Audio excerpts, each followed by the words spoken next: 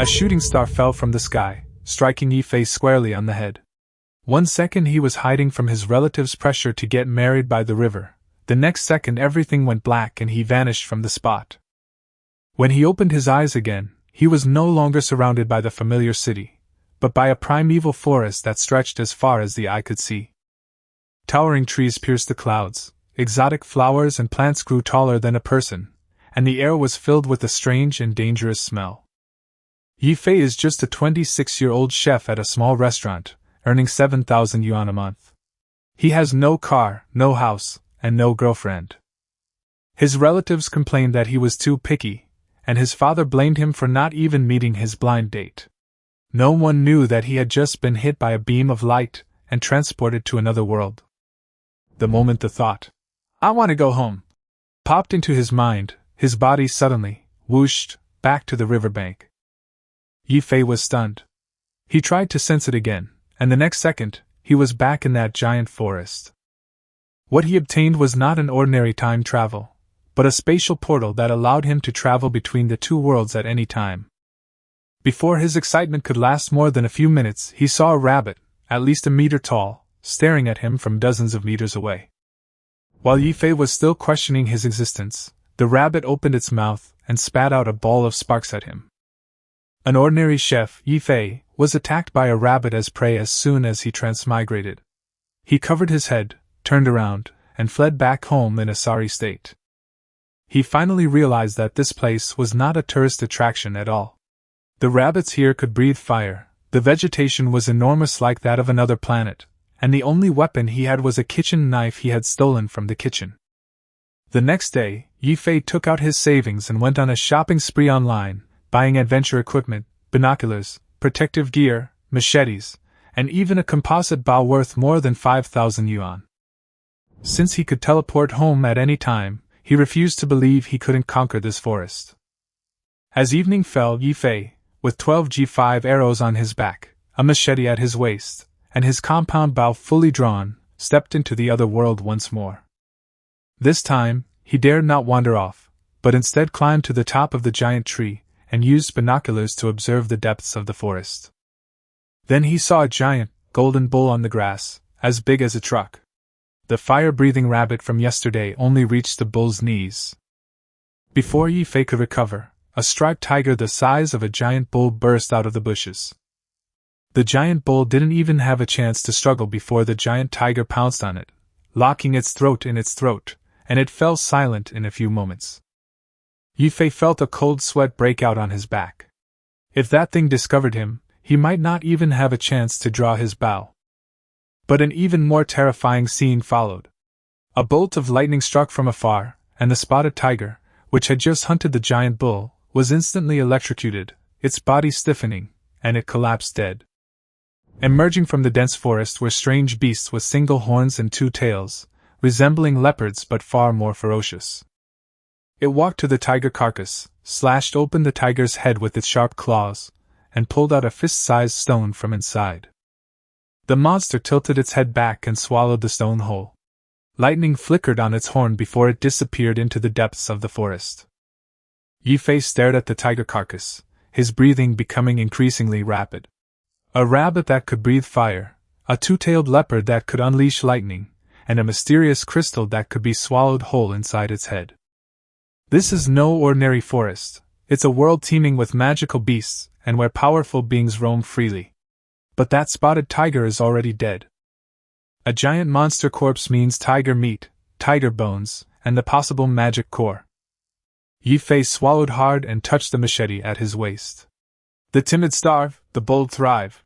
He could teleport home anytime anyway, so what was there to be afraid of?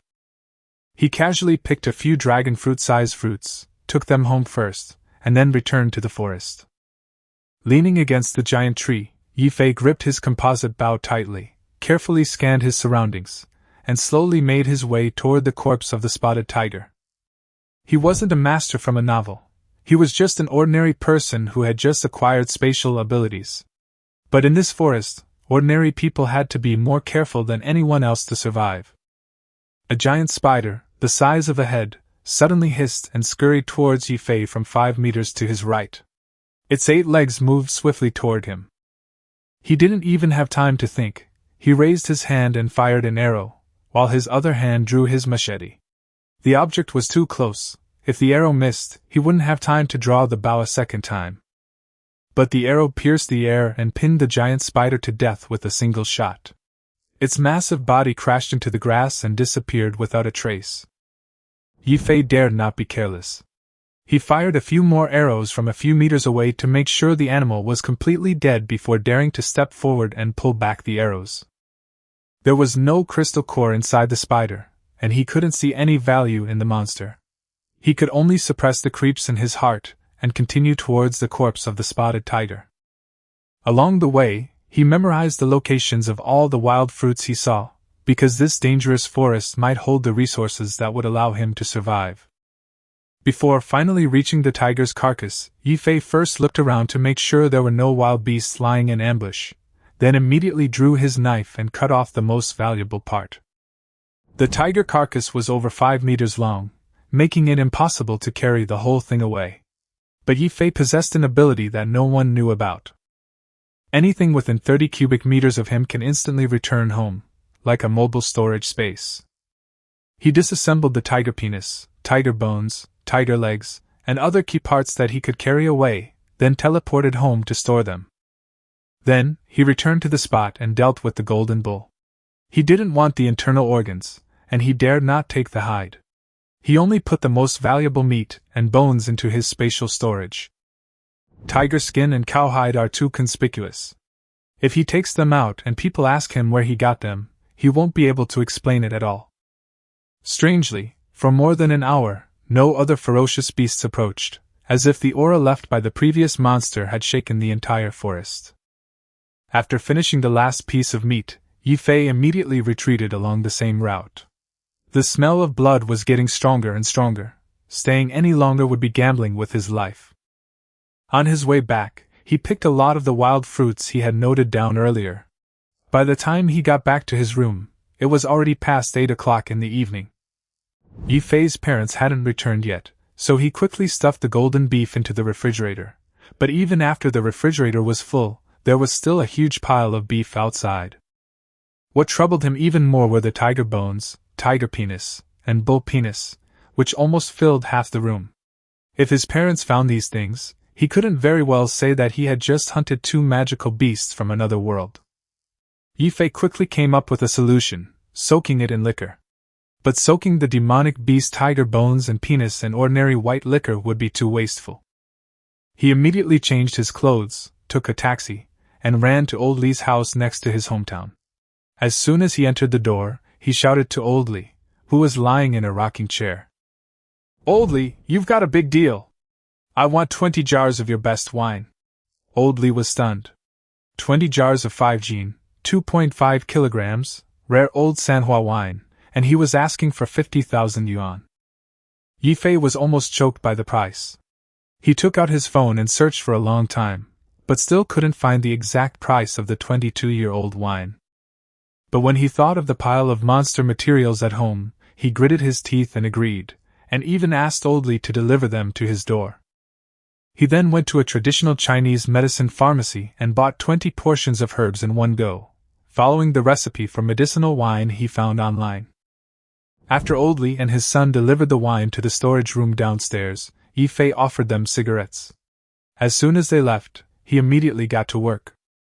Tiger bones, tiger penis, bull penis, along with medicinal herbs and aged wine, were sealed in jars. By the time everything was processed, it was past midnight. After a long day, Ye Fei was exhausted and hungry, so he cut off a large piece of beef and made himself a steak. Pan-fry until golden brown on both sides, and the aroma of the meat instantly fills the kitchen. He picked up a piece and put it in his mouth. The beef burst with juice, carrying a hint of sweetness, and was as chewy as stewed beef tendon. This is no ordinary beef. With modern seasonings, it smells so good that he almost swallowed his tongue.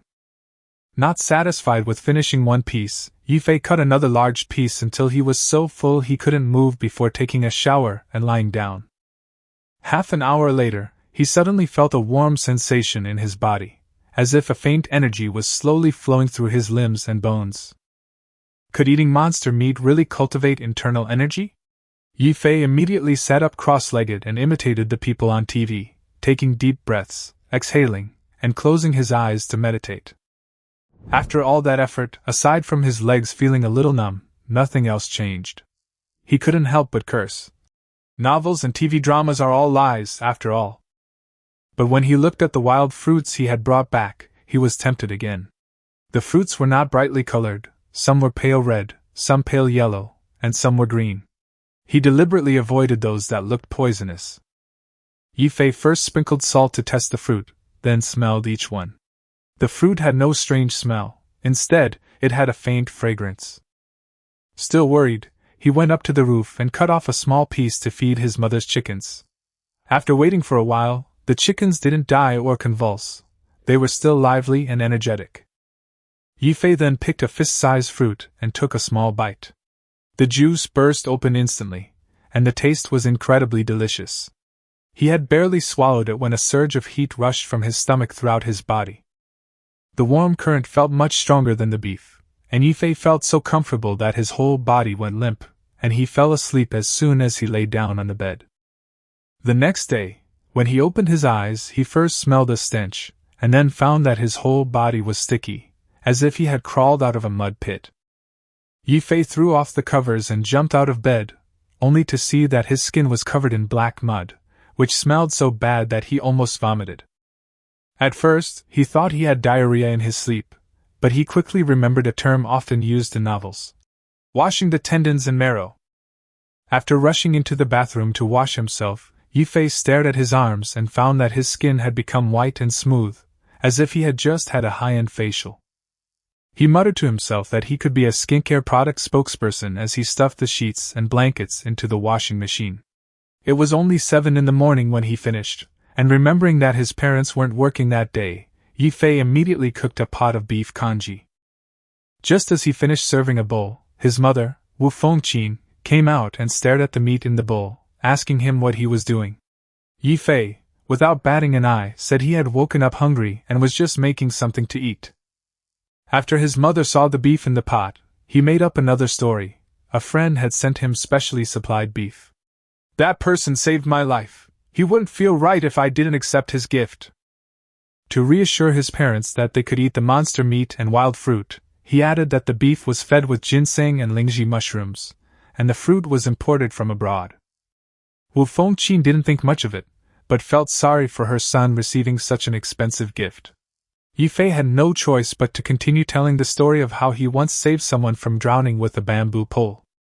Not long after, Ye Guohua, the father, also came over, still somewhat incredulous at the special beef his son had mentioned.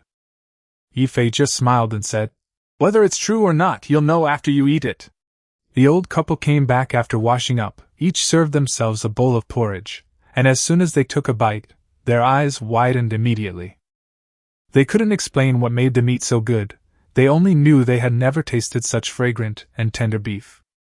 Ye Fei took out a few more wild fruits from the room and distributed them to them, solemnly reminding them, "Don't tell anyone about this, or it will implicate my friend." Wu Fengqin nodded repeatedly, then turned back to remind Ye Guohua to keep his mouth shut.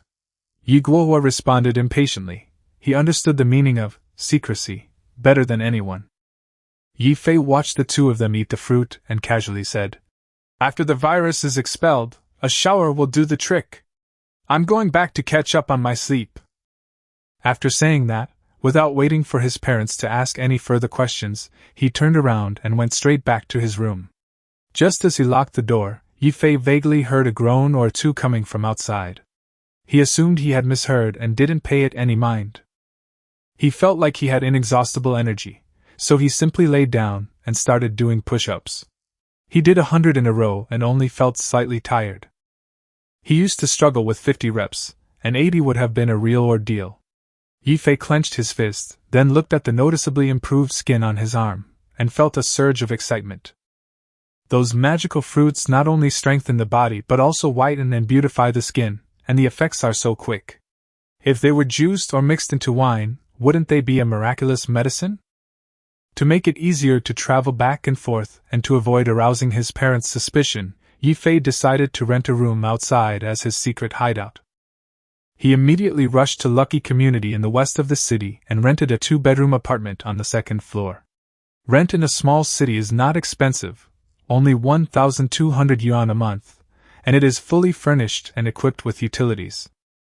After signing the contract and getting the keys, he went home to pack his gear. His parents, refreshed after showering, were sitting in the living room watching TV. Ye Fei asked about the effects of the spirit fruit and tiger meat, and both of them said they were delicious and miraculous, making them feel very comfortable. He then moved the remaining fruit to the living room. "Eat more of these fruits, they're good for your health." Ye Fei agreed verbally, but he knew they probably wanted to save them for their son. He stuffed his gear into his bag and then told his parents that he was going on a trip with friends for a few days. Wu Fengqin only told him to be careful. Yi Guo glanced at him and said that someone his age was still thinking about playing all day. Ye Fei retorted to his mother, completely ignoring his father, rolled his eyes, and left. Upon arriving at the rented room, Ye Fei changed into his equipment and teleported back to the primeval forest. He first cautiously observed his surroundings to ensure there was no danger before beginning to gather fruit. He picked a large pile of the spiritual fruits he had collected the night before, and then teleported back to his house. At 3 o'clock in the afternoon, he changed into casual clothes and went out to shop. He made 2 trips, buying a case of Huangxing Sangwotu liquor, along with bedding and a juicer. At 5 o'clock in the evening, he finally began his grand plan to make fruit wine. Half liquor and half fruit juice were mixed and shaken well before Ye Fei took a sip. The sweetness of the spirit fruit blended into the liquor, and the originally fiery Sangwotu became cool and smooth. Ye Fei drank one sip after another, unknowingly finishing half the bottle. As a result, this weakling who could only drink 1 cup got drunk and passed out. When he woke up again, it was already past 6 o'clock the next morning. He rushed to the bathroom, released the urine he had been holding all night, and felt a jolt of energy. He then noticed that he had expelled a lot of filth from his body, so he quickly took a shower.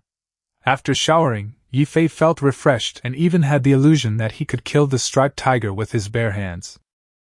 To verify, he did another 100 push-ups. His physical strength hadn't increased significantly compared to yesterday, but his energy was exceptionally high. Ye Fei gradually understood that the spiritual fruit had the strongest effect the first time he ate it. Subsequent doses could only gradually strengthen his body, perhaps like the elixirs in novels, where excessive consumption could lead to resistance. However, long-term use will definitely have benefits, and whether it can delay aging can only be verified in the future. He glanced at the time. It was exactly 7 o'clock, so he ordered steamed buns and porridge for delivery. Lying in bed smoking, Ye Fei began to think about making money. He only had a little over 1,000 yuan left in his bank account, and if he wanted to explore the other world in peace, he had to solve the money problem first. The fruit wine was ready, but how to sell it became a problem. He knew many people, but none of them were truly wealthy. Moreover, he didn't have the necessary permits for brewing and selling alcohol, and selling it privately could easily lead to trouble. After much thought, Ye Fei decided he had to find a wealthy person to partner with. Only if the other party is willing to help with the paperwork, register a sole proprietorship, and pay the taxes in full can the business go far. Looking at the meager savings in his account, he felt a pang of heartache. The money originally intended for buying a car was almost gone. He even regretted buying such expensive tiger penis wine. It wasn't even for him to drink.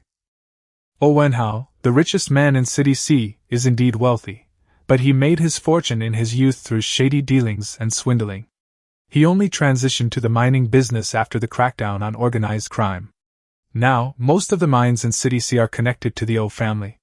Ye Fei dared not directly contact this cunning old fox who had gone from the underworld to the legitimate world, fearing that he might not be able to close a deal and instead attract threats and trouble. In comparison, Wenhao's daughter, Ye Fei, is a better fit. She is 34, manages a company in City C and several mines, and has an excellent reputation locally. Even if someone like her is cunning, she'll still value her reputation. As long as Ye Fei isn't greedy, the deal will likely be fairer. The person was chosen, but a problem arose. He had no idea where Ye Fei was. Ye Fei could only think of his cousin Wu Jiang, and the know-it-all Wu Jiang had mentioned. He dialed Wu Jiang's number. The phone rang for more than 10 seconds before a sleepy voice came from the other end. "Hello, who is it?" "I'm Ye Fei. I'd like to inquire about Ye Fei's schedule today." Wu Jiang instantly snapped out of his daze and hurriedly asked why he wanted to know about Wenhao's daughter. Ye Fei said he had a project and wanted to find wealthy investors. Knowing his cousin's character, Wu Jiang breathed a sigh of relief. He then asked Ye Fei why they shouldn't be looking for investment from Wenhao himself, instead of focusing on his daughter and specifically reminding her that Ye Fei was already married. Ye Fei replied irritably that women were relatively easier to talk to, and that Wenhao was too calculating. He wouldn't dare to associate with him. Wu Jiang told him that finding someone to inquire would cost a lot of money, but he happened to know Ye Fei's habits. She liked to go to a rice noodle shop in the middle of Longmen Street every morning to slurp up some noodles. Ye Fei was overjoyed and promised to treat Wu Jiang to dinner if the matter was settled. He hung up before Wu Jiang could reply. Wu Jiang was speechless, put down his phone, and went back to sleep. After the crackdown, those who had gone from being criminals to legitimates actually valued their reputation even more. Fortune favors the bold. Ye Fei, carrying half a bottle of fruit wine and wearing a coat, hurried towards Longmen Street. He had no intention of slowly accumulating his first fortune by selling beef. The other world was so vast, with so many good things. If he could truly cultivate, the sooner he prepared, the better. It was still a bit chilly in City C in the early morning. He ran while trying to hail a ride using Didi, a ride-hailing app, and luckily, someone accepted his order right away. He arrived at Longmen Street at exactly 7:30. Ye Fei was about to go into a shop and grab a bowl of noodles when his phone rang. He saw it was a delivery driver and realized he'd completely forgotten about the steamed buns and porridge he'd ordered. After the call connected, he simply said, "I've ordered takeout for you." Then he hung up, leaving the delivery guy bewildered but happy to get a free breakfast. Ye Fei walked into the rice noodle shop and ordered a bowl of pork belly noodles. After picking up his food, he sat down at the last empty table and poured himself a glass of special fruit wine. The rice noodles were indeed delicious. No wonder the business was so good, even the eldest daughter of the O family was a regular customer. Just as he was slurping his noodles and looking outside, a woman walked into the shop. The woman had her hair tied in a ponytail, wore a light yellow tracksuit and white sneakers, had delicate features, and a fresh and clean demeanor. She looked to be only about 27 or 28 years old. Ye Fei recognized her at a glance. She was none other than Ye Fei, a 34-year-old woman who had already given birth. She said, "The usual," and quickly looked around while holding the bowl of noodles. Only the seat opposite Ye Fei remained in the shop, so Ye Fei walked straight over, smiled slightly at him, and sat down. Ye Fei couldn't help but wonder if he was blessed with incredible luck. He politely returned the smile, lowered his head to continue eating his noodles, then swirled his wine glass to release the fruity aroma before downing it in one gulp. Smelling the unique fruity aroma, Ye Fei couldn't help but ask curiously, "What kind of wine is this? The aroma is very special." Ye Fei smiled slightly. "It's my specially made medicinal fruit wine. It can strengthen the body and also beautify the skin." He spoke calmly, but he knew in his heart that the fish had taken the bait. The words, "beauty and skin care," coupled with the sight of Ye Fei's fair skin, immediately piqued Ye Fei's interest. Watching Ye Fei take another sip, she asked if she could share a glass. Ye Fei feigned reluctance, saying he could share a little, but it was expensive, and he couldn't give too much. Ye Fei inwardly cursed his stinginess, but outwardly remained calm. She ran to the shop owner and got a pack of disposable cups, then sat back down. Ye Fei poured her a fifth of a cup, which she picked up and downed in one gulp. The fruit wine entered her mouth, its sweet aroma mixed with the cool liquid, and Ye Fei instantly narrowed her eyes, licking her lips with lingering satisfaction. Immediately afterward, a warm current flowed through her limbs, as if someone had given her a full-body massage. She couldn't help but let out an "ah," and quickly covered her mouth. The guests at the surrounding tables all looked at her strangely, and Ye Fei's face instantly turned bright red. She was so embarrassed that she almost dug her toes into the ground. Ye Fei felt uncomfortable with her presence, and could only cough and ask how it tasted. Ye Fei looked eager and immediately asked if she could have another cup. Ye Fei, afraid she would make another noise, quickly refused, saying that it wasn't good to drink too much in the morning and it would affect his work. Ye Fei said she wasn't going to work today. Ye Fei thought for a moment, and changed his mind, saying he could spare some for her to take home and drink slowly. Ye Fei's eyes lit up, and she immediately packed up the rice noodles and ran to her car to get a bottle of mineral water.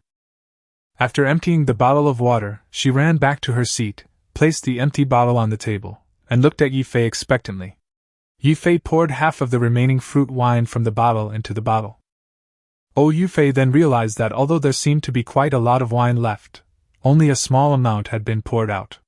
After pouring the wine, Ye Fei tightened the cap and got up to walk out of the store. As soon as Ye Fei stepped out the door, Ye Fei chased after him amidst the strange looks from the crowd and called out to him. Ye Fei pretended to be clueless and asked what was wrong, but Ye Fei pulled him directly to the car and asked him bluntly if he still had that kind of wine, as she wanted to buy some. Ye Fei had originally planned to harvest more tomorrow, but he didn't expect this beautiful young woman to take the bait so quickly.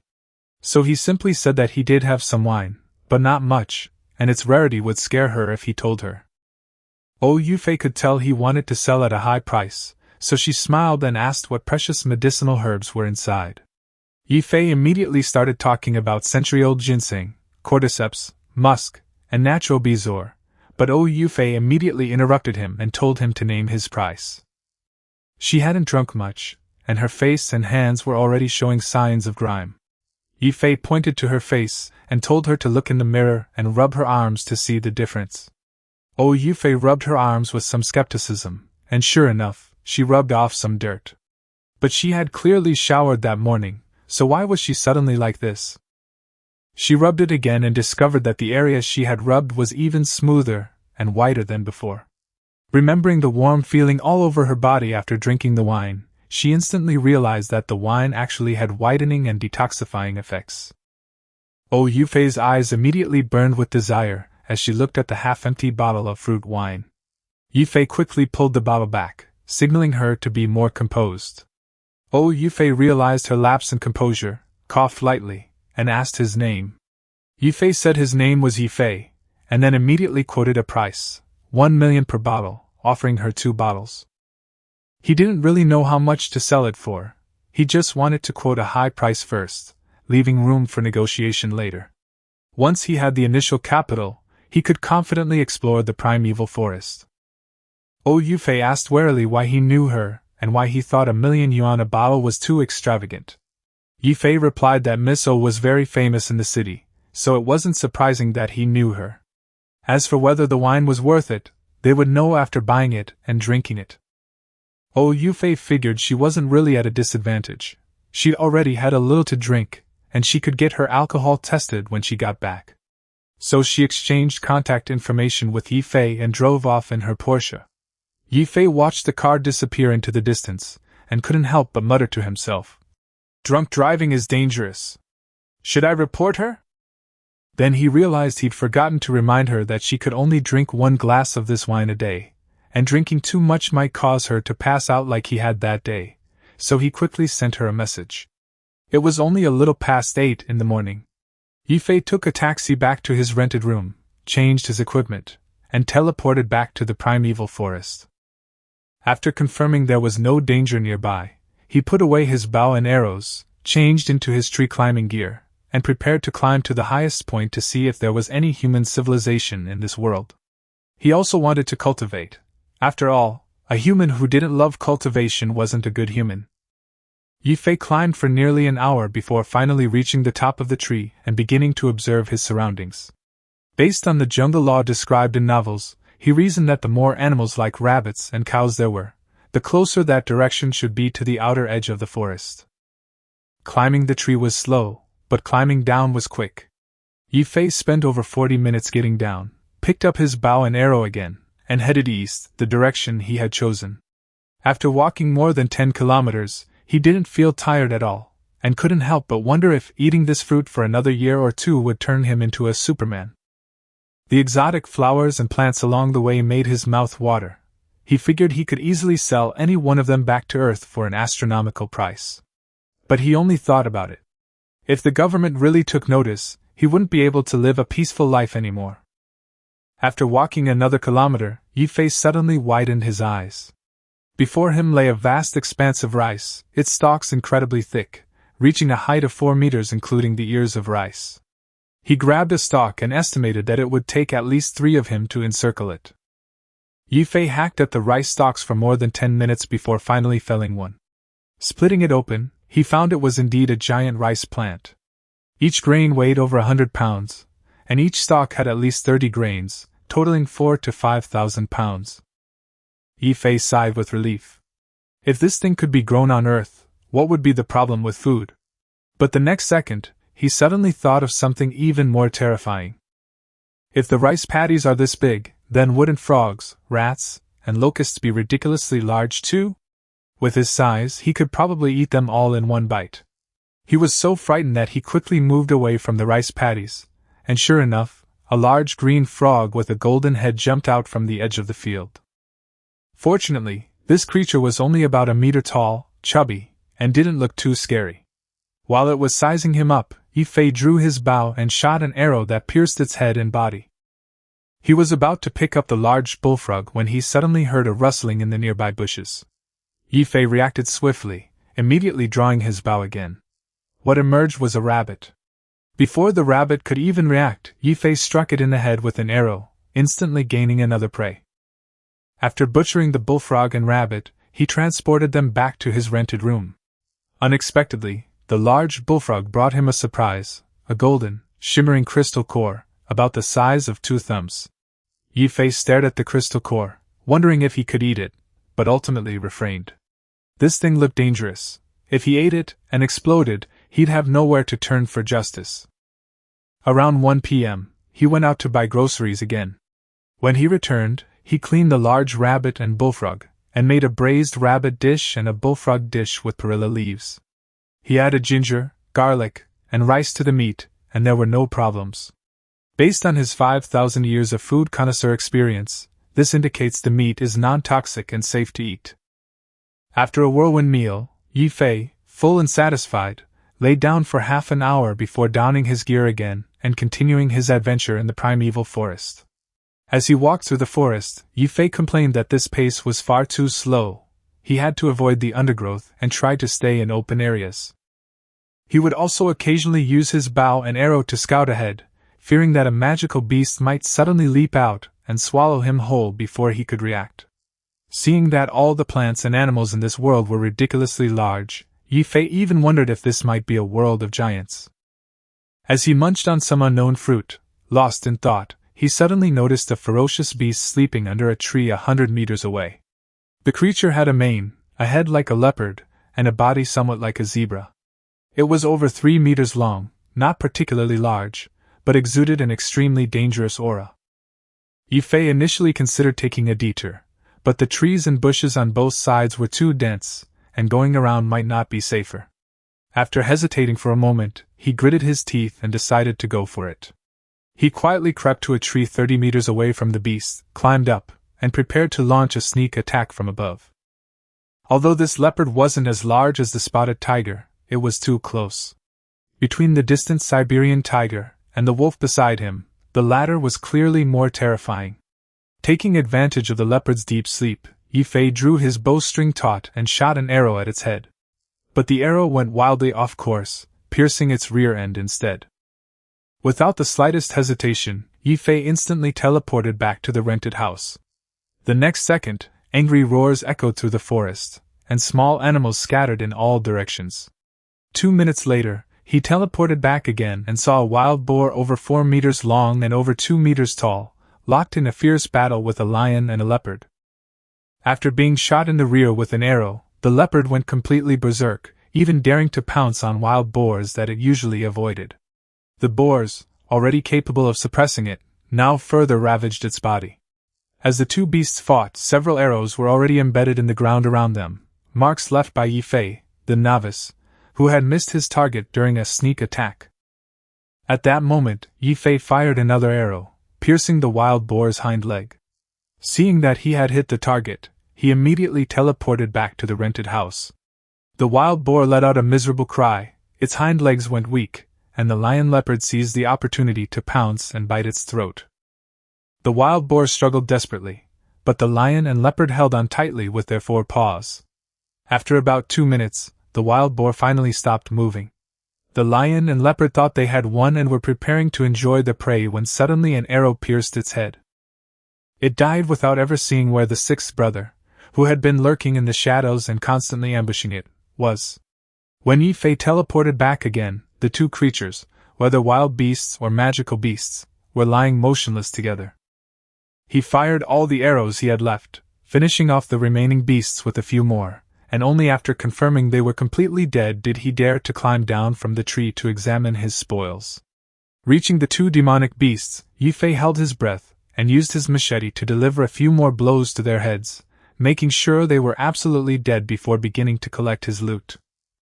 Unfortunately, these two magical beasts still didn't have crystal cores, which explained why they didn't use the special magic of the ferocious beasts during the battle. Ye Fei became even more certain that his current location was only on the outer edge of the forest.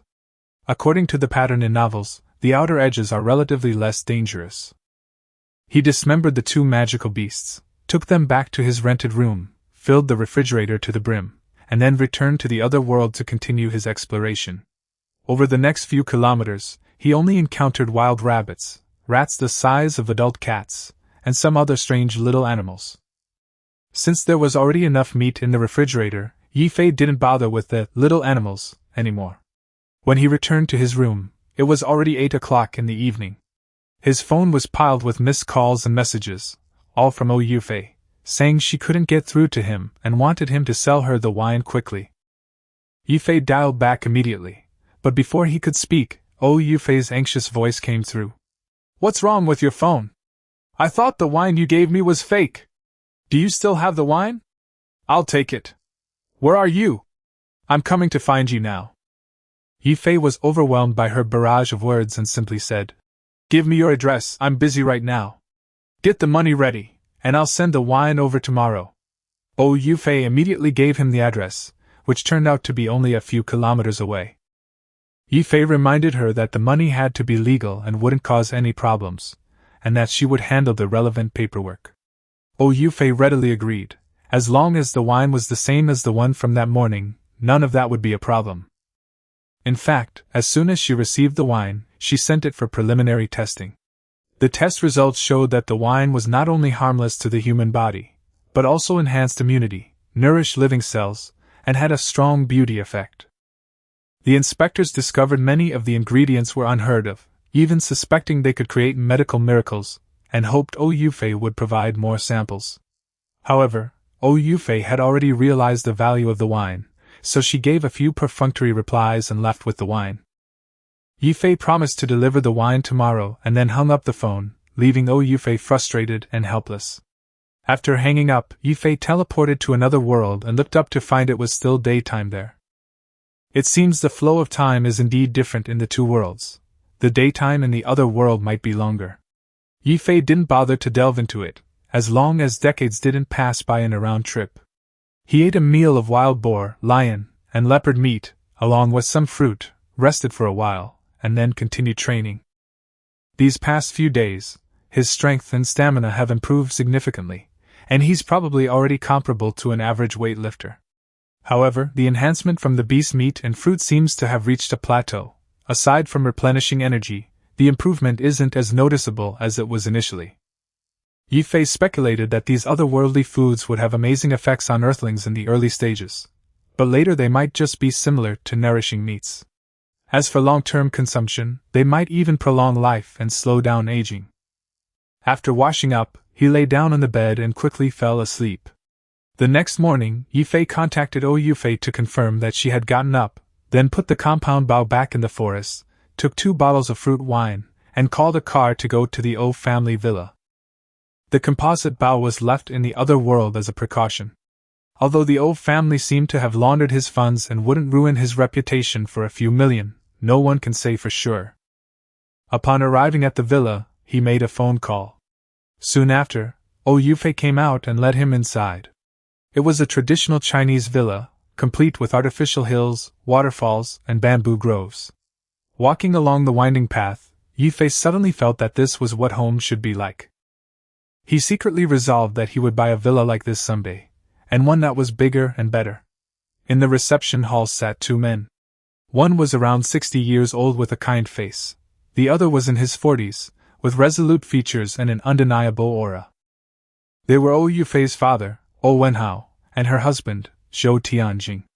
Ye Fei secretly observed that Zhou Tianjing was clearly not an ordinary person. He was probably the kind of person who rarely showed his face but remained hidden behind the scenes. As for Wenhao, he appeared to be a kind old man, but Ye Fei knew that if you treated him like an ordinary old man, you'd likely get ripped off and end up helping him count the money. Facing someone of this caliber for the first time, Ye Fei, though not afraid, was still somewhat nervous and momentarily stared blankly at the two of them. Wenhao smiled and spoke first. "My daughter told me that your wine is amazing and the price is very reasonable." Zhou Tianjing also smiled and said, "Young man, can we test the wine?" Last night, after hearing Ye Fei's story, the two of them had both tasted it themselves and already knew that the wine had extraordinary effects. They also investigated Ye Fei and discovered that his grandfather was a well-known traditional Chinese medicine doctor who only treated patients and prescribed medicine, not sold it. Therefore, the old family guessed that this miraculous medicinal wine was most likely something left behind by Ye Fei's grandfather. Without hesitation, Ye Fei handed over the 2 bottles of wine. Zhou Tianjing opened the caps, smelled the wine, and poured a glass for Wenhao. Wenhao drank it all in one gulp, feeling the spiritual energy flowing into his body. This time, he was more experienced, and didn't lose his composure on the spot. "I still can't believe there really is such a magical wine in the world," Wenhao exclaimed. Ye Fei, however, was only concerned with the money. "Since the wine is fine, what about the money?" Ye Fei asked him to send her the bank card number, then went outside to make a phone call.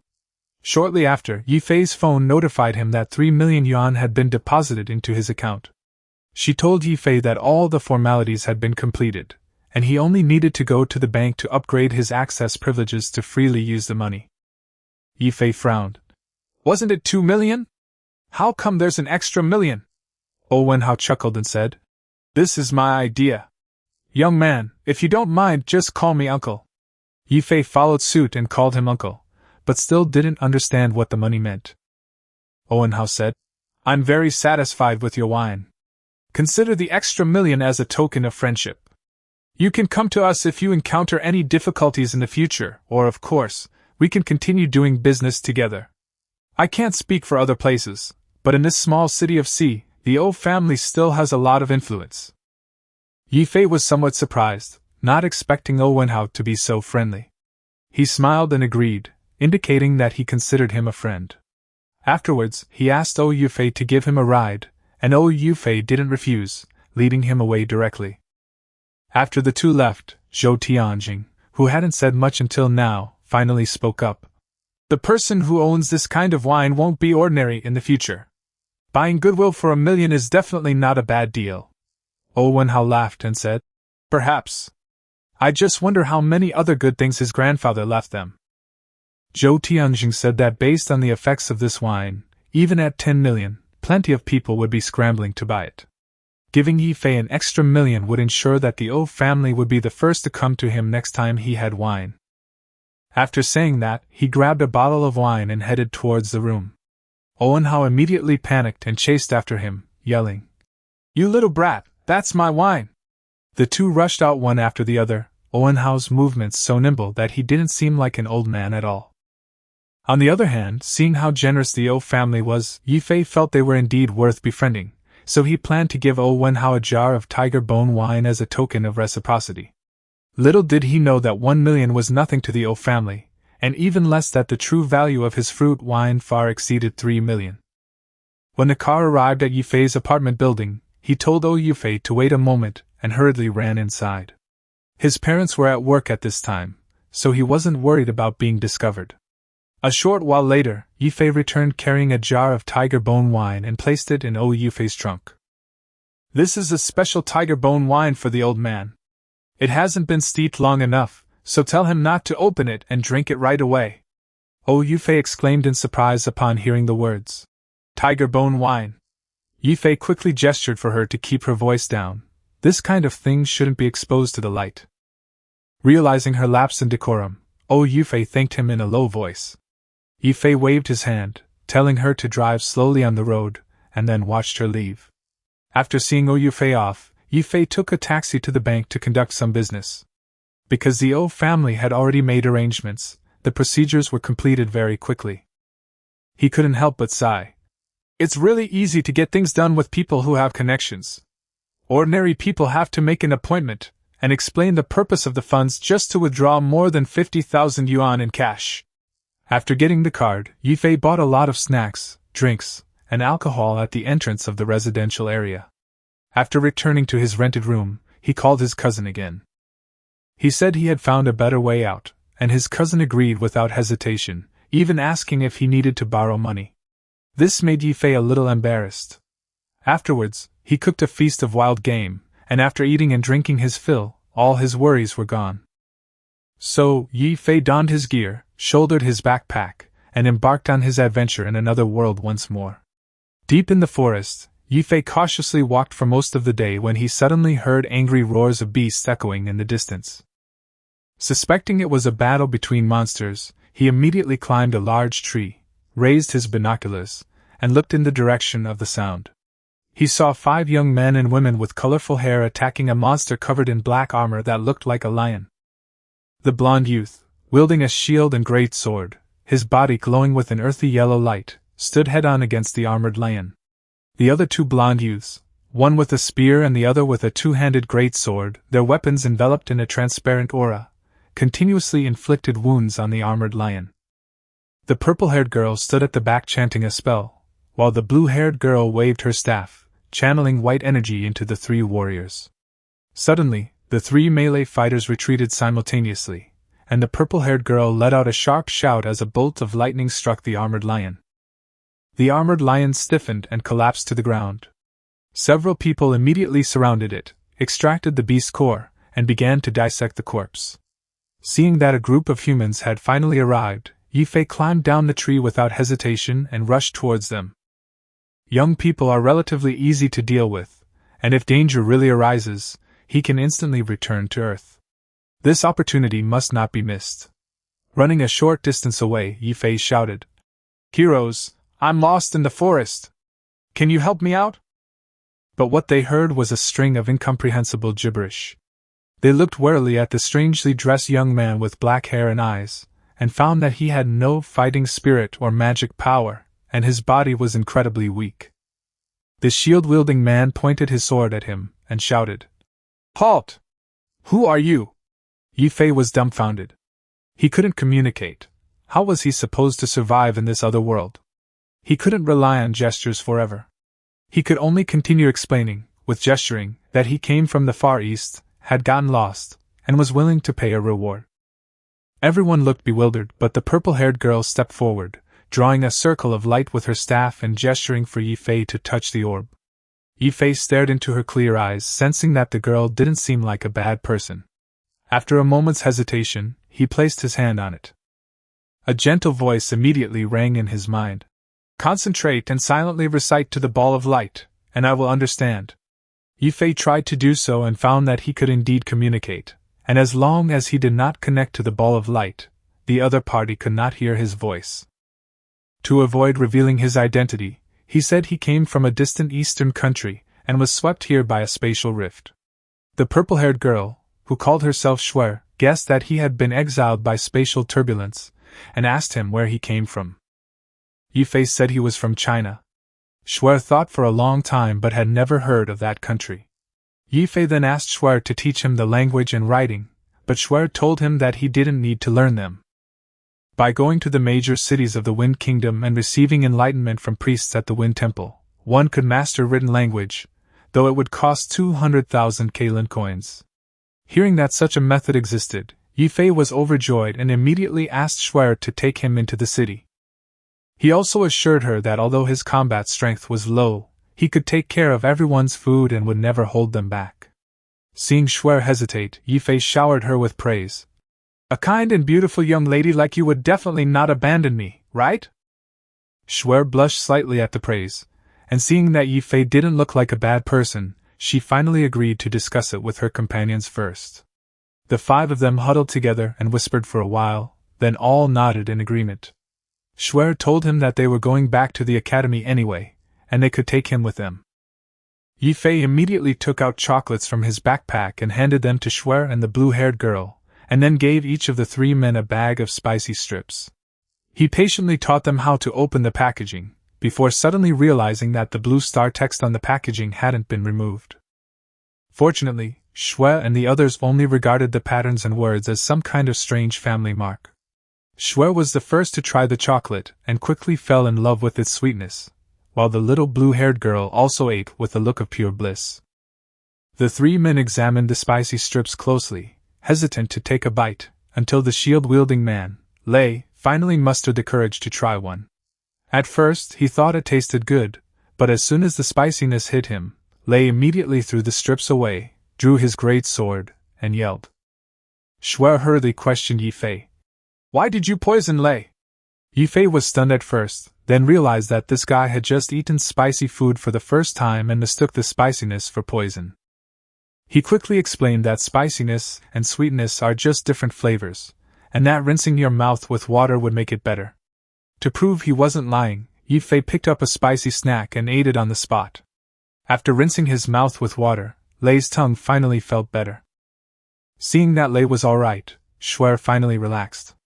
The others, on the other hand, became interested in the spiciness, and all started eating with gusto. Even Lei, after recovering, felt that the taste was quite intoxicating, so he apologized to Ye Fei and asked for another bag of spicy strips. Ye Fei excused himself to go to the bathroom, hid behind a big tree, and teleported back to his rented room.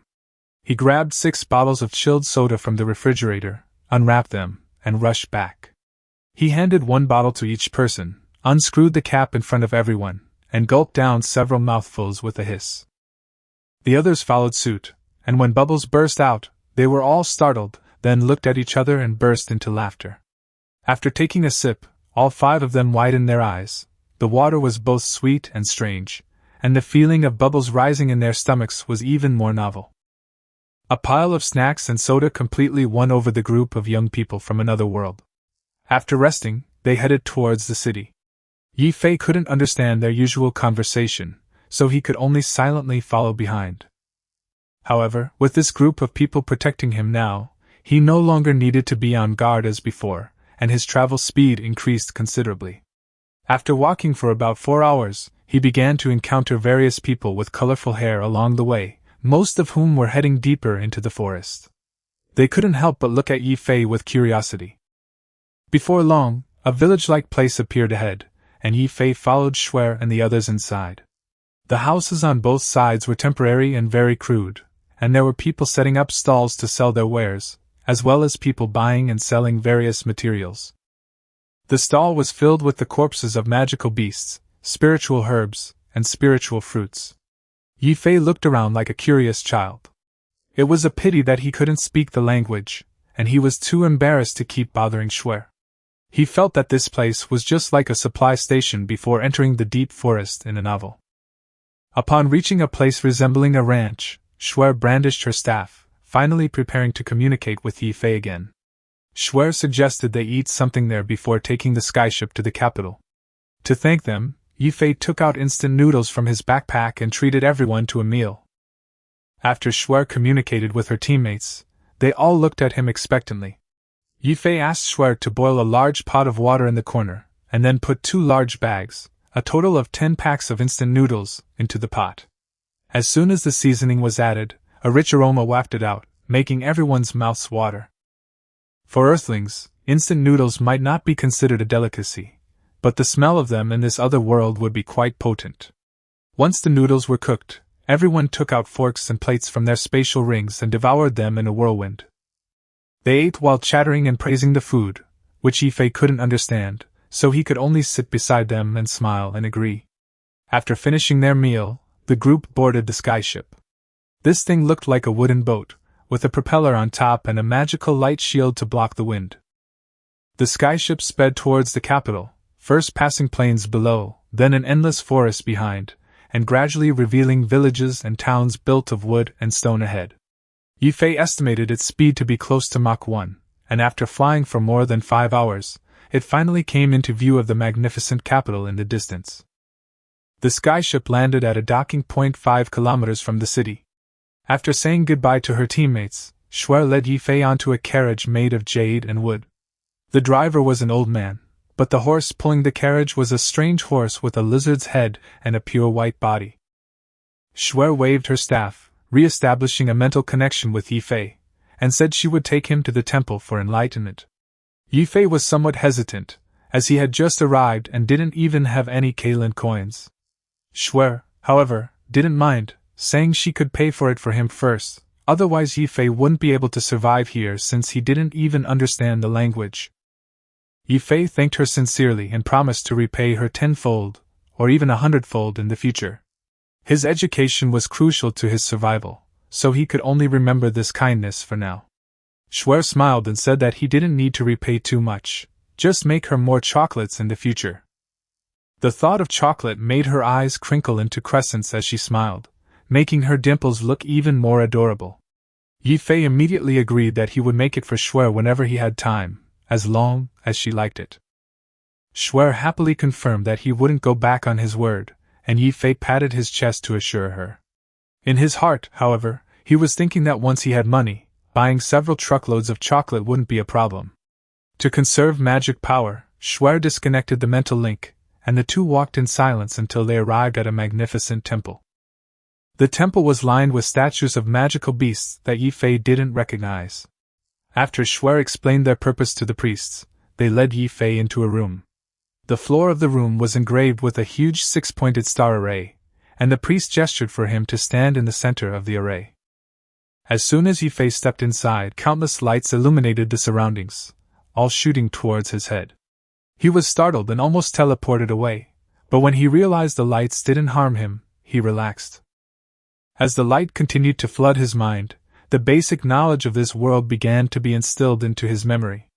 The enlightenment of the continent of Kalan was presided over by the temple priests, and children over the age of 10, as well as foreign races who came to negotiate or do business, could receive this knowledge transmission. Dixie, the founder of the temple, was a holy light mage who surpassed even gods, and was revered throughout the continent as the god of holy light, or the holy light mage. Before his appearance, humanity held the lowest status. It was only after his rise that humanity was able to dominate the continent. After the passing of the holy light god, people used the holy light calendar to mark the years, and now it has been a full 10,000 years. The basic knowledge was inscribed into the divine artifact. During enlightenment, the temple would use magic crystals to copy the content and directly transmit it into the mind of the enlightened one. 3,000 years ago, a powerful god of law was born in the temple, supplementing much knowledge. Otherwise, enlightenment originally only included writing and language.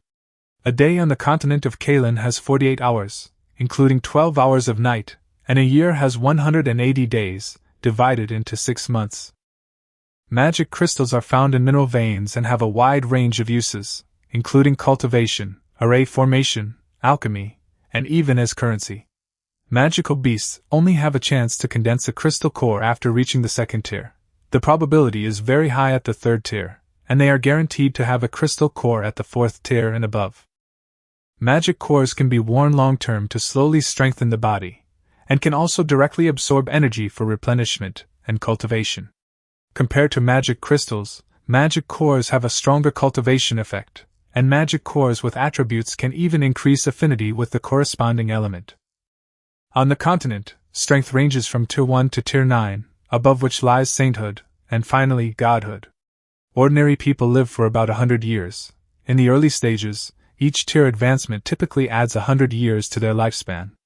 The higher the cultivation level, the greater the lifespan increase, the slower the aging process, and the more their appearance remains at the age at the time of breakthrough. The continental currency, the Kalan coin, is controlled by the temple, which stands aloof from all nations and does not participate in the conflicts between empires and kingdoms. Unless a cataclysmic disaster or an extremely severe crisis occurs, all affairs are resolved by the respective nations themselves. Ye Fei is currently in the Kingdom of Wind. To the north lies the Kingdom of Fire, to the upper left is the Kingdom of Water, and to the upper right is the Kingdom of Thunder. The Kingdom of Wind is located at the southernmost tip of the continent, backed by the Demon Forest, which is also one of the largest forests on the continent. Having absorbed so much knowledge in such a short time, Ye Fei felt dizzy, but still bowed and thanked the priest. The priest smiled and nodded, and Ye Fei left the room. Just as he reached the temple entrance, he saw Shuer pacing back and forth boredly. Ye Fei called her name, and Shuer immediately turned around, asking him with delight if her enlightenment had been successful. Ye Fei nodded, indicating that he wanted to accompany her to the Magic Academy to broaden her horizons. Shuer was quite surprised that Ye Fei had guessed she wanted to return to the academy. Ye Fei simply smiled mysteriously and said he had guessed. Shuer was immediately filled with admiration, thinking he was very clever. In fact, Ye Fei had already figured it out. Young, rich, and a magician, Shuer was most likely from the academy, and now that she had completed her mission, she naturally wanted to go back and report. Shuer also told him that she had indeed accepted the academy's training mission and was now on her way back to hand it in. She excitedly pulled Ye Fei into the snow dragon carriage, saying she would take him on a tour of the Magic Academy.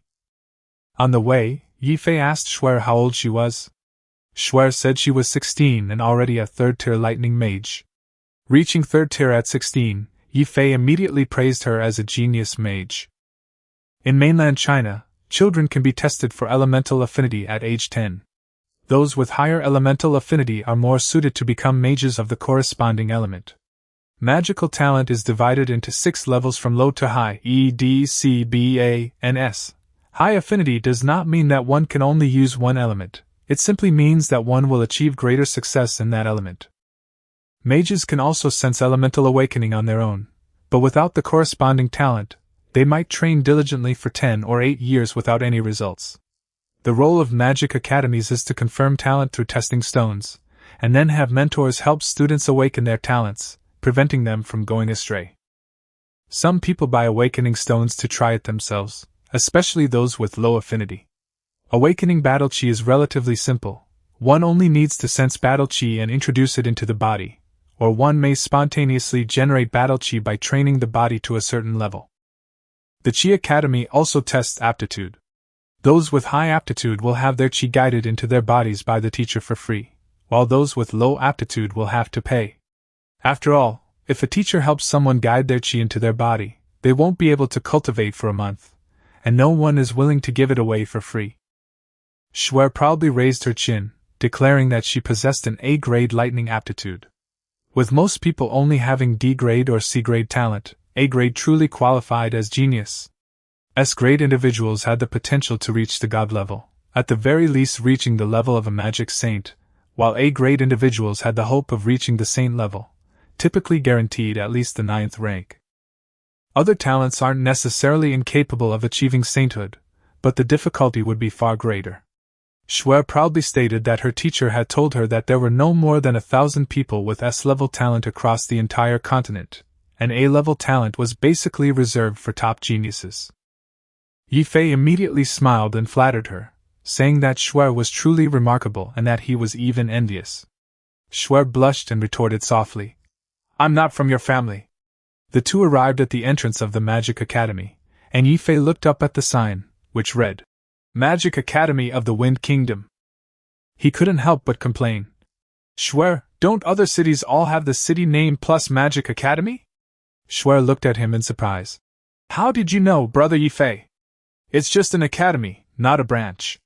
Ye Fei was speechless. To him, there was no difference between the two. He then asked, "Are you in a hurry to complete your mission? I want to test my magic affinity, but I don't know the way."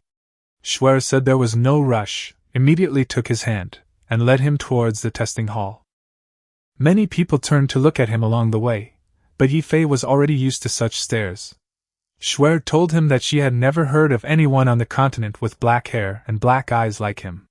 Ye Fei was secretly pleased. On the continent of Kalan, His black hair and black eyes were truly unique. The testing hall was deserted, except for a small, gray-haired old man who was fast asleep in a chair near the entrance. It wasn't enrollment season yet.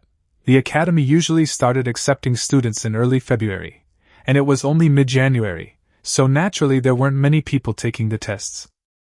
Shuer pointed to the testing stone inside and told him that all he had to do was touch the stone with both hands, close his eyes to feel the magical elements, and then let his consciousness sit in the center.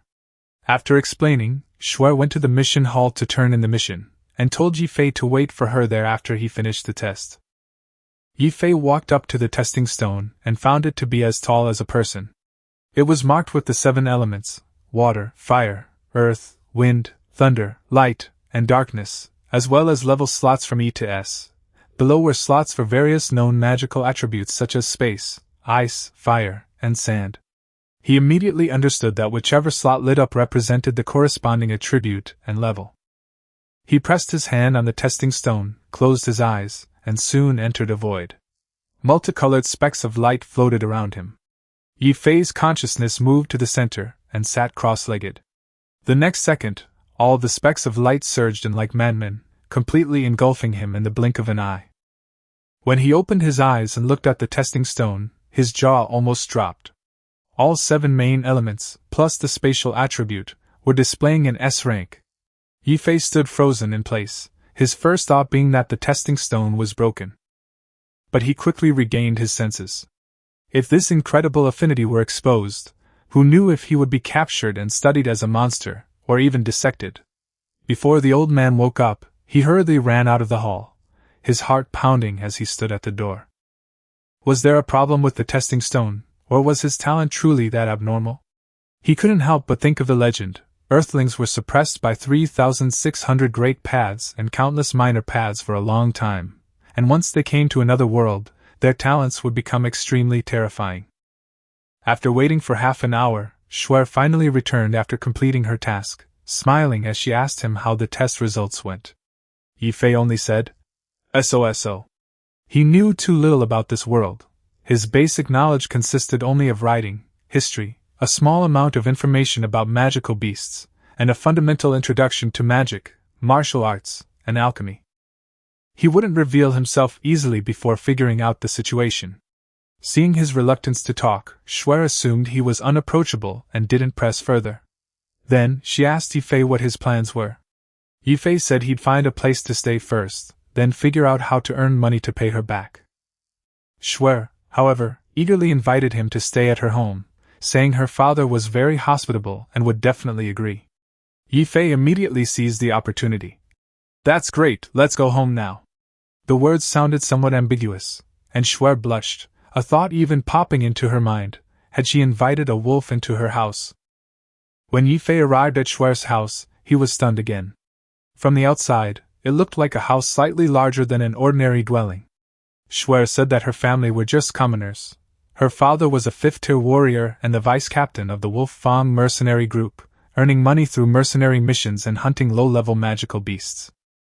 After listening, Ye Fei suddenly told Shuer to wait for him where she was, then turned and ran into a deserted corner. He then teleported back to his rented apartment on Blue Star. It was already 11 p.m. on Blue Star. He rushed to the neighborhood supermarket, bought a few bottles of Maotai and a bag of snacks, then hurried home, emptied his backpack, and stuffed in the liquor and food. Then, he grabbed a bunch of seasonings from the kitchen and teleported back to the continent of Kalan. It had all happened in less than 10 minutes. From afar, he saw Shuer standing at the door, holding her staff, waiting for him. Shuer asked him why he had taken so long. Ye Fei casually made up an excuse, saying he had gone to the restroom and was worried it would be impolite to look for the toilet as soon as he entered the house. Shuer didn't suspect anything and led him into the house. It didn't look big from the outside, but the inside was surprisingly spacious. Upon entering, there was a small courtyard with 4 wooden houses on either side, and a spacious earthen and wooden house inside. Shuer explained that a magical barrier had been set up here, so the courtyard was not visible from the outside, and a key was required to enter. Ye Fei was secretly amazed. He followed her into the main house and saw a purple-haired young man of about 40 years old eating roasted meat and drinking a blue beverage. Shuer called him father and introduced Ye Fei as her new friend. Shuer's father looked at Ye Fei's black hair and black eyes with a look of astonishment, clearly having never seen such a race before. Ye Fei greeted her politely, and then a beautiful blonde woman with blue eyes emerged from the kitchen. Ye Fei realized that Shuer's parents were both strikingly good-looking, and that Shuer's beauty was indeed genetic. Upon learning that Ye Fei was Shuer's friend, the woman warmly invited him to join her for barbecue, and Shuer's father even brought out his prized wines. Upon seeing the bluish liquid in the glass, Ye Fei was dumbfounded again. What looked like a beverage was actually alcohol. He tasted a bite of the roasted meat made by Shuer's mother. The meat was of good quality, and with the sweet and sour sauce, the taste was indeed quite good. Shuer immediately asked if it was delicious, and Ye Fei nodded in praise, but also mentioned that he had another way of grilling meat. Shuer's parents were quite surprised, but still agreed to let him try. Shuer's eyes lit up, and she immediately led him into the kitchen. The grill in the kitchen was similar to those on Blue Star, except it was entirely silver-white. Ye Fei tapped it. It felt like steel, but the sound was dull, like silver. Shuer told him that this stuff was called mithril. Ye Fei was speechless. Of course, he had never seen this legendary material in person. To avoid Shuer's questioning, he quickly changed the subject and began to show off his barbecue recipe. He cut off a large piece of meat from an unknown monster, sliced it into thin slices, and spread them all over the grill. Then he took out peanut oil, pepper powder, chili powder, barbecue sauce, and cumin powder from his backpack. As the seasonings were sprinkled on layer by layer, the aroma of cumin-infused meat quickly filled the kitchen. Shuer's mouth watered at the smell, and the couple in the living room were also drawn over by the aroma, unconsciously swallowing their saliva. Shuer's father couldn't help but ask, "What kind of seasoning is this? Why does it smell so good?" Ye Fei replied seriously, "This is a barbecue seasoning that they researched for 5,000 years to create." 5,000 years of research on this? Shuer's father's eyes widened, completely unable to comprehend such obsession. Ye Fei laughed. "Uncle, nothing is more important than eating." Once the roast meat was cooked through, he had Shuer get a plate, cut the meat into steak-sized pieces, and bring it back to the table. Shuer couldn't resist any longer and took a bite, her eyes instantly narrowing into crescent moons. Seeing her satisfied expression, Ye Fei felt incredibly pleased. For a cook, the highest praise is when guests eat with gusto, eagerly grabbing the food, and practically licking the plate clean. Unlike Shuer, who was good at praising people, Shuer's parents simply expressed the deliciousness of the food in the most practical way, by constantly stuffing meat into their mouths. They had never tasted anything like it before, and it was so delicious that they couldn't stop eating. Ye Fei then took out some soda and 2 bottles of soda, handing them to Shuer's family. "Uncle, try some wine from my hometown." Shuer's father had just taken the wine when, before Ye Fei could even remind him not to drink too quickly, he tilted his head back and downed it in one gulp. His eyes widened at first, then he burst into laughter. "Good wine! This is the kind of wine a man should drink. The taste is a bit strange, but the kick it gives when you swallow it is so refreshing, so incredibly refreshing." Shuer then taught her mother how to open a soft drink, and the two of them ate meat and drank soda, enjoying themselves immensely. After a few rounds of drinks, Ye Fei learned quite a bit about the common knowledge of the continent from Shuer's father. Her father's name was Shikata, and he was over 200 years old. Her mother, Kiria, was nearly 200 years old and a fourth-tier water mage. The couple came from the same mercenary group and often took on missions and adventures together. People on the continent of Kalan generally have long lifespans. Unlike on Earth, most of them don't develop feelings for the opposite sex until they are close to 50 years old. This is because for the first few decades, everyone is focused on cultivating their skills. Strength is the foundation of survival here. Of course, there are also a few precocious individuals, just like children on Earth also have crushes. Here, people are physically mature at 18, but their emotions mature even later. Ye Fei was dumbfounded, thinking to himself that it was outrageous. Starting to fall in love at 50? The setting of this place was indeed extraordinary. Commoners do not have surnames. Only nobles and clergy can possess them. The royal family of the Wind Kingdom is surnamed Feng, but they rarely mention their surname. What surprised Ye Fei the most was that Shikata could actually help people guide Qi into their bodies, and even promised to do so for him first thing tomorrow morning. Ye Fei immediately stuffed all the wine and snacks from his backpack into Shikata's hands. Shikata was overjoyed to see these novel and delicious treats. Shuer also told her parents about Ye Fei's situation. The two parents didn't mind, as this kind of thing was very common on the mainland, and even agreed to prepare a room for him to stay in temporarily. Most of the alcohol had gone into Shikata's stomach. Ye Fei, who couldn't hold his liquor, hadn't drunk much. Once everyone had eaten and drunk their fill, he turned to Shuer and asked, "Shuer, can you take me out for a walk?" "Sure, brother Ye Fei, I'll take you to the commercial district." Shuer immediately stood up, ran over, grabbed his hand, and pulled him outside. Ye Fei stumbled as he was pulled, inwardly complaining that this girl completely disregarded his small frame.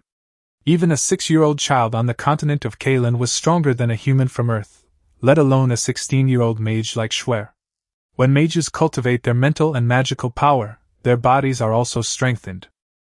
However, compared to warriors with combat skills, mages are still significantly weaker in close combat. The physical difference between them is roughly equivalent to the difference between men and women on Earth.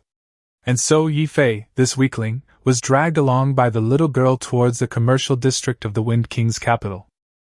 Shikata and Kalia exchanged a glance, both thinking the same thing. Their daughter seemed about to be kidnapped by this little black-haired boy. Arriving at the center of the commercial district, Shuer stopped in front of a 5-story building. The sign above read 4 characters. 4 Directions Treasure Pavilion. "Brother Ye Fei, this is the largest trading center in the city." Ye Fei looked at the building in front of him and noticed that passers-by were staring at his black hair and black eyes as if he were some rare species, which made him feel uncomfortable. Shuer told him that the Treasure Pavilion belonged to the 4 Directions Merchant Guild, with branches all over the continent. It was the most powerful and reputable merchant guild on the continent. The first floor sold materials and jewelry, the second floor sold weapons and equipment, and the third floor sold potions, herbs, and rare flowers and fruits. The 4th and 5th floors were not open to ordinary people. I've heard that the 4th level is for trading cultivation techniques, combat skills, and rare magic, but Shuer has never been up there. Whether you're buying or selling, you can come here. After the two entered, Shuer introduced various goods along the way, until Ye Fei stopped in front of a crystal counter. Inside were rings made of stone, the cheapest costing over 10 million, and the most expensive reaching 300 million. "Shuer, why are these stone rings so expensive?" "These are spatial rings, of course they're expensive." Ye Fei's understanding was instantly shattered. These stone-like circles were actually spatial rings. He quickly asked how much space the cheapest one had, and whether time was frozen inside. Shuer nodded and said that time was frozen in all spatial rings. The cheapest one has about 100 cubic meters of space. Ye Fei clicked his tongue in amazement. 10 million Kalan coins, how long would it take to earn that? But then he thought, maybe those things from Blue Star could be sold for money here. He immediately told Shuer to wait where she was, and excused himself to go to the restroom. After entering the restroom and locking the door, Ye Fei used teleportation to return directly to his rented apartment. He grabbed the binoculars and several bottles of wine he had bought previously, then teleported back to the treasure pavilion. Back at the counter, he pulled Shuer towards the acquisition area. The person in charge of acquisitions was a blonde girl in a uniform. Ye Fei took out a telescope and handed it over. "I have a rare item for sale, I call it 1,000-mile eyes." He then demonstrated how to adjust and use the telescope. The blonde girl found it intriguing and immediately asked an appraiser to come and assess its value. While waiting for someone, Shuer looked around with her binoculars, becoming more and more excited. "Brother Ye Fei, this telescope is so useful for low-level mages. If father goes out on an adventure, he can spot danger in advance." She wanted to buy one for her father, but Ye Fei waved his hand dismissively. "What nonsense are you talking about? If you want one, I'll give you 2. Shuer wanted to give him more money, but Ye Fei immediately said that he would get angry if she mentioned money again. At this moment, the blonde girl arrived with a red-haired middle-aged man. The man was initially taken aback upon seeing Ye Fei's black hair and eyes, but quickly regained his composure. "My name is Walter, appraiser and manager of the Treasure Pavilion." Walter took the binoculars, fiddled with them for over 10 minutes, and admitted that the item was very valuable to an adventure team composed of low-level mages and warriors. But he was more concerned about one thing: could Ye Fei's clairvoyance be mass-produced? Ye Fei asked warily. "Does a larger quantity mean a lower price?" Walter explained that this thing had never appeared on the continent before. If there was only one, it would be rare enough that the Treasure Pavilion could sell it for a high price. But if a large number of clairvoyances suddenly appeared in the future, it would damage the Treasure Pavilion's reputation, so the purchase price would naturally differ depending on the quantity. Ye Fei inquired about 2 prices, and Walter immediately smiled, because this statement implied that Ye Fei could control the quantity. Ye Fei inwardly cursed himself for speaking too quickly. Since he had been exposed, he might as well admit it. Walter also directly quoted a price: 2 million Kalan coins for a unique item, and 200,000 per item for bulk purchases. If Ye Fei was willing to sell the alchemy formula, the Treasure Pavilion was willing to offer 10 billion. Ye Fei's eyes lit up when he heard 10 billion, but he had no idea what alchemical formulas he was looking for. However, he quickly realized that selling 1,000 telescopes would earn him 200 million, and selling 10,000 would bring in 2 billion, making him an instant tycoon. Walter, however, reminded him that for large-scale supply, he would need to sign a contract with the Treasure Pavilion, initially receiving 1,000, with further orders to follow. The price was that Ye Fei couldn't sell the 1,000-mile eye to anyone else for 100 years. Walter bluntly stated that Ye Fei might get a better price if he sold it himself, but he didn't have the channels and resources of the Treasure Pavilion. Selling 100 or so in the Wind Kingdom might not be difficult, but selling it across the entire continent was simply impossible. After weighing the options, Ye Fei agreed. After some haggling, the price per unit finally rose from 200,000 to 350,000 Kalan coins. After discussing the telescope, he took out a bottle of yellow star sanguota. "Mr. Walter, I wonder if Treasure Pavilion would be interested in this kind of liquor?" Walter didn't seem to care, took the bottle and took a big gulp. Ye Fei quickly pulled Schwer back, only to see Walter choke and spit out his drink on the spot. "Mr. Walter, is this wine strong enough?" Ye Fei asked with a smile. Walter wiped his mouth, his eyes lighting up. "Strong enough, like drinking a fireball spell, exhilarating." He indicated he was willing to buy a bottle for 10,000 Kalan coins, but the Treasure Pavilion would need to consult with its superiors before acquiring this wine. Ye Fei was somewhat surprised. Even clairvoyance could make such a decision, yet wine couldn't. Walter explained that the value of clairvoyance to adventurers was clear, and he was confident the merchant wouldn't lose money. Alcohol, however, was merely a consumable. His personal preference didn't guarantee everyone's. Ye Fei decided to stay and wait for news. Walter looked at the blonde girl. "Linda, take good care of Mr. Ye Fei. If anything goes wrong, you resign?" With that, he grabbed his binoculars and a bottle of Baijiu and headed straight to the 5th floor, knocking on a door. "Miss Sophia, an interesting guest has arrived, and he's brought 2 interesting things with him." "Oh? What's interesting?" Bored, Sophia looked up at Walter. Walter placed the binoculars and wine in front of her, saying the visitor was a young man with black hair and black eyes.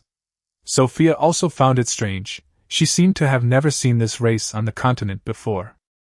She picked up the binoculars, went to the window to test them, and then poured herself a glass of wine to taste. She quickly determined the value of both items. Walter recounted everything that had just happened. "Take them all. Prepare a contract for him to sign, and bring him upstairs. I want to meet him," Sophia said calmly. Walter had no doubt about the telescope, but he was still worried about the strong liquor. Sophia, however, said there was no need to worry about strong liquor. The dwarves loved it, and none of the rough-and-tumble mercenaries disliked it. "All right, I'll have the contract prepared right away, and then bring him up." In front of the ring counter in the Treasure Pavilion's main hall, Linda was introducing various rings to Ye Fei and Schwer. She pointed to a spatial ring and said, "This one is worth 300 million Kalan coins, and it has 10,000 cubic meters of space inside." Ye Fei turned to Shui and asked, "Do you have a spatial ring?" Shui was a little embarrassed. "I have one, but it only has 100 cubic meters. It's okay, I'll give you the biggest one next time. You can't go wrong following me." Shui quickly shook her head, indicating that she already had one and didn't need any more. Ye Fei didn't press the matter, but secretly thought he would just give it to her later and see if she would refuse. At this moment, Walter came up behind them and said that Miss Sophia, the person in charge of the Royal Capital Treasure Pavilion, wanted to see Ye Fei. Ye Fei told Shui to wait there, and then followed Walter up to the 5th floor. The door opened, and Ye Fei immediately saw Sophia sitting inside. She wore a black leather skirt and boots, had blonde hair and blue eyes, and sat with her legs crossed, one hand supporting her chin, exuding an aura of confidence. Sophia was also observing Ye Fei. Black hair, black eyes, and yellow skin, her appearance was almost unique on the continent. She went straight to the point and asked, "Ye Fei, what race are you?" Ye Fei chuckled. "Beautiful lady, I may have a slightly unusual appearance, but I'm a genuine human, even more so than you." Sophia laughed, but her gaze remained fixed on his black hair and eyes. Ye Fei simply pointed at Walter, saying that Walter's red hair was different from hers, so was he not human? Walter stood to the side, speechless, completely unable to understand what "shamate" meant. Sophia didn't press the issue further, instead asking Ye Fei where he came from. Ye Fei inwardly cursed her for calling him little brother, but outwardly maintained a serious demeanor, saying that he came from the Far East and had accidentally crossed a spatial rift to arrive here. "There's a continent beyond the endless sea?" Sophia's eyes suddenly changed, and a powerful aura pressed down on Ye Fei. Ye Fei gritted his teeth under the pressure, almost unable to resist teleporting away. He withstood the pressure and retorted, "Is this how you Treasure Pavilion conduct business?" Sophia then withdrew her aura and apologized to him, saying that she was just too excited and wanted to know the truth. Ye Fei, having heard from Shui that the Treasure Pavilion had a good reputation, decided to take a gamble and continue his fabrication. He claimed that he had lived on an island since childhood, where the people made a living by crafting artifacts and hunting sea monsters.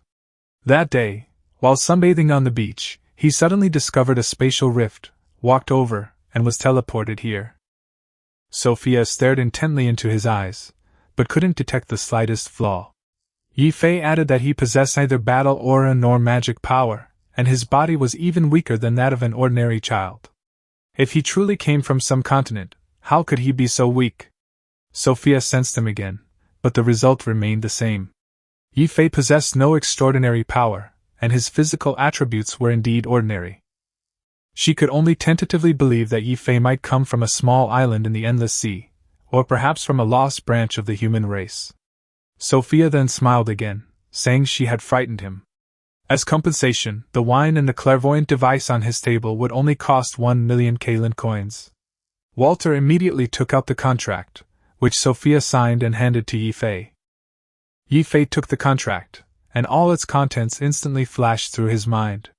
He realized that once signed, it would be locked under certain rules, and breach of contract would inevitably result in punishment. After confirming that the contents were correct, he signed his name. Sophia then handed him a crystal card containing 1,000,000 Kalan coins, which, once bound to the card by blood, could not be used by anyone else.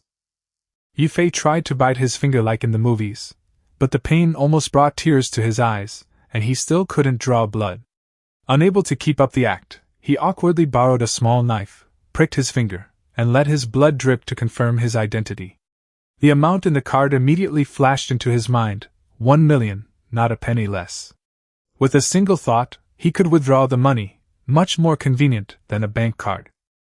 Ye Fei's smile widened, and he assured Sophia that he would deliver the next batch of goods to the Treasure Pavilion within half a month. Sophia said she had other matters to attend to and saw him out. After Ye Fei left, she immediately instructed Walter to keep a close eye on him. She had a feeling that this seemingly weak and vulnerable young man was not as simple as he appeared. Ye Fei, holding the crystal card, hurried back to meet Shui. On the way, he tried to take out 10,000 Kalan coins, discovering that although the money looked like paper, it was extremely tough, it took him a long time to tear off even a small piece. As expected of something from the magical world, its quality was indeed quite sturdy. Back at the counter, Ye Fei took Shuer to buy an awakening stone, spending 500,000 to buy one, and returned the 200,000 Shuer had given him earlier. Just as they were about to leave, a white-haired youth's angry shouts rang out from nearby. The youth complained that the guards had been searching for days without finding a suitable birthday present. The guards helplessly explained that they only knew how to kill magical beasts, not how to pick out gifts, and nearly had their legs broken by the youth. Upon hearing the words, "birthday present," Ye Fei immediately stopped in his tracks. Birthday presents were something the Chinese excelled at, especially those desperate admirers who racked their brains to win over their goddesses. They could come up with all sorts of ingenious ideas. He didn't answer Shuer's question, but instead pulled her along to catch up with the white-haired boy, asking him how old the person was receiving the gift. The boy cautiously asked who Ye Fei was. Ye Fei introduced himself, saying he was best at preparing birthday gifts and might be able to help. The boy, however, didn't believe him. After all, if Ye Fei's gift wasn't satisfactory and he couldn't find another present, the consequences would be severe. Ye Fei opened his backpack, took out a bottle of soda, unscrewed the cap, and handed it to him. "Let's not talk about the gift yet. Try this and then decide whether you want to trust me." The white-haired youth sniffed it, doubting whether it was drinkable. Ye Fei reminded him that this was the treasure pavilion, and he wouldn't lie to anyone in public. The youth agreed, took a sip, and his eyes immediately lit up with surprise. The carbonated sweet water had a novel and delicious taste. His sister would definitely love it. He immediately asked the price and then stored the happy water in his spatial ring. Ye Fei waved his hand, saying the bottle was free, and the birthday gift he could actually prepare was 10 or 100 times better than this sweet drink. The boy was skeptical, but Ye Fei, annoyed by his dawdling, asked if he really needed it and if he had enough money. Hearing Ye Fei praise his handsome appearance, the boy immediately laughed and readily gave his name. His name was Lei Yat, and his younger sister, Lei Lia, was turning 18. Money was no object as long as the gift would please his sister at first sight. Ye Fei immediately understood. This guy was a doting brother. He then inquired about Lei Lia's height, weight, and hobbies, and quickly came up with an idea. Women simply love to eat, love beauty, and love clothes and bags, things that Earth has no shortage of. Using a gift from Earth to appease an 18-year-old girl here is practically a game-changer. Ye Fei told Lei to pick up the gift from Shuer's house at this time tomorrow and gave him the address. Lei repeatedly warned that he would be angry if the gift didn't satisfy his sister. Ye Fei assured him that he could rest assured.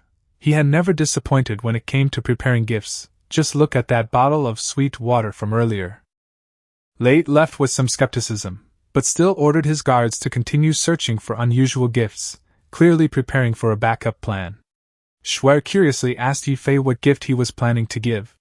Ye Fei gave her a mysterious smile and simply said 2 words. "A secret." Shuer immediately hugged his arm and sweetly called him Brother Ye Fei. Ye Fei shuddered, goosebumps instantly rising on his skin. He quickly shook off Shuer and ran ahead. Shuer stamped her foot and chased after him, calling out, "Brother Ye Fei, wait for me!" Ye Fei and Shuer playfully bickered their way home, and by then it was almost evening. He had been in this world for a day, and calculating by both time periods, he had been working for about 36 hours straight. He was so tired that his eyelids were almost too heavy to keep open.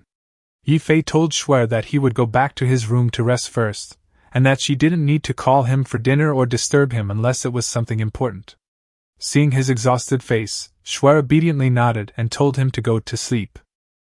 The room was specially prepared for him. The bed and bedding were all new, made of a material that resembled plant fibers.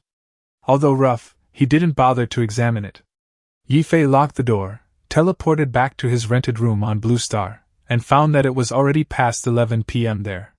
He pulled out a cake sample picture, chose a swan cake, and contacted the cake shop to order a 50-inch cake. The cake couldn't have a crown, it had to say, "Happy Birthday, Lila," on it. He also wanted a small, delicate cake made. He specifically requested that the packaging be plain, just pretty enough. He then generously transferred 10,000 yuan, demanding the boss finish the job by noon the next day. After washing up, Ye Fei went straight to sleep, waking up at 10 a.m. on Blue Star. He glanced back at the continent of Kalan and found it was still dark there, so he returned to Blue Star, had breakfast, and began a shopping spree. In the formal wear store, he bought a white, elegant satin tuxedo, a purple sleeveless dress, and a white men's suit. Next, he bought 2 pairs of women's high heels and a pair of white leather shoes, then rushed into the toy store and bought 2 life-sized white teddy bears. He found a secluded spot, delivered the doll to the continent of Kalan, and then headed straight for the telescope shop. Ye Fei showed the shop's order history and asked the owner how many of this brand of telescopes they could still get. The owner said they only had 2 left, but Ye Fei immediately asked for 1,000. The owner thought he was joking, but Ye Fei impatiently asked how long it would take to gather them all, and that he would pay immediately. Upon hearing that there was a large order, the boss quickly promised that the goods would arrive in 5 days, or 3 days if payment was made in advance. Ye Fei asked him to issue an invoice, paid 2 million on the spot, and agreed to pick it up in 3 days. The boss even gave him a pair of binoculars as a bonus. After finishing all this, Ye Fei went to Old Li's house. As soon as he entered, he said, "A big deal has come. Old Li is going to make a fortune again." When Old Li saw him, his eyes lit up immediately. He quickly invited him to sit down, and asked what he needed this time. Ye Fei wanted 40,000 bottles of 52-proof Manhwa or Sangwota liquor, in 500 milliliters clear bottles, with no words or pictures on the bottles. The price was set at 25 yuan per bottle, with delivery within 20 days. He was to send him a message once everything was ready. Although Old Li was puzzled as to why Ye Fei bought so much wine, he didn't dare to ask too many questions, and Ye Fei directly transferred 1,000,000 yuan as a deposit. After returning to his rented room, Ye Fei delivered the tiger bone and tiger penis wine to the continent of Kalan, and then called his parents, saying that he was going out to work with friends. His parents didn't ask many questions, only telling him to work hard, save more money, and get married as soon as possible. Seeing that the millions he had just received were about to run out, Ye Fei began to worry and considered going to Shanghai in a while. By the time the cake arrived and he finished organizing his preparations, it was finally dawn on the continent of Kalan. Just as Ye Fei was about to take out the awakening stone to awaken his magic, there was movement coming from the main house. He went outside and saw Shikata practicing his martial arts, while Kalia sat meditating beside him. After Ye Fei greeted her, Shikata asked him to sit down, saying he could help him guide his inner energy, as the couple had to go on a mission afterward. Ye Fei immediately perked up, thanked her quickly, sat cross-legged, and closed his eyes. Shikata patted his back, instructing him to take a deep breath and guide the energy from his back to his abdomen. Following the guidance, Ye Fei felt streams of energy continuously flowing in, eventually converging in his dantian. However, before long, the energy in his dantian increased so much that it felt like it was about to burst him, causing him excruciating pain. Shikata frowned, realizing that Ye Fei couldn't withstand the pressure after only a few breaths, and could only instruct him to expel the energy, preparing to dissipate it for him. Could it be that the bodies of earthlings are truly incapable of cultivating battle qi, leaving them only with the path of magicians? Ye Fei was unwilling to accept this, and suddenly remembered the qi cultivation techniques he had memorized from reading cultivation novels. He immediately adjusted his breathing, calmed his mind, and followed the rhythm of the qi cultivation technique, guiding his qi to circulate in his dantian. Just then, a ball of light suddenly appeared in his mind, flowing into his dantian along with the airflow, and quietly suspending itself. The spiritual energy of heaven and earth seemed to find a vortex, frantically surging into Ye Fei's body, all of it being absorbed by the ball of light. Shikata hurriedly released his grip and retreated, his face a picture of utter disbelief. How could someone who was just barely holding on suddenly absorb spiritual energy so terrifyingly? Kalia was also awakened, and staring at Ye Fei's cultivation speed, she was completely stunned. The couple exchanged a glance, neither able to explain what they were seeing. Ye Fei, however, paid no attention to them, frantically absorbing the spiritual energy of heaven and earth like someone who had been starving for a long time.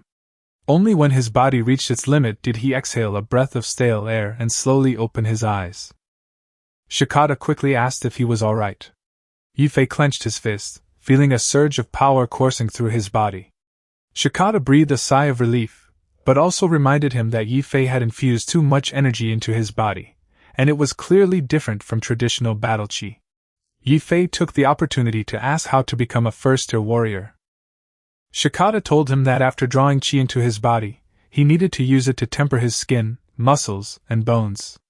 Reaching a single punch strength of 2,000 jin, approximately 600 kilograms, would qualify him as a first-tier cultivator.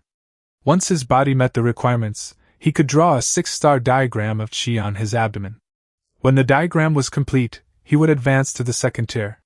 Lighting up the central star on the diagram would mark the third tier, at which point he could begin to sense elements. Comprehending attributes would strengthen his chi and imbue it with corresponding colors. At the third tier, one can project their battle aura, forming a battle aura armor, and also enhance their weapons, making them sharper. At the fourth tier, one begins to forge their chi. Each lit star advances one tier, and when all 6 corners and the center are lit, one becomes a 9th tier warrior. As for the saint level beyond the 9th tier, Shikata doesn't know, only that it requires self-comprehension, and without the guidance of a saint-level expert, it's very difficult to advance. Ye Fei understood. Essentially, it was a 6-star diagram, and lighting up all 7 stars would allow him to reach the 9th rank. However, when he examined his dantian, he discovered that his battle chi wasn't the cloud-like mass Shikata had described, but rather a sphere of light resembling a small light bulb.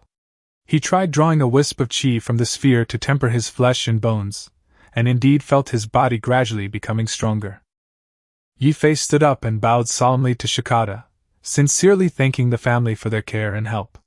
Shikata told him to cultivate diligently and try to find a suitable cultivation method before preparing to set off with Kalia. Ye Fei, however, ran back to his room, retrieved a telescope, and handed it to Shikata, saying it was a telescope that could help them avoid many dangers. After trying it out, Shikata immediately understood its importance to mercenaries and wanted to buy it. Ye Fei, however, said that Shikata had already helped him cultivate his chi.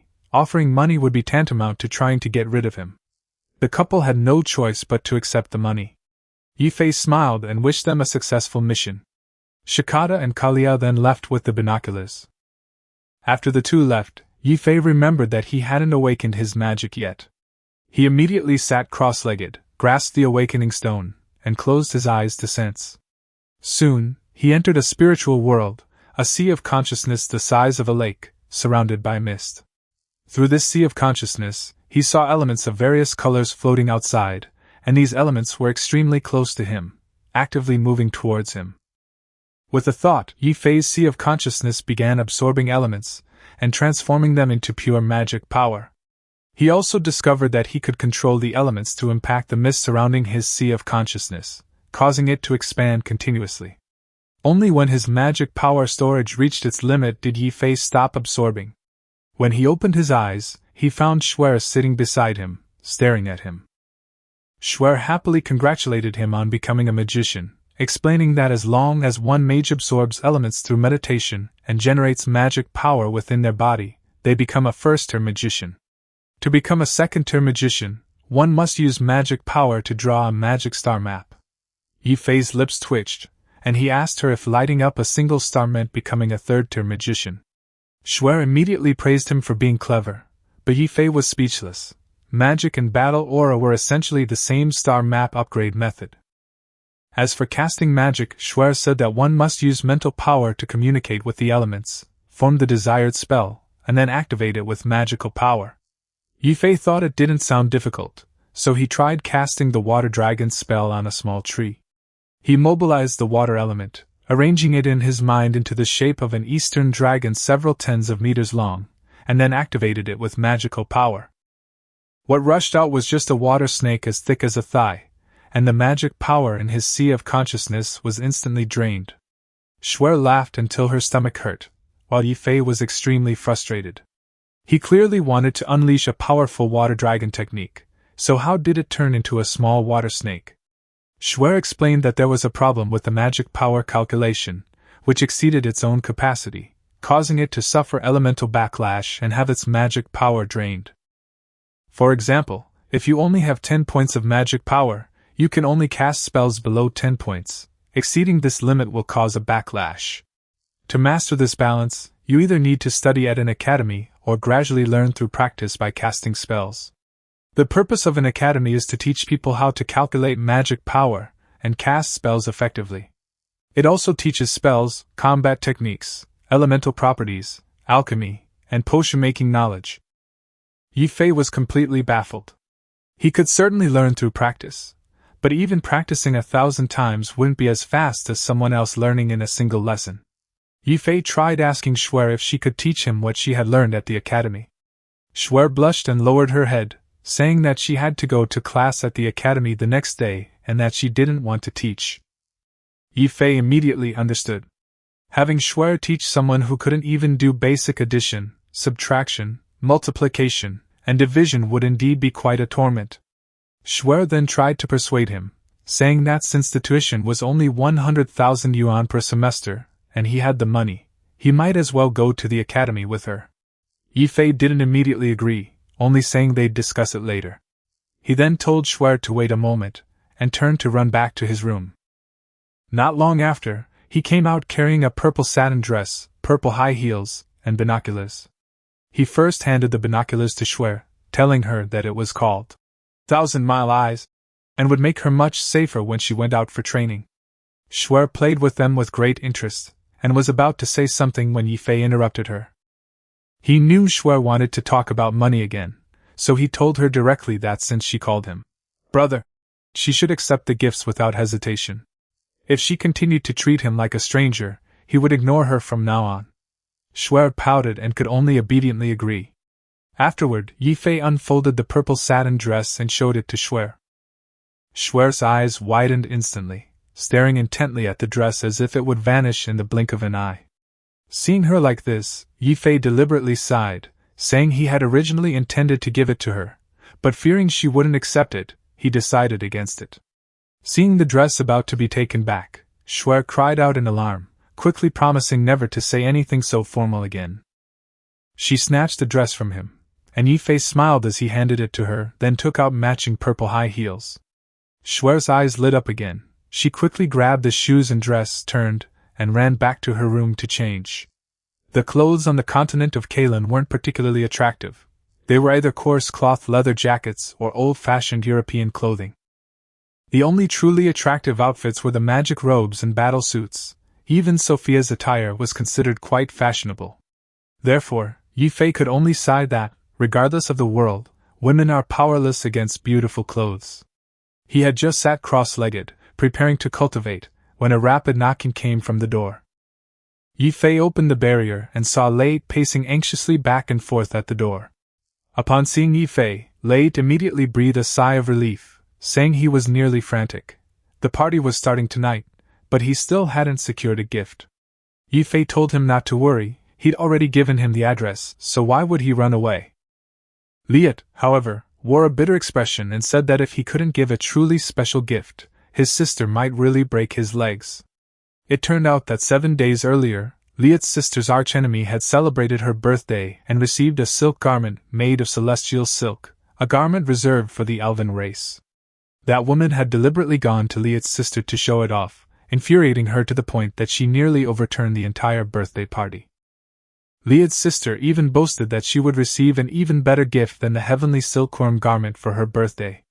Ye Fei asked what the heavenly silkworm garment was, and Late explained that it was an extremely thin garment, so precious only because of its rarity.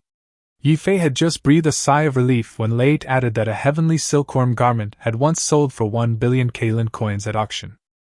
The figure of 1 billion stunned Ye Fei.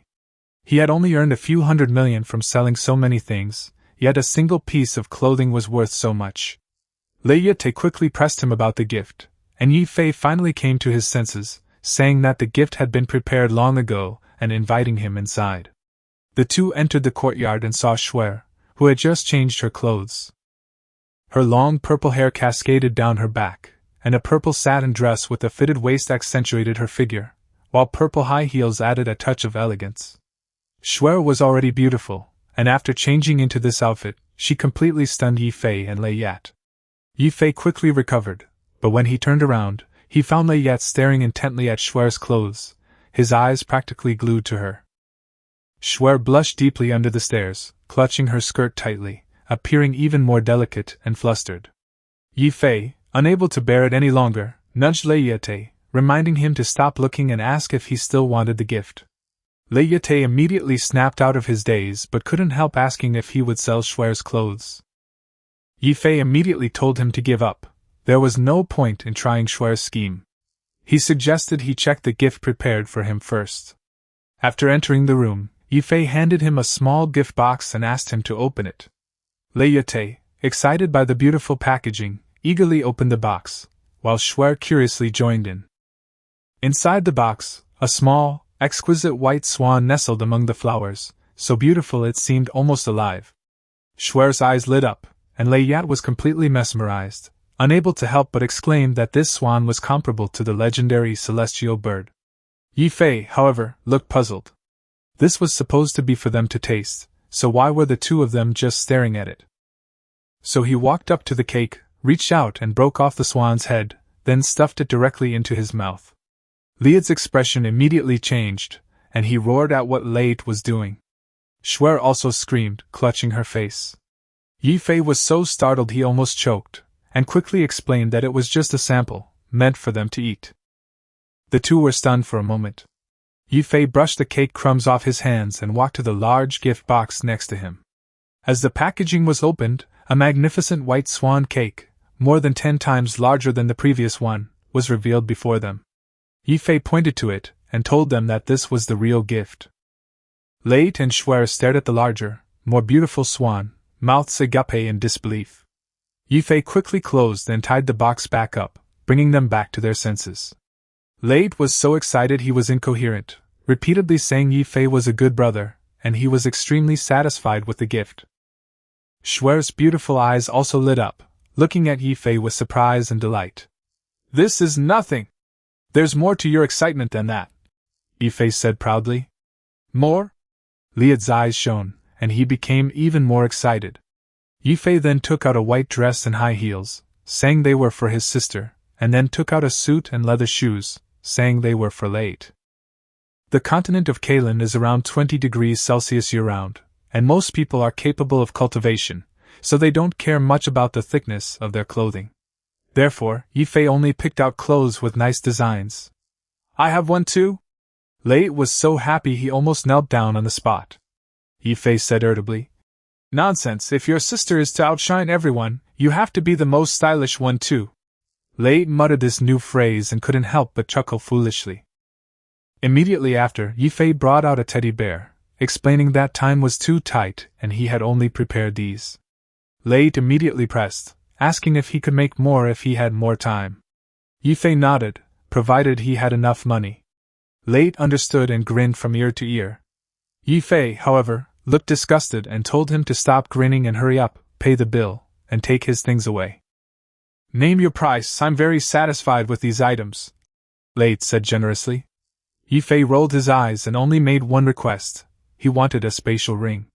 Late said he didn't have any extras and would have to go home to get one. Ye Fei waved his hand, telling him to take the items back first and bring them over tomorrow, appearing very generous on the surface. In fact, he had already planned it all out.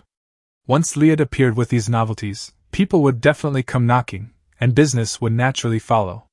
Of course, some spoiled brats might get jealous and even try to steal them. If that happened, these goods from the original world might have to be completely cut off. He could only hope that Liad had hidden good news, otherwise he'd be in trouble. If all else failed, he'd have to seek Sophia's protection or simply run away. Schwer was protected by the academy and should be safe, but her parents might not be. To develop as quickly as possible, Ye Fei could only take it one step at a time. And this seemingly foolish guy in front of him was clearly no ordinary person. It was a good opportunity to befriend him. Liat was somewhat incredulous. They had only met twice, and Ye Fei didn't even know his identity or where he lived, yet he trusted him so much. Ye Fei told him that someone who doted on his sister so much couldn't be a bad person. Moreover, the fact that he asked that question only proved that he was a reliable brother. Late was deeply moved and secretly vowed never to betray this trust. He then promised to take the items back first, and immediately send someone to deliver the spatial ring. Ye Fei gestured for him to take the items, specifically reminding him to handle the cake gently and not to break it. But no sooner had he finished speaking than Lade had already stored the cake in his spatial ring. Ye Fei was speechless. His reminder had been completely unnecessary. Li had explained that the spatial ring wouldn't damage the cake and even revealed his identity. He was Duke Otto's eldest son. Ye Fei was shocked. He had assumed this guy was at most the son of an earl or marquis, but he was actually the son of a duke. He remained outwardly calm, saying that he didn't care about being a duke or marquis. In his eyes, Liet was a good brother. Liet nodded sincerely, accepting that the two were indeed brothers. Ye Fei then carefully explained how to cut the cake and how to match clothes and jewelry, finally reminding him not to reveal his presence. After finishing their explanation, Ye Fei was about to tell them to try the cake when he turned around and froze. Shuer, like a little glutton, had cream all over her face, mouth, and nose, and had already eaten half of the swan cake. Lade shouted anxiously, begging Shuer to leave him some, and rushed over to grab it. Ye Fei slapped his forehead, unable to bear watching the two of them. After they finished eating, they were still licking their fingers, seemingly wanting more. Shuer's gaze then fell on the spatial ring on Laer's hand. Laer's heart tightened, and he immediately said he had urgent business to attend to, turning and running out, afraid that Shuer would covet the remaining cake and the ring. After Laer left, Shuer set her sights on Ye Fei. Ye Fei picked up the teddy bear, shook it, and asked her if she wanted it. Shuer cried out in surprise and reached out to grab it. Ye Fei turned and dodged, reminding her that her hands and face were covered in cream and she shouldn't get the doll and her clothes dirty. Shuer then realized what was happening and quickly ran out to wash her hands and face. After washing herself, she sat on the bed hugging the teddy bear, kissing and cuddling it, completely enamored with it. Then, curious, she asked Ye Fei how he managed to make so many things in one night. Ye Fei told her that it was a talent of the Huaxia people, the ability to create small things out of thin air, but this secret had to be kept confidential. Shuer looked on with anticipation, wanting him to make one for her on the spot. Ye Fei then explained that this ability has conditions. It cannot be created in front of others, and it consumes mental energy, similar to spiritual energy. Shuer listened with envy in her eyes, saying that she also wanted to have this talent. Ye Fei chuckled inwardly, thinking that only a naive little girl like Shuer would believe such a thing. However, the continent of Kalan is full of all sorts of wondrous things, so this statement isn't entirely far-fetched. Ye Fei said that this kind of thing can't be envied, just like Shuer's innate A-level affinity. Shuer immediately became arrogant, saying that many people envied her. Ye Fei laughed at her for getting cocky over a little praise, and even called her shameless. Shuer immediately bristled, put down the teddy bear, and pounced on him with bared teeth and claws. While the two were playfully bickering, Liet had already ridden his snow dragon horse swiftly towards the Duke's mansion. Thinking of how his sister might be just as dumbfounded as he was when she saw the gifts, Liet couldn't help but smile like an ant. The Duke's mansion was located on the outskirts of the capital, more than 300 kilometers away. Liet rode his snow dragon horse for 2 hours and finally returned home. He bumped into the butler Walker as soon as he entered the gate and immediately asked, "Uncle Walker, did my sister go out today?" Walker told him that Lilia and Duke Otto were in the hall discussing the arrangements for tonight's banquet and asked him to add some decorations. Liet told Walker to get on with his work first, then dashed off into the hall. Walker looked at the 20-year-old master, who still seemed like a child, and could only shake his head helplessly. In the hall, the white-haired Lilia, dressed in aristocratic attire, rested her chin on her hands and leaned on the table, her eyes vacant and her whole demeanor listless. Not far away, Duke Otto, dressed in luxurious casual clothes, glanced at his daughter every now and then, and couldn't help but sigh each time. Otto was a 9th-tier peak warrior of the kingdom, while Lilia became a 4th-tier warrior at the age of 18, and should have been the pride of the entire kingdom. But 7 days ago, after being hurt by Duke Odin's daughter Eliza, Lilia has never smiled again. Otto went to great lengths to acquire a longsword forged from fire gold and dragon marrow iron, worth 100 times more than the heavenly silkworm's silk robe, but his daughter didn't even glance at it. He really couldn't understand how a silk garment could make his daughter so unhappy for so many days. At this moment, Liet quickly ran up to Lilia. Seeing his sister's appearance, and imagining her shocked expression later, he couldn't help but chuckle to himself. Otto was about to scold his foolish son when he heard a scream. Liet had been kicked out of the hall by Lilia. Otto's lips twitched, and he silently turned his face away, pretending he hadn't seen anything. Liet walked back, rubbing his stomach, and said aggrievedly, "Little sister, why did you kick me? I came to bring you something nice." Lilia glanced at him sideways. "Are you sure you weren't just laughing at me?" Without further ado, Liet took out the white satin dress and said, "I brought it back for you. It's even more beautiful than the silk dress." Lilia originally wanted to refute, but the moment she saw the dress, she couldn't take her eyes off it, and was so excited that she couldn't even speak.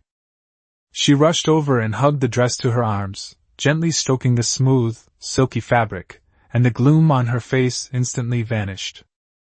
Lade was extremely satisfied and, mimicking Ye Fei's tone, said, "This is nothing.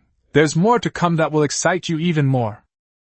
Lilia's eyes immediately lit up, and Liet felt even happier. After so many years, he finally understood what it felt like to be an older brother. Then, he took out a pair of high heels. "How can you have nice clothes without nice shoes to match?" Lilia was overjoyed. She had just been worried that her shoes were no match for the dress. Overjoyed, she hugged Liet, kissed him on the cheek, and sweetly said, "Thank you, brother." Liet was almost moved to tears on the spot, but he pushed her away with disgust and deliberately wiped his face. Lilia didn't care at all, and was about to go back to her room to try on the dress and shoes when Liet hurriedly stopped her. "Wait, it's not over yet." "Anything else?" Lilia turned around immediately, her face full of anticipation. Otto, who was standing next to her, had also been staring at what his son had taken out, clearly equally curious. Liet walked to the table and waved his hand, and a large box appeared out of thin air. When he unwrapped it and lifted the lid, both father and daughter were stunned. Inside the box was an exquisitely crafted, beautiful, and elegant sculpture of a magical beast, which even seemed to be smiling at them. Otto couldn't help but say, "Daughter, this carving is so beautiful. After your birthday, we'll put it in the living room." Lilia immediately protected the box. "No, this is a gift from my brother," she said, reaching out to hug it. Liet was startled and quickly stopped her. "My sister, this is a dessert, not a sculpture. Don't ruin it, we still need to display it tonight." "Dessert?" the father and daughter exclaimed at the same time. They leaned closer to smell it, and indeed smelled the aroma of baking and a faint sweetness. Lilia looked reluctant. "Such a beautiful magical beast, are you really going to eat it?" Leia could only tell her that the cake would spoil if she didn't eat it, and she had to eat it no matter how reluctant she was. Leia had no choice but to take out the water magic stone and take a serious photo in front of the cake. The people of the continent of Kalan have been fighting for many years. Although they are rich in resources, they are very backward in terms of food and clothing. Such exquisite food is simply unheard of to them. After the photo session, Lade put the cake into his spatial ring to keep it fresh, and said mysteriously, "When we cut the cake tonight, your brother will give you another mysterious gift." Leela immediately pressed for details, but Liet deliberately kept her in suspense, saying she would find out that night and that he guaranteed she would like it. But his violent sister, Lilia, wasn't going to tolerate him. She punched him in the stomach, grabbed his arm and threw him over her shoulder, and finally stomped on him. "Are you going to take it out or not?" Otto's curiosity was piqued, but he still chose to ignore his son's miserable state. Liet, in pain, immediately begged for mercy and had no choice but to obediently take out the teddy bear. Lilia's eyes lit up immediately, and she snatched it away and hugged it to her arms. She wanted more gifts, but Liet could only say helplessly, "You won't get any this time. But give me this monster plushie first, and I'll give it to you later tonight. That would be more polite of me." Lilia hugged the teddy bear tightly, saying, "I want to play with it first, then I'll give it to you later."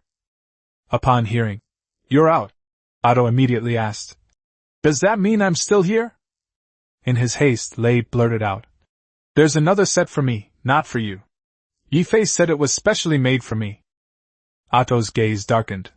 Who is Ye Fei? Hand over the stuff, or I'll make you pay.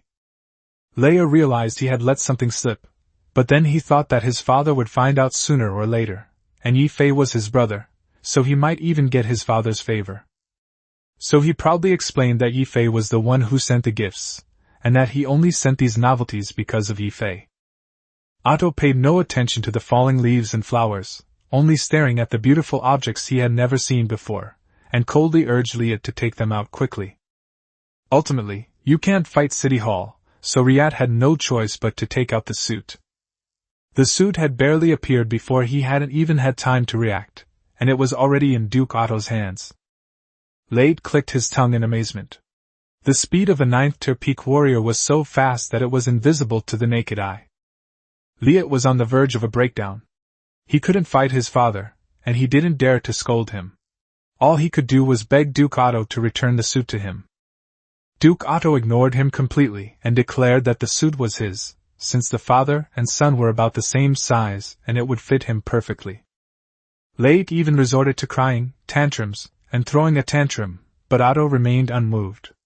Left with no other option, he suggested borrowing his father's Dark Thunder Eagle and getting another set from Ye Fei. Otto readily agreed, and after a whistle, the 9th-tier magical beast, the Dark Thunder Eagle, descended from the sky. It was pitch black, crackled with lightning, and had a wingspan of 7 or 8 meters. Layat then obtained a spatial ring and potions from his father, mounted a Thunder Eagle, and headed straight for Ye Fei. He thought Ye Fei didn't care about money, so he deliberately extorted 3 bottles of life-saving potion from his father, as a thank you gift for Ye Fei's help. If Ye Fei knew, he'd probably give him a good slap on the head. Ye Fei was cultivating at Schwer's house at this time, while Schwer was in her room playing with her dress and dolls. He looked inward at his dantian and discovered that battle chi could be directly absorbed through chi cultivation techniques, but magical power had to be slowly condensed through meditation. The two powers can only be cultivated separately. Although his speed is already dozens of times faster than Schwer's, Ye Fei is still not satisfied. He wants to improve both his battle chi and magic power at the same time. After studying for several hours without finding a solution, just as he was about to continue pondering, he heard Liat's cries from outside the door. "Brother Ye Fei, please help me! I can't go on living!" Ye Fei opened the door with a puzzled look on his face. If even the son of a duke said he couldn't go on living, what could he possibly do to help? To everyone's surprise, as soon as Liat entered, he handed over a spatial ring and took out 3 bottles of life potions. He said with a pained expression, "These medicines were all obtained from my father. They can save my life in a critical moment. Isn't that loyalty enough?" Life potions are extremely precious on the continent of Kalan. They are made by diluting the life water of the elves and then refining it with medicinal herbs. They are enough to forcibly prolong the life of a dying person. Ye Fei's eyes lit up immediately. He said, "No, you can't," repeatedly, but quickly put away the ring and the potion. Liat was stunned. They had agreed that it was forbidden, so why did they just snatch it? But then, remembering his purpose, he immediately started crying and recounting how his father had taken his suit. Ye Fei understood immediately, and suppressing a laugh, told him to wait for an hour or two so that he could not be disturbed while he was making the clothes. After finding out the height and weight of Liat's family, Ye Fei asked Schwer to accompany him, and went back to his room. He first studied the spatial ring. By inputting battle chi or magic power, he could view its internal space. The one that Lade had given him was a staggering over 100,000 cubic meters. Ye Fei was overjoyed and then returned to China. It was already 8 p.m., and he only had 2,000 yuan left in his card, so he had no choice but to call Ye Fei for help. He got straight to the point, asking to borrow 1 million yuan urgently, with the reward being 2 bottles of medicinal wine. Upon hearing that there was medicinal wine, Ye Fei immediately transferred the money and arranged to meet at the entrance of Qianda shopping mall for the transaction. Wenhao, standing to the side, gritted his teeth in anger, and warned that both bottles had to be his. Zhou Tianjing, meanwhile, ate his meal silently, also plotting how to keep the medicinal wine for himself.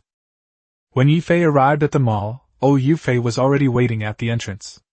After confirming that the medicinal wine was fine, she accepted it with satisfaction, and told Ye Fei to come to her again if he had any good things. After receiving the money, Ye Fei began a shopping spree. He visited several clothing stores, buying over 100 sets of clothes, over 100 pairs of shoes, and a large quantity of inexpensive yet exquisite jewelry. After the shop assistant delivered the items to his rented apartment, he secretly stored them all in his spatial ring while the hallway was unsecured. He then bought a large quantity of fireworks and cannons and stored them there as well. 3 bottles of life-saving potions were no small favor, so Ye Fei decided to make sure Liet's birthday celebration was arranged perfectly. Less than 3 hours later, he returned to Schwer's house. As soon as he stepped out of the door, he saw Liet pacing anxiously, while Schwer sat quietly to the side, lost in thought. When Liet saw him come out, she hurriedly asked if his clothes were ready. Ye Fei smiled and took out a black suit and leather shoes from his spatial ring, followed by a white Hepburn-style dress and high heels. He told Rio that the black suit was for his father, the white dress for his mother, and the other white outfit was best suited for Rio himself. Liet was overjoyed, never expecting that Ye Fei would not only consider his needs but also his mother's. He was so moved that he thanked him repeatedly. Ye Fei then took out a bunch of beautiful jewelry and let them mix and match as they pleased. Next, he took out fireworks and taught them in detail how to set them off and how to arrange their birthday celebration. Especially the fireworks gift box, it must not be seen by others in advance, otherwise the surprise will be ruined. Liet was deeply moved and solemnly said that he would remember this kindness and that Ye Fei should feel free to ask if he needed anything in the future. Ye Fei patted his shoulder and said in a cheesy tone, "Since we're brothers, our brotherhood is higher than the sky and broader than the earth." Anyway, since this is the first time Liet has heard such words, he probably won't find them cheesy. After hearing Ye Fei's words, Liet was filled with enthusiasm and repeatedly agreed that this was how brothers should act. But he still wouldn't give up and wanted to invite Ye Fei to his sister's birthday party, saying that Lelia would definitely be happy if Ye Fei came. Ye Fei waved his hand in refusal, promising to go next time. The Liet siblings were in the limelight tonight, and his conspicuous attire would only cause trouble if he went. Liet had no choice but to take his leave, telling Ye Fei to come to the Duke's mansion if he needed anything, before riding his Thunder Eagle into the sky. After seeing Liet off, Ye Fei turned around and saw Schwer pouting, clearly unhappy that the gifts had been given away. Ye Fei pinched her cheek and laughed. "Your lips are almost pouting long," Schwer said aggrievedly. "They gave all the things to Liet, and they didn't leave her a single thing." Ye Fei told her that no one said he hadn't left anything behind, and then took Schwer back to her room to put her things away. As soon as he entered the room, Ye Fei waved his hand, and a dozen sets of clothes, a dozen pairs of shoes, and a pile of jewelry instantly filled the bed. Schwer exclaimed in surprise and rushed over excitedly, picking up the sets one by one to try them out. Ye Fei smiled and shook his head, then turned and went to the courtyard to cultivate. He suddenly remembered that martial arts novels contained cultivation methods for opening acupoints and connecting the Rin and Du meridians. Since battle qi could circulate within the body, he wanted to give it a try. Ye Fei sat cross-legged and mobilized his fighting spirit to attack the Huyin acupoint. After opening it, the energy flowed to the Changqiang acupoint on the Du meridian. The fighting spirit surged along the microcosmic orbit, impacting the acupoints, but by the time it reached the lumbar yang point, the fighting spirit within the body was completely depleted. When he opened his eyes, it was already dark, and he was starving. Schwer was busy trying on clothes, so he couldn't count on her. Thinking of his usual bread and roasted meat, Ye Fei shook his head helplessly and decided to go to the kitchen and cook something himself. Meanwhile, at the Duke's mansion, the birthday banquet had already begun, and Duke Otto was wearing a suit, showing off to Duke Odin. He thought Odin's traditional noble attire was too rustic, and even mocked him for not looking like a duke. Odin was so angry that his face turned black. But when the two of them stood together, Otto's suit was indeed dignified and mature, making Odin look like a country bumpkin. Otto finally got his chance to retaliate against all the ridicule he had suffered before. Odin could only suppress his anger, and secretly decided that no matter how much it cost, he had to get a set of these clothes. Meanwhile, Rielp, dressed in a white suit, exuded a flamboyant air among his aristocratic friends. He first complained that Billy, the Marquis's son, was dressed in clothes that lowered his status, then laughed at Prince Leo for dressing like an antique, and he didn't even spare Count Martin, the Earl's son, and Princess Liana. The group was furious with him, but considering it was Lila's birthday party, they could only hold back and ask him where the clothes came from. Liet deliberately feigned reluctance, saying that he had promised someone he couldn't easily reveal the information. To get the outfit, Liana immediately offered a necklace of light in exchange. That was a magical accessory crafted by a holy mage, powerful enough to withstand a level 7 attack. Liet's eyes lit up immediately. He said he would ask around for her, but his hand had already reached out to take the necklace. Seeing this, the others also took out their valuable gifts to bribe him. A level 7 greatsword, a ring to enhance battle chi cultivation, and an anklet to increase speed all fell into Liet's hands. After receiving the gifts, Liet continued to boast, completely losing himself in the envy of everyone. Inside the banquet hall, Lilia, dressed in a white satin gown, was also surrounded by a group of noble ladies, all of whom were asking about the origin of her clothes and jewelry. Lila only said that it was made by a master who wished to remain anonymous, and that the master gave it to them out of friendship, and that it was not for sale. As she spoke, she spotted Eliza hiding in the corner, and immediately went over to her, inviting her to wait together to cut the birthday cake. Eliza looked at Lila's clothes, then at herself, and realized she was too embarrassed to even wear the silk robe, having already secretly changed out of it. She tried to refuse, claiming she preferred peace and quiet, but Lila insisted on asking where her silk robe had gone. Eliza gritted her teeth and said that her clothes had been accidentally torn, and Lilia pretended to be concerned and said that she could find a master to mend them for her. Eliza looked unwell and tried to leave, but Lilia wouldn't let her go and pulled her up to the main stage. Although Eliza was a fourth-tier mage, she was no match for Lilia in strength and could only be dragged over by force. Lila picked up the megaphone magic item and announced to the entire audience that, in order to thank everyone for coming, she would be showing everyone a different kind of birthday party tonight. Liato stood beside her, while Ria had already slipped away from his friends and secretly went to prepare the cake and dolls. As Lila announced, "The banquet begins," a loud bang suddenly came from behind everyone, and even Duke Odin subconsciously activated his battle aura to protect himself. Immediately afterwards, a burst of light shot into the sky, exploded again, and transformed into a magnificent flower. The people of the continent of Kalan had never seen fireworks before, and they all thought it was some kind of special magic, leaving them all dumbfounded. Liana was mesmerized, Eliza was completely stunned, and even Otto's family was shocked by the scene. Leia was deeply moved, thinking that Ye Fei was indeed a true friend, as every item he sent was extraordinary. After the fireworks ended, while everyone was still reeling from the shock, Liet was already pushing the birthday cake cart slowly toward Lila. The elegant and pure white swan on the cake caused another stir. Many people then noticed that there was a servant behind Liet holding a water magic stone, recording the entire event. Those who hadn't had a chance to take a picture were filled with regret.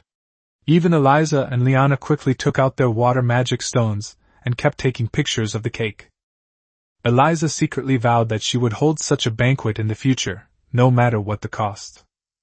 Then, Liet took out a teddy bear and gave it to Lila. The men found it amusing, but the girls present were practically drooling. Eliza was driven almost mad with jealousy. Her mind focused on one thing: she had to get these things from Lilia no matter what. Liana stared intently at Liet, because she knew that this guy must know the owner of those gifts. Leo, Martin, and Billy also set their sights on Liet, secretly deciding to beat him up another day and force him to reveal Ye Fei's whereabouts. Poor Liet had no idea that he was being targeted by a group of people, and was now accepting his sister's kiss with a mixture of disgust and helplessness. Lila hugged the teddy bear and sincerely thanked her brother. Her most important birthday in 18 years had finally been celebrated in such a grand and amazing way. She not only outshone Eliza, who was superior to her in every way, but also received so many gifts she liked. She smiled and then burst into tears. Liet gently wiped away her tears, silently thanking Ye Fei in his heart, and then reminded his sister that it was time to make a wish and cut the cake. Lila nodded and made a wish over the swan cake. As for what her wish was, only she knew. But when she picked up the knife, she couldn't bear to damage such a beautiful swan, and everyone at the banquet became tense. Leia quickly explained that it was called a birthday cake, a dessert that also represented blessings, and Leia wanted to share those blessings with everyone. Everyone suddenly realized what was happening, but their faces were still filled with reluctance. Finally, Lilia closed her eyes and sliced the swan in half with a single cut. The remaining cake was distributed to everyone by the servants. Although each person only received a small piece, everyone showed a surprised and delighted expression when they tasted it. Seeing everyone enjoying the cake, Lilia smiled. Her smile was like a gentle ray of light, illuminating everyone's darkness and confusion.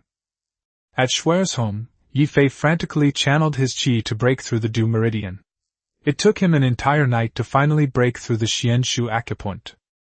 Although he could store an astonishing amount of battle qi within his body, he still felt that the speed at which he absorbed spiritual energy was far too slow.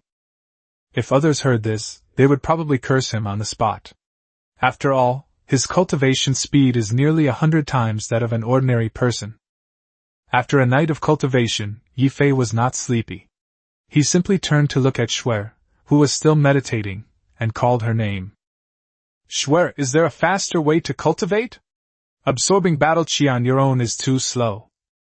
Shuer opened her eyes and told him that advanced battle qi techniques, magic crystals, and magic cores could all accelerate cultivation, but the latter two were very expensive. Ye Fei, who already possessed the qi refining technique, directly inquired about the price of magic cores.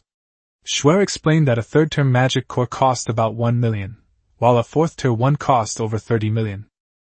A seventh-tier magic core starts at 1 billion, with the exact price depending on its attributes. The strength of magical beasts changes dramatically above the fourth tier, and the seventh tier is also a watershed moment. As for magic crystals, they can be exchanged for 1,000 Kalan coins at a ratio of 1:1, and can be obtained from any temple.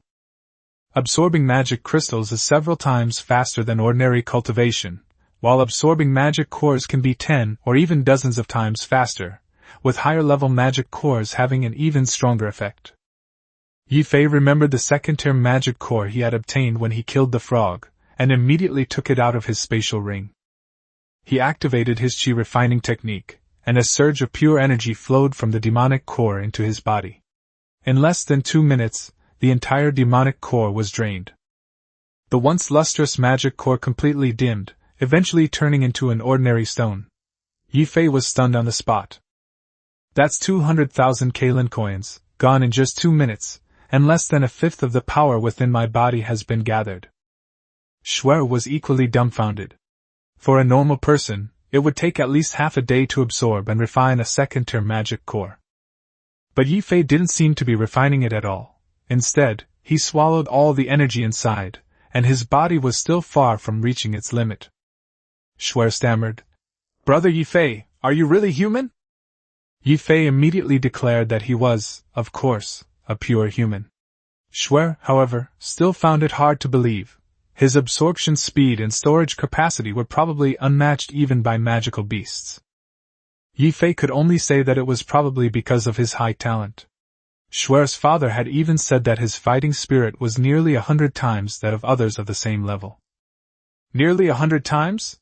Shuer's eyes nearly popped out of their sockets, then she realized. But aren't you a magician? Ye Fei smiled and told her that he cultivated both magic and martial arts. But Shuer was anxious. With such exaggerated talent in martial arts, he should go to a martial arts academy. It would be a waste to cultivate magic. But Ye Fei still wanted to learn spatial magic and naturally didn't want to give up. He told Shuer with a serious expression that he had a secret that he absolutely couldn't reveal. Shuer's heart raced. She thought he really wasn't human. But then Ye Fei said he possessed S-class spatial affinity. Shuer breathed a sigh of relief, then suddenly realized something was wrong. S-rank space system? To her astonishment, Ye Fei raised his hand and channeled his magic. A small gray cube quickly appeared in his palm, isolating the inner, and outer spaces. Is that so? Ye Fei asked. Shuer was completely stunned. This really was spatial magic. Ye Fei then added that he should actually go to the Magic Academy. Shuer, however, was caught in a dilemma. With nearly 100 times the battle chi, he is a born warrior, and reaching the saint rank in the future may be a piece of cake. However, S-class space systems are extremely rare, and it seems that Ye Fei is the only one on the entire continent to date. Shuer was so conflicted she was almost going crazy, and could only give him a resentful look. Ye Fei smiled at her, and said that he had already decided to go to the Magic Academy. Shuer still felt it was a pity, but Ye Fei winked at her. Because the Magic Academy has you. One sentence instantly made Shuer blush to the roots of her ears. She lowered her head and asked, Then what about his battle chi cultivation? Ye Fei told her not to worry, that he had other plans, and only hoped that she would keep his S-level talent a secret, as it was not appropriate to reveal it now. Shuer reminded him that if his talent wasn't revealed, he wouldn't receive the Academy's special training. Special training meant having a private teacher to instruct him and receiving weekly resources. As an A-rank lightning-type character, her resources will increase with her level. Currently, she can obtain 10 level 3 lightning-type magic cores and 1 million Kalan coins every week. There are also 20 bottles of Tier 2 magic potions and 2 precious spirit potions. Magic potions can quickly replenish magic power, while spirit potions can replenish spirit and enhance mental strength. Ye Fei immediately weighed his options. In any world, talent determines one's treatment.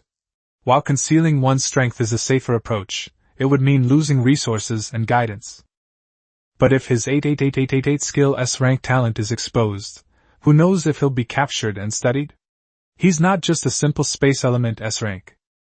However, the Academy's library is very important to him, as he needs to systematically learn about local customs, geography, and magical control. So Ye Fei asked Shuer what the procedure was for entering the Academy. If he could get away with it, and become an ordinary student, that would be best. If not, he could go to the Do Chi Academy.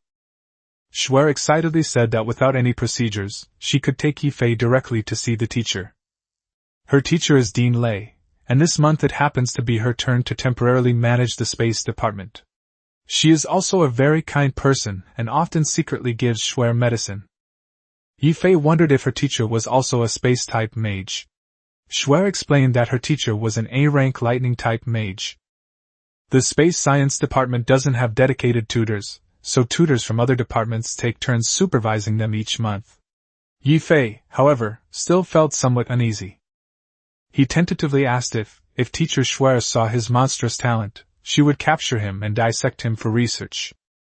Shuer was taken aback at first, then burst into laughter, almost choking on her own. Ye Fei was completely bewildered, not understanding what was so funny. After finally stopping her laughter, Shuer told him that in the continent of Kalan, countries are at odds with each other, and the higher one's talent, the more the country values it. If the teacher knew about Ye Fei's talent, he would definitely keep him hidden away like a treasure until he became powerful enough before letting the world know about him. The Kingdom of Wind allied with the Kingdoms of Water, Fire, and Thunder to jointly fight against the Eru Empire. The 3 Kingdoms of Water, Fire, and Thunder surrounded Eru, while the Kingdom of Wind positioned itself in the rear, backed by the Demon Forest. The 4 kingdoms agreed that if any of the Water, Fire, or Thunder kingdoms were invaded by Yaru, the other 3 kingdoms would have to send troops to support them. Similarly, when the Wind Kingdom resisted the Beast Tide, the other 3 kingdoms would also have to send troops to help. The continent of Kalan is like the Warring States period on Earth, with constant conflicts between nations. Even powerful saint-level experts can be killed by a concentrated attack from a massive army. However, high-end combat power can still influence the course of battle, so all countries will do their best to cultivate outstanding talents. If an empire conquers a certain amount of territory, the temple will grant the ruler an opportunity to become a god and will also allocate resources to help the country produce more saints. The temple did this for 2 reasons. First, it wanted to cultivate humanity, much like raising poisonous insects, to create another being like the Holy Light God, capable of intimidating all races. Secondly, it's for population control. Cultivators are living longer and longer, but the population is constantly growing, and resources will eventually be exhausted. Of course, the temple also forbade large-scale massacres, lest humanity exterminate itself. However, if a nation were to fall, each family had to hand over 5 direct blood relatives as slaves. If they didn't have 5, the entire family would be enslaved. If the people of a defeated nation resist, they will be wanted by the entire continent and the temple. Therefore, everyone has a strong sense of belonging to their country. When the country is destroyed, the family is also scattered. Ye Fei couldn't help but ask, why didn't the holy light god simply wipe out the other races back then? Shuer explained that the cost of annihilating all races would be too great for humanity to bear, and that extermination would be too cruel. More importantly, keeping external enemies alive would allow humanity to remain vigilant and prepared for potential threats. The territory has been conquered, and the start was a winning hand. If humanity can hold on to this, it doesn't deserve to remain the continent's dominant power. Shuer then smiled and comforted Ye Fei, telling him that he didn't need to worry about being dissected and studied. Ye Fei asked, I'm not from the Kingdom of Wind. Will they really accept me? Shuer told him that as long as he didn't have any other nationality, he could just go to the temple to get his Wind Kingdom citizenship certified. After careful consideration, Ye Fei decided to join the Kingdom of Wind first. Shuer's family treated him very well, and he didn't want to submit to another empire for wealth and status. But he remained cautious, waiting to see how the Wind Kingdom would treat him. If things didn't go well, he would naturally find a chance to leave. Shuer immediately became excited and pulled him to go see the teacher. Seeing her happy expression, Ye Fei couldn't help but smile. The two arrived at the Magic Academy, outside the residence of Dean Thunder. Shuer activated the protective barrier and rushed into the courtyard, shouting, Teacher Jessica! In the courtyard, a woman sat cross-legged on a rug, meditating. She slowly opened her eyes. Her blue hair cascaded over her shoulders, her blue eyes were like jewels, and she wore a white magic robe, exuding an astonishingly noble aura. Jessica smiled and asked her what good news made her so anxious. Shuer ran up to the teacher and proudly announced that she had brought a super genius with an S-level spatial talent. Jessica froze for a moment, then immediately asked, Is it really an S-level spatial talent? Where is he? As soon as Shuer said someone was at the door, Jessica's figure vanished instantly. Ye Fei was waiting idly outside when a stunningly beautiful woman suddenly appeared before him. Jessica stared at him, eagerly asking if he was an S-class space-type user. Ye Fei nodded first, then shook his head. Jessica, who had just gotten excited, frowned upon seeing this and asked him if it was true or not. Ye Fei explained that he did indeed possess S-level spatial talent, but not entirely. As he spoke, he reached out and demonstrated spatial compression as proof. Jessica's eyes immediately lit up. She recognized that this was not ordinary combat-type space compression, but a space creation technique that opened up space from the inside out, which only S-level space talents could perform. But what she didn't understand was why Ye Fei said it wasn't entirely an S-class space system. Ye Fei told her to call Shuer and find a convenient place to talk. Jessica immediately grabbed his arm enthusiastically and led him into the yard, afraid that this genius would run away. The courtyard doesn't look very big from the outside, but inside it's exaggeratedly large, like 3 or 4 football fields. This is the magic of spatial manipulation. Shuer smiled broadly as she watched the teacher bring Ye Fei in. She had always known that the teacher would like Ye Fei. She immediately asked Jessica for a reward. Jessica didn't even hesitate. As long as Ye Fei was willing to join the academy, she would definitely receive a reward. Shuer quickly looked at Ye Fei and said that he must join the academy for the sake of his reward. Ye Fei was both amused and exasperated, feeling as if he had been sold out by Shuer, but he still agreed, saying that he would definitely join for her reward. It was only then that Jessica noticed Ye Fei's black hair and eyes, and that he was wearing strange clothes she had never seen before, which made her wonder about his race. Ye Fei immediately saw through her thoughts and took the initiative to say that his name was Ye Fei and that he was a human. Jessica blushed, realizing her thoughts had been exposed, and quickly explained that she didn't mean to doubt him. Ye Fei didn't care. After all, he looked different from the people here, so it was normal for others to guess his identity. Shuer then explained for him, recounting how she found Ye Fei, but concealing the fact that it was created by telekinesis. Jessica silently recited the words Far East and China. Although she had never heard of them before, she knew that as long as Ye Fei was willing to join the Kingdom of Wind, he would be a member of the Kingdom of Wind. She then asked what Ye Fei meant by shaking his head earlier. Ye Fei asked her to bring out a testing stone, because there were some things they might not believe if he told them. Jessica flipped her hand and took out a small testing stone, handing it to him. Ye Fei took the testing stone and began the test on the spot. The moment the result appeared, Jessica and Cheryl froze on the spot, staring at Ye Fei as if they had seen a ghost. Shuer, in particular, knew that Ye Fei possessed an extremely terrifying amount of fighting spirit. Shuer fell into self-doubt again. Was Ye Fei really human? If he was, how could he possess an 8-element S-rank talent? Jessica couldn't believe it. How could such a monster exist in the world? Her first thought was that there was something wrong with the testing stone. She immediately grabbed Ye Fei and headed straight for the testing hall. Let's go, let's test again! Rayleigh was resting at the entrance of the hall. When he saw Jessica come over, he was about to greet her when she interrupted him sternly. Stop talking nonsense and clear the area for me first.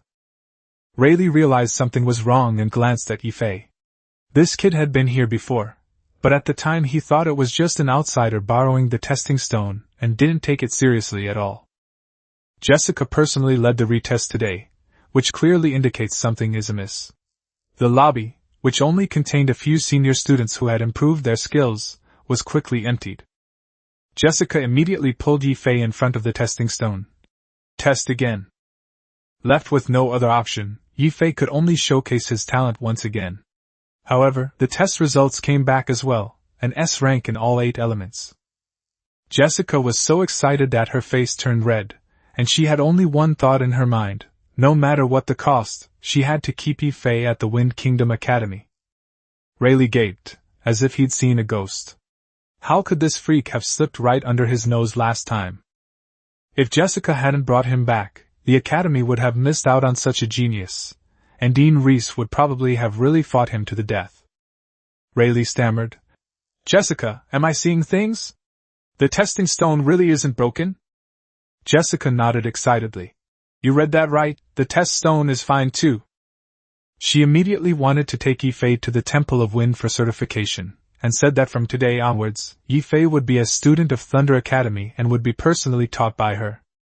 Rayleigh immediately panicked and grabbed Ye Fei's other arm. I can teach too. Don't think you can monopolize it. Jessica angrily retorted that Ye Fei was brought by her student, and naturally belonged to Lei Yuan. Rayleigh, however, stood firm, insisting that no one could take him away. In the end, Jessica calmed down first.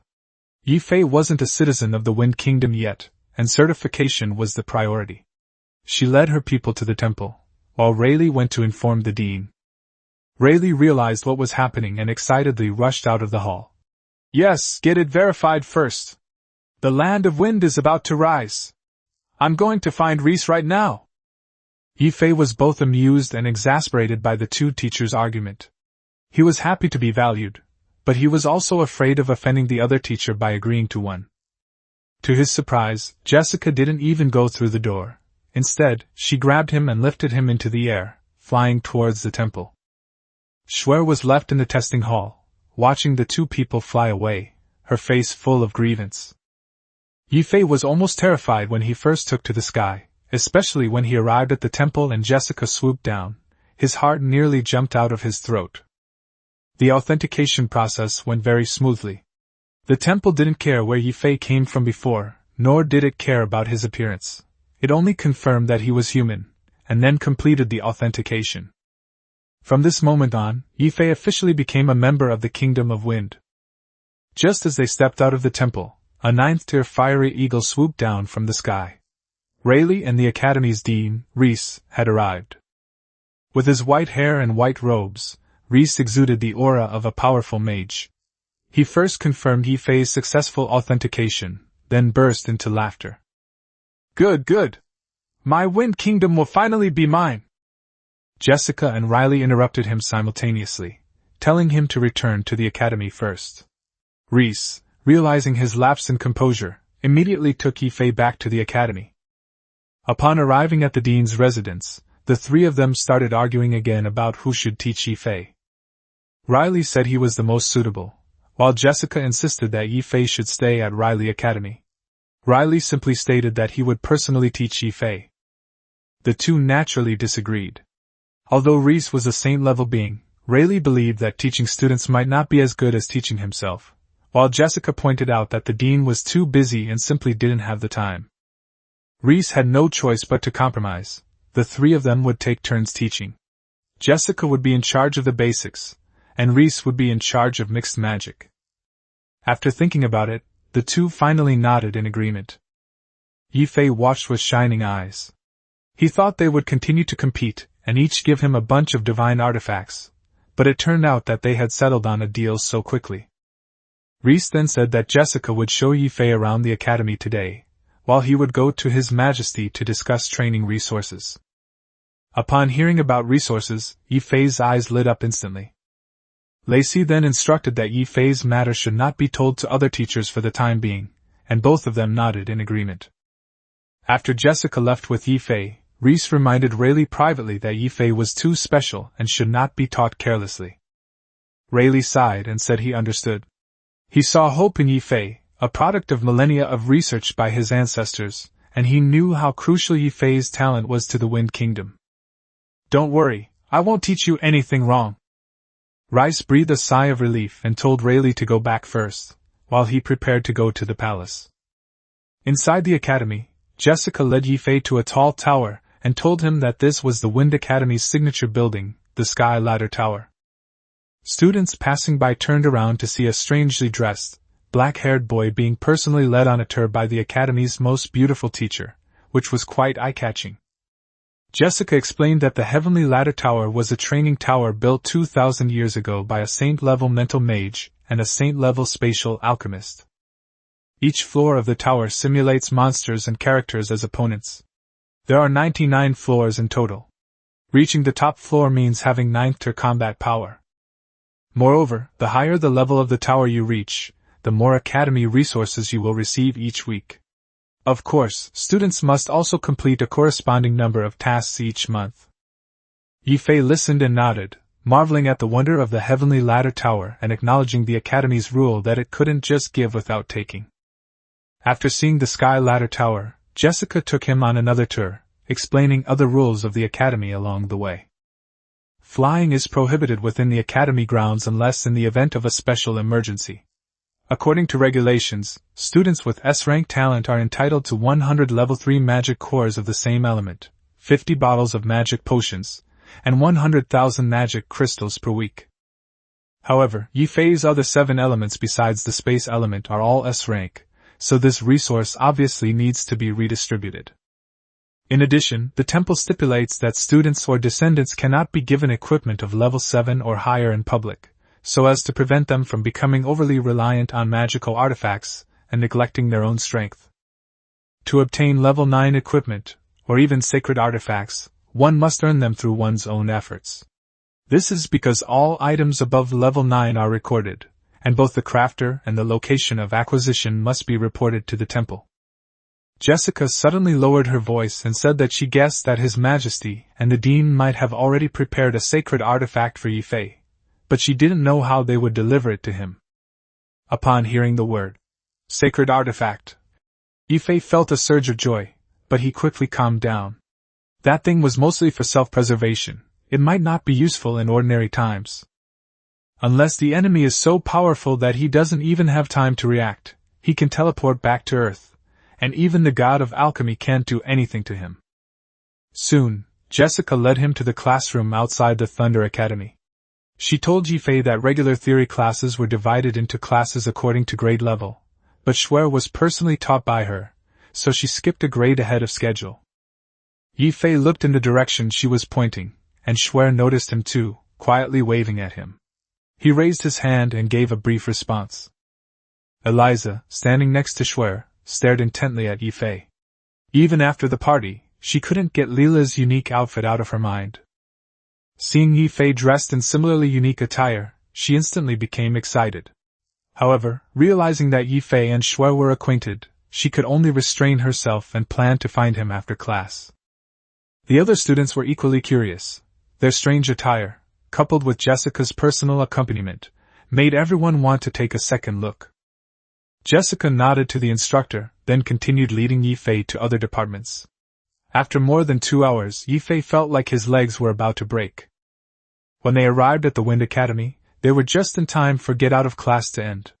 When Liana saw Ye Fei's clothes, her reaction was almost identical to Eliza's. She ran over to greet Jessica first.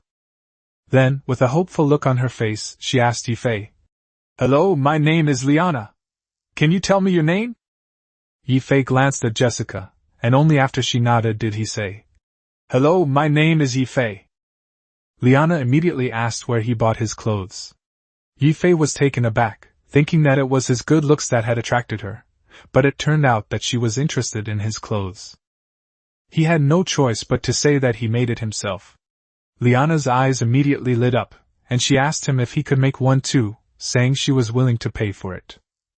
Ye Fei looked at the silver-haired girl and casually asked, "Miss Liana, how much money can you give me?"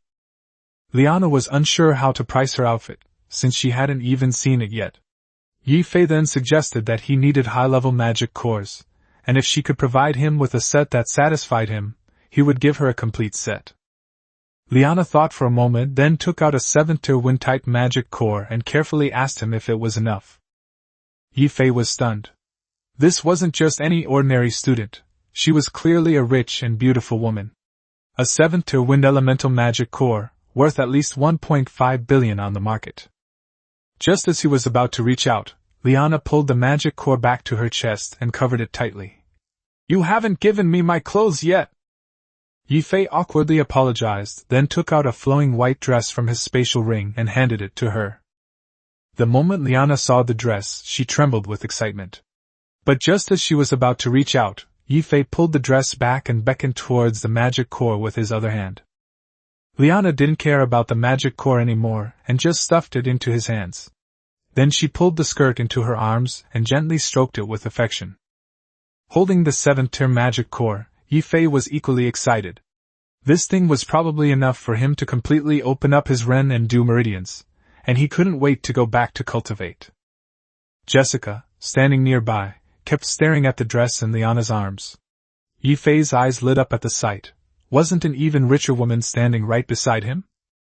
He immediately asked Jessica if she wanted to buy one too, offering her a discount. Jessica simply said they'd talk about it later, her gaze lingering on the dress with longing.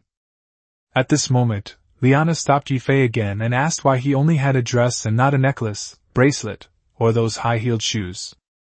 Ye Fei immediately realized that Liana had obviously attended Leela's birthday party, and had even remembered the outfits. He initially intended to take out the jewelry and shoes directly, but then thought better of it, and said that those were sold separately, and were not part of the dress set. Liana was a little embarrassed, and said that she no longer had any 7th-tier magic cores. Ye Fei then offered her 2 6th-tier magic cores in exchange for a set of jewelry and shoes. Liana hesitated for a moment, then reluctantly took out 2 6th-tier magic cores. She'd already used up her 7th-tier magic cores, and she really couldn't bear to part with the dress, so she had no choice but to keep changing. The 7th-tier wind elemental magic core was originally a gift from her father to her 18th birthday, and it was also her only 7th-tier magic core. After happily putting away the magic core, Ye Fei followed Jessica towards Thunder Academy, enduring the stares of everyone who looked at him like he was a rare species. After the two returned to Jessica's courtyard, she didn't waste any words and directly took out 2 7th-tier lightning-type magic cores and handed them to Ye Fei. Ye Fei instantly understood what she meant and immediately took out a black fitted dress, a business suit, a bunch of small accessories, and 2 pairs of high heels. Since the other party was so generous, he naturally couldn't be stingy. After the transaction was completed, Jessica led him to the lawn and began explaining the use of magic.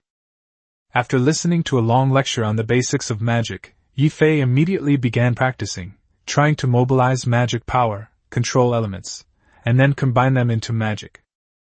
The only thing to be careful about is that you cannot exceed your mental limit when casting spells, nor can you exhaust all your magic power. If you forcibly cross these two lines, or release magic at your limit, you will enter a period of weakness, giving your enemies an opportunity to exploit you. Therefore, ultimate magic must either be used when it is absolutely safe, or it must strike so hard that the enemy cannot retaliate. As for calculating magic consumption, it's similar to solving math problems. Jessica is only teaching the most basic content now, and Ye Fei is learning it extremely quickly. Before long, he was holding a small fireball in his left hand and conjuring a small water ball with his right, having a great time. Seeing this, Jessica's lips twitched involuntarily. "You keep practicing, I have something to do." After saying that, she went back to her room, afraid that if she continued reading, she would be completely devastated. When she first came into contact with magic, it took her a whole day and night just to conjure a single ball of lightning. But Ye Fei had just finished listening to the explanation and was already able to control two elements at the same time. This kind of talent was simply unreasonable. Ye Fei, who had just come into contact with magic, was very excited. He experimented with fireballs and lightning balls one after another. When he got into it, a bolt of lightning struck down a tree. Then, he used earth magic to lift the tree up, then used wind-cutting magic to cut off the leaves, and finally burned it clean with fire. One moment he was putting a light shield on himself, and the next he was controlling his shadow to change into various shapes. Fortunately, Jessica left quickly, otherwise seeing this would have made her question the meaning of life. After fussing around in the courtyard for a while, Ye Fei finally exhausted his magic power. Too lazy to actively absorb it, he let his body recover on its own. He then sat cross-legged and continued to stimulate the due meridian. On the other side, Eliza was pulling at Schwer, constantly asking, "Schwer, who exactly is that black-haired, black-eyed man?" Schwer answered matter-of-factly, "He is my brother Ye Fei." Eliza quickly pressed for details, asking what Ye Fei did, whether he was studying at the academy, and why teacher Jessica was personally mentoring him. Schwer shook her head, saying that Ye Fei hadn't done anything, and she didn't know anything else.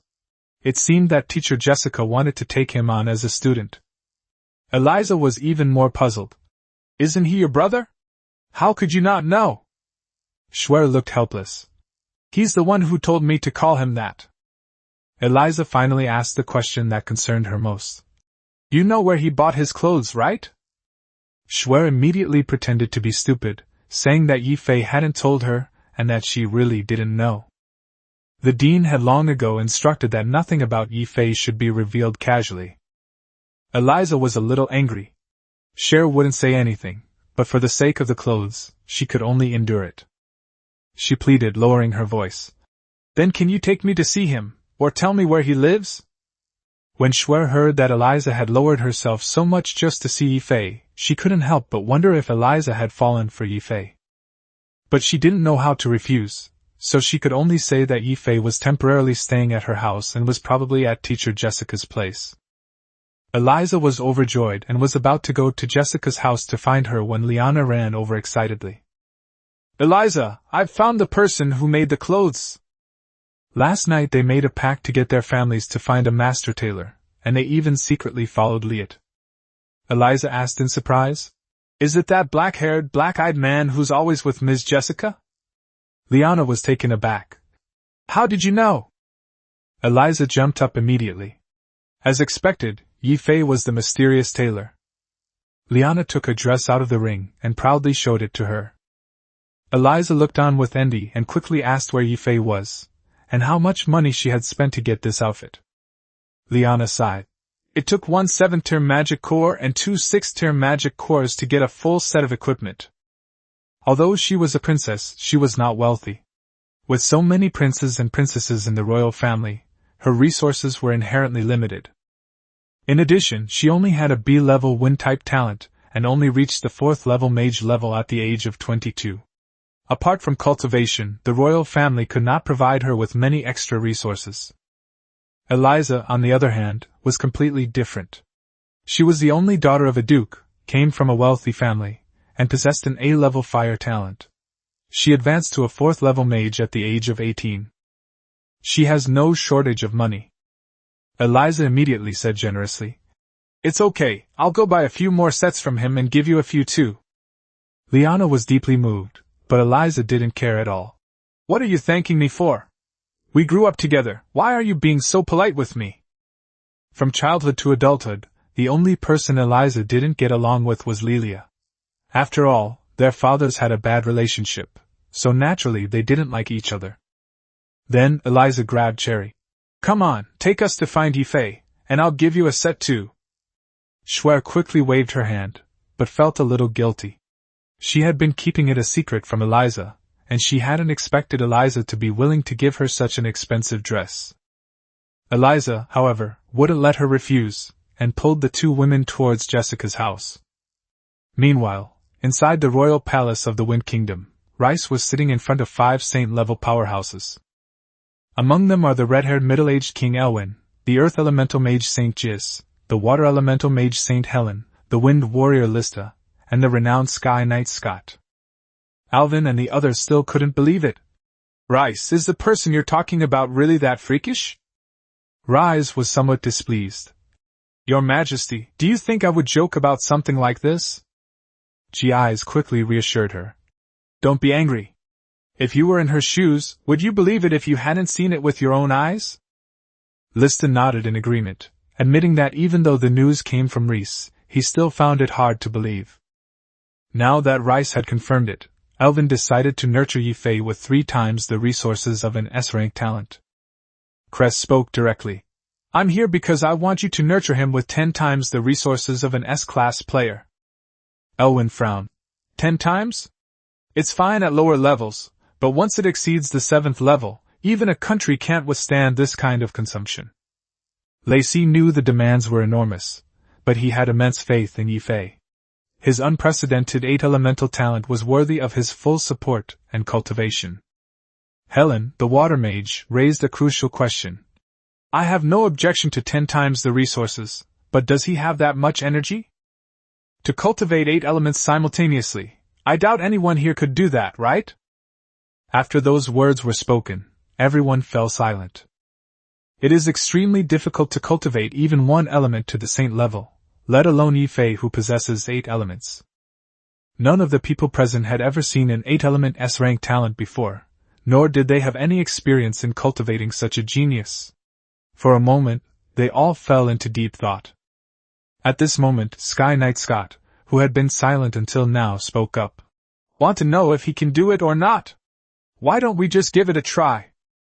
Everyone looked at Scott, who calmly said that resources before the 5th rank were not hard to find, and that even 100 times more would be sufficient. "If Ye Fei is really that strong, we'll use every last penny to help him rise to the top." These words immediately enlightened everyone. Resources in the early stages were not the problem at all. The key was whether Ye Fei could demonstrate the corresponding potential. Seeing that everyone agreed, Owen immediately made the decision to temporarily supply resources at 10 times the normal rate, and to observe Ye Fei's cultivation progress first. In addition, he was given a holy light necklace as a life-saving trump card. Reese then went to the National Treasury to collect resources for Ye Fei. On the other side, on Jessica's lawn, Ye Fei had several 7th-tier magic cores as a foundation, so he wasn't worried about the consumption of battle chi and magic power. After an unknown amount of time, he finally opened the Baihui acupoint, and the Dew Meridian was completely unblocked. He felt refreshed and invigorated. What shocked him even more was that the magic power in his Naiwen palace was instantly assimilated by the battle chi at that moment. Ye Fei suddenly opened his eyes and saw Jessica, Shuer, and 2 other women staring at him in disbelief. It turned out that as soon as the 3 women arrived, they saw Ye Fei meditating and circulating his energy while frantically absorbing the demon core at an alarming speed. Shuer was already used to it, but Liana and Eliza were terrified, especially Eliza, who was afraid that something might happen to Ye Fei during his cultivation, since they hadn't even bought the clothes yet. When Jessica arrived, she found Ye Fei breathing steadily and looking calm. She guessed that he was practicing a special technique, so she told the other girls not to disturb him. When Ye Fei woke up, He looked puzzled and asked what they were doing gathered around him. After Jessica confirmed that he was all right, she immediately took him into the room. She pressed him for details about what had just happened, and Ye Fei blinked innocently as he explained that when he was drawing in qi, he accidentally drew in hundreds of times more qi than an ordinary person. Jessica's eyes widened in disbelief. His magical talent was already phenomenal, but his martial arts talent was even more outrageous. This kid was practically a monster.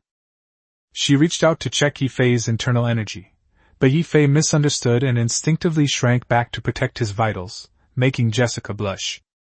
Jessica, embarrassed and annoyed, told him to stop moving. Then she used her mental energy to probe into his body, and the more she looked, the more shocked she became.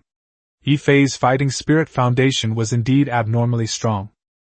Seeing that she was staring at him with a questioning look, Ye Fei immediately changed the subject. "Teacher, I know I am very good, but if you keep looking at me like that, it will make me misunderstand." Having lived for over 100 years, Jessica had never been teased like this before.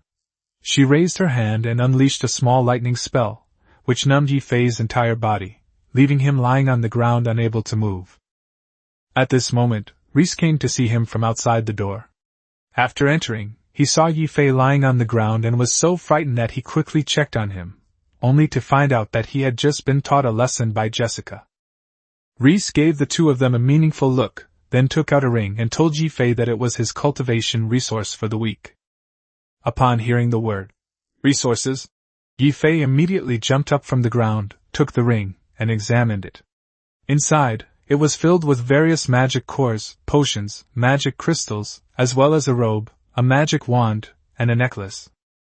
Reese announced the list: 104th tier magic cores, 50 bottles of magic potions, 10 bottles each of physique potions and spirit potions, and 500,000 magic crystals.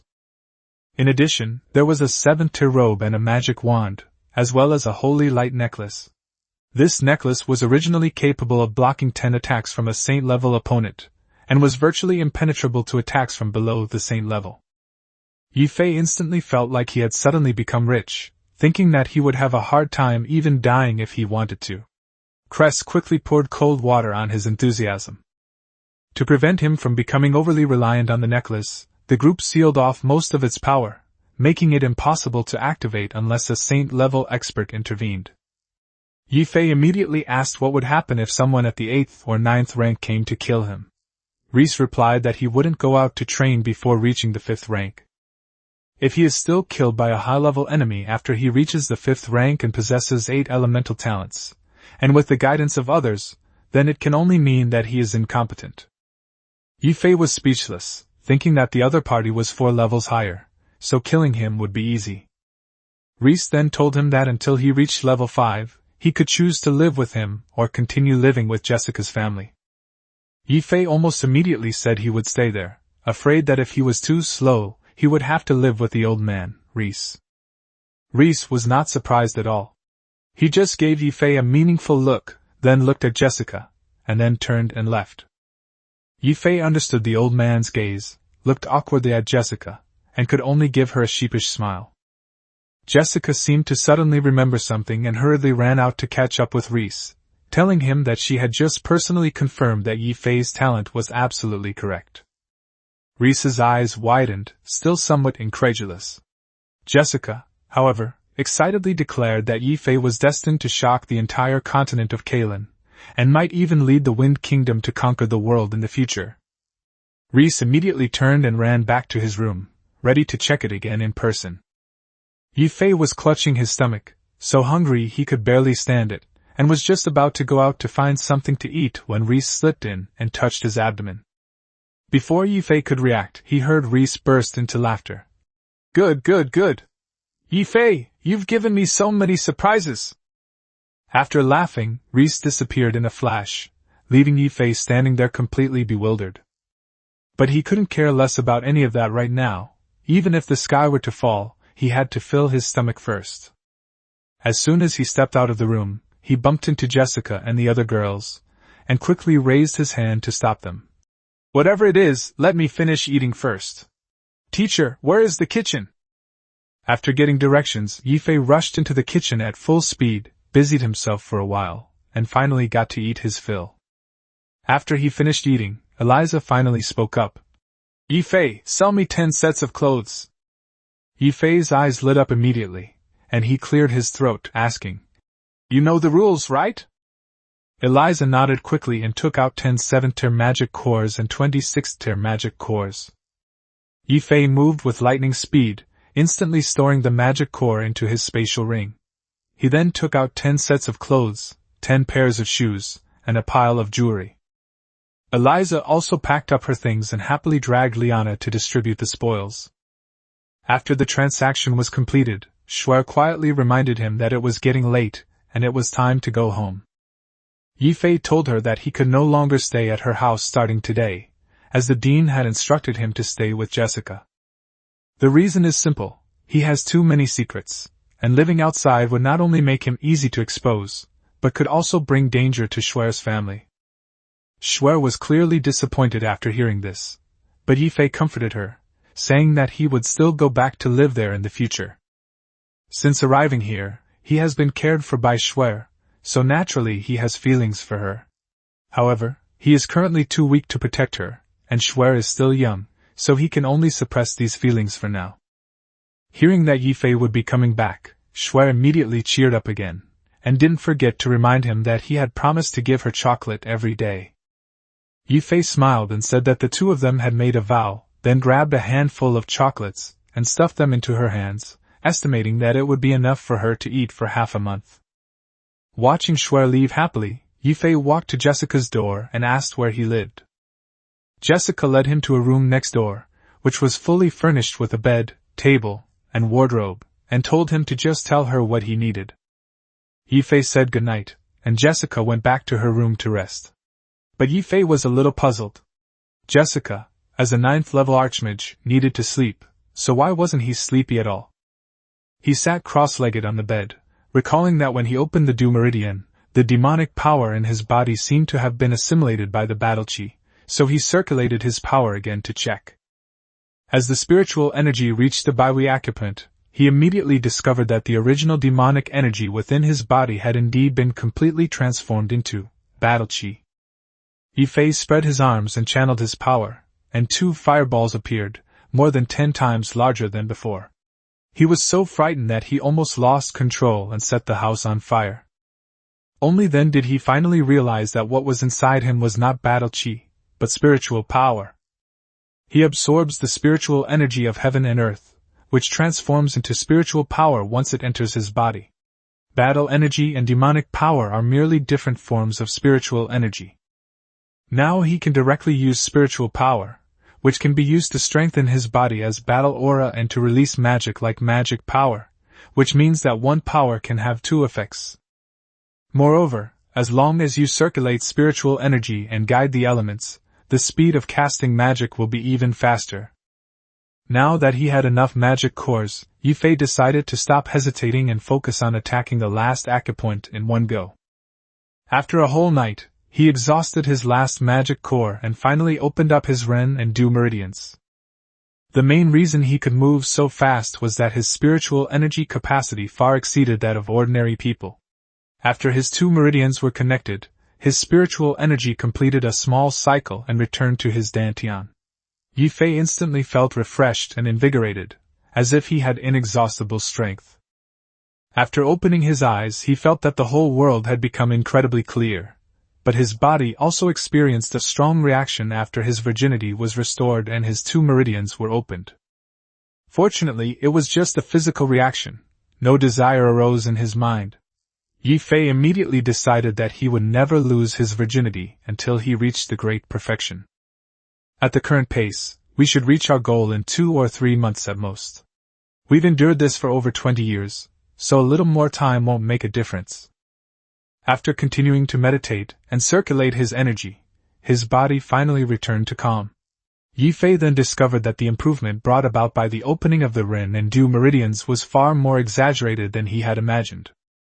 His mind was incredibly clear. He could introspect his primordial spirit, and his spiritual power seemed to have transformed into willpower. The effect of willpower leaving the body was far superior to perception and spiritual power. Ye Fei was somewhat confused. The Ren and Du meridians in martial arts novels didn't seem to be this outrageous. Could it be that he had mutated? But he quickly stopped worrying about it. As long as he could become stronger, nothing else mattered. Thinking about the ranks of magicians in this world, he tried to use his spiritual power to draw a star map. With a thought, his spiritual power immediately formed a star map and lit up 2 stars. This means that he is now considered a 4th-tier mage, but he is still a little short of spiritual power to reach the next tier. Ye Fei quickly realized that cultivation was about foundation building and core formation, while this world involved constructing a 6-pointed star diagram, so there might not be much difference in essence. Feeling the surging power within him, he clenched his fist in excitement. Just by enveloping his body with spiritual energy, his power was already this incredible. If we were to open up the 8 extraordinary meridians in the future, allowing the great circulation to operate completely and unleash spiritual power from within, the intensity would be unimaginable. Ye Fei walked into the courtyard, came to a big tree, and unleashed a punch with his spiritual power. With a loud bang, the thick tree trunk exploded, and the tree crashed to the ground. Ye Fei couldn't help but swear and stood there grinning like an idiot. Jessica rushed over upon hearing the commotion, and saw Ye Fei grinning foolishly at the fallen tree. She couldn't help but wonder if this man had some serious illness. But as soon as Ye Fei saw her, he immediately pulled her outside. "Teacher Jessica, come on, let's eat something first, then we'll start class right away." Jessica was dragged away by him, completely bewildered. After finishing a meal of monster meat, Jessica continued to teach him the structure and calculations of magical elements, this time changing the content from addition and subtraction to multiplication and division. With Ye Fei's mind now fully developed, having mastered the Ren and Du meridians, remembering everything he saw and applying what he learned to other situations have become extremely easy for him. Just like how Zhang Wuji only needed 2 hours to learn the Qianquan Great Shift after mastering the 9 Yang divine skill, while others would need half a lifetime. Ye Fei and Jessica explained everything from the 1st level to the 9th level, and he actually memorized all the application methods. Jessica was completely dumbfounded. It was one thing to be talented, but even her brain was monstrous. Left with no other option, she could only start talking about more hardcore stuff. Elemental enhancement is about introducing magical elements into the body, without refining them, and directly enhancing the body. Essentially, it's about borrowing power. Then, she explained the process of elemental magic step by step, and Ye Fei quickly understood it. After she finished speaking, lightning crackled beneath Jessica's feet as she channeled her magic and instantly rushed 100 meters away. Upon seeing this scene, 2 words immediately popped into Ye Fei's mind: lightness skill. This sounds simple, but it's like a chef flipping a wok. No matter how clearly someone explains it, someone who hasn't practiced it might understand it visually, but their hands simply can't keep up.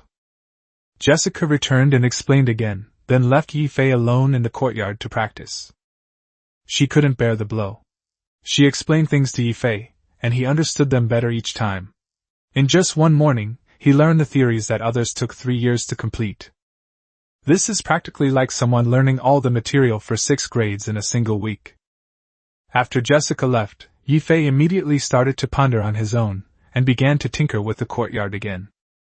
He quickly realized that his total spiritual power was equivalent to that of a level 4 warrior or a level 4 mage. He couldn't fully understand magical elements yet, and could only guess that they might be as complex and all-encompassing as the 5 elements in the Dragon Kingdom. There is a similar power to spiritual energy in the elements, but it is not exactly the same as spiritual energy. What Ye Fei lacks now is not strength, but specific techniques, so he can only learn the magic and fighting skills of this world first.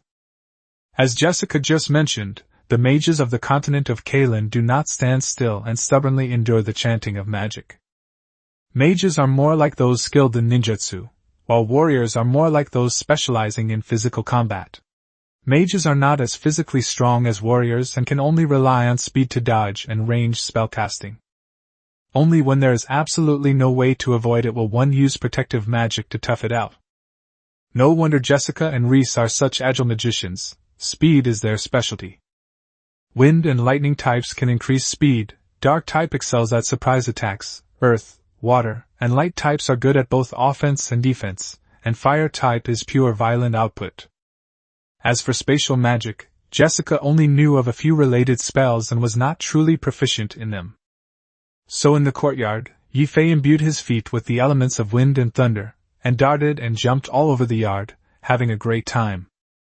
He would occasionally unleash lightning strikes, fireballs, and water arrows, effortlessly employing various types of magic.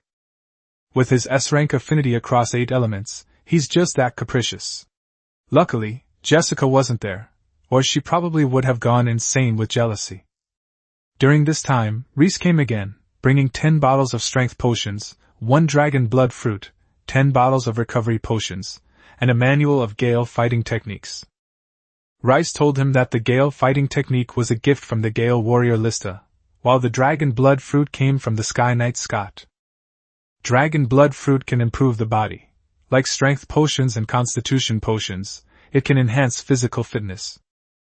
However, each person can only use each grade of potion a maximum of 10 times in their lifetime, and the specific improvement depends entirely on individual physique.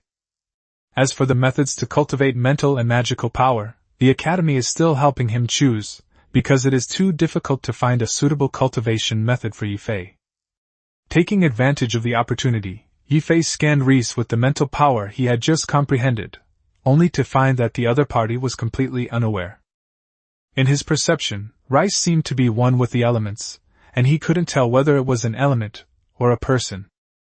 He couldn't understand the same level yet, so he lowered his head and began to use the Gale fighting technique. This combat technique doesn't have complicated moves. Its core content is all about how to absorb and circulate wind element, and then use a weapon to unleash the wind element. The only skill is recorded on the very last page. Ye Fei's eyes widened immediately upon seeing this. That was a powerful, charged slash that created 3 enormous tornadoes after it was unleashed. He was speechless for a moment.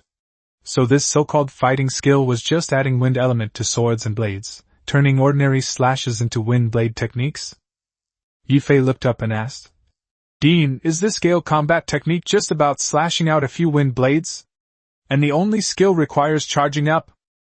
Reese replied seriously, "Isn't this strong enough? This is one of Lista's signature techniques." Ye Fei was filled with questions. Wasn't the hurricane technique stronger than this? Wasn't the wind tornado powerful? Seeing his disdain, Reese could only explain that Lista's wind blades didn't require incantations, and could be unleashed instantly from his weapon. Moreover, the opponent's sword is sharp. You may dodge the wind blades, but you may not be able to dodge the sword that follows closely behind. Ye Fei then realized that this thing was more like sword energy, only not as fierce. Its main function was to interfere with the enemy, force the mage to reveal a weakness, and then quickly get close and entangle the opponent. He then asked, "Then, Dean, can you light elemental magic saints block it by raising your shields?" Reese nodded. "He can block, but not for long, and it's easy for him to get close." Ye Fei immediately understood. This fighting technique was designed to create opportunities for close-quarters combat. But his thoughts immediately drifted to the martial arts of the Dragon Kingdom. What's a wind blade? If you can use spiritual power to unleash even more powerful sword energy, and combine it with the 6 Meridians Divine Sword, wouldn't that be even stronger? However, the 6 Meridians Divine Sword requires opening the 12 Meridians. If he were to practice a few more close combat martial arts styles, Bajiquan, Taijiquan, Bagwazang, and Wing Chun, and further enhance his eyesight, awareness, and spiritual power. Use magic at long range, the 6 Meridians Divine Sword at mid-range, and martial arts at close range. Wouldn't that make one invincible among those of the same level, and even able to kill enemies of higher levels? Ye Fei became more and more excited as he thought about it, even considering the 12 regular meridians, the 8 extraordinary meridians, and the great circulation. Just as he was lost in his fantasy, Reese suddenly spoke up. "Have you thought of any other combat techniques? Tell me, and I'll find them for you." Ye Fei snapped out of his daze and said excitedly, "No, Dean, I don't need these combat techniques. I have a special physique, and I've already figured out a cultivation path that suits me. Lacey asked in confusion. What kind of cultivation path? Ye Fei waved his hand.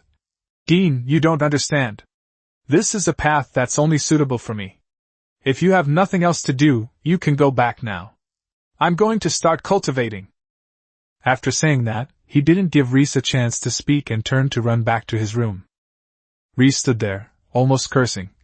Do you think I don't know anything about cultivation? How do you think one becomes a saint? But then he thought of Ye Fei's 8-element S-level affinity, and his 100-fold fighting spirit, and he could only shake his head helplessly. Just as I was about to leave, I saw Ye Fei open the door and hang a sign on the door. The sign read, Cultivating in progress, please do not disturb. Upon returning to Earth, Ye Fei's first action was to take out his phone and search for all the martial arts information he could find. The benefits of opening up the Ren and Du meridians quickly became apparent. He had a photographic memory, clear vision, and the ability to apply knowledge to new situations. Even so, he watched for a whole day, then drank a bottle of stamina potion, and his muscles began to slowly become stronger. Immediately afterwards, he drank a strength potion, the effects of which transformed into a warm current, continuously strengthening his limbs and bones. Ye Fei clenched his fist, feeling his strength surge. Even without using spiritual power, his physical body alone should have the strength of over 1,000 caddies. He stared at the empty medicine bottle with burning eyes. This thing was indeed a treasure. However, as he drank bottle after bottle of medicine, the effect became weaker and weaker. By the time he finished the last bottle, the total increase in strength was less than 2,000 Jin. But his physical condition has completely changed. His muscles are firm and powerful, and his 8-pack abs are explosive.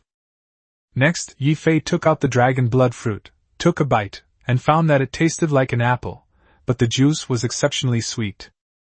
But just a few minutes later, his body began to bleed, which startled him. The old dean didn't tell him that eating this stuff would have this kind of reaction. Old blood keeps flowing out, but new blood is being generated in the body at the same time, and vigorous energy is boiling throughout the body. After the effects of the drug wore off, Ye Fei was covered in blood, but he was also full of amazing explosive power. However, the side effects of the dragon blood fruit are also obvious. The blood and qi in the body are restless, and distracting thoughts keep surging. Now is the time when he can cultivate rapidly, and he must not lose his primordial yang, as cultivating while still a virgin has an advantage. Ye Fei immediately sat down cross-legged, focused his mind, and circulated his energy through several small cycles before finally suppressing the restlessness within his body. The so-called dragon blood fruit is the fruit that grows after the blood of a giant dragon is nourished by the spiritual energy of heaven and earth. It is not the most valuable, but it is extremely rare. He glanced at the time. It was already past 7 p.m., and there were still a few messages on his phone. The binoculars and wine were ready. Ye Fei went to the kitchen to eat something first, and then asked the binoculars shop owner and Lao Li to deliver the goods separately. Once the goods arrived, he immediately stored them in his spatial ring, calculating that after selling them, he should be able to buy 6 6-tier magic cores. Once he gets the magic core, he might be able to break through to become a 5th-tier mage. After recovering his energy, Ye Fei teleported back to the continent of Kalan. It was already night here, but Jessica's room was still lit. Ye Fei went to say hello and prepared to go to the treasure pavilion to deliver the goods. When Jessica heard that he was going out, she said directly, "You can go out, but I have to come with you." Ye Fei smiled and agreed, casually calling her beautiful teacher, and gesturing for her to come along. But as soon as Jessica activated her magic, lightning elements began to gather. Ye Fei immediately let out a strange cry and turned to run away. Jessica was stunned. How could this guy suddenly be so fast? But she quickly caught up with Ye Fei and asked, "Stop! What level are you at now?" Ye Fei countered, "Can't your spiritual power sense my strength?" Jessica frowned and said that Ye Fei's body was somewhat special, and she couldn't detect it at all with her spiritual power. Ye Fei was immediately overjoyed. He was cultivating spiritual power, so it was normal that the magician couldn't sense it. Isn't this a natural fit for hiding one's trump card? Seeing that he wouldn't talk, Jessica reached out to examine his body. Ye Fei instinctively took a step back and put his hands in front of him to protect himself. Jessica was exasperated and about to get angry when Ye Fei quickly confessed. I'm at the 4th rank, almost at the 5th, but I'm lacking magic cores right now. Jessica was puzzled. The dean had clearly given her a magic core today. Ye Fei rolled his eyes. Who can absorb that little bit of magic core? Don't forget, I have 8 elements plus 100 times the battle chi. This kind of consumption is indeed terrifying, but Ye Fei's improvement speed is equally frightening. Jessica was shocked. Then, she took out an 8th order lightning type magic core and 5 7th order lightning type magic cores, saying that if he really needed them, she had more. Ye Fei looked at the magic cores and felt a surge of emotion. Jessica wasn't exactly wealthy, these were probably most of her fortune.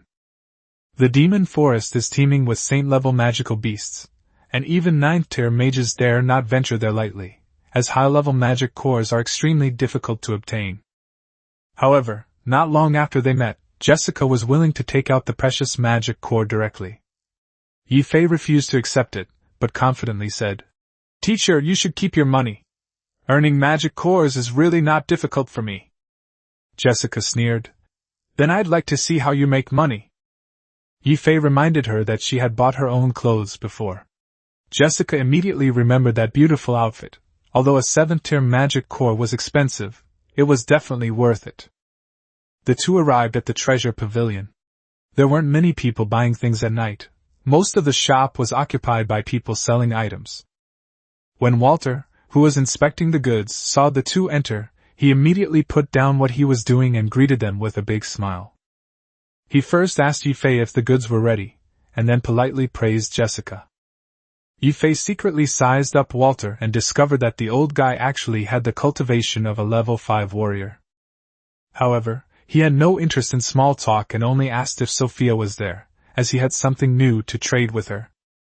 Walter immediately led the two up to the 5th floor and into Sophia's office. When Sophia met Ye Fei, she first asked if the goods were ready, and at the same time, she noticed that Ye Fei seemed a little different from last time. Ye Fei sensed a fighting spirit within her body and realized that Sophia was actually a level 7 warrior. No wonder her pressure last time almost made him lose his footing.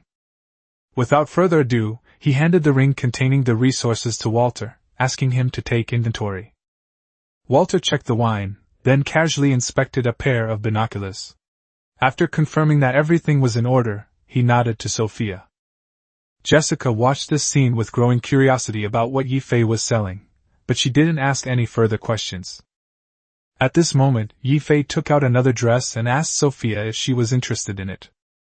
Jessica couldn't help but laugh when she saw the dress, and when she saw Sophia's burning gaze, she almost burst out laughing on the spot. Sophia clearly wanted it, and Ye Fei immediately offered. 1/8-tier magic core, and this dress is yours. Sophia instantly snapped out of it, glaring at him and saying, Are you crazy? Ye Fei said calmly. So Miss Sophia isn't interested? Then forget it. After saying that, he put away his suit and turned to leave. Sophia quickly stopped him, gritting her teeth as she said, At most 2 7th-tier magic cores. If you don't want them, then forget it. Ye Fei was overjoyed. He coughed lightly and took out more clothes, shoes and jewelry. Actually, I have more than a dozen items here, as well as these other beautiful things. I wonder if Miss Sophia would be interested? Seeing the table full of things that would tempt any woman, Sophia almost couldn't resist and grabbed them directly. Chapter 26. Looking for trouble? After some haggling, including the telescope and drinks, they gave Sophia a package of 57th-tier and 26th-tier magic cores. Moreover, Ye Fei had to assure her that he would not sell these clothes, jewelry, and shoes in large quantities in the Kingdom of Wind. After returning to Jessica's house, he greeted her and then rushed back to his room to cultivate. Seeing his diligent attitude towards cultivation, Jessica nodded with satisfaction, then turned and went back to her room. Theoretically speaking, the small heavenly circuit is about refining essence into chi, while the great heavenly circuit should be about refining chi into spirit. Starting from the dantian, The spiritual energy is circulated along the 3 yin meridians of the hand, from the chest to the hand, and then along the 3 yang meridians of the hand from the back of the hand to the head. Opening the 12 regular meridians can be considered a weakened version of the great circulation. The complete great circulation requires all 8 extraordinary meridians to be opened, so that the spiritual energy in the whole body can flow smoothly to every acupoint. Therefore, Ye Fei plans to start with the 12 regular meridians and then open up the 8 extraordinary meridians to form a complete system. For 5 consecutive days, he spent almost all his time absorbing magic cores to break through the 12 meridians, except when he was eating. With 10 sixth-order magic cores left, he finally broke through the 12 meridians. Is this the great circulation, where spiritual energy flows directly to the limbs, internal organs, and 6 bowels? As he circulated his spiritual energy, a 7-colored aura emanated from within. Ye Fei slowly opened his eyes, his gaze gleaming with a sharp light. Seeing that there were still quite a few magic cores left, he decided to break through to the 5th level of spiritual power in one fell swoop. Close your eyes, and then the microcosmic and macrocosmic orbits will begin to circulate simultaneously. The microcosmic and macrocosmic orbits simply mean that the meridians in the body become thicker and larger, allowing the energy to flow through the body faster and unleash greater power. A breakthrough, on the other hand, involves expanding and compressing the spiritual energy in the dantian. Several hours later, after absorbing the demon core, he naturally reached the 5th rank with more than half of his spiritual power, so he got up and walked outside. Upon arriving in the courtyard, he channeled his spiritual energy to the small intestine meridian of Hantaiyang, pointed his left little finger at the Shaozi sword at a large tree, and a 7-colored sword aura shot straight towards the tree. Then came a loud bang, and Ye Fei was dumbfounded. The tree trunk and roots were shattered, leaving a crater 5 or 6 meters deep in the ground. Was this the 6 meridians divine sword? How come it's different from what's described in the book? He was filled with questions. The book describes it as a laser gun, but it's turned into a laser cannon in my hands. Hearing the commotion, Jessica ran out again and saw Ye Fei staring blankly at a broken tree. Next to the broken tree was a pit several meters wide. Ye Fei, you can practice magic as you please, but could you please not damage my courtyard? Jessica thought he had used magic to cause the damage. Magic? Ye Fei suddenly realized, wasn't he supposed to be a magician? How did he end up becoming a warrior while practicing? But this warrior is amazing. His 6-meridian divine sword technique is like a free, high-powered magic spell, fast and strong. Then where should I practice, teacher? Ye Fei asked, somewhat helplessly. Go to the Heavenly Ladder Tower! You idiot! Jessica snapped. Oh right. He suddenly remembered that he came to the academy to study, and ever since he learned how to cultivate, he hadn't left the courtyard except for that one time when he sold goods. I'm going to practice now, goodbye Ms. Jessica. With that, she hurriedly ran out. Jessica shook her head helplessly, turned around and went back to her room to continue meditating. Aside from lecturing students, Jessica spends most of her time meditating. Her ability to become a 9th-level archmage at over 100 years old is not only due to her talent but also directly related to her hard work. As Ye Fei walked along the road, many people who had returned to the academy late due to seclusion or training, and who had never seen him before, all looked at this strange person. Hey kid, which class are you in? Jack found the guy with black hair and eyes, dressed in a strange outfit, very unpleasant. I was already in a bad mood after being mocked when I confessed my feelings to Sherry, and then I ran into this weird guy who was staring at me, which made me even more annoyed. Hearing the voice, Ye Fei turned around and saw a red-haired man looking at him. He looked around, then pointed to himself and asked, Are you talking to me? That's right, which class are you in? You look weird, are you some kind of monster who infiltrated the school? Ye Fei was taken aback. Was this someone looking for trouble? After realizing what was happening, he immediately launched into a verbal attack. You idiot, have you ever seen such a handsome monster? Did I gouge out your dog eyes?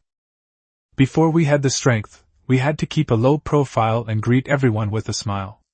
Now that we're powerful and have the dean as our backer, how dare a little Karami mess with us? We'll beat you to a pulp, you idiot.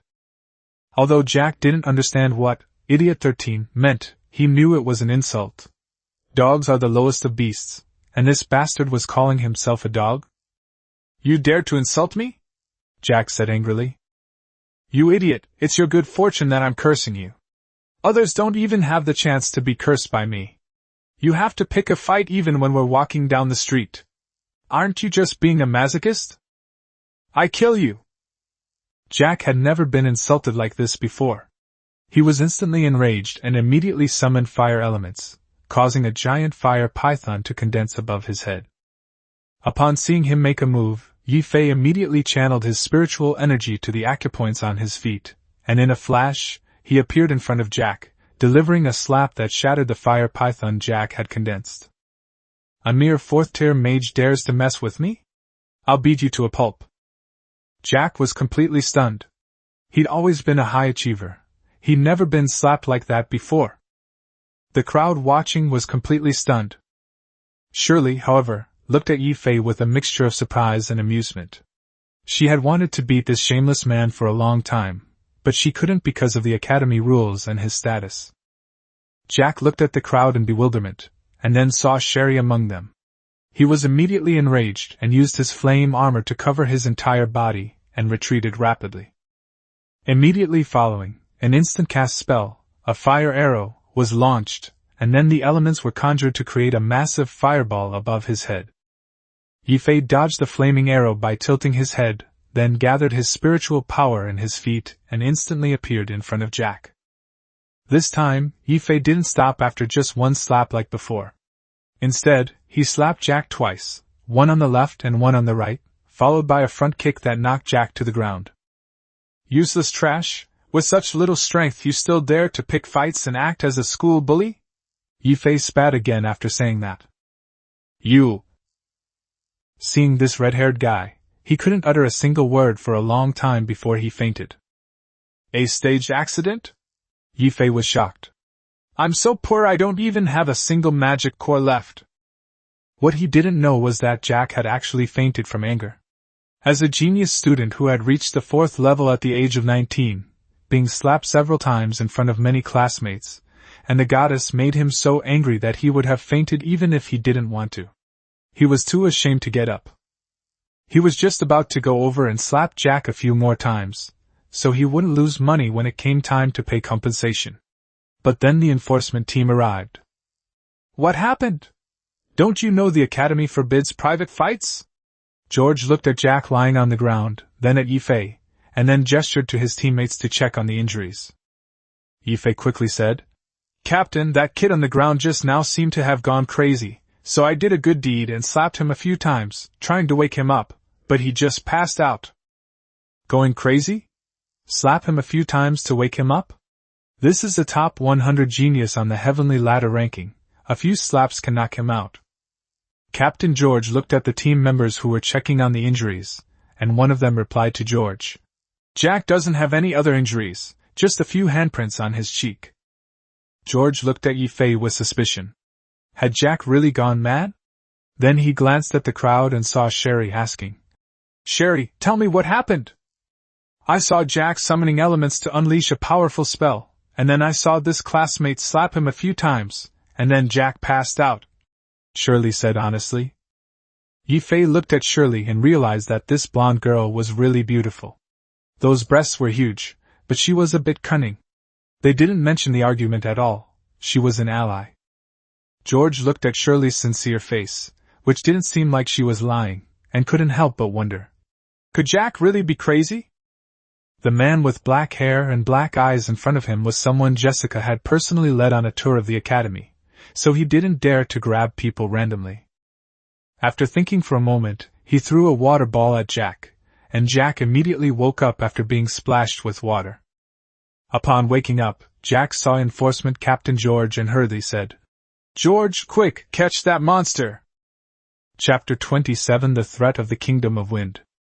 George glanced at Jack, then at Ye Fei, thinking to himself, if I hadn't seen Teacher Jessica showing him around the academy, I might have actually believed your nonsense. Jack, she's Jessica's student, you can't just swear at her like that. Also, you've violated the rules by triggering elemental attacks. You need to come with us, George said sternly. Jessica's personally tutored student? Jack was startled, feeling like he'd kicked a hornet's nest. The surrounding people were immediately abuzz when they heard that Jessica was personally training a student, and they looked at Ye Fei with even greater curiosity. But why did this student's fighting style resemble that of a warrior? George, I may have misunderstood. Please forgive me this time. I really thought it was an outsider who had infiltrated the academy, and I acted rashly in a moment of panic, Jack explained. George was thinking of making a big deal out of a small one, and a small deal out of nothing, since both sides had powerful backers and there was no need to offend them. At that moment, a voice came. Take him to the law enforcement agency and punish him as appropriate. Following the sound, they saw the old man Rayleigh slowly walking over. George quickly replied, Yes, Mr. Ridley. Then he said to his companion, Let's go. Take him back. Jack was truly furious. He was slapped in public and then punished? But how come this black-haired, black-eyed guy has such a powerful background? In the end, he could only lower his head and follow George. Ye Fei, you've finally shown up. Today you should learn from me, Layli said. Ye Fei should have learned from him long ago, but this kid went into seclusion for several days. Teacher Rayleigh! I was just getting ready to go to the Heavenly Ladder Tower to practice. He was very reluctant to study, as he had just opened up the 12 meridians and needed to practice. When can't we go to the Heavenly Ladder Tower? Come with me now. Rayleigh glared at him, then turned and led the way. The onlookers erupted in another uproar after Rayleigh left. The head of the Enforcement Academy was actually giving instructions? Just who was this Ye Fei anyway? Shirley was the same. Her curiosity grew stronger, and she silently murmured, Ye Fei? I'll remember you. Rayleigh's yard. Simply recount what you learned from Jessica, and I'll see what you've learned. Ye Fei had no choice but to give a brief explanation of magic usage and elemental manipulation. You understand everything? Rayleigh stared at him in disbelief. Seeing Ye Fei nod, Rayleigh felt as if he had been offended by something.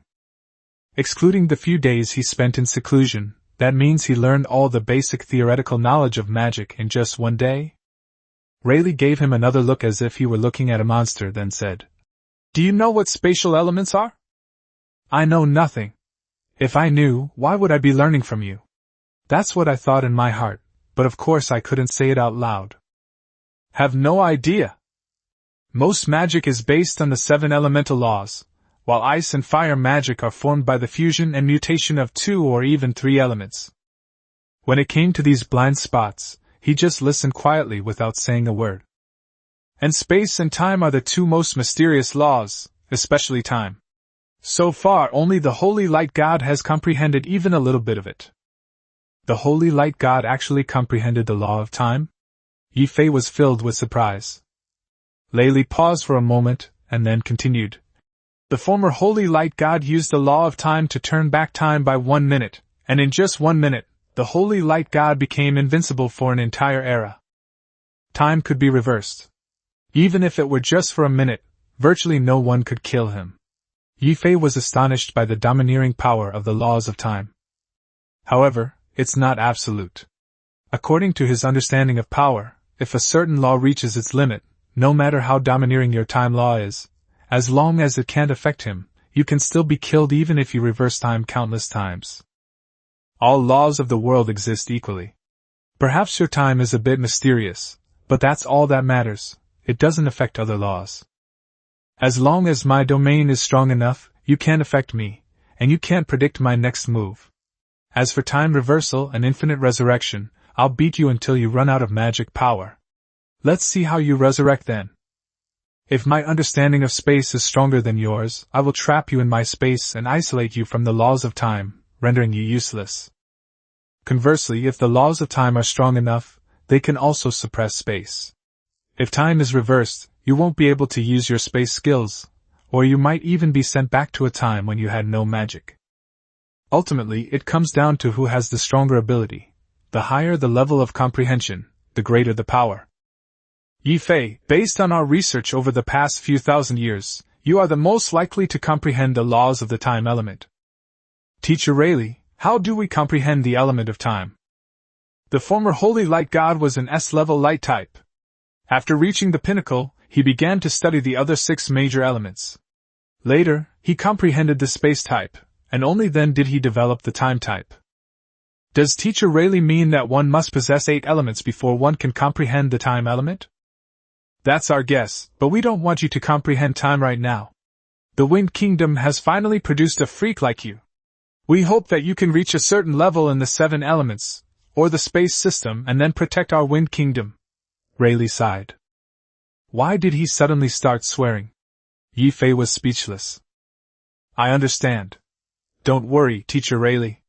I will not only protect the Kingdom of Wind, but I will also help you conquer a vast territory in the future.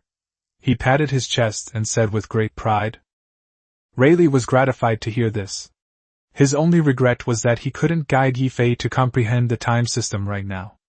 After all, if something went wrong, Ye Fei could get stuck in a vicious cycle, which would be a huge sin if it delayed his cultivation path. Alright, I'll now teach you the combat methods and techniques of the dark element. After Rayleigh finished speaking, he began to explain the essentials of the dark element one by one. As Ye Fei listened, he sensed something was amiss. This dark magic was some kind of old-fashioned protection. What was this? Shadow hand, using light and shadow to reach someone's side and suddenly strike. The Sword of Night uses shadows to form a giant sword for sneak attacks from behind. The shadow cloak makes one invisible in the night, striking unexpectedly. The dark trap creates a series of traps at night to lure people in. The darker the night, the stronger the magic becomes. With sufficient magic power, using forbidden spells like Eternal Night, or the Dark Descent of the Sanctuary are ultimate techniques to enhance night magic. In just a couple of hours, he had already grasped the application of the dark attribute, but what he was most concerned about was the application of space. He had been busy practicing Chinese cultivation techniques, and knew nothing about the strongest spatial element here. Professor Rayleigh! My spatial abilities are so strong, why doesn't anyone teach me? Or who in the academy has the strongest spatial ability? Should I go find him? We've already discussed this. You must reach the 9th rank before we'll take you to the Mansidian Empire to study the space system. Why go to the Mansidian Empire? Can't our academy teachers teach us? Ye Fei asked, puzzled. The highest level in our academy's space department is only D level. He can only make space rings. If you let him teach you, he'll ruin you, Rayleigh said awkwardly. You have an S-rank spatial talent, the first in 10,000 years, but your strength is not enough. It would be too dangerous to expose it prematurely. Only when you reach the 9th rank and you are proficient in using the 7 elements can even a saint-level being do nothing to you for a while. The temple has a rule that saint-level experts are not allowed to kill S-level geniuses. However, various countries carry out assassinations. For example, if a saint-level expert kills you while you are training, who would know? After listening, Ye Fei realized that it was so complicated that he could only reveal his spatial system after reaching the 9th level. Because he possesses 7 S-rank elements and is essentially invincible at the 9th rank, even a saint-rank assassin cannot kill him. I understand, Mr. Raleigh. Next, I'll explain my understanding of the other 6 elements to you, just in case Jessica misses anything. Ye Fei spent the entire afternoon listening to Rayleigh's explanations, catching up on anything Jessica had missed. Once he had a good grasp of it, Rayleigh began explaining compound magic and various branch magics. For example, ice magic is a fusion of wind and water magic, fire magic is a fusion of fire and earth magic, and so on. Necromancer and curse magic are branches of black magic.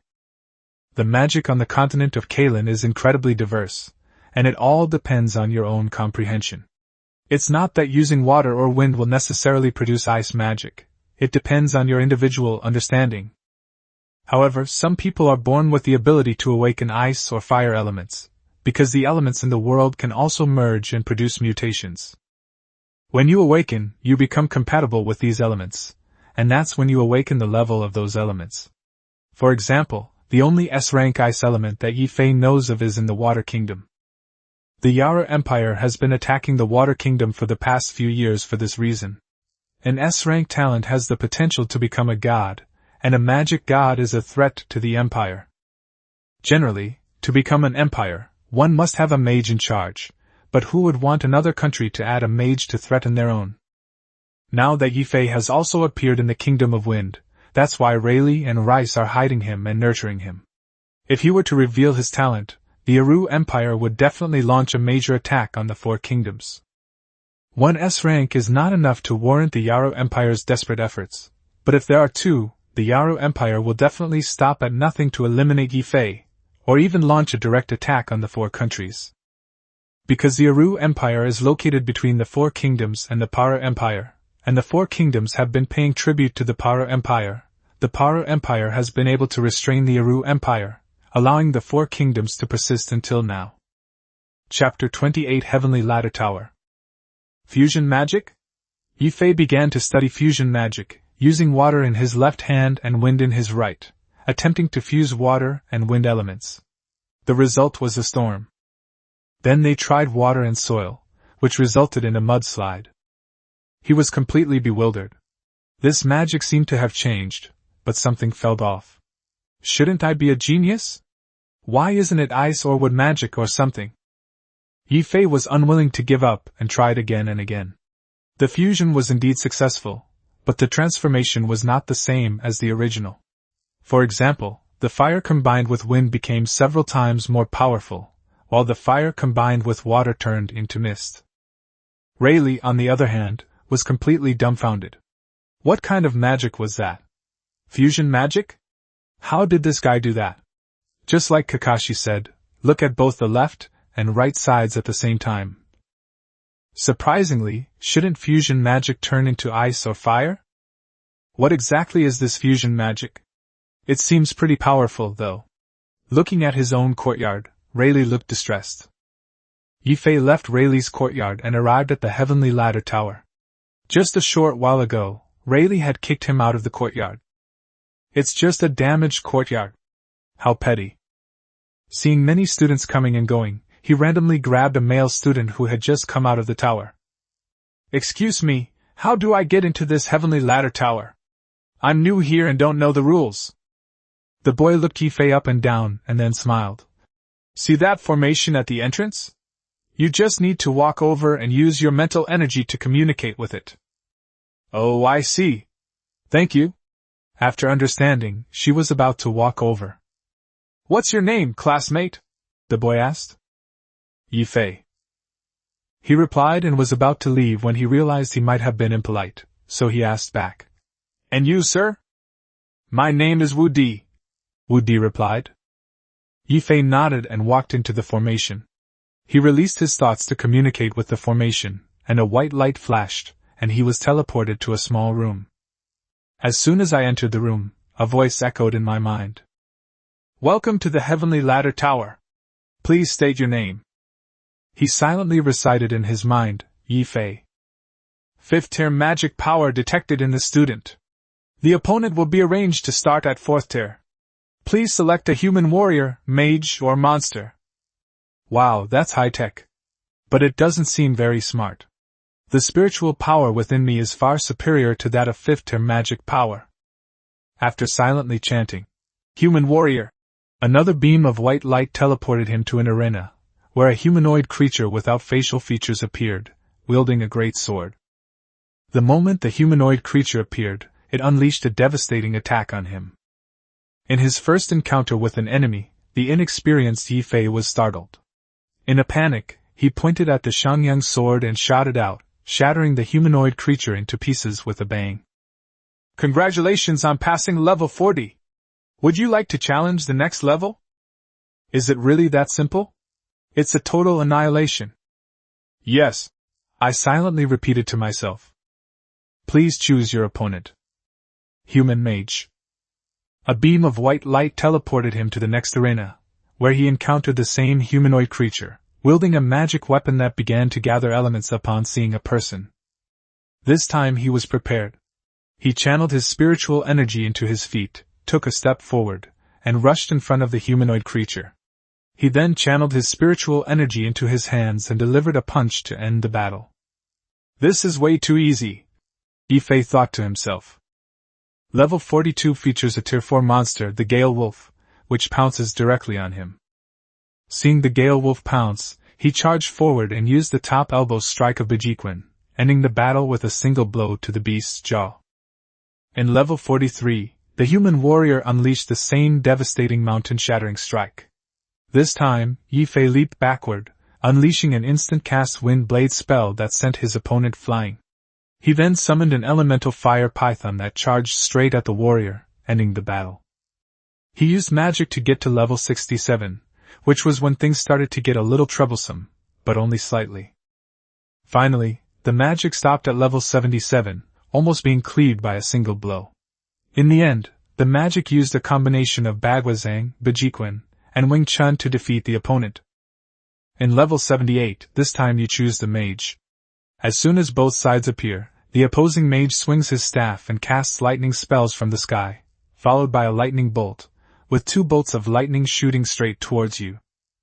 Ye Fei did a side somersault to the side, stood up and was about to rush over when an electric python swooped down and blocked his way, forcing him to tactically jump backward. Before he could even regain his footing, another electric net enveloped him. With no other choice, he jumped up and unleashed a powerful sword strike at the mage. The mage had no chance to react and was instantly killed. This magician is impossible for Ye Fei to get close to now. He can only rely on the 6 Meridian's divine sword. There's nothing I can do.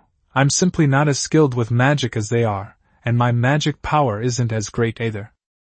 He thought to himself, it seems I still need to get a weapon. I'm only at the 5th rank, and I mainly practice Chinese martial arts.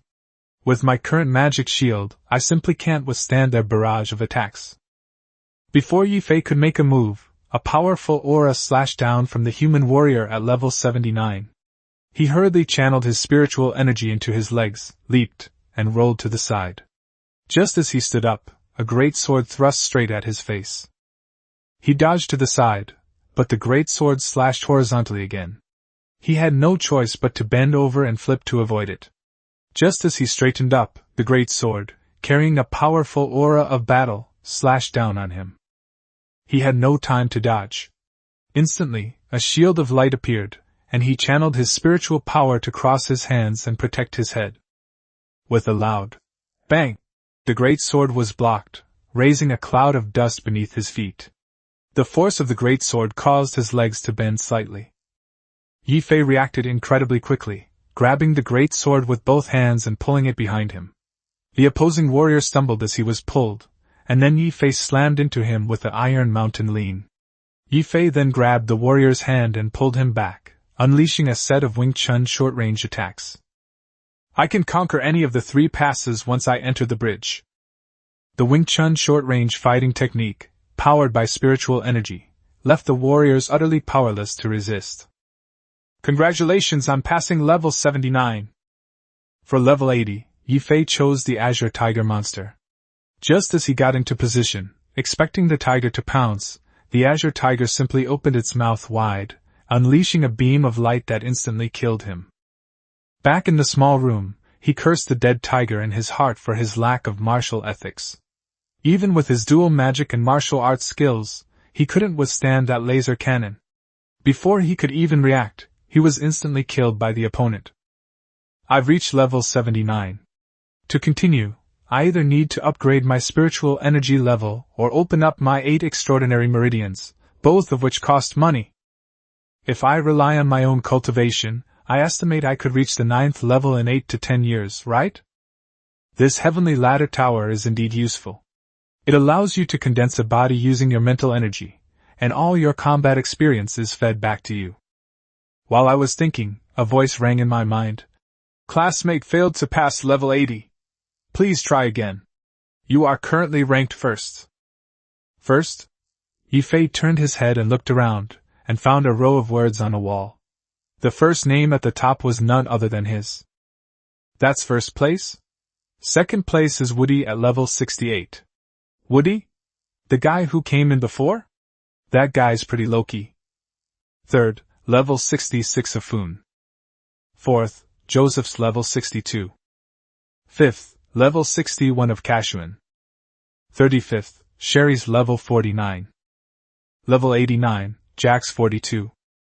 Seeing that none of the people on the leaderboard had reached level 70, I thought to myself, the people from the academy aren't very good. I'm not targeting anyone in particular, but everyone on the leaderboard except me is trash. Then he took on the challenge again, this time choosing the ones he had already tried. He started from level 60 and used all the tactics he hadn't used before. After practicing in the tower several times, I exited the heavenly ladder tower. He had no choice but to leave. His stomach was growling with hunger. He thought to himself, next time, no matter what, I have to prepare a ton of food in my spatial ring. Outside the heavenly ladder tower, crowds thronged 3 or 4 deep, all discussing Ye Fei, who was ranked number 1. Everyone was curious whether he had cheated, as he had reached the 79th floor before even graduating. Passerby: I swear on my life, this guy definitely cheated.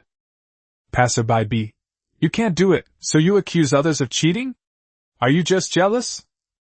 I also think it was cheating. He could also be a once-in-a-millennium magical genius. Wu Di was also waiting outside the door. After returning to his room to continue meditating, he suddenly heard a person named Ye Fei pass him. He remembered the black-haired, black-eyed guy, stood up, and rushed to the heavenly ladder tower as fast as he could. When everyone saw that it was Wu Di, they all made way for him. When he reached the tower, he saw a girl already standing in front of it.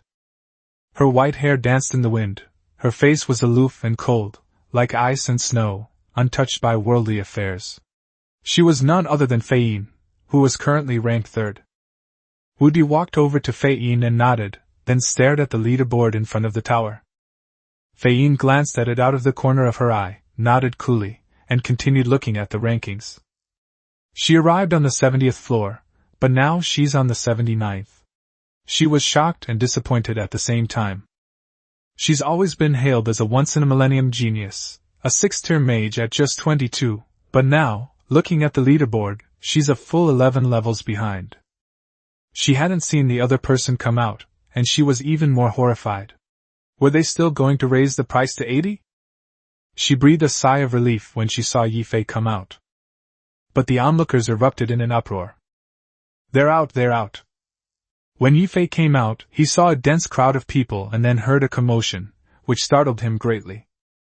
When he saw that Wu Di was standing at the front, he thought that the kid was uncivilized and had sent someone to retaliate after he was overtaken. He then struck a Wing Chun starting stance and shouted, "Don't mess around! The dean and I are very close. Jessica is my little follower. If you hurt me, even Woody can't protect you." Wu Di was completely bewildered. "What do you mean? Don't do anything reckless. What they do is none of my business." "What nonsense are you spouting?" An angry voice came from the sky.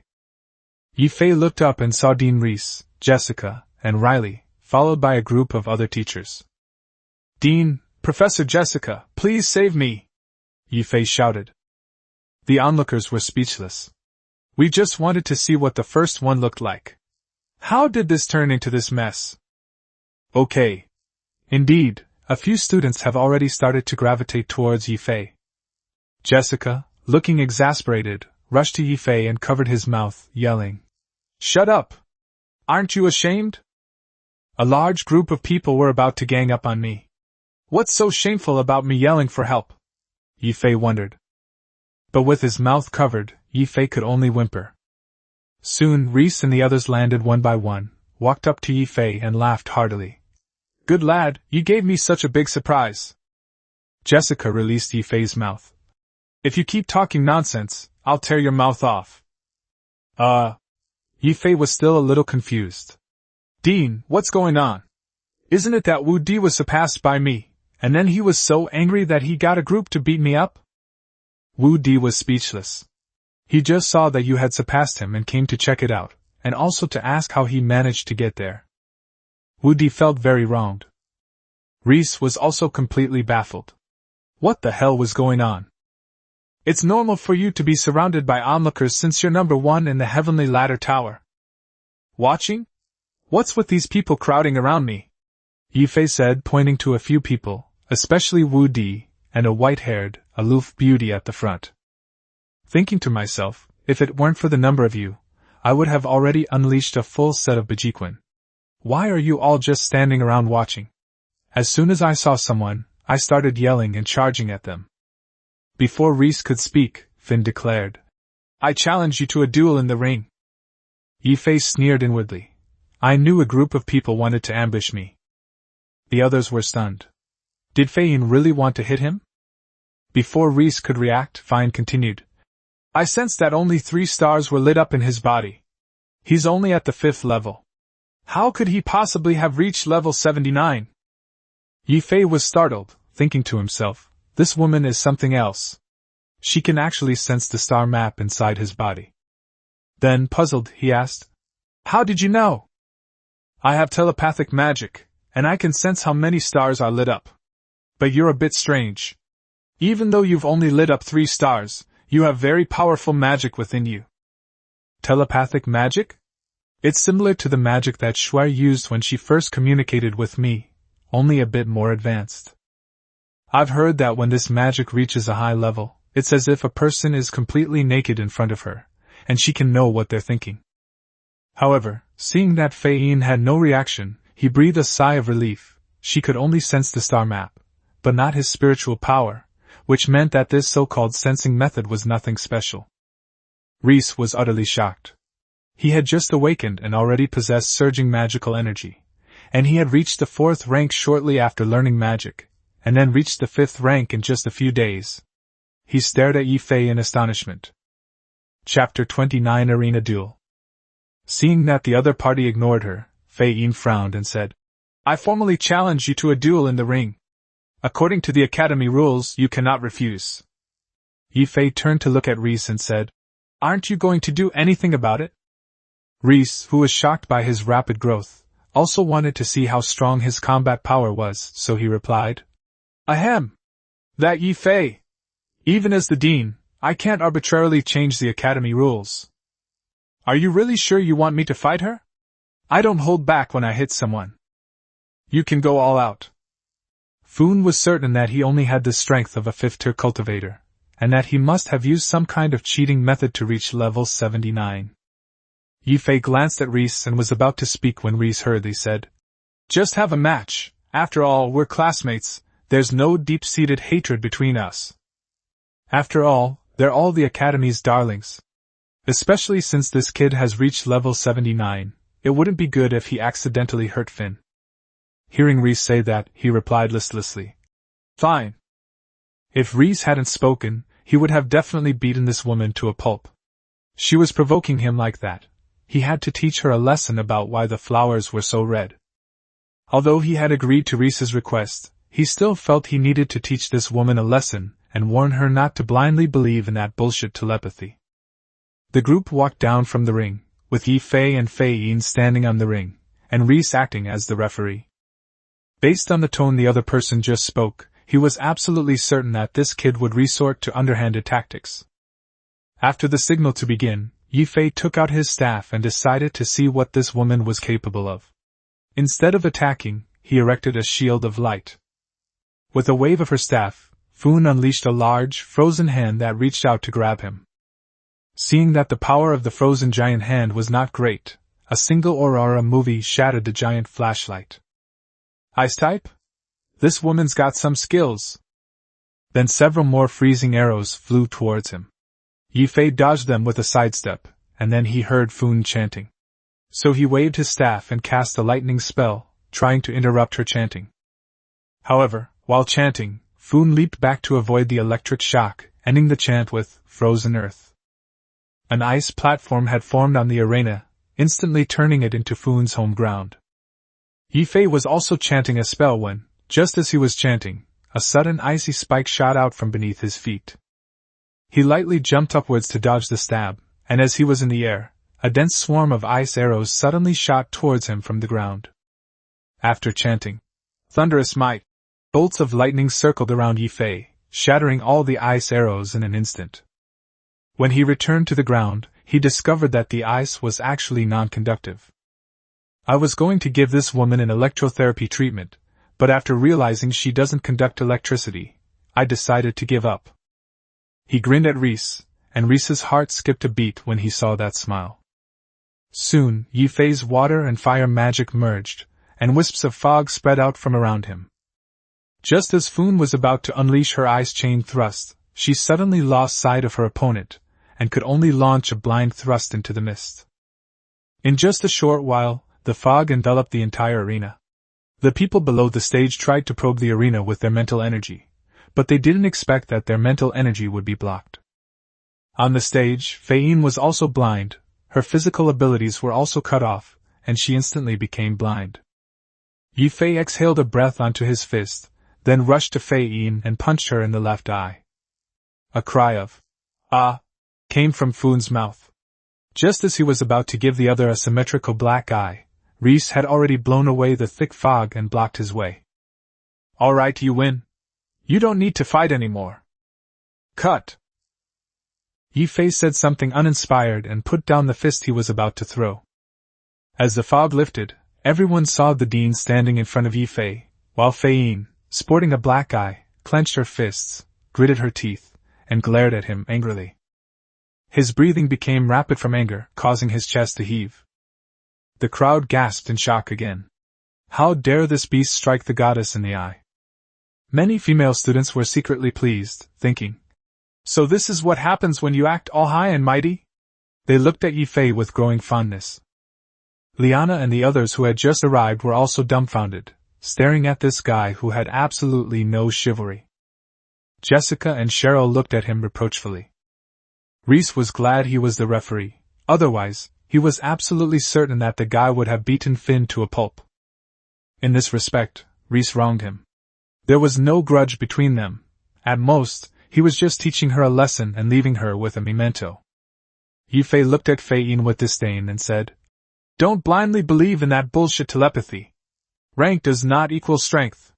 You can't even hold up a 6th rank shield? Ha, a proud daughter of heaven?"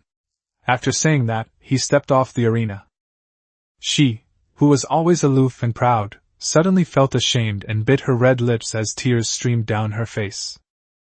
She could indeed sense that Ye Fei was at the 5th level, or even below the peak, while she was at the 6th level. So she thought that he must have cheated to reach level 79, and therefore thought that she didn't need a shield at all. But he punched her in the eye instead. The final phrase, "a prodigy," completely broke her. She had only reached level 62. Why couldn't others be more talented than her? Before he could even speak to Schwer and the other girls, Schwer scolded him. "Brother Ye Fei, how could you slap a girl's face like that? Especially since Senior Fei is so pretty." Is she as pretty as you, Schwer? If it were you, I definitely wouldn't be able to bring myself to do it. I'm nowhere near as pretty as Senior Fei. Schwer blushed, saying no, but she was secretly delighted. "You really went for it." Jessica rolled her eyes. "But your combination magic was really beautiful. SOSO, 3rd in the world." "What combination magic?" Eliza asked expectantly. She had been wondering why the thick fog could block mental energy. Schwer, Liana, and the others also looked at Ye Fei with curiosity. The dense fog he just used was actually created by the repulsion of water and fire magic. He also used the dark domain, a 6th-order dark magic, at the same time. As long as his mental strength is stronger than yours, you can forget about using your mental strength to detect him. Everyone suddenly realized what was happening, but Schwer exclaimed in horror. "Brother Ye Fei, you're at level 6? No! I'm still at level 5. 5th rank?" Although it wasn't 6th rank, Schwer was still extremely shocked. "When I first met Ye Fei, he was someone who couldn't even compare to an ordinary person. He's only been awakened for a few days, yet he's already surpassed me and reached the 5th rank." The other two women didn't know his background, only that he was a 5th-tier cultivator casting 6th-tier magic. How did he do that? Jessica noticed the two women's doubts and said with a smile, "If you want to know why he can cast level 6 magic, you'll have to ask him." Ye Fei said smugly, "Isn't this simple? As long as I have that much magic power, it'll be fine, right?" Logically speaking, a 5th-tier being cannot cast magic of a higher level than themselves, firstly because they lack control, and secondly because the quality of their magic power is insufficient. However, Ye Fei's spiritual power had long surpassed the level of magic power, and casting spells of higher levels was as easy as playing a game for him. He didn't even need to chant most 5th level spells. The women rolled their eyes. Only a freak like you could have the magic power reserves of a 6th level, or even higher when you were at the 5th level. They had personally witnessed the amount of magic core this monster absorbed that day. Oh right, Ye Fei, I also need 20 sets of clothes, 10 for men and 10 for women, Eliza suddenly said. Ye Fei was taken aback for a moment, then said, I don't have it yet, it will take a few days to do it. Okay, once you finish, come find me at Lei Yuan or the Duke's mansion, either way is fine. Ye Fei, cultivation is the most important thing. Don't let external things affect your cultivation, Jessica said worriedly. Yes, Ye Fei, you can do it in your spare time. I'm not in a hurry, Eliza added. Don't worry, I know what I'm doing. He said this, but he was already complaining in his heart. If you could give me a whole bunch of magic cores, would I have to be a second-hand dealer? Looks like I need to go back to the modern world to make money and gather another batch of resources. Reaching the 6th rank requires opening the 8 extraordinary meridians, which necessitates at least several hundred 7th rank magic cores. The more he thought about it, the more his head ached. Let alone themselves, even if the dean were to give out that much, they'd be heartbroken. After all, the demon forest is terrifying. The high-level monsters are all deep inside, and there are far too many saint-level magical beasts there. As they were chatting, the dean suddenly walked over and said, Ye Fei, come with me to the Do Chi Academy. The Sky Knight needs to see you. Why does the Sky Knight want to see me? Ye Fei asked, puzzled. You'll find out when you get there. With that, she grabbed him by the back of his collar like a chick and lifted him into the air. Chapter 30 Sky Knight. Reese led Ye Fei directly to the entrance of Scott's compound, called out, Scott! And then walked straight in. Following Reese to the training ground, they saw an elderly man with strong muscles and white hair standing there, holding a spear more than 2 meters long. Scott suddenly said calmly, Come here. Ye Fei glanced at Reese and, seeing his expressionless face, could only obediently walk over. He had barely reached Scott when he saw a spear flying toward him. He hurriedly reached out and caught it, and then Scott thrust the spear at him. Ye Fei had only learned the marksmanship from watching videos. He channeled his spiritual energy and unleashed a series of parries, grappling, and thrusts. Unexpectedly, the shot actually pierced Scott's chest. Scott was so impressed by his basic marksmanship that he was stunned for a moment, and before he could react, he was stabbed by Ye Fei's spear tip. Ye Fei was also stunned. Were the Sky Knights really that weak? Again, Scott said, sounding a little excited. Since the other party had asked him to come again, he didn't hold back. Since he couldn't pierce the other party anyway, he chose to take the initiative. He immediately used the 100 birds paying homage to the phoenix spear technique from the video, but Scott neutralized every move. Scott only defended and did not attack, but he became more and more excited as he watched Ye Fei's marksmanship. He didn't know that marksmanship could be used in this way. Seeing that he couldn't break through after a long time, he changed his spear techniques again, rhinoceros gazing at the moon, white snake spitting its tongue, searching for the snake in the grass, and splitting Manhwa with force. Scott became more and more alarmed as the fight went on. If it weren't for the difference in their skill levels, he would have been defeated long ago. So this is how you can use gunplay to create combos?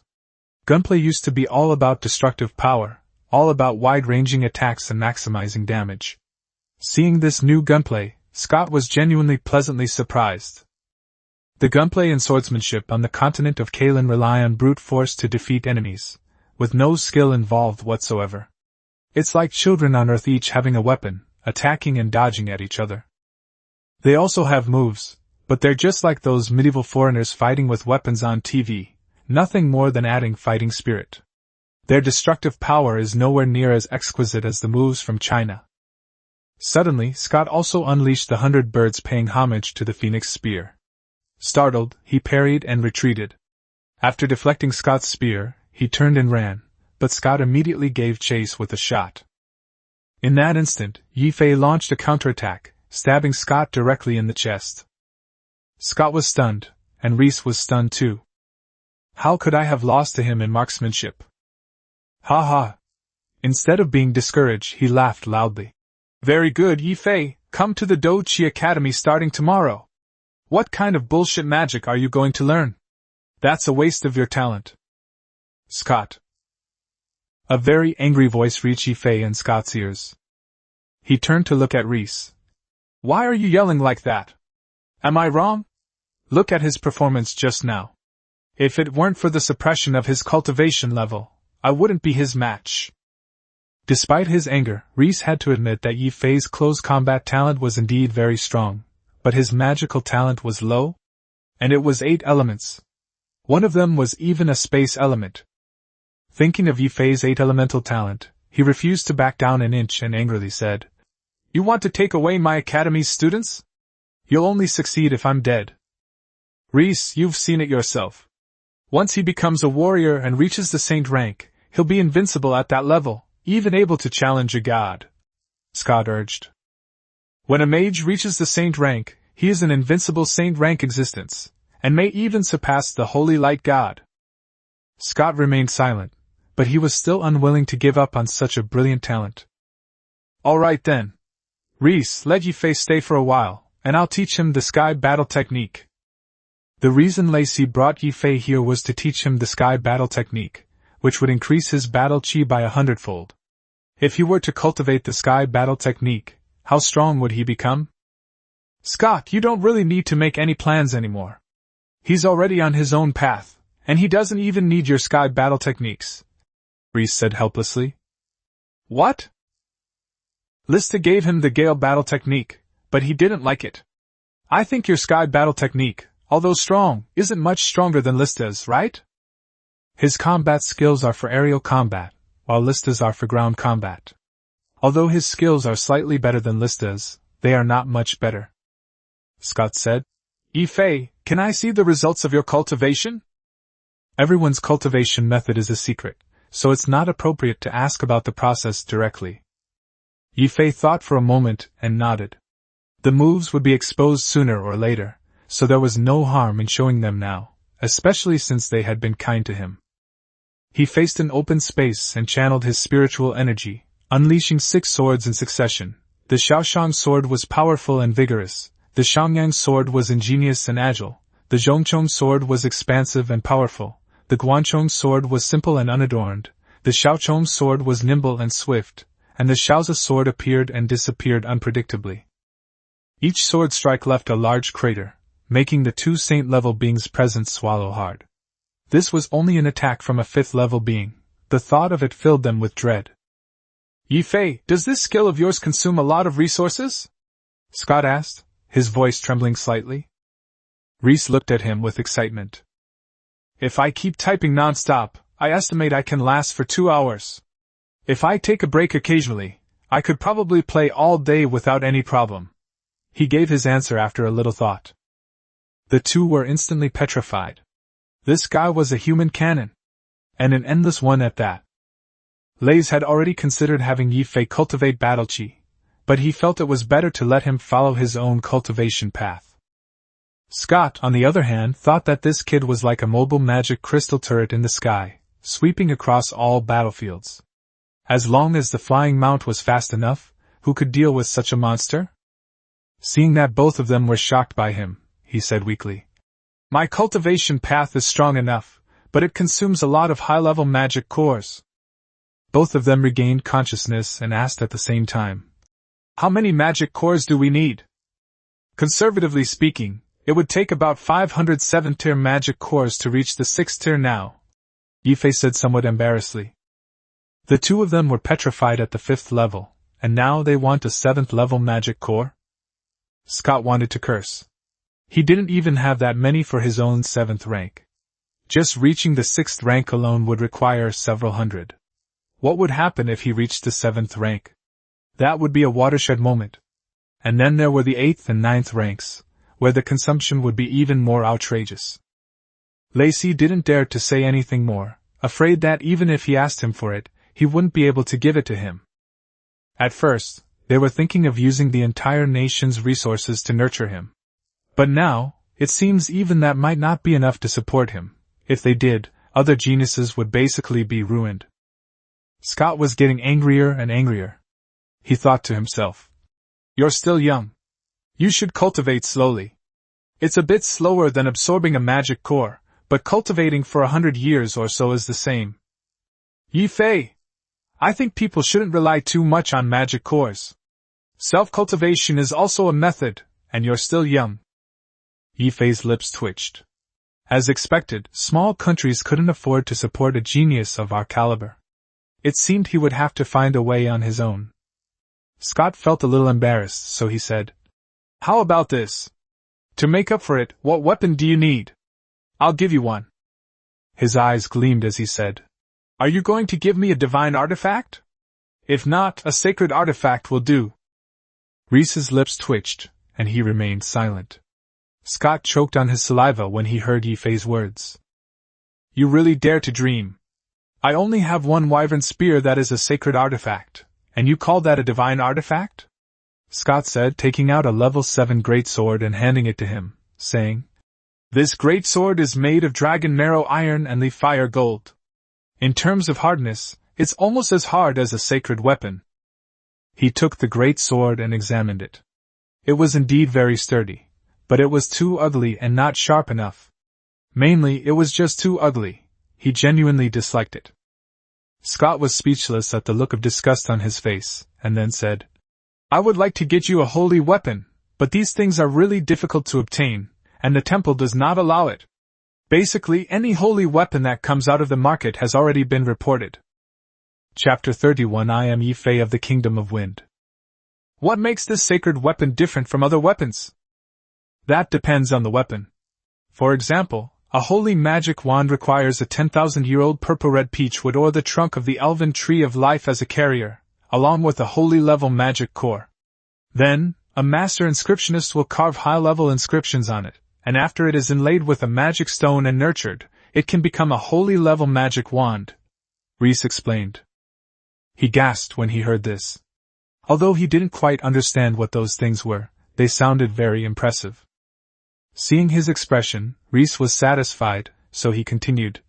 "As for the holy weapon, it will require dragon marrow iron, blazing fire true gold, eternal gold, and diamond iron, along with the master craftsman of the dwarf race to forge it."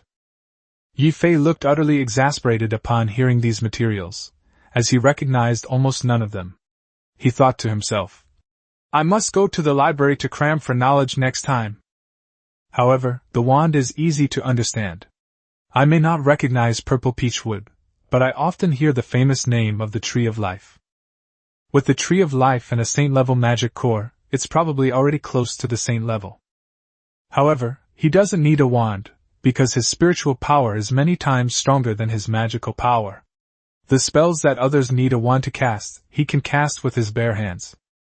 So he asked, "Professor Reese, is there any particular reason why this holy weapon requires this kind of iron?" "These materials combined make the weapon hard enough, and the connection between them and the fighting spirit will be more seamless." "And how sharp is it?" Ye Fei asked, puzzled. "The combined hardness of these materials is too great, and few masters can make them sharp.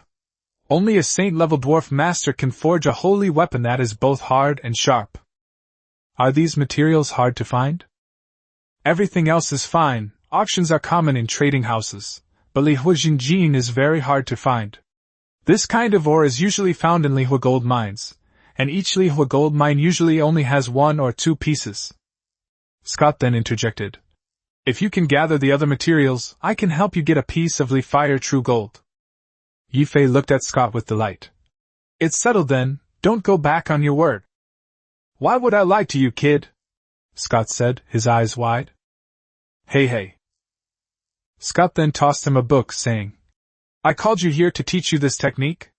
Judging from your appearance, you probably don't need it, but you might find it useful to study it." Ye Fei hurriedly took the book, picked it up and looked at the heavenly thunder body forging method, then began to read it. The content of the book is easy to understand. On a rainy day, You use some materials to attract lightning to strike your body and cultivate your fighting spirit, making it circulate and absorb faster. He finished flipping through it in no time and threw it back, completely uninterested. The technique that supposedly gets you struck by lightning is less advanced than my own spiritual energy tempering method. Why would I bother practicing that stuff? I felt like I'd come all this way for nothing, not gaining anything at all. I sighed helplessly. Scott felt a little embarrassed when he saw his expression, so he tossed him a bag of magic cores. All right, stop sighing. Here, take these magic cores so you don't make a wasted trip. We'll discuss it again in a while and get you 507th-tier magic cores and 38th-tier magic cores. I checked the magic cores Scott threw over, and wow, 2 were rank 8 and 40 were rank 7. Upon hearing Scott's words, his eyes lit up again. Thank you, Sir Knight, but why wait a while? Why not give it to me now? He even rubbed his hands together as he spoke. Reese said, Since the human genius battle organized by the temple is about to begin, we still need to allocate magic cores and magic crystals. We hope that you can represent the Wind Kingdom in the battle. The rewards are very generous. By the way, how old are you this year? Ye Fei's eyes lit up at the mention of rewards, and he hurriedly asked, I'm 26, a few months shy of 27, what kind of rewards are there? Reese breathed a sigh of relief after hearing this. Judging from his mental state, he only knew that Ye Fei was very young, but he was not sure about his exact age since only people under 30 years old could participate in the genius battle.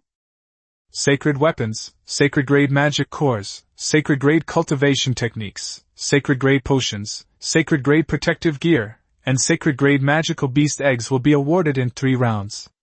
The winner will receive at least 4 items, and our country will also receive a significant amount of mineral resources.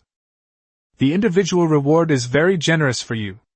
If you can lead the kingdom to first place as a team, our Wind Kingdom's resources will catch up with the Empire's. After saying that, Rice sighed regretfully. Ye Fei didn't notice Reese's sigh. All he could think about was the reward. With his strength, he had already surpassed many of the geniuses from small countries. Take Wu Di from his own academy, for example, he could completely crush him. There are still more than half a year left.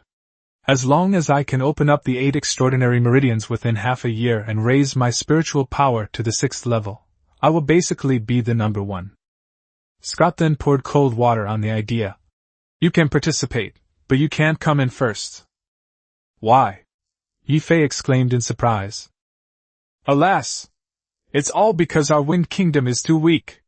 If you had won first place, the Aru Empire would have immediately sent troops to our 4-nation alliance. Reese sighed. Scott also looked helpless. The Land of Wind had produced a peerless genius, and if he had been given another 6 months, the probability of him taking first place would have been very high. However, he had to keep a low profile because his country was weak. Ye Fei also looked distressed. Is there really no other way? We finally have a chance to get resources. Are we just going to give it up like this? The 2 saint-level experts lowered their heads in silence, feeling helpless as well. The Yara Empire was too powerful. If they weren't afraid of suffering heavy losses, the 4 kingdoms would probably have been destroyed by now. It is our kingdom that has dragged you down, Reese said guiltily. Scott nodded in agreement. If you were sent to a powerful empire or into a temple, you'd probably be famous by now. Seeing how upset the 2 elderly people were, Ye Fei quickly waved his hand to interrupt them. Now that I've joined the Kingdom of Wind, I am a member of the Kingdom of Wind. There's an old saying in my hometown, a drop of water in need is a spring of water in return. And another thing! Who says I can't become famous in the Kingdom of Wind? Ye Fei grinned after saying that. I will use my strength to show the world that my name is Ye Fei, and I come from the Kingdom of Wind. These few simple words might seem a bit childish to ordinary humans, but they left a lasting impression on Reese and Scott.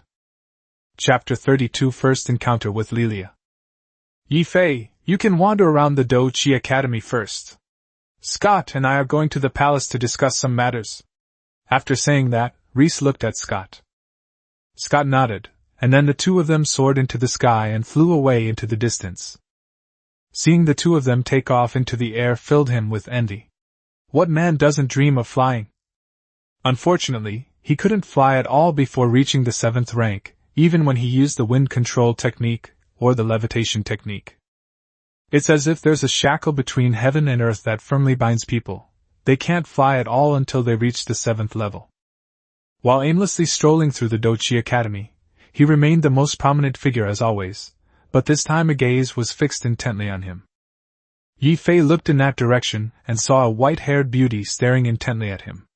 After realizing he didn't recognize her, he raised an eyebrow at her and said, "Beautiful lady, although I'm very handsome, you can't just stare at me like that." The white-haired beauty chuckled. "How can you be so shameless? Are you named Ye Fei?" Ye Fei was taken aback for a moment upon hearing this, and asked in confusion, "What is this beautiful lady's name?" "My name is Lilia." "Leity's sister?" Lilia nodded, covered her mouth and laughed. "My brother is absolutely right. With your black hair and black eyes, I can recognize you at a glance no matter where you go. Although I am exceptionally talented, if Miss Lilia stands next to me, I doubt anyone will even notice me." "Why?" Lilia asked, puzzled. "With a beautiful woman like you by my side, who would even look at a burly man like me?" "A burly man picking his toes?"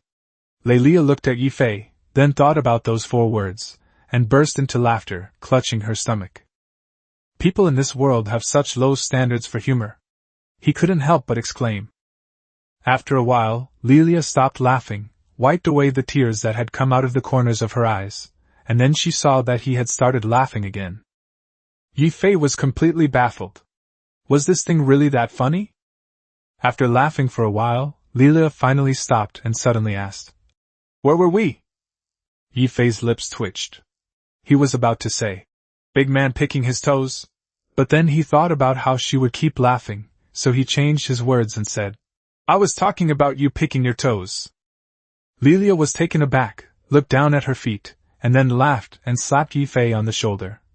"I didn't pick my feet." Ye Fei shrank back and laughed. "Don't pat me with your toes-picking hands, I find it disgusting. I've never picked my toes." As she said this, she reached out her hands to grab Ye Fei. Seeing Lilia's stance, he turned and ran, yelling, "Don't come any closer!"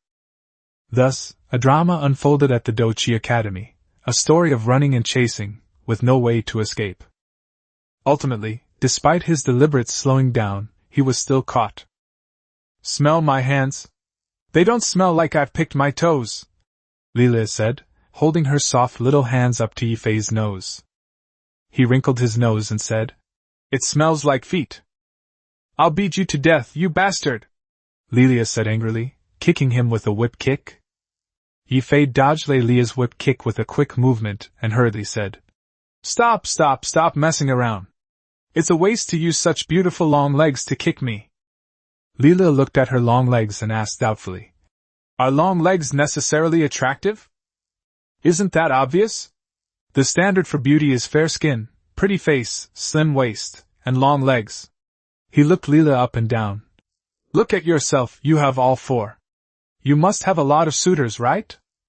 Lilia looked at her legs, then put one hand on her hip and the other on her face. "Ye Fei, are you telling the truth?" "Of course it's true, why would I lie to you?" "But why do they all like Sophia?" Lilia asked with a look of doubt. "Who is Sophia?" Ye Fei asked, puzzled. "Come with me, I'll show you around." With that, she pulled him and ran towards a certain place. Arriving at a crowded arena, Lilia pointed and said, "That woman on the stage is Sophia." Ye Fei looked in the direction the finger was pointing and saw a blonde girl on the stage with a baby face. She looked to be about 12 years old, but her chest was huge.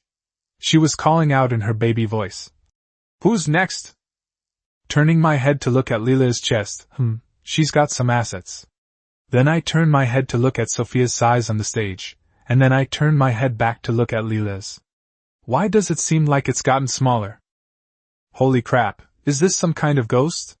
Ye Fei looked at the 2 women again, and instantly understood. No wonder he didn't have many suitors among the beautiful women he met here. It seems the more abundant one's resources, the more popular one becomes. When Lilia saw him staring at her chest and comparing it to his own, she got so angry that she kicked him in the butt. "You pervert! Ye Fei could have dodged it, but he still took the kick. He rubbed his butt and said, Sophia is just a different kind of beauty, not quite the same as yours. Those who like Sophia are just scoundrels. Are you telling the truth? Leela looked at him suspiciously. Why do you always doubt me? Let me tell you, men who like Sophia are all old perverts. Old pervert? Leela muttered to herself, then looked up and saw Ye Fei staring intently at Sophia on the stage. She was furious, and pinched his waist. Hey, what are you doing? Humph, you old pervert, your eyes are practically popping out of your head, Leela said angrily. Hey! That's not fair. I'm just saying that Sophia's fighting skills are so bad, yet so many people still got beaten to the ground by her. You're saying Sophia's fighting skills are bad? Leela exclaimed, staring wide-eyed at Ye Fei. He quickly reached out and covered Leela's mouth. My lady, please keep your voice down. Unfortunately, it was too late. The shout attracted everyone's attention, and an uproar ensued. Who is this kid? He's got such a big mouth. My God, how dare you say Miss Sophia's fighting skills are bad? Aren't you afraid the wind will make you bite your tongue? There were gasps, disdain, and mockery from the people around. Some even shouted at Sophia on the ring. Miss Sophia, someone said your fighting skills are terrible. Sophia, who had just smashed a man on stage, heard the commotion. She put her hands on her hips and shouted in her baby voice. Who's so arrogant? Come up here and see if I don't beat you to a pulp. Seeing this, the old perverts were instantly excited by the sound and started whistling. Unfortunately, although the sound was cute, it really hurt when they got hit. The crowd could only cheer excitedly from below the stage, but no one dared to go up and challenge them. Ye Fei stared at Leela with a blank expression. Leela knew she had caused trouble and looked at him apologetically. Then, looking around, a question arose in his mind. Aren't people in this world supposed to be emotionally immature? They look just like those perverts from Earth. Chapter 33 Drunken Master.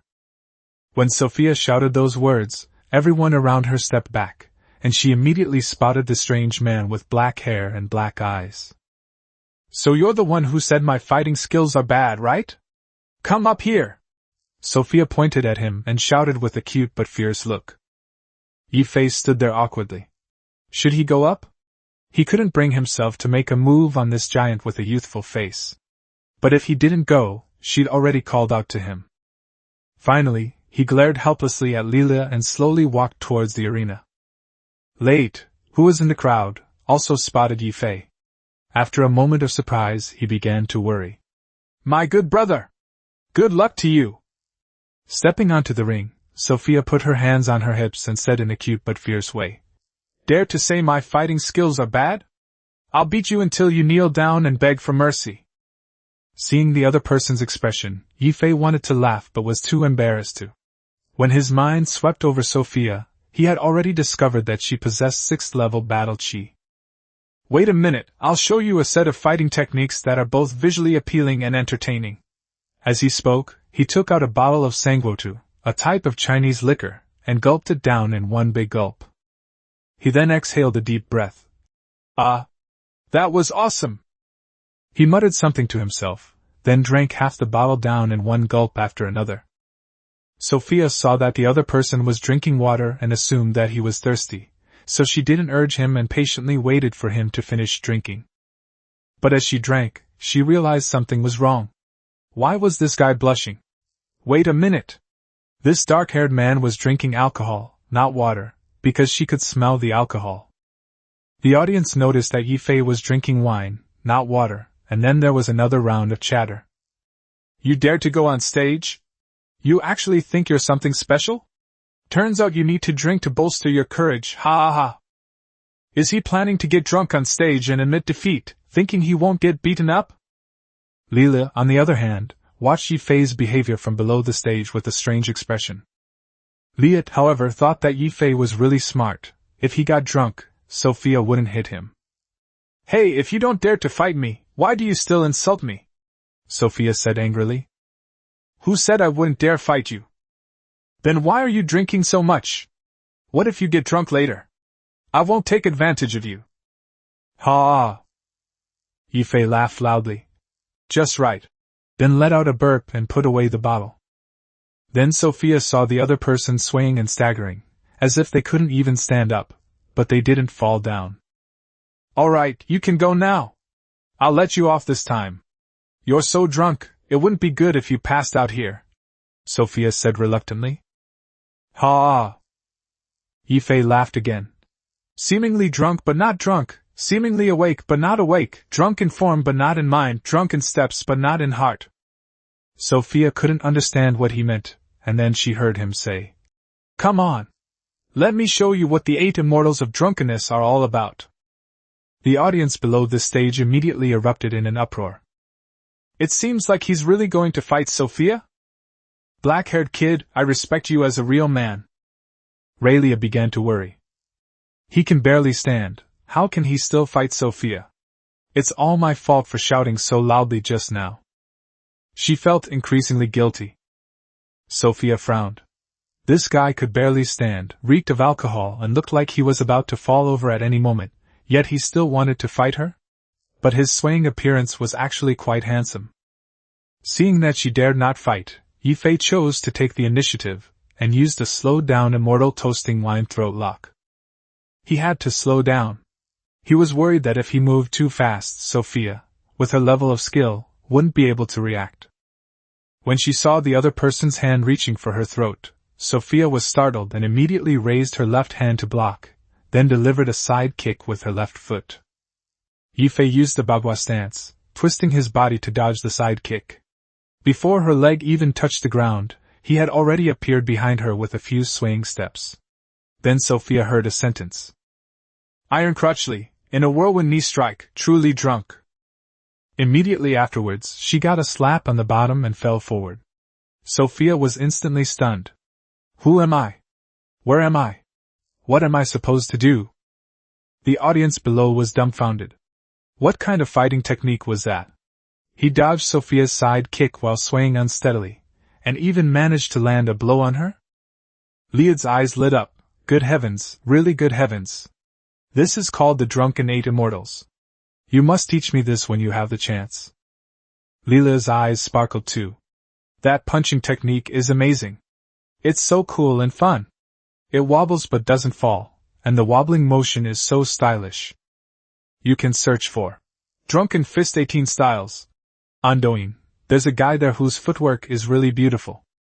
Sophia, realizing what was happening, was furious. She was determined to beat this drunkard to a pulp.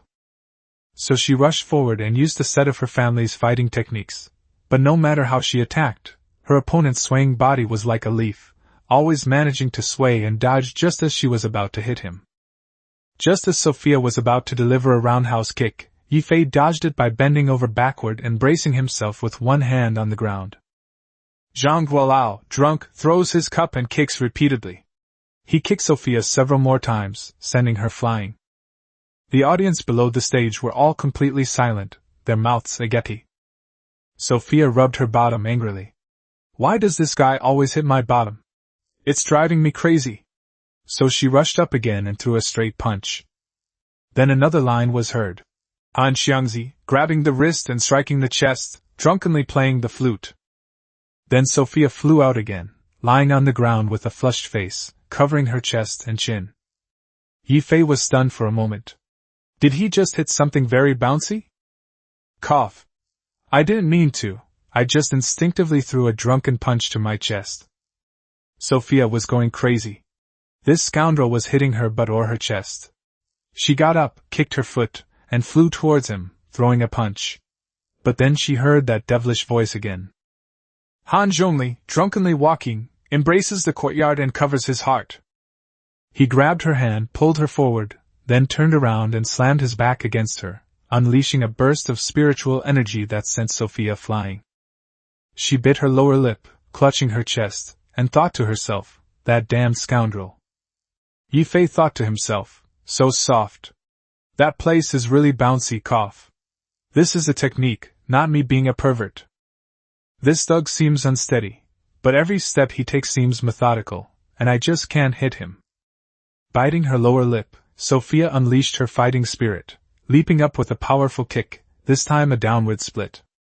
The other person then swayed and turned around, appearing behind her again, and the demonic voice rang out once more. Lan Saiha, a single toast breaks the waist. He slapped her waist with both hands, then kicked her in the butt, sending her flying again. After lying down, Sophia didn't get up again.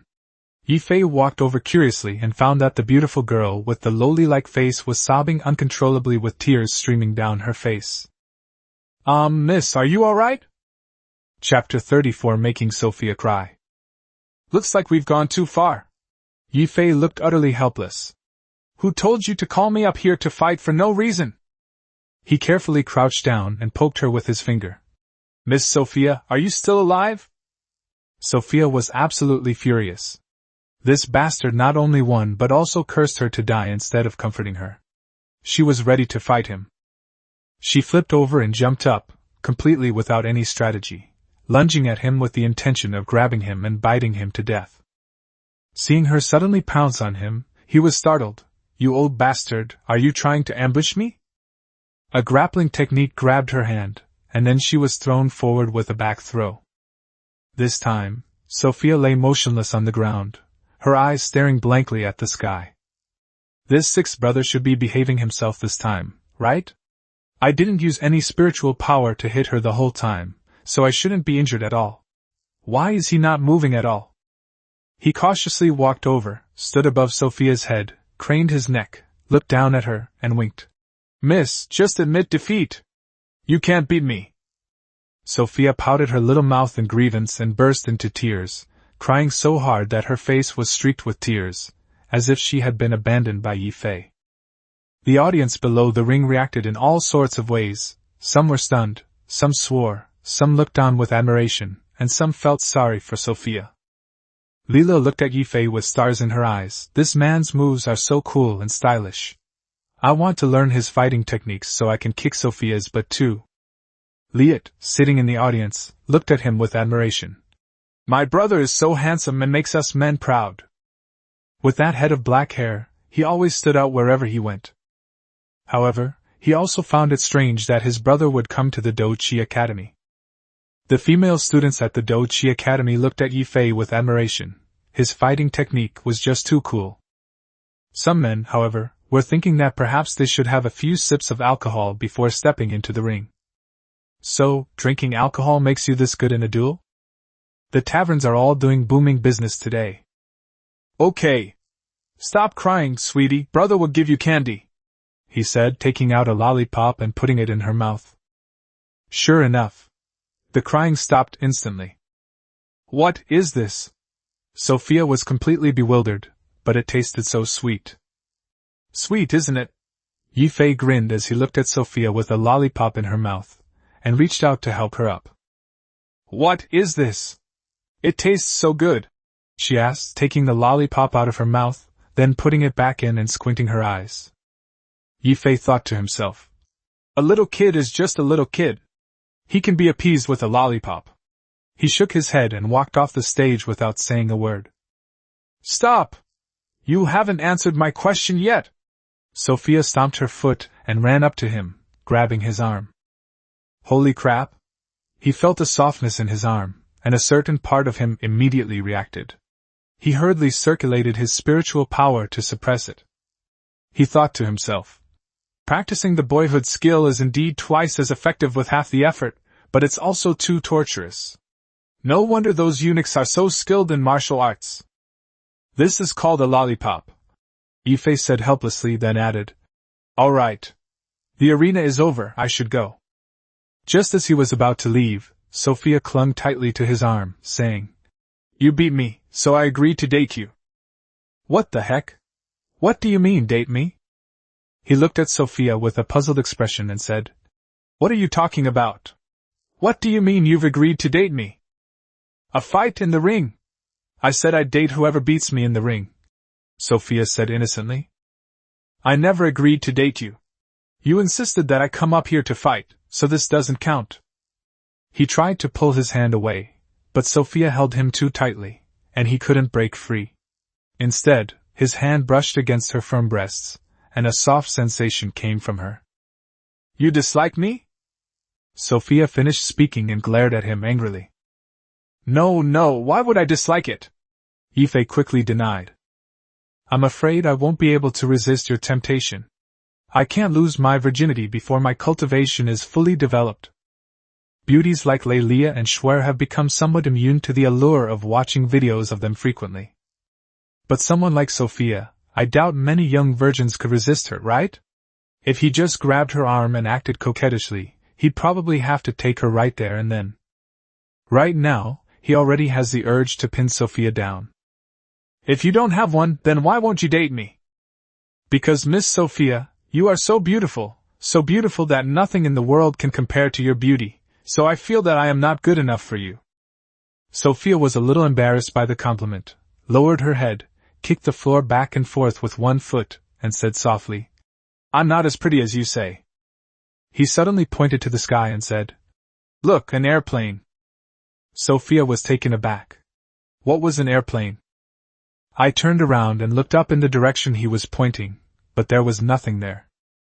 Then she felt the arm she was holding suddenly pull away, and when she turned her head again, the other person had already run away at an incredible speed. Sophia stomped her foot angrily.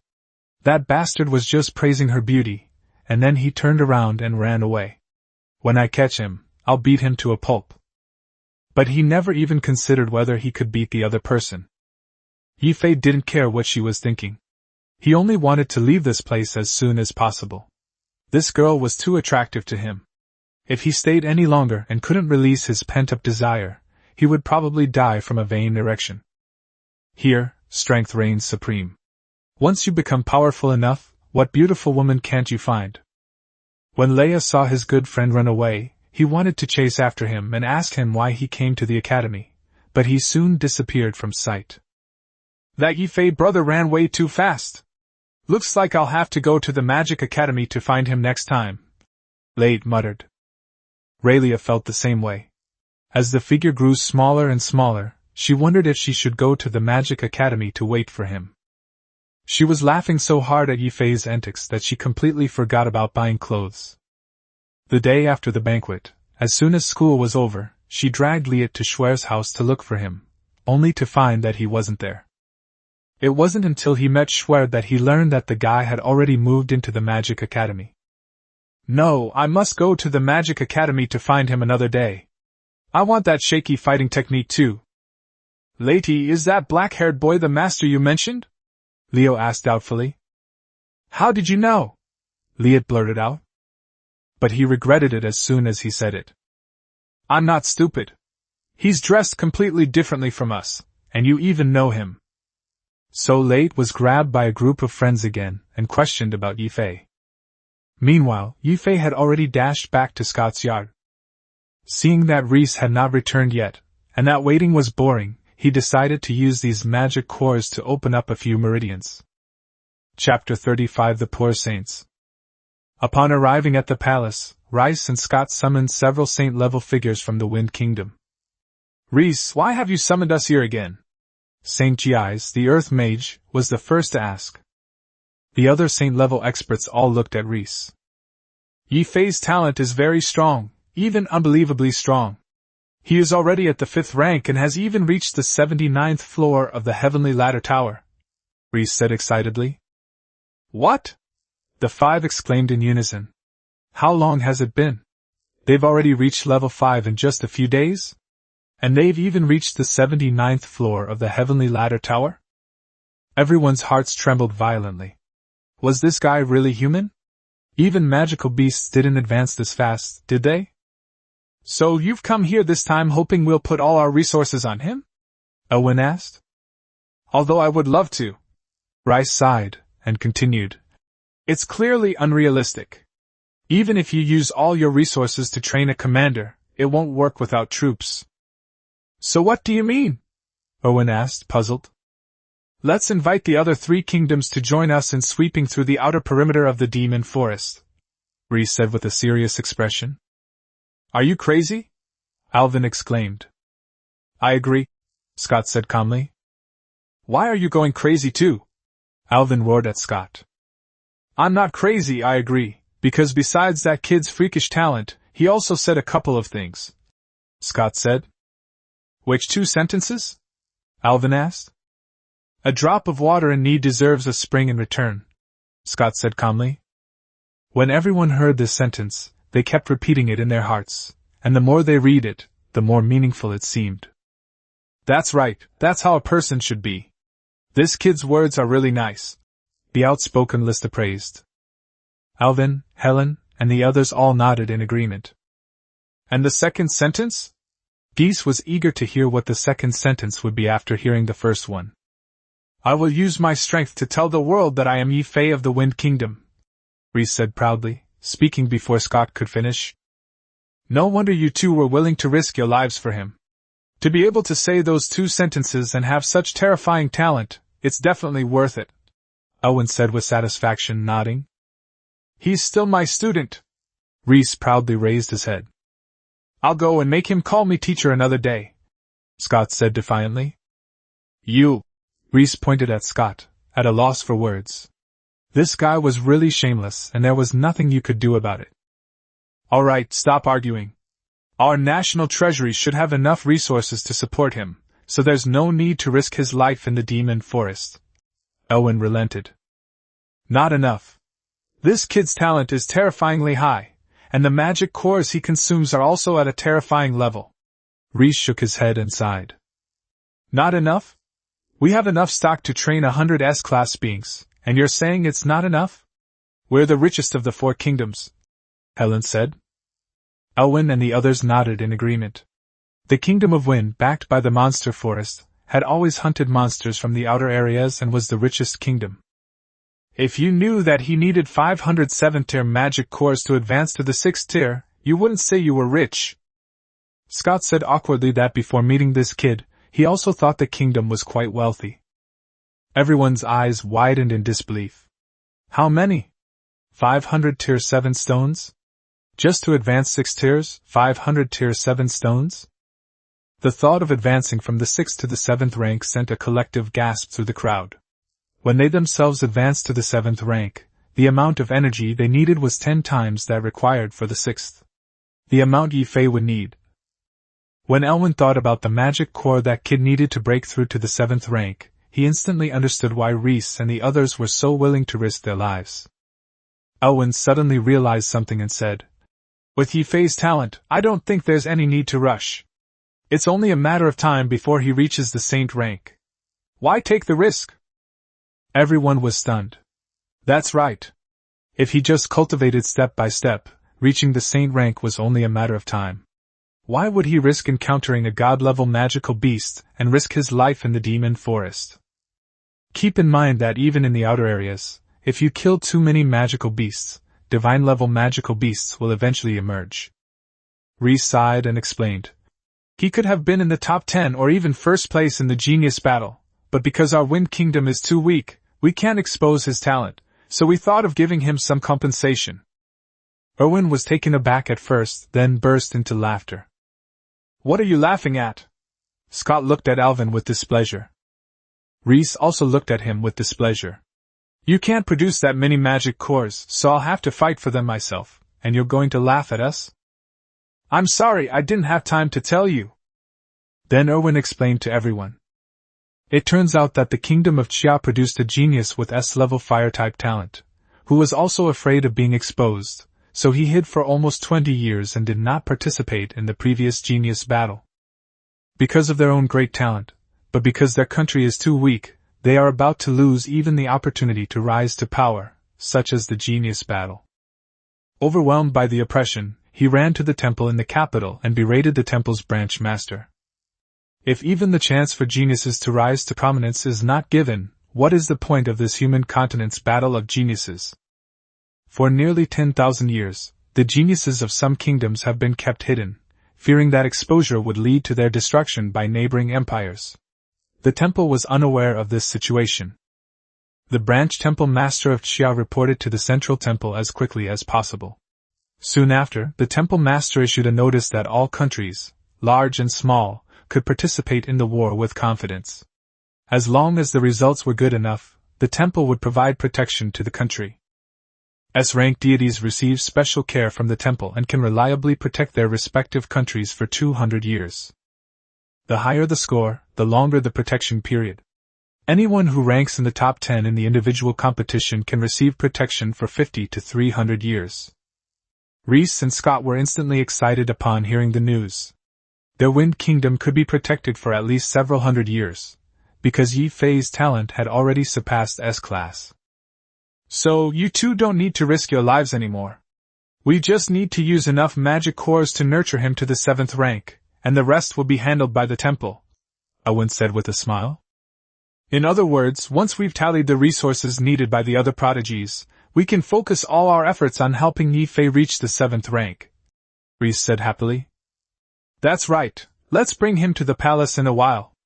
After all, we should meet him, Owen said to Rhys with a smile. Rhys nodded and said, That's all for today. I'll take the message back to him. I thought we were really going to sweep through the demon forest. What a disappointment, Lista said regretfully. Everyone rolled their eyes in unison. After leaving the palace, Rhys and Scott rushed back to the Dochi Academy without stopping. Ye Fei sensed that the two had just returned and stopped cultivating when he heard Rhys laugh loudly and say, Ye Fei, you can compete for first place in the Genius Tournament. Use your unparalleled talent to make the entire continent tremble. What happened? Dean Rhys went to the palace and came back to tell me that I could compete for first place? Noticing his confusion, I explained it to him. The unexpected surprise filled Ye Fei with immense excitement. Thank you to that S-rank from the kingdom of Chia. If we ever meet in a match, I'll definitely go easy on him. The most important thing now is to go back to Earth and get a decent weapon. The weapons here are really ugly. If I'm not satisfied with them, I'll ask the Dean to make a powerful one based on his design. He considered all sorts of weapons, from swords and spears to halberds, when suddenly Ye Fei remembered a TV show and a weapon called Peerless Sword. It was incredibly cool. So he decided to choose Niefeng's weapon. Coincidentally, there's a similar movie in a parallel universe.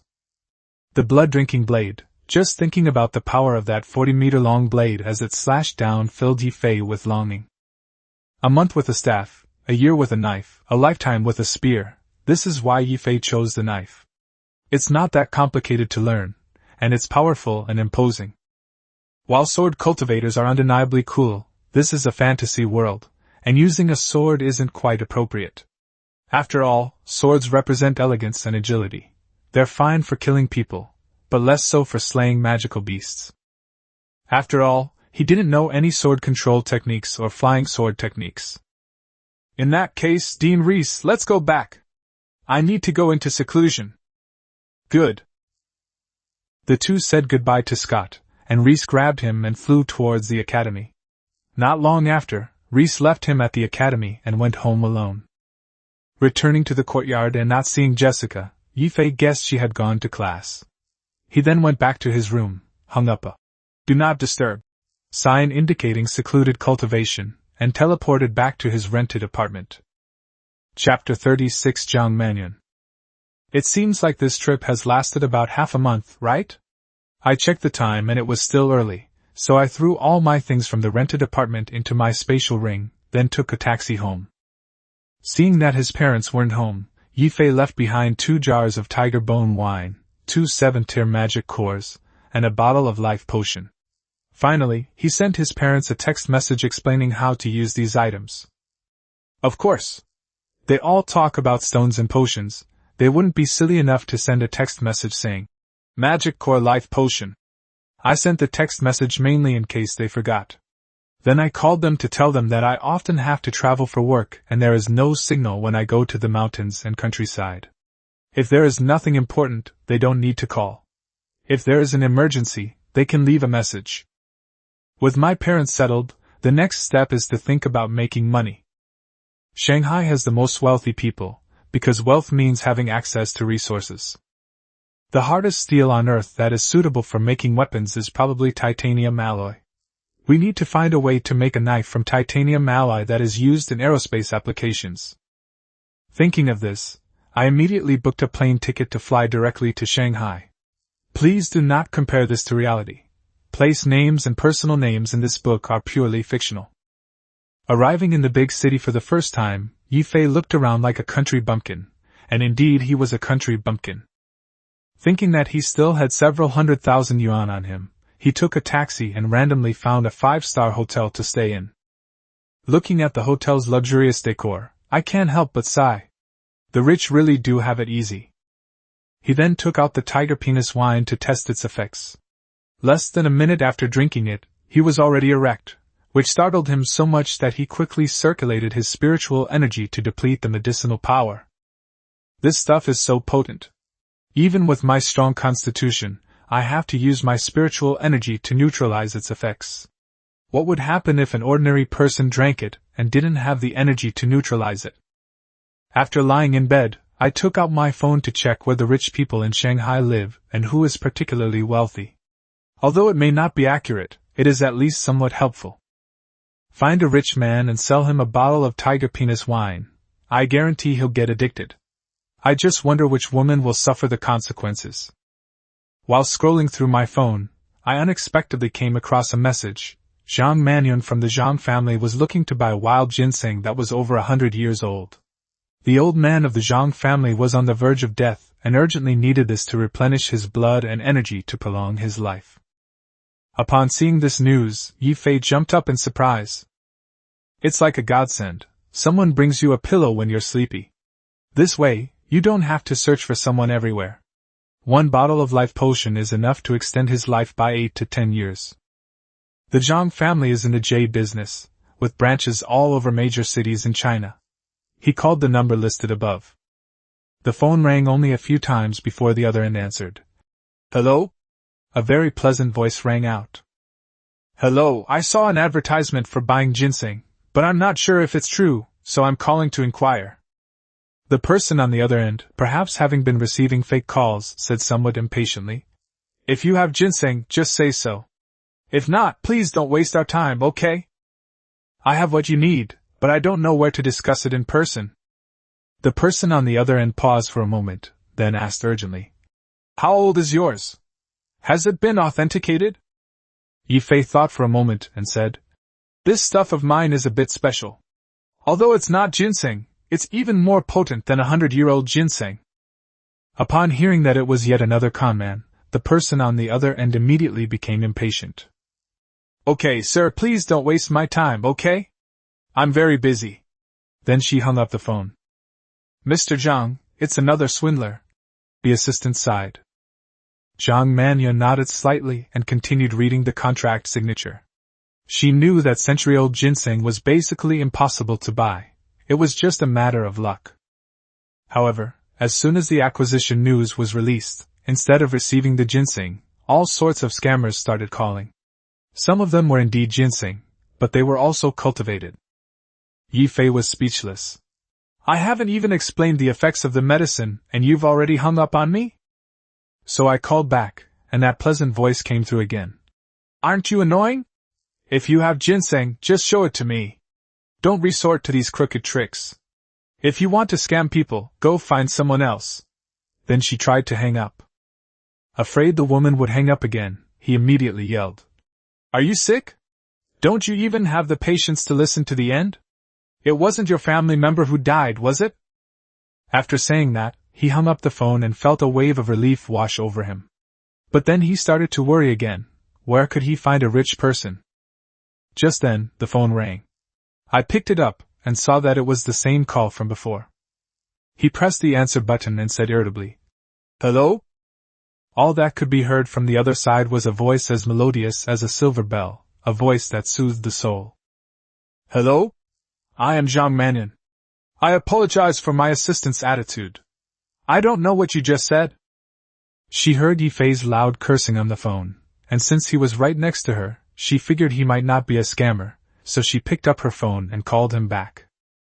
After receiving the apology, his anger subsided considerably, and he said, It's a miraculous potion. If you have no other choice, you can try it. Upon hearing this answer, Zhang Manyun frowned. She dared not act rashly when faced with something uncertain. Ye Fei guessed the other party's concerns, so he said, I can guarantee 100% that this thing is harmless to people. As for whether it can revive your grandfather, I am only 80% sure. The life-saving potion is very effective. He also asked Jessica, and she said that as long as the injury is not fatal, it can revive people from low-level injuries and even increase the lifespan of ordinary people by a small amount. However, he couldn't guarantee with absolute certainty whether the effect would be as good for people on Earth. How about we meet in person? Zhang Mannion thought for a moment, and then decided to meet the person first. Okay, tell me an address and I'll be right there. Then, Zhang Mannion gave Ye Fei the address of a coffee shop. Okay, I'll be there soon. After hanging up the phone, Ye Fei took a taxi straight to the coffee shop. When he arrived at the door, he took out his phone and called back. He saw two women at a table, one of whom was holding up her phone and waving at him. When he walked over, he saw that Zhang Mannion was about 25 or 26 years old. She had delicate and exquisite features, a face like a peach blossom, and wore a brick-red suit. She had a graceful figure with curves, a nice bust, and a shapely bottom. She was a great beauty. The person next to her should be the assistant, around 24 or 25 years old, dressed in a white-collar business suit, wearing glasses, and quite pretty, but not nearly as good-looking as Zhang Mannion next to her. Hello, may I ask how this gentleman is addressed? Zhang Mannion asked with a smile. My name is Ye Fei, Ye as in tree leaf, Fei as in airplane. Ye Fei, what exactly is this potion you're talking about? A very magical medicine. As long as it's not a fatal injury, it can save you as long as you have a breath left. The assistant beside him couldn't help but sneer. What a boastful tone. You can save someone who's barely clinging to life? Why don't you just call it a miracle cure? Ye Fei frowned. Forget about whether it's a magic medicine or not. You can certainly question whether something is miraculous, but things can be tested. Don't act like an idiot, okay? Your assistant hadn't even said a second sentence yet. What do you mean, you? Did I say something wrong? Don't you know how to be an assistant? Someone brought out something that could save a life, and you just dismissed it? Are you blind or crippled? Would it kill you to look? He couldn't stand this idiocy. If you were the boss, you wouldn't believe it, but an assistant directly dismisses something. Besides, it's a matter of life and death. Would it kill you to check it? All right, Shaoling, Mr. Yi is right. You really shouldn't talk like that. Seeing that Zhang Mannion was a little unhappy, the assistant didn't dare to say anything more. Mr. Yi, may I take a look at this medicine first? That's not urgent. I have something else to prove it. As he spoke, he took out a bottle of fruit wine, poured a glass, and slowly pushed it in front of Zhang Mannion, saying, My fruit wine is also very magical, and the effect is particularly fast. You can try it. Zhang Mannion frowned, but smelling the aroma of the wine in the glass, she picked it up without hesitation and drank it all in one gulp. After downing a glass of wine, Zhang Mannion licked her red lips with a lingering sense of satisfaction. With her assistant present, and in a public place, she wasn't worried about Ye Fei having any ill intentions. This is a medicinal wine that I specially made. It can beautify the skin and is very effective. Consider it a gift from me. Beauty and skincare? Zhang Mannion looked at the other person's bottle of wine with suspicion. Just then, she felt a warm current begin to flow through her body, making her groan in comfort. Zhang Mannion immediately covered her mouth when she realized what was happening, her face turning bright red, and her toes digging into the floor. Upon seeing Zhang Mannion's expression, Assistant Shaoling instantly flew into a rage. You bastard, you actually drugged me? I'm calling the police to arrest you. With that, she took out her phone to dial. Ye Fei chuckled and said, What's the panic? Take another look at her. Doesn't she look like she's been drugged? Zhang Mannion also reached out to stop her from calling the police, saying, I'm fine. Then, blushing, she said, Thank you for the gift. This wine is indeed very good. Chapter 37 Zhang Mannion makes a decision. Ye Fei ignored Zhang Mannion's thanks, poured himself a glass of wine and drank it down, then took out his phone to look at it. Zhang Mannion looked at him in confusion, and seeing that he ignored her, she couldn't help but feel a little flustered. The two women exchanged glances, puzzled as to what the man was doing. Just as they were about to ask, he said, "No rush, you'll understand in a few minutes." The two women exchanged another glance, then fell silent, and the three of them waited quietly. About 10 minutes later, Ye Fei saw that Zhang Manyan's body had begun to expel dirt, so he pointed to her face and said, "Miss Zhang, why don't you go to the restroom to wash up, and then take a look at your skin after you've washed it clean?" Hearing the other person suddenly say that, Zhang Manyan was stunned for a moment, and unconsciously reached out to touch her face, immediately feeling that her hand was a little sticky. She held her hand up to her eyes and exclaimed in surprise, "Excuse me for a moment." After saying that, he stood up abruptly and rushed to the bathroom. Assistant Shaoling glared angrily at Ye Fei. "What did you do to President Zhang?" "None of your business," she replied, then ignored the other person. "You." Assistant Shaoling didn't know what to say for a moment, but after thinking for a while, she also followed him to the bathroom. After washing her face, Zhang Manyan discovered that not only her face, but her entire body was covered in a layer of grime and emitted a foul odor. Just then, his assistant Shaoling came in too. "Mr. Zhang, are you all right? Should we call the police to arrest that bastard?" "I'm fine. Go buy me a whole set of clothes, hurry up." She looked at the filth all over her body and felt uncomfortable all over. "Okay, Mr. Zhang." After saying that, Assistant Shaoling hurriedly ran out. Before leaving, she saw Ye Fei still sitting there, glared at him, and quickly ran off to buy clothes. After washing her face, Zhang Manyan looked in the mirror and noticed that her face was even smoother and more delicate.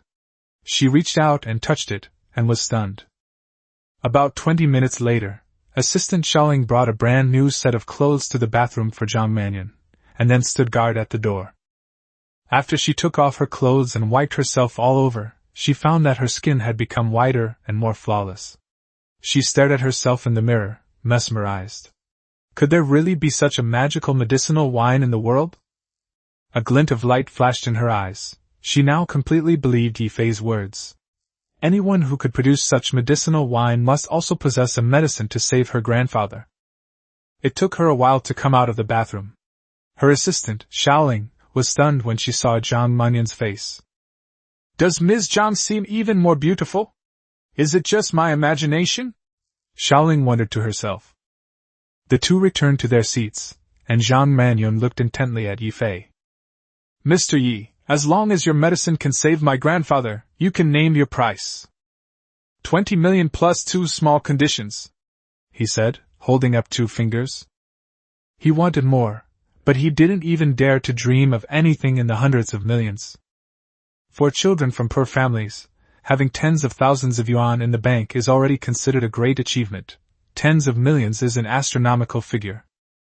Besides, he has plenty of good stuff. Just consider it a discount for him. There's plenty of time for future deals, so let's take it slow and steady. "Money is no problem, but what are the conditions?" Zhang Manyan asked. "The first condition is that this woman with questionable intelligence should never appear in front of me again." Ye Fei looked at Shaoling. He wasn't a magnanimous person. She had repeatedly mocked him, and seeing her made him feel uncomfortable. It was already a mercy that he hadn't made her lose her job. Before Shaoling could speak, Zhang Manyan nodded directly. "Okay, I'll make her avoid you whenever she sees you in the future." "Mr. Zhang, it's me." "Shut up if you want to keep your job." Shaoling was silenced by those words. "What is Mr. Ye's second condition?" "I need to use aerospace-grade titanium alloy to forge a sharpened weapon, the harder and sharper the better." She thought for a moment and said uncertainly, "I can't guarantee that. I can only try my best to buy you one." This isn't something you can just buy with money, so she didn't dare to agree too readily. "Okay, I need you to get it for me as soon as possible." Ye Fei nodded and handed over the medicine. Zhang Manyan happily accepted the medicine and then asked, "How do I use this medicine?" "Just drink it, and you'll probably see results in less than a minute. Come on. I'll go with you." To dispel the other party's doubts, he decided to go and see the results together.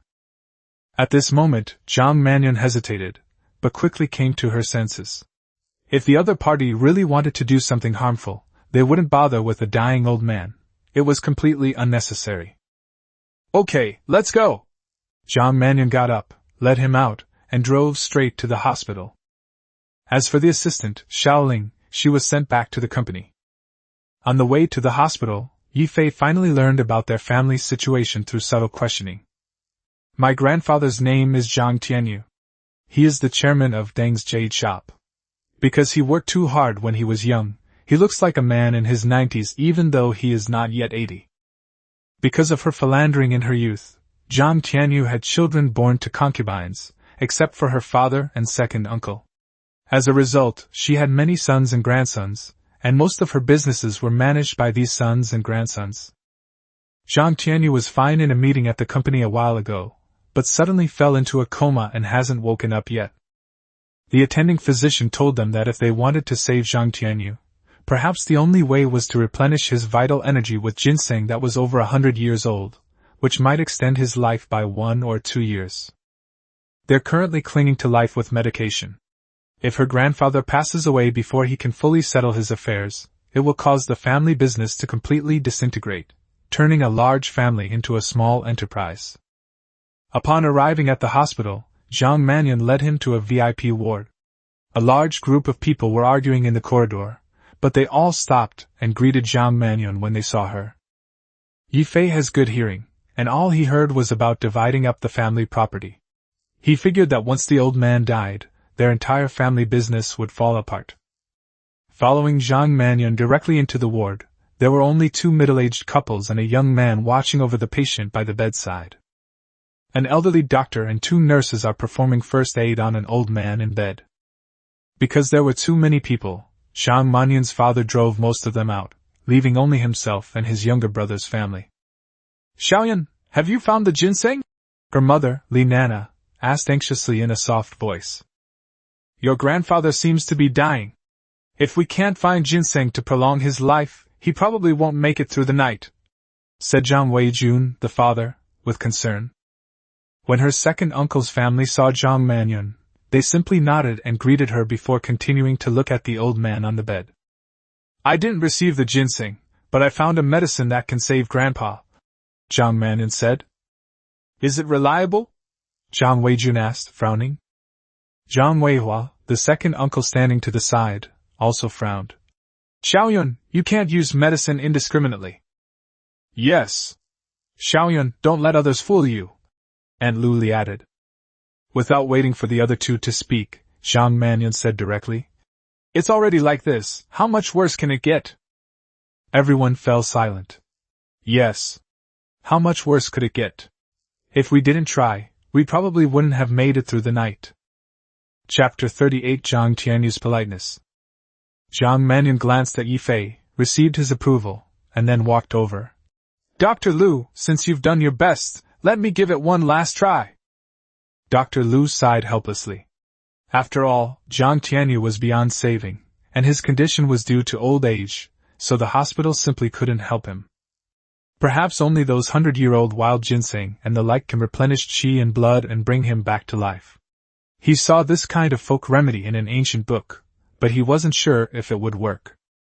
Since there are other ways, let them try, Dr. Lu said, nodding to the nurse and making way for her. Zhang Mannion helped the old man up, opened the medicine bottle, gently pinched the old man's mouth, and poured the medicine directly into his mouth. Then she laid Zhang Tianyu down flat. Everyone stared nervously at Zhang Tianyu, their breathing quickening, fearing that he might die after taking the medicine. Zhang Mannion was especially nervous. Her clenched fists were covered in sweat, and she even had difficulty swallowing. After all, it was she who gave the medicine to her grandfather. If something really went wrong, she would have to take full responsibility. Only Ye Fei was truly at ease, who on the continent of Kalan didn't know the name of the water of life. Even a diluted life potion could easily extend an ordinary person's life by 10 or 8 years. Moreover, this thing is like a combination of healing and nourishment, so it won't harm the body at all. Even if it's not very suitable for humans, it can still give us a fighting chance, since fruit wine is the best proof of that. As time passed, Zhang Tianyu's complexion became increasingly rosy, and his breathing gradually returned to normal. Dr. Lu was utterly shocked, and the others became excited as well. Jiang Mannion trembled with joy. A short while later, Jiang Tianyu coughed and exhaled a breath of stale air, then slowly opened his eyes. Grandfather. Dad. Jiang Tianyu opened his eyes and saw a group of people with shocked and excited expressions. His mind was still a little fuzzy. What's going on? Dr. Lu quickly conducted a thorough examination and discovered that Jiang Tianyu had actually recovered to the level of a normal person's health. He was so shocked that he almost couldn't catch his breath and exclaimed that it was a medical miracle. Dad, you suddenly collapsed before the meeting was even over that day. If it weren't for Xiaoyun finding the miracle drug, you probably wouldn't have made it through the night, Zhang Weijun said hurriedly. Then he explained to him what happened after he fell into a coma. Young man, thank you. Jiang Tianyu nodded gratefully to Ye Fei.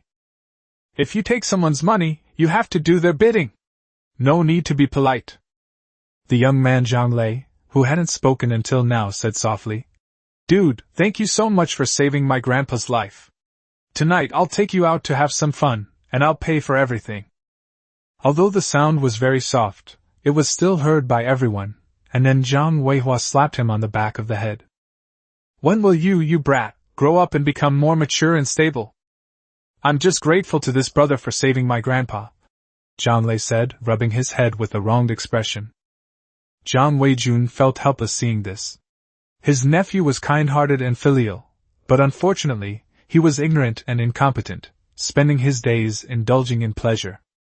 Please call all your other brothers and sisters in. Could you all please give me a little time? Thank you. Ye Fei nodded and walked towards the door. Dr. Lu and the two nurses also snapped out of their shock and followed Ye Fei out. Needless to say, he guessed it was probably an internal family matter, but that was none of his business. All he needed was money and a knife. Dr. Lu excitedly grabbed him, repeatedly asking what kind of medicine it was and why it was so effective. This is simply a medical miracle. If we could produce them in large quantities, or even just a few, it could save the lives of many important figures. Then Ye Fei started spouting nonsense about a bunch of precious medicinal herbs that he had never seen before, and then talked about how they were refined and fused into a potion. Dr. Lu looked at him with a disdainful expression, as if to say, Are you treating me like an idiot? I'm a doctor, do you think I don't know the effects of the herbs you're talking about? And what the hell are these dragon blood, jade fruit, and water of life? Are you kidding me? Ye Fei didn't care whether he believed it or not, and just made up a whole bunch of nonsense. Dr. Lu still asked, unwilling to give up.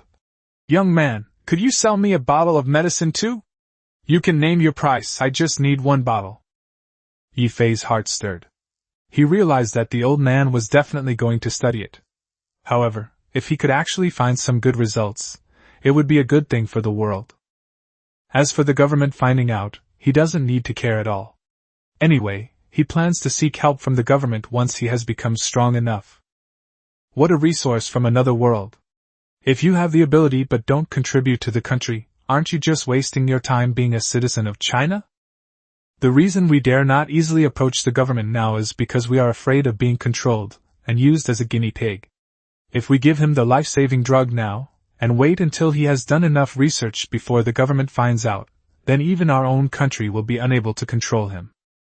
So he said, Yes, I do have some, but besides money, I also need sharpened weapons. They need to be hard and sharp, not ordinary knives. Ye Fei was taking precautions to prevent Jiang Mannion from buying substandard products. Dr. Lu thought it was something serious. Just this? She thought, and readily agreed. Who has the widest network of connections? Doctors, of course. They know all sorts of people, from high-ranking officials and powerful figures to the wealthiest individuals. In the end, he sold the last bottle to Dr. Lu for 10 million. Dr. Lu asked for his contact information and account number, and ran off excitedly with the medicine in hand. Ye Fei hurriedly sent him a picture of the blood-drinking blade, complaining inwardly, This guy ran away so fast, he didn't even ask what kind of blade I wanted, and I don't know if it's reliable or not. Not long after, Jiang Tianyu's hospital room door opened, and one by one people came out. When they saw him, They all greeted him warmly and kept asking for his contact information, leaving him completely bewildered. Although he could hear their conversation, it was all business, so he didn't bother listening much. This group of people, upon learning that the other party had saved their old man, bringing a dying man back to life, saw what kind of supernatural power this was. If they didn't befriend him now, when would they ever get another chance?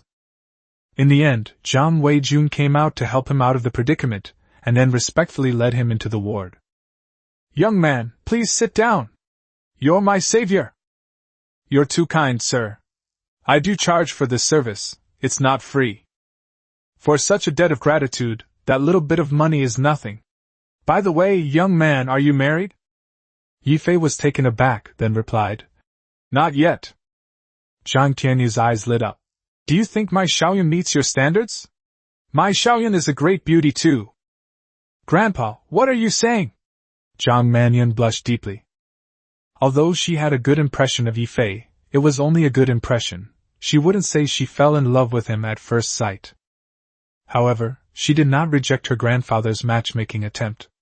This was not the first time such an attempt had been made.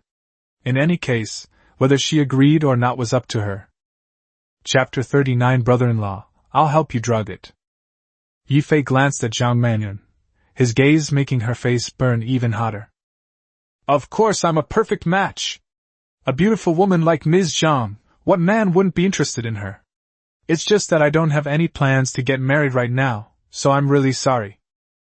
Zhang Manyun was immediately displeased. She said that it suited her taste, but her words implied rejection. "Countless men have pursued me, yet you still rejected them all?" It has to be said that women are conflicted.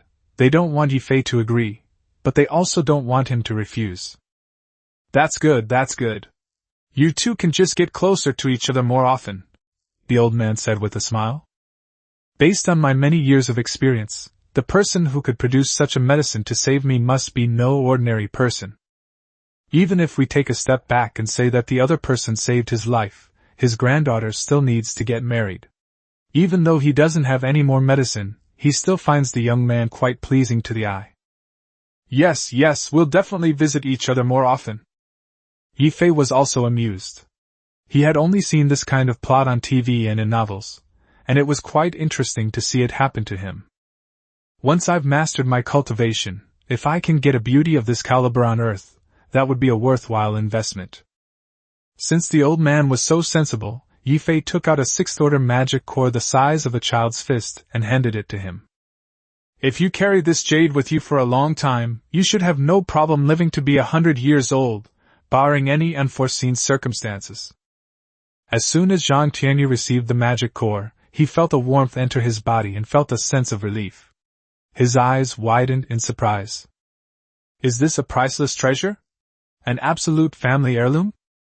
"Ye Fei! This thing is too precious, isn't it?" Zhang Tianyu's hands were trembling. Seeing the excited expressions on their grandfather's and father's faces, Zhang Manyun and the others also looked at the jade-like object with great curiosity. Zhang Lei leaned closer and said, "Grandpa, can I take a look?" Zhang Tianyu glanced at the grandson, thought for a moment, and then handed it to him. The moment Zhang Lei touched the magic core, his eyes widened in surprise, just like Zhang Tianyu's. Seeing that Zhang Lei also had the same expression, everyone's curiosity grew even stronger. Zhang Weihua snatched it away and then had the same expression. So everyone scrambled to touch the jade. Zhang Tianyu was terrified and quickly shouted, "Be careful, don't break it. If you break it, I'll beat you to death." Everyone was startled and dared not snatch it anymore. They took turns picking up the magic core and touching it. Ye Fei found it amusing and said to Zhang Tianyu, "Don't worry, old man, this thing is very sturdy. As long as it's not lost, it won't break if you drop it." After hearing what he said, Zhang Tianyu's wildly beating heart calmed down. Zhang Manyun was the last to get the magic core, and her expression was one of utter shock. Her eyes changed as she looked at Ye Fei. Is this considered a bride price? With such an expensive bride price, surely Grandpa, Mom and Dad, and even Uncle and Aunt wouldn't refuse? Am I really going to marry him? Ye Fei seems quite handsome. Marrying him doesn't seem so unacceptable, does it? At least he's much better looking than Li Tao. While Zhang Mannion was lost in thought, Ye Fei suddenly spoke up, saying, I'll sell this thing to you for 10 million. 10 million?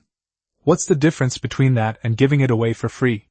If this were put up for auction, it would fetch over $1 billion and people would be fighting over it. Zhang Tianyu gave Ye Fei a look, meaning he understood what Ye Fei meant.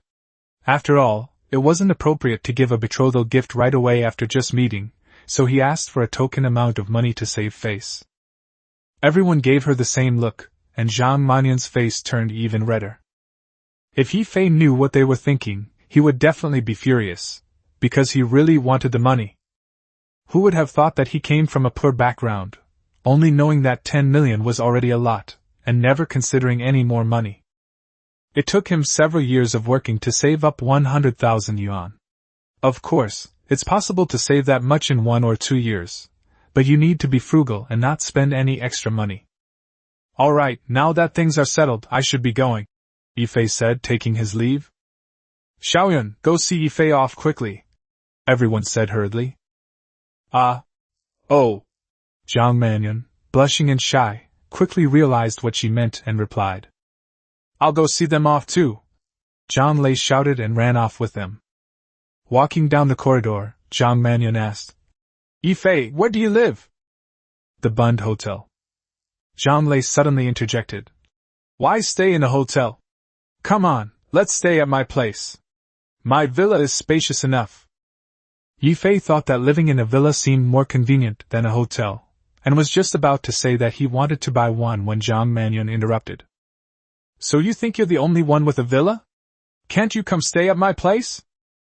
Upon hearing this, he looked at Zhang Mannion with a surprised expression, and Zhang Lei also looked over with a strange expression. Zhang Mannion then realized her grammatical error, and her face flushed red.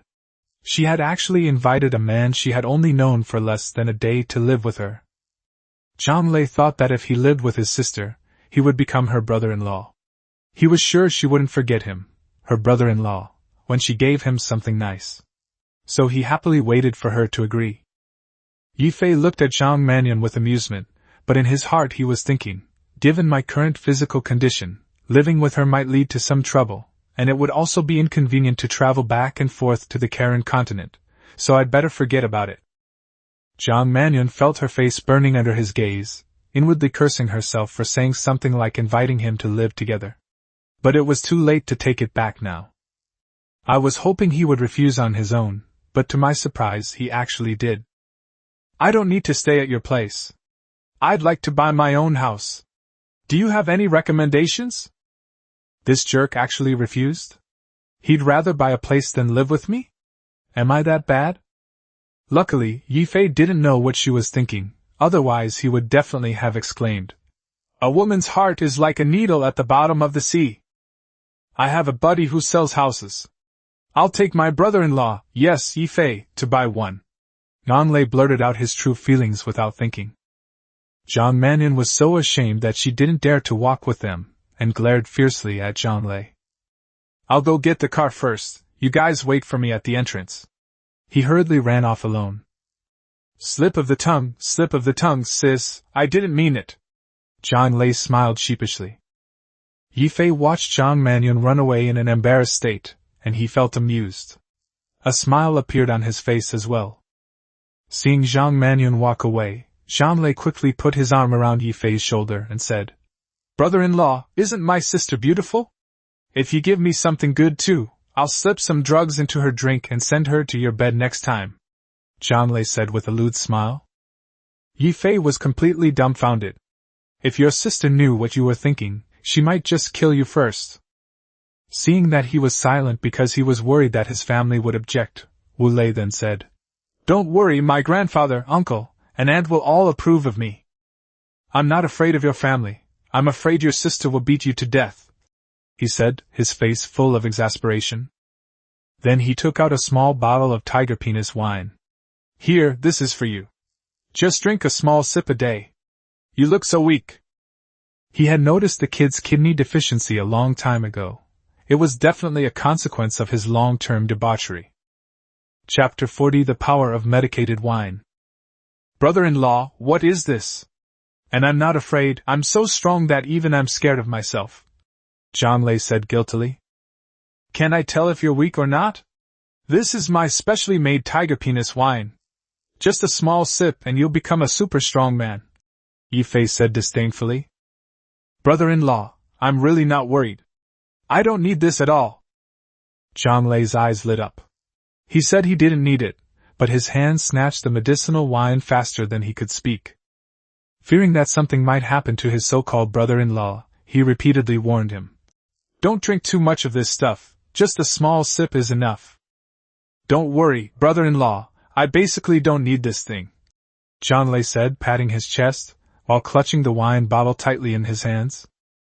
Not long after, Zhang Manyun arrived in a red Ferrari sports car, and there was no room left for Ye Fei after he got in. Realizing what was happening, Zhang Lei quickly said, Wait for me, I'll go get the car. He then hurriedly ran to get the car. He was driving a black Maserati sports car, and the two cars drove all the way to a sales center in a villa area. The saleswomen inside greeted Zhang Lei warmly, showing that he was a regular customer. He led Ye Fei and Zhang Manyun straight to the door of a manager's office. He pounded on the door a few times, and then heard clattering and a soft rustling sound of clothes being put on inside. After a while, the door opened, and a figure covered his face and ran away, bumping into everyone. Inside there was a young man who looked a little exhausted, around 24 or 25 years old, sitting seriously at his desk. The three of them probably guessed what they had just been doing. Zhang Manyun blushed and spat, while Zhang Lei laughed loudly. Lu Dong, you little rascal, you actually had sex in the office in broad daylight. You fucking scared the hell out of me. What are you doing here at this hour? Lu Dong roared. Of course, it's buying a house. I'll introduce a nice villa to my brother-in-law, Zhang Lei said with a grin. When Zhang Manyun heard Zhang Lei call him brother-in-law, she assumed that her younger brother must have used his connections to buy him a house, so she pretended not to hear it. Ye Fei knew perfectly well what was going on, so he kept quiet and just watched his performance. Brother-in-law? Sister Manyun is getting married? Why didn't I receive an invitation? Lu Dong asked in surprise.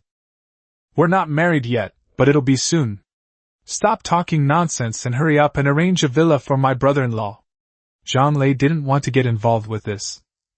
Since he's your brother-in-law, then he's also my brother-in-law, Lu Dong said, patting his chest. After some searching, Ye Fei finally settled on a 480 square meter, fully furnished, Chinese-style detached villa with a yard. After a few glances from Zhang Lei and Zhang Manyun, Lu Dong offered a price of 15 million yuan, which was paid by Zhang Manyun. The paperwork was completed quickly under Lu Dong's guidance. Ye Fei thought to himself, it's really convenient to have someone help you. Even buying such a big villa is so cheap. After all the formalities were completed, Zhang Manyun led Ye Fei to buy the necessary items in preparation for moving into the villa. Zhang Lei stayed behind and secretly discussed with Lu Dong some topics about who could last longer. That evening, the two men each brought a beautiful woman to Zhang Lei's villa. Separated by a room, Lu Dong spent 20 minutes on foreplay, but the actual act took only 10 minutes to finish. He was panting heavily when he heard a woman's loud pleas for mercy coming from the next room. He wondered, isn't Zhang Lei usually only lasting about 20 minutes? How come he's lasted so long this time? More than an hour later, he could still hear female voices coming from next door, which made him even more puzzled. The woman next to him listened to the sounds from next door with an envious look on her face. Finally, half an hour later, the female voice stopped, but the male roar could still be faintly heard. Holy crap! Lu Dong exclaimed and jumped up, hurriedly put on his clothes and rushed out. He sensed that Zhang Lei was abusing the woman, and that if this continued, he would kill her. He didn't care about anything else anymore. He kicked Zhang Lei's door, but embarrassingly, the door wasn't closed. Lu Dong stumbled and fell into Zhang Lei's room. When he looked down at the bed, he saw a scene unsuitable for children, and the woman was already rolling her eyes. Seeing Lu Dong suddenly barge in, Zhang Lei quickly covered the two of them with the blanket, then yelled, Damn it, are you crazy? If you scare me into losing my erection, I'll kill you! Lu Dong saw the woman roll her eyes, and he was incredulous that this kid was so fierce. The woman who followed and looked at Zhang Lei with fervent eyes. If it were her, she would be so happy. Finally, Lu Dong was thrown out by Zhang Lei with a pillow, and the door was closed behind him. Zhang Lei quickly locked the door, looked at the woman rolling her eyes on the bed, covered her with a blanket, and then sat down to smoke. Finally, he sighed helplessly and looked at his hands. The next morning, Lu Dong looked at Zhang Lei with a tired expression, but Zhang Lei looked energetic and radiant, and didn't look like someone who had exercised all night. Zhang Lei, tell me quickly, what kind of medicine did you use? Lu Dong was 100% certain that this kid had definitely used some kind of drug. Bullshit! Do you think I'd have any energy today after taking the medication? Zhang Lei said, pointing to his erect penis. Lu Dong looked in the direction Zhang Lei was pointing, his eyes almost popping out of their sockets. Damn it, when did you become so ferocious? Lu Dong immediately rushed forward and grabbed Zhang Lei by the neck. He was determined to force Zhang Lei to reveal the method, even if it meant their mutual destruction. Which man wouldn't want to possess such virility? Lu Dong was no exception. Finally, Zhang Lei couldn't stand Lu Dong's nagging anymore, and told him about the medicinal wine, even sharing a small sip with him. After taking a small sip, Lu Dong immediately regained his virility, grabbed his female companion, and headed towards the room. A moment later, a woman's voice could be heard coming from the high pit. Upon hearing the sound, Zhang Lei became excited and looked at his female companion, only to see the woman shaking her head violently, and eventually bursting into tears. After much persuasion from Zhang Lei, they finally had no choice but to tearfully agree to use a musical instrument instead. After Ye Fei and Zhang Mannion bought all the necessary items, Zhang Mannion had to go back to the company. Before leaving, Ye Fei gave her a bottle of fruit wine. Upon receiving the fruit wine, Zhang Mannion was so excited she almost wanted to hug and kiss him. After saying goodbye to Zhang Mannion, he returned to the villa alone, tidied up his things, and seeing that there was nothing else to do, he went back to the continent of Kalan to cultivate that night, and did not return until the next day. Chapter 41 Magic Core Production. After returning to Earth, I grabbed a quick bite and went on a shopping spree, mostly buying clothes, JK uniforms, dresses, evening gowns, black stockings, and all sorts of other items. I practically emptied several shops. The slapstick humor from TV didn't happen. Instead, the waiters and managers were all very friendly. Ye Fei sighed, realizing that TV was all a lie. The female shop assistants were all flirting with him, practically telling him they were willing to give themselves to him, but he didn't even glance at them. They almost thought he was gay. Then they went to various food factories and wineries, bought a lot of unbranded products, and finally placed orders worth several million. The neighbors saw truckloads of supplies arriving at his villa and wondered if the end of the world was coming and he was stockpiling supplies. After everything arrived and was inventoried, it was put into the spatial ring. Since the villa was a gift from Zhang Mannion, there is still more than 10 million yuan in the account. While he was shopping, his brother-in-law's name became widely known in Zhang Lei's small circle. Because Zhang Lei and Lu Dong boasted and acted pretentious to a group of rich kids, everyone knew that Ye Fei had a special tiger penis wine that could make a man so vigorous that he could sleep with 10 women in one night. Zhang Lei, having drunk quite a bit, was tricked into saying a few things by a beautiful woman, and in a moment of carelessness, he revealed his address. That evening, more than 20 luxury cars pulled up in front of Ye Fei's villa, and a group of wealthy young men came to buy tiger penis wine from him. The wealthy neighbors in the area found out about this wonderful product after asking around, and they followed suit and went to buy it. Hearing the shouts from the people at the villa entrance, he felt a headache coming on and complained that his brother-in-law had a really big mouth. He glared fiercely at Zhang Lei, who lowered his head as if he had done something wrong, not daring to look at him. With so many people around, you're asking if you should sell it? Collecting such a large sum of money at once could lead to being investigated in a heartbeat. But if you don't sell it, you feel a little embarrassed. It's a real dilemma. You can't expect everyone to insist the money was a gift, can you? If even one person turns against you, things will get complicated. Auctioning it doesn't seem like a good idea either. The first bottle would definitely fetch a high price, and it would be difficult to sell the second one later. So he dragged Zhang Lei into the room, explained the situation, and then asked, "What do you think we should do?" To everyone's surprise, Zhang Lei said arrogantly, "Just this little thing? I thought it was something much bigger. Just tell me the price and how much stock you have left, and I'll take care of the rest," Zhang Lei said confidently, patting his chest. "What are you planning to do?" Ye Fei asked, puzzled. "We own a leisure and entertainment club, so we can get them all to become members. But you'll have to raise the price you sell it for a tiny bit, and then make up the tax. It's that simple? What else did you think? All right. Here's the deal. I'll give you all my stock to sell by weight, 9 gene of tiger penis, 10 gene of bull penis, and 36 gene of tiger bone wine," Ye Fei said after calculating the stock. "The effect of bull penis is slightly weaker, but it shouldn't be too much different. We'll have it again in the future, so we don't need to price it too high. We should aim for a steady, long-term approach." Zhang Lei's eyes lit up when he heard this. They could consume this small amount of stock internally. Just as he was thinking about how to keep a few pounds, Ye Fei saw through his little scheme. "Don't try to keep any this time. Sell them all. If you get things done, I'll make you a big jar next time." Zhang Lei's face lit up with joy. A whole jar. He could keep himself energetic all day after drinking just a small cup. How long would it take to finish a whole jar? This isn't some disposable, brother, or miracle oil, but rather a nourishing medicinal wine. Regular use can boost your energy. This is my brother-in-law. I'll fight anyone who tries to take him from me. Zhang Lei ran quickly to the villa entrance. "Friends, my brother-in-law is very happy that you have come to visit him. However, from today onwards, I will be fully responsible for this medicinal wine. Anyone who wants medicinal wine can come to my leisure and entertainment club tomorrow, and I'll talk to you all about it then. Let's call it a day."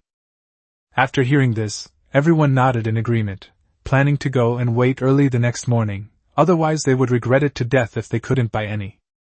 This is a miracle drug that can restore a man's virility. I heard it's even a tonic, and can even restore a man's manhood if he's impotent. Before long, most of the people left, leaving only Zhang Lei, Lu Dong, Wang Tsong, Li Jian, and a few of their close friends. "Come with me, take all the medicinal wine with you. Remember, don't accept any bribes and don't raise the prices. There will be plenty of this stuff later." The group nodded hurriedly. After kicking Zhang Lei, Lu Dong, and the others out, Ye Fei finally breathed a sigh of relief. Since the medicinal wine was selling so well, he had to go to the treasure pavilion to buy another batch to make his own. "I'll sell a batch of clothes and jewelry to Sophia, and then exchange them for a batch of magic cores for cultivation." He does what he thinks of. That's his style. After returning to the continent of Kalan and circulating his energy for several cycles, he felt refreshed and went straight to the treasure pavilion. As soon as Ye Fei entered, he saw that the place was bustling with activity, with people coming and going, buying and selling things. Seeing that Walter was busy appraising items for someone, he went straight over to greet him. "Mr. Walter, is Sophia upstairs?" Upon seeing Ye Fei, Walter said, "Miss Sophia is upstairs. You can go up directly if you want to see her." As a regular customer, he knew the way well and arrived at Sophia's door, knocking on it. "Come in." Sophia's pleasant voice rang out from inside. "Beautiful Miss Sophia, I'm here to do business with you again." He pushed open the door while shouting, and went straight to sit down across from Sophia at the table. "It's you again. What business do you have this time?" Sophia rolled her eyes. "Last time, that bastard took advantage of me by ripping me off for the clothes I liked, and he's probably trying to do it again this time. Clothes, jewelry, gourmet food, and fine wine, everything you could want. I just wonder if Miss Sophia can eat it all." "I can eat it, but the price isn't that high." Sophia chose to nip that thought in the bud. "You're not trying to lower the price, are you? You can sell a small quantity at a high price, because scarcity drives up prices, but if you suddenly have so many, do you think the price will still go up?" Sophia said calmly. Ye Fei understood. If a large number of clothes appeared, the price would inevitably drop, and the nobles weren't stupid. However, in a country, whether it's a small one with a few dozen cities or a large one with over 100, selling 10 or 8 items from one city would still be considered rare, right? Although magic cores of rank 7 or higher are hard to obtain, there are quite a few magical beasts of rank 7 or higher during each beast tide. The number of 5th and 6th tier beasts is even more massive. Beast tides can attack cities in units of tens of millions. The number of 7th tier and above alone is in the tens of thousands, and there are also many mercenary groups and adventure groups that go into various dangerous places to hunt magical beasts. Moreover, most of the high-priced magic cores are concentrated in the hands of nobles. I heard about this when Jessica gave her lecture last time. With a population of several hundred billion on the mainland, and the Kingdom of Wind alone having over 1 billion people, it wouldn't be a problem for them to afford 100,000 or 200,000 pieces of clothing at such a high price. And there are thousands of times more monsters than humans. If it weren't for the fact that monsters kill each other, the world would already belong to them. It's too difficult to kill those above the 9th rank, but there are many powerful individuals hunting those below the 8th rank. In other words, there may not be many 9th rank or Saint rank magic cores on the continent, but there are quite a few 7th rank and 8th rank ones. Ye Fei's guess was not wrong. After all, not everyone absorbs the power of the magic core like him. Most low-level commoners rely on their own cultivation.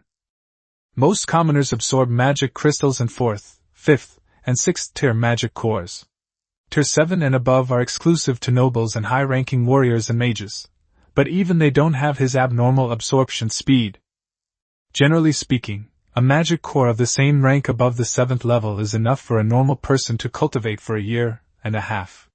Only someone with Ye Fei's abnormal talent, plus the chi refining technique, could achieve such speed.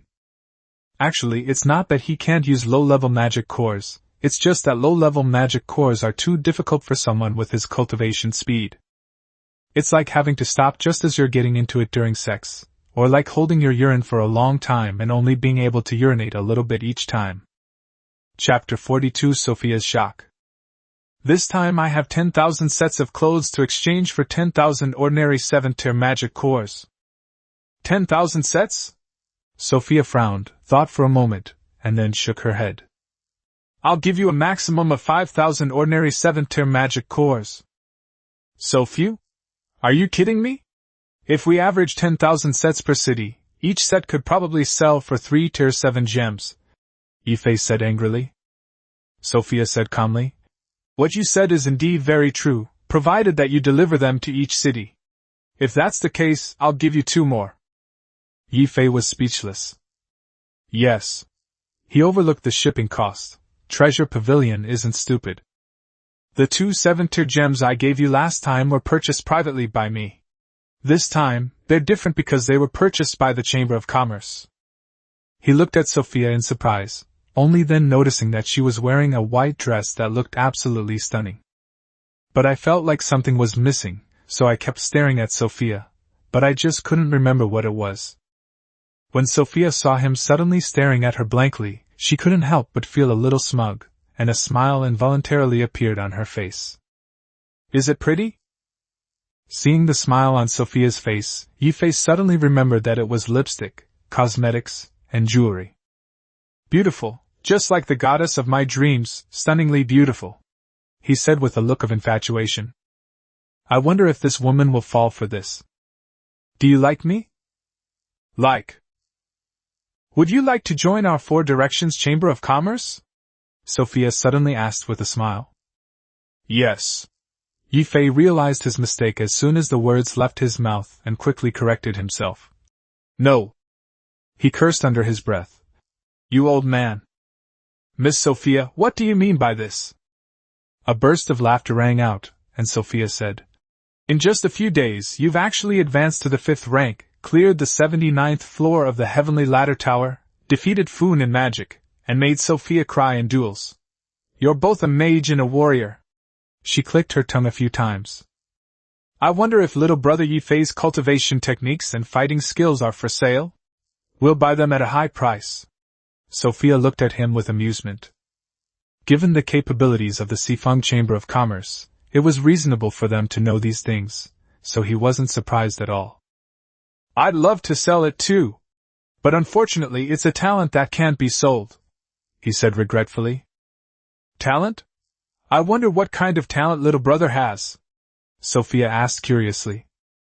She was genuinely curious and deeply shocked that someone who started out weaker than a child could reach the 5th rank in both categories in just a few days, and even surpass her, who had been training for decades, in combat power. That's a secret, I can't just tell anyone. Would you tell me the color of your underwear? Ye Fei rolled his eyes. Sophia was stunned by his words, thinking to herself, this little bastard is getting bolder and bolder. If it weren't for Reese and Scott taking care of him, she would have hung him up and beaten him to a pulp. It might be a bit much, but I can swear a soul oath to keep it a secret. I'm really just curious. Sophia looked at him with longing. I'll also swear an oath. Can you let me see what color your underwear is? Ye Fei asked with a sincere expression. You bastard! Sophia was instantly enraged and was about to throw a punch when. Think carefully before you act. I've already cleared level 79. Sophia was taken aback, and only after calming down did she realize that she probably couldn't beat this bastard. Suddenly, I remembered that this little rascal really needed a magic core, so I said, how about an 8th tier magic core plus a soul oath? Deal. Ye Fei readily agreed. An 8th tier magic core. That's a magic core worth 50 billion. Sophia was stunned. She agreed just like that? Wasn't it supposed to be a secret? You just agreed like that? Sophia still couldn't quite believe it. You can't go back on your word. Sophia immediately threw a magic core to Ye Fei and then made a soul oath. Alright, you can speak now. My talent is S rank in all 8 elements. 8 series S class? Do such people even exist on the continent? Sophia was utterly shocked. No, this little rascal must be lying to her. Impossible! There's no way such a person could exist in this world. You bastard, you tricked me out of my magic core! Sophia exclaimed angrily. Whether it's possible or not, why don't you bring a testing stone and test it yourself? Or, if you're not afraid of causing a commotion, I can give you a few spells. He rolled his eyes after saying that. Ye Fei let her know so that there would be more favorable terms in future transactions. After all, the Chamber of Commerce and the Temple are similar in nature, except that one maintains order and the other only makes money. Moreover, the Chamber of Commerce never takes sides with any country, nor does it make enemies. Furthermore, Sophia's sworn oath makes her even less afraid of being exposed. Even if we take a step back, his talent will inevitably be revealed sooner or later. It's just that he's wary of the Yarrow Empire right now. Sophia hurriedly took out the testing stone from her ring. Many people carry one of these, firstly to test their affinity, and secondly to recruit any hidden geniuses they encounter into their own ranks. Ye Fei then conducted the test in front of Sophia.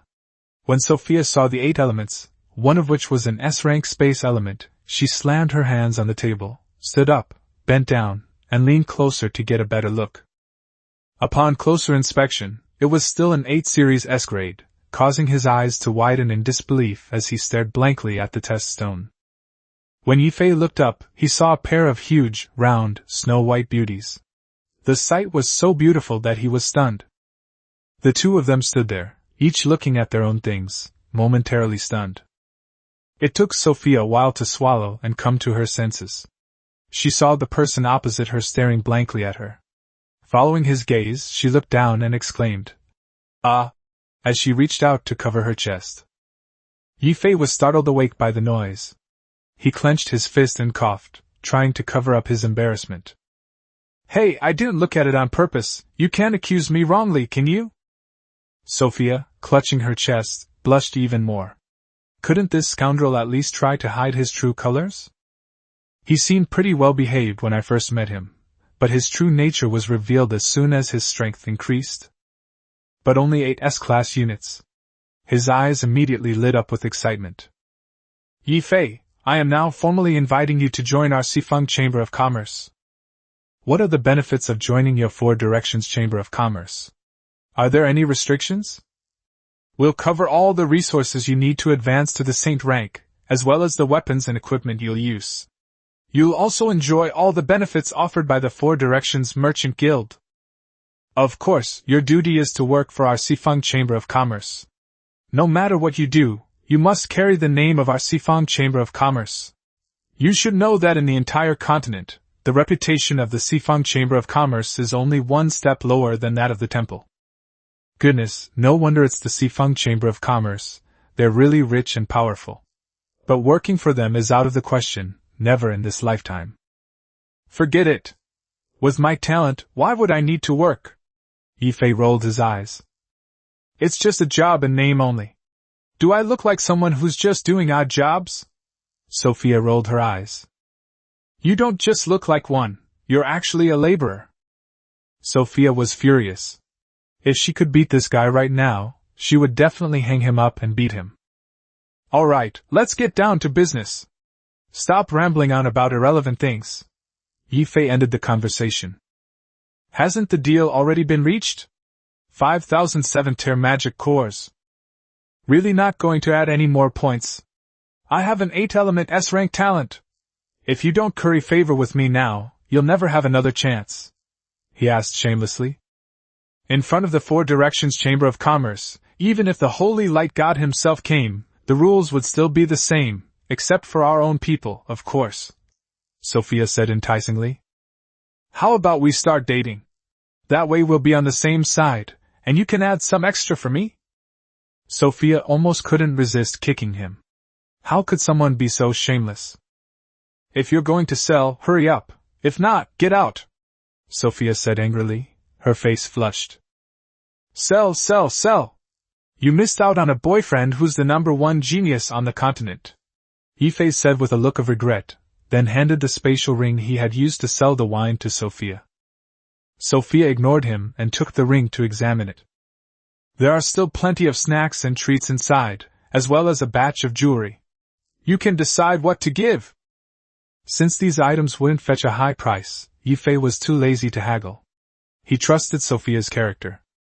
The final transaction involved 6,007 tier magic cores, plus a 100,000 cubic meter space ring and several space rings with a capacity of several thousand cubic meters. However, we need to wait a day because the treasure pavilion doesn't have that many tier 7 magic cores right now. Chapter 43 Acquiring Tiger Carcasses. Ye Fei suddenly remembered something else, so he asked, Sophia, do you sell tiger-type magical beast whips here? What whip? Sophia didn't understand what it was. It's that little brother of the tiger-type magical beasts, above the 4th rank.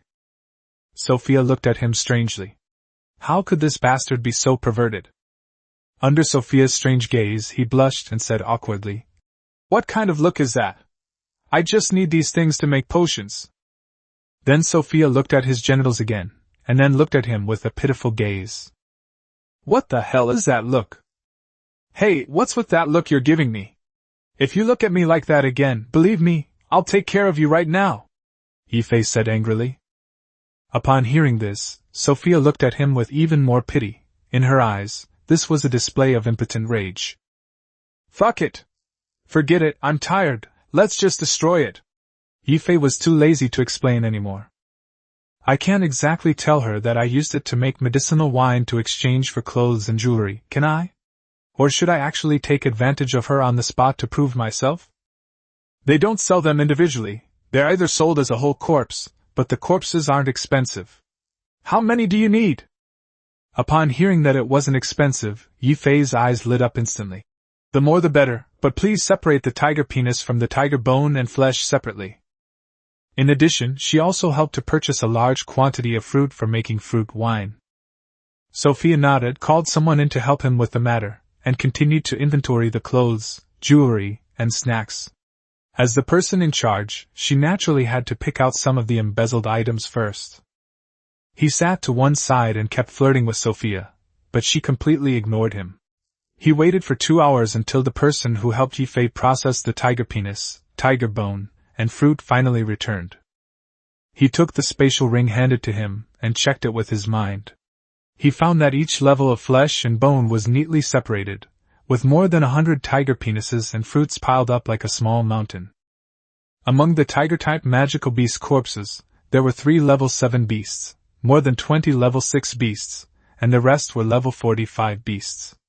Looking at this huge pile of tiger bones and tiger whips, he was so excited that he almost jumped up.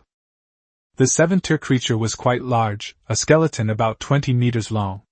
Even a horse's creature looked like a little brother in comparison. The 6th-tier ones are also quite large, around 10 meters tall, while the 5th-tier ones are much smaller, only about 7 or 8 meters tall.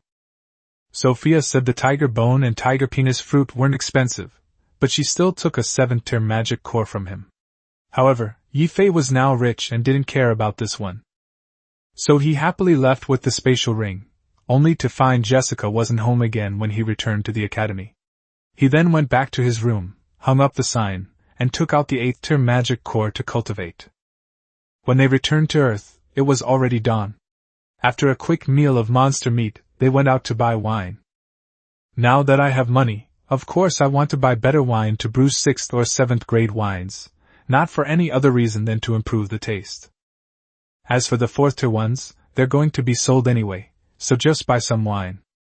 When he went out, he realized he didn't have a car, so he had to find a taxi. He generously gave the driver 2,000 yuan to hire him for the day, and the taxi driver nodded happily. First, the driver took me to the suburbs to rent a large warehouse. Then, I visited several ceramic factories and bought thousands of wine jars and porcelain jars of all sizes. There was no other way, because I had to order them by customization to make them of the same size.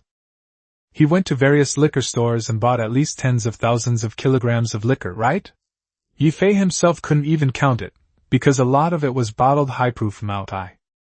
Then we went to several traditional Chinese medicine shops and practically bought out all their stock. Finally, I went with the driver to buy a juicer and a set of knives. I returned to the warehouse and dismissed the driver, telling him to call me when I needed the car and to go about his business for the day.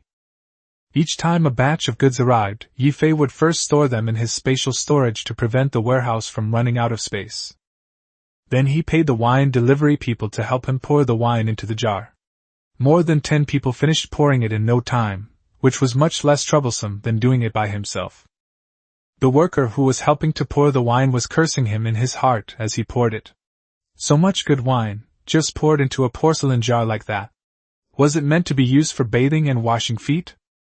With only the last step left, his ordeal began, over 100 tiger bones and a huge pile of fruit. Tiger bones were fine. They were rinsed clean, soaked beforehand, then broken into pieces, cooked, and dried using fire magic. But tiger penis fruit was a real headache for him. There was no other way. This guy was unpredictable, so he had to roll up his sleeves and work harder. Luckily, he was quite capable now, otherwise an ordinary person would have been exhausted. The tiger penis was soaked first, then the fruit wine was brewed. For the 6th and 7th tier tiger bone wine, a lot of fruit juice was added, while for the 4th and 5th tiers, less fruit juice was added. In the end, because there was too much tiger bone, some of it had to be stored away for the time being. Anyway, this stuff is enough for our needs, and we can't sell that many anyway. 1 bottle is enough for rich people to use for a long time. After all, it's a highly nourishing medicinal wine, and drinking 1 bottle of tiger bone wine will make you feel great. He felt quite proud of himself, thinking that he must have made a huge contribution to the harmony of many families. Tiger bone is also known to have remarkable effects on symptoms such as rheumatoid arthritis, cervical spondylosis, lumbar disc herniation, and osteoporosis. Fruit wine is specifically sold to women, especially movie stars who need it. He was working alone when his phone suddenly rang. He looked at the caller ID and saw that it was John Lei calling. Hello? John Lei's excited voice rang out. Brother-in-law, all the wine has been sold, but it's not enough to go around, not enough at all. The tiger bone wine is okay, but the tiger penis and bull penis are fighting over each other. We sold a total of 64 million. If I hadn't repeatedly assured them that there would be more, and hadn't forbidden them from bidding, it would definitely have broken 100 million. After hearing this, Ye Fei roughly guessed that tiger penis was selling for 2 million, while everything else was selling for 1 million per bottle. I'll split the profits 50/50 with you. Just keep 32 million for me. You don't need to transfer it to me. You can pay for it when I need it. Brother-in-law, this is all yours. How can we take your money? Just leave us some tiger penis wine, and oh right, the beauty wine you gave my sister. What do you need that thing for? Ye Fei asked. Brother-in-law, I also want to become more handsome. Besides, I can use a little bit to pick up girls. Zhang Lei finished speaking and then chuckled lewdly. Since you're calling me brother-in-law, take the money and remember to pay the taxes in full, otherwise don't call me brother-in-law anymore. I understand, brother-in-law, thank you, Zhang Lei said excitedly, while several voices could be faintly heard nearby. Brother-in-law, don't forget us. Get out of here, that's my brother-in-law. Then he hung up the phone. Ye Fei was utterly dumbfounded. He'd suddenly gained several more brothers-in-law for no reason. Chapter 44 Arranging for Parents. Not long after Zhang Lei's call ended, another call came in. When I picked up the phone, I was surprised to see Zhang Manyan's name on it. Ye Fei, my grandfather invites you to my house tonight for a banquet to celebrate his discharge from the hospital. Your grandpa invited me? I won't go. I'm not interested in these kinds of banquets. Zhang Manyan was taken aback for a moment, then said irritably, You misheard me. I'm the one who invited you. Please, Mr. Yi, give this humble woman some face. All right. Since such a beautiful lady has invited me, I must give her face. Then don't be late tonight, okay? Zhang Manyan reminded her. I don't have a car, so I can't guarantee I won't be late. Fine, I'll come pick you up, Zhang Manyan said irritably. Then I'll be waiting for you at home. Ye Fei laughed and hung up the phone. Zhang Manyan wanted to say something more, but all she heard was the dial tone of a dead end. She was furious, but there was nothing she could do. After all, he had saved her grandfather's life. After hanging up the phone, he continued to work. Thinking that he had to attend a banquet that evening, he took out a piece of 7th grade tiger bone and specially brewed a jar of wine with fruit juice to give as a gift. Tiger bone is the most suitable for the elderly. If you give them a bottle of tiger penis wine, Zhang Manyan will probably fight you to the death. I wonder how effective tiger venom is for the elderly? Maybe we can give him a bottle to try after he recovers? After sealing all the medicinal wines, they were all put back into the space and placed back in Jessica's yard. A note was left saying that these were cultivation items and should not be touched. It was already 6 p.m. when I returned to Earth. I called my driver to pick me up and take me back to my villa. I went back to the villa, took a shower, and then lay comfortably on the bed. Now that I have money, it's time for my parents to enjoy life. So I took out my phone and dialed Ye Fei's number. Hello? Sister Ye Fei, can you do me a favor? Just tell me, and I'll do my best to help if it's within my power. Although he knew it was just polite talk, Ye Fei still found it quite pleasant. That's how it is. He then told Ye Fei to recruit her mother to her company, arranging an easy job like wiping tables, and that her father could arrange a leisurely factory management position like a team leader. As for the timber mill, I can buy it and give you half of the shares, and you can manage it. Hearing this, Ye Fei's eyes lit up with amazement. Only a few days? Ye Fei had already reached the point where he could buy a factory? My husband is right. I have to win him over. Brother Ye Fei, are you looking down on us? Buying a factory and taking half the shares, are you doing us a favor? Sister Ye Fei, you've misunderstood, Ye Fei hurriedly said. If you want to cooperate with us, then invest together, half and half. If you're not willing, then I'll help you arrange jobs for your parents. Let's not talk about the shareholding cooperation then, Ye Fei said angrily. Since Sister Ye Fei has put it that way, then all right, each family will contribute half, and I'll have someone bring you some gifts, is that all right? Giving gifts is a good idea, Ye Fei said with a chuckle. She was really looking forward to Ye Fei's gift. She had also drunk some of the tiger bone wine he gave her father last time, and its effects were like a miracle drug. Then it's settled. I'll have to trouble you all then, Sister Ye Fei. What's the trouble? It's a small matter. By the way, don't let my parents find out about the job arrangement. Don't worry, if I can't even handle this little thing, I don't deserve to be called Sister Ye Fei by you. Okay, that's all for now. Then she hung up the phone. It's not that he's unwilling to give money directly to his parents, it's just that the older generation can't sit still.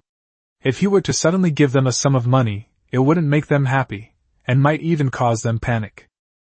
Giving them both easy, high-paying jobs actually makes them happier, and they feel more at ease spending the money they've earned themselves. As for buying his father's lumber mill, Ye Fei had already decided that he would find some time to go to the other world and hire someone to cut down a batch of those trees. The trees in that other world are all top-quality trees. Seeing that Zhang Mannion had not yet come to pick him up, he went to the courtyard and placed 10 jars each of tiger penis, tiger bone, and fruit wine in a corner, and put a few more jars in the small warehouse in the backyard, in preparation for entertaining people. After the banquet, have Zhang Lei and the others move the items from the corner, and store them for later. They can sell them directly in 10 days to half a month. Around 8 o'clock, Zhang Mannion finally arrived. He got into Zhang Mannion's car carrying 2 jars of wine, and handed her 1 jar of fruit wine. Hey! This jar is for your taxi fare, Ye Fei said jokingly. Zhang Mannion was overjoyed and quickly told him to put it in the back of the car. The things he gave me were never bad. At least you have a conscience. Is this also that fruit wine? Congratulations on getting it right, but there's no prize this time, Ye Fei said with a smile. Zhang Mannion rolled her eyes and said, What a character! Then start the car and set off. Looking at Zhang Mannion's expression, he couldn't help but sigh inwardly. A beauty is a beauty, even rolling her eyes is so charming. She wore a black-fitted evening gown, light makeup, and had an oval face, long eyelashes, big eyes, a high nose bridge, and fair skin. She was truly stunningly beautiful. How much is this car? Ye Fei asked suddenly, touching the seat. What? You want to buy a car? Zhang Mannion glanced at him and asked. No, I was just thinking about whether I could latch onto your coattails, flatter you from time to time, and then you'd be so happy that you'd give me a car. Then you'd better try to flatter me. If you flatter me enough, I'll give you one, Zhang Mannion said arrogantly. Oh, you really want me to flatter you? If I could get your Uncle Yi to flatter me, that would be my honor, Zhang Mannion said, then giggled. Your smile is so beautiful, like a flower in spring, Ye Fei sang in a sarcastic tone. Stop, stop, stop! Everyone else's singing is amazing, but how come your singing is so amazing? After hearing him sing like that, Zhang Mannion got goosebumps all over her body and almost lost her grip on the steering wheel. I said you can insult my body, but you can't insult my voice. Is your singing voice worthy of my insult? Back in the day, I sang a song at a brick factory and a house was built for me. Really? Of course it's true. As soon as I opened my mouth, they started throwing bricks at me like crazy. In less than a few minutes they had enough bricks to fill a house. Zhang Mannion was taken aback for a moment, then burst into laughter. Chapter 45 The Banquet. The two chatted and laughed all the way, and soon arrived at Zhang Mannion's house. Do you think they'll beat me to death if I just get off the bus like this? Why did they hit you? Because I stepped out of the car of their goddess. Stop talking nonsense, get down here, Zhang Mannion said, her face flushed, as she slapped him on the shoulder. He laughed and said, Just watch, as soon as I get off the bus, I'll definitely be the center of attention. Zhang Mannion didn't believe it at first, but as Ye Fei got out of the car and followed her towards the lobby, everyone turned to look at them. Zhang Mannion's face turned completely red before she belatedly realized what was happening. No wonder he's the center of attention. His attire is completely out of place.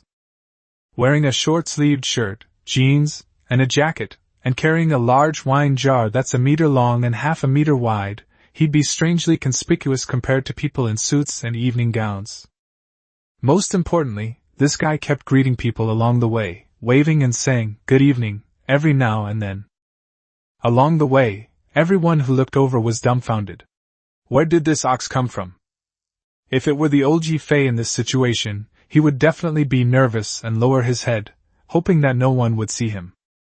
Now that I have cultivation and money in my account, why would I be nervous? He thought to himself, everyone here is trash, I can knock them all down with one punch each. This is actually a change in mindset that reflects a sense of confidence, just like when an ordinary worker has dinner with their boss. If you're not as strong as someone else, you have to be careful what you say, and you can only eat with your head down, afraid of saying the wrong thing. When you have a car, a house, and savings, and you sit at a table with a group of people who earn 2,000 or 3,000 a month, you dare to chime in no matter what they're talking about, and sometimes you even give them advice or comfort them. Ye Fei has this mindset now. I've already surpassed most of you, so naturally I don't feel inferior. When he reached the hall, he walked straight up to Zhang Tianyu, presented the wine jar to him, and said, "This is for you to nourish your body, but you can only drink it after 10 to 15 days. Just a small cup every day is enough." Zhang Tianyu laughed heartily. "Then thank you, grandson-in-law." He then reached out to take the wine jar. He knew the other party had many valuable items, so he wanted to tell them first that these belonged to his family, and that they shouldn't try to take them. Ye Fei was stunned. Holy crap, this old man actually made that announcement in public? He looked around and breathed a sigh of relief. Luckily, there weren't many people in the hall right now. He was really afraid he would be driven crazy by the crowd later. Zhang Manyan's face turned as red as a monkey's bottom, but she did not deny it. Zhang Weijun, Li Nana, Zhang Weihua, and the others all looked at Ye Fei with smiles on their faces.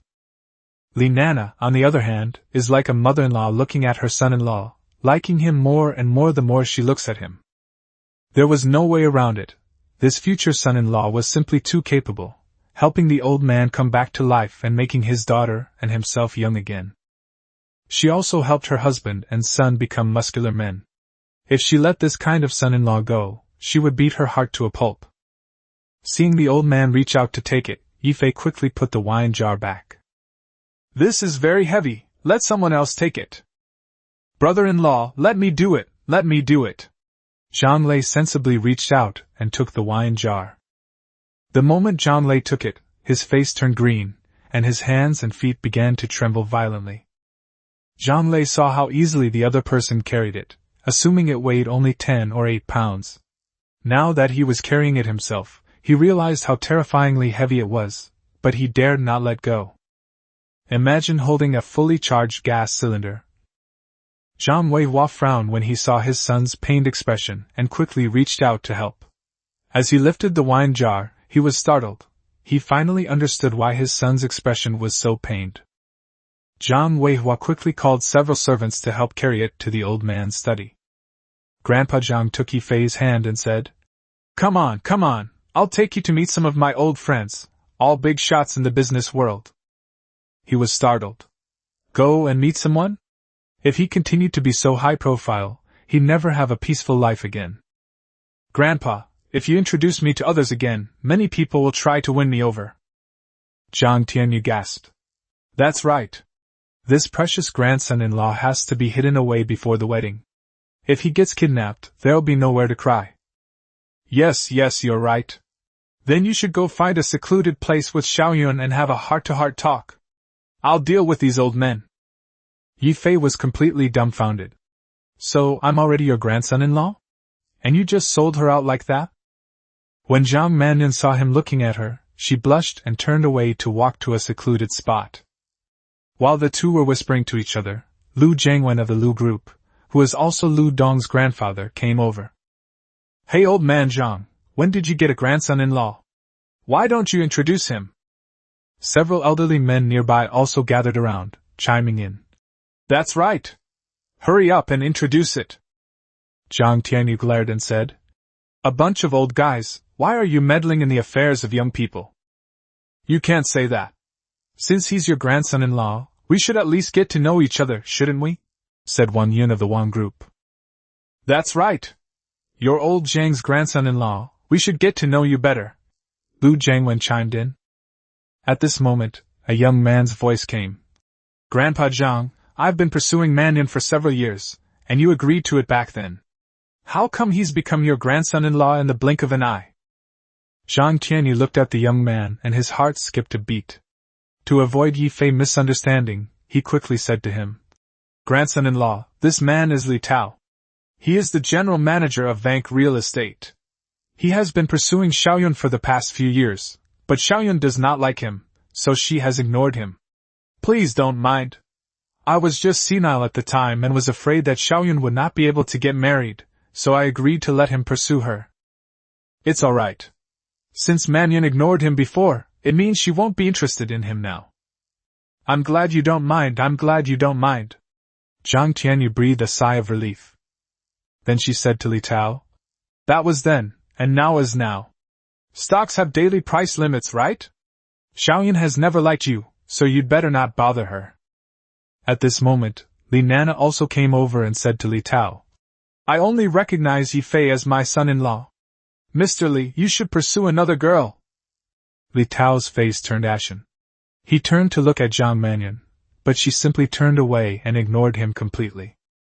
He wanted to say something harsh, but then he realized it would be pointless and would only make enemies, so he decided to leave quietly. Looking at this so-called rival in love, Ye Fei thought to himself, "He's got a deep mind. He doesn't even say anything harsh despite all this." It seems that his pursuit of Zhang Mannion was only for her family fortune. Chapter 46: Zhang Mannion's Jealousy. After the little incident, the banquet guests started chatting again, but most of the topics were about Ye Fei. After Li Tao left, Ye Fei walked towards Zhang Mannion amidst the surprised gazes of the crowd. Seeing him walk towards me, I felt inexplicably nervous. Was he jealous? How should I explain this to him? Ye Fei walked up to her and laughed. "My future wife is truly charming. She actually managed to have someone relentlessly pursuing her for several years." Zhang Mannion blushed and said, "Who's your wife?" "Don't call me that." Grandpa and the others agreed, but I didn't. "I see. Since you won't agree, then I'll just have to take advantage of the many beautiful women at the banquet and go find another one." After saying that, he stared intently at her, trying to glean something from her expression. But Zhang Mannion just looked at him quietly without saying a word. This situation made him start to have doubts. According to the tutorials in the movies, she should be angry or glaring at him at this point, right? Could it be that she really doesn't like him? That's true. I've only known her for a few days. Although her whole family supports her, she herself may not necessarily agree. When Zhang Mannion didn't speak for a long time, Ye Fei sensed that she might genuinely not be interested in him. There are so many women in the world, if one door closes, another opens. "Xiao Lei, come here," he called out to the distance. "Why?" Zhang Lei, who was some distance away, responded and ran straight up to him. "Brother-in-law, what's up? Come on, let me introduce you to the beautiful ladies who are attending the banquet." "Huh!" Zhang Lei was stunned. What is my brother-in-law up to? Turning to look at Zhang Mannion, he saw his older sister staring at him with a fierce look, and he immediately shuddered. "What are you awing about? Hurry up!" He naturally saw Zhang Mannion's look, but what did it mean? Was she trying to keep him hanging on? "Ouch, brother-in-law, my stomach hurts. I need to go to the toilet first." Zhang Lei clutched his stomach and ran away. "If you two are arguing, don't drag me into it. I can't afford to offend either of you." "Useless piece of trash, you're scared like this by just one look?" Ye Fei cursed inwardly. Little did he know that he himself had been cursed 180 times in Zhang Mannion's mind. He's only known me for 2 or 3 days, hasn't even formally pursued me, or confessed his feelings, and he's already calling me wife? Don't I have any dignity? Even if your parents and grandparents agree, and you have feelings for him, you should at least pursue him a little bit, right? And now he dares to say he's looking for other women? I'm so angry. Ye Fei had no idea that she was so calculating. He was just relying on his intuition to conclude that this girl didn't like him and seemed to only want to string him along. Well, without an introduction, I doubt any woman will want to talk to me. Looking at his current attire, he figured no woman would be interested in a loser like him. Suddenly realizing he hadn't eaten all day, he quickly grabbed a bunch of food, found a corner table, and sat down to eat. Just then, a pleasant female voice came from behind. "Brother-in-law, why are you sitting here all alone?" Ye Fei had already sensed a beautiful woman walking towards him, but since he didn't recognize her, he ignored her. And now this woman is actually calling him brother-in-law? "Who are you?" "Brother-in-law, I'm Lu Dong's sister, Lu Tingting." "Lu Dong's sister? Hey! You little brat, you actually think you can fool me?" "Huh! I'm not lying to you. I really am Lu Dong's sister." You can't fool me." "I really am." Lu Tingting stamped her feet anxiously. "Lu Dong looks like a flower, but you look like jade. How could you be siblings?" Ye Fei looked at Lu Tingting with a suspicious expression. Lu Tingting was stunned for a moment. "Ru Hua." Then she burst into laughter like a goose. "Stop laughing, come and sit down." "Okay." Lu Tingting walked over and sat down gracefully. "Brother-in-law, why are you sitting here eating alone?" Lu Tingting asked, puzzled. "Little sister-in-law, what brings you here all by yourself to watch me eat?" Ye Fei retorted. "No, I came over because I saw you sitting here eating alone." "Really? Then I should thank you?" "If you want to thank me, how about selling me a few bottles of Beauty Bar?" Lu Tingting looked at him expectantly. Her dad twisted his back in an accident last time, and yesterday her brother brought back a bottle of tiger bone wine for him to drink. As a result, in less than half an hour, her dad's back was miraculously healed. She was stunned. Then Lu Dong told her that her brother-in-law also had a beauty wine that could keep you young forever if you drank too much of it. Hearing that such a magical wine existed in the world, she was incredibly excited and secretly vowed to get her hands on a bottle no matter what. Throughout the banquet that night, she searched for her brother-in-law's figure. When she finally found him, he was with Sister Mannion, so she didn't dare to go up and ask him. It wasn't until Ye Fei was alone that she got her chance. "You are so beautiful." "Brother-in-law, are you telling the truth?" Lu Tingting was stunned for a moment, then asked shyly with a blush on her face. "Of course it's true, you're dreaming." "Brother-in-law." Lu Tingting pouted and looked at him with a resentful expression. Okay. Just kidding. I'll have your brother bring you a few bottles another day. After all, she's Lu Dong's sister, so she's considered one of his own. He has plenty of this stuff, so giving away a few bottles is no big deal. "Ah. Thank you, brother-in-law." Lu Tingting excitedly rushed over and hugged Ye Fei's face like a rocking horse. Zhang Mannion, who had been observing him from a distance, was furious. This bastard had actually hooked up with a beautiful woman, and it seemed he had even succeeded. He made the beautiful woman laugh 1 minute, and then look resentful the next, and now they've even kissed. He hasn't even kissed her yet. No way. This vixen dares to steal my husband? Doesn't she know he's the husband my family arranged for me? I'll show her what I'm made of. So Zhang Mannion stormed over. Having been ambushed, Ye Fei suddenly sensed Zhang Mannion, who was angrily walking towards him. His eyes lit up. That statement was indeed true. To deal with a man, you need to find a woman. To deal with a woman, you need to find another woman. "What are you doing?" Zhang Mannion asked angrily. Sister Mannion? I have something to do, you two chat." After saying that, Lu Tingting ran away as if she were fleeing. "I'm eating. What else could I be doing?" Ye Fei asked, feigning confusion. "Ye Fei, you actually seduced a woman and even kissed her." You! Zhang Mannion cried as she spoke. She felt so wrong. Her grandfather had already announced that she was going to marry him, and she hadn't denied it, yet he hadn't said a word and just called her his wife. She only hoped he would show some appreciation, even just a little confession, so she readily agreed. But he actually started seeing other women. Zhang Mannion felt increasingly wronged, angry, and heartbroken as she thought about it, and tears streamed down her face. Ye Fei had no idea that women had so many thoughts on their minds. He was now completely baffled. "If you say you like me, why aren't you happy when I call you wife? You don't like me. Why are you upset and angry when another woman kisses you?" The ancients were right. Only petty men and women are difficult to deal with. Chapter 47 Zhang Manyun falls in love. Ye Fei walked over and wiped away Zhang Manyun's tears. All right. Stop crying. Tell me, who bullied you? I'll beat him to death for you. It was you who bullied me, Zhang Manyun said, and then cried even harder. She has always been a strong, independent woman, and it's rare for her to develop feelings for a man. Moreover, her whole family supports her marrying him, but he turns around and goes to find someone else. Hey beautiful lady, that's a bit unreasonable of you. When have I ever bullied you? You have it, Zhang Manyun said unreasonably, tears streaming down her face. Ye Fei gave her a light hug, patted her back, and said, It's just some rice I ate. Is it really necessary to be so stingy? Pfft. Zhang Manyun was amused by his annoyance, and pinched his waist hard. Who said that? I just ate some food from your place, and you're saying I'm bullying you? What else could it be?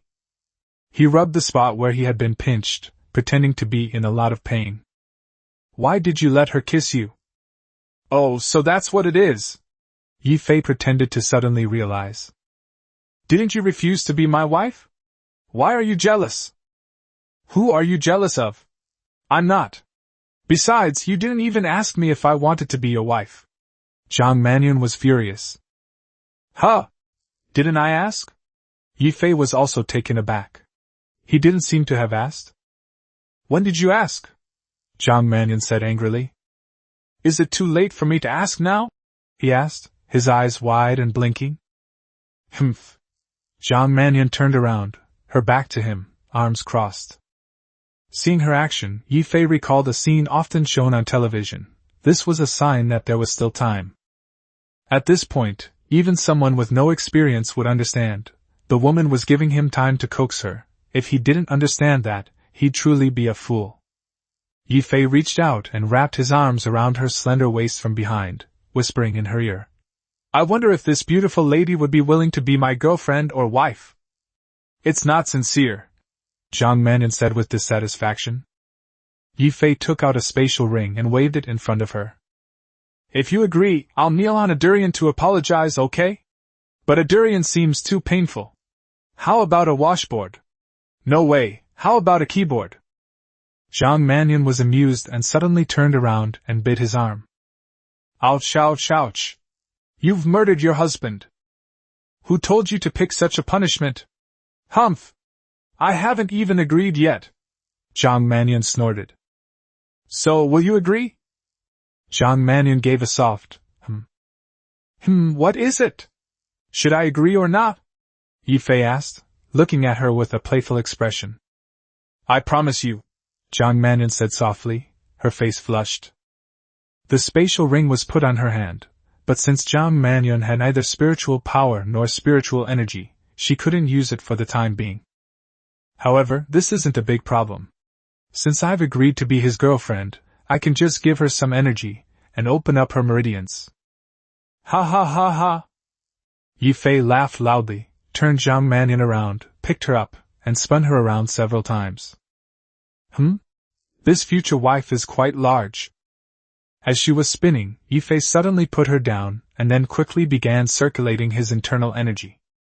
Because when he hugged Zhang Manyun, a certain part of his body was covered by his genes and he couldn't get up, and that feeling was truly unbearable.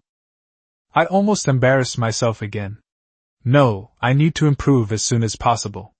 I get hard as soon as I get close to a woman. What if I lose my virginity and my training slows down? What's wrong? Zhang Manyun asked, puzzled, when she saw him suddenly put her down. It's nothing, Ye Fei said awkwardly. Zhang Manyun noticed his genitals, blushed, and spat out. You pervert. Let me show you what a hooligan is, he said, stretching out his hands and making a grabbing motion in the air, chuckling lewdly. With a cry of, ah! Zhang Manyun turned pale with fright, crossed her arms, and ran away. Before he could even run, he was swept up in a pair of large hands, picked up around the waist, and then put down again after a turn. Zhang Manyun let out another, ah! Then Ye Fei wrapped his arms around her waist, pressed his entire body against her back, and whispered in her ear. You've been controlled by this scoundrel, just accept your fate. Hee hee. You pervert, let me go! Zhang Mannion said shyly in a low voice. It's impossible to let go, I'll never let go in this lifetime. Zhang Mannion felt a sweet warmth in her heart upon hearing this, and even stopped struggling. Either of them spoke again. He held Zhang Mannion tightly, nuzzling her ear and occasionally breathing into it. Soon, Zhang Mannion's cheeks flushed, and her eyes became hazy. However, he soon began to feel pain again because his penis started to get hard again, and his pants even got a little wet. Startled, he quickly released Zhang Mannion, calmed himself down, focused his mind, and began circulating his internal energy. The moment Zhang Mannion was released, her cheeks flushed red, and she ran away after uttering, "You big pervert!" When he returned to the hall, he saw that Grandpa Zhang was still arguing heatedly with those old men. Zhang Lei, meanwhile, winked at him lewdly, while Zhang Weijun and Li Nana looked at him with amusement. Even though Ye Fei had a thick skin, he still blushed and gave an awkward laugh.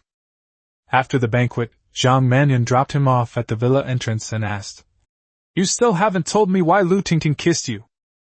"Give me a kiss and I'll tell you," Ye Fei said with a lewd grin. "Fine, don't tell me then." Zhang Mannion turned her head away and ignored him. "Don't you really want to know?"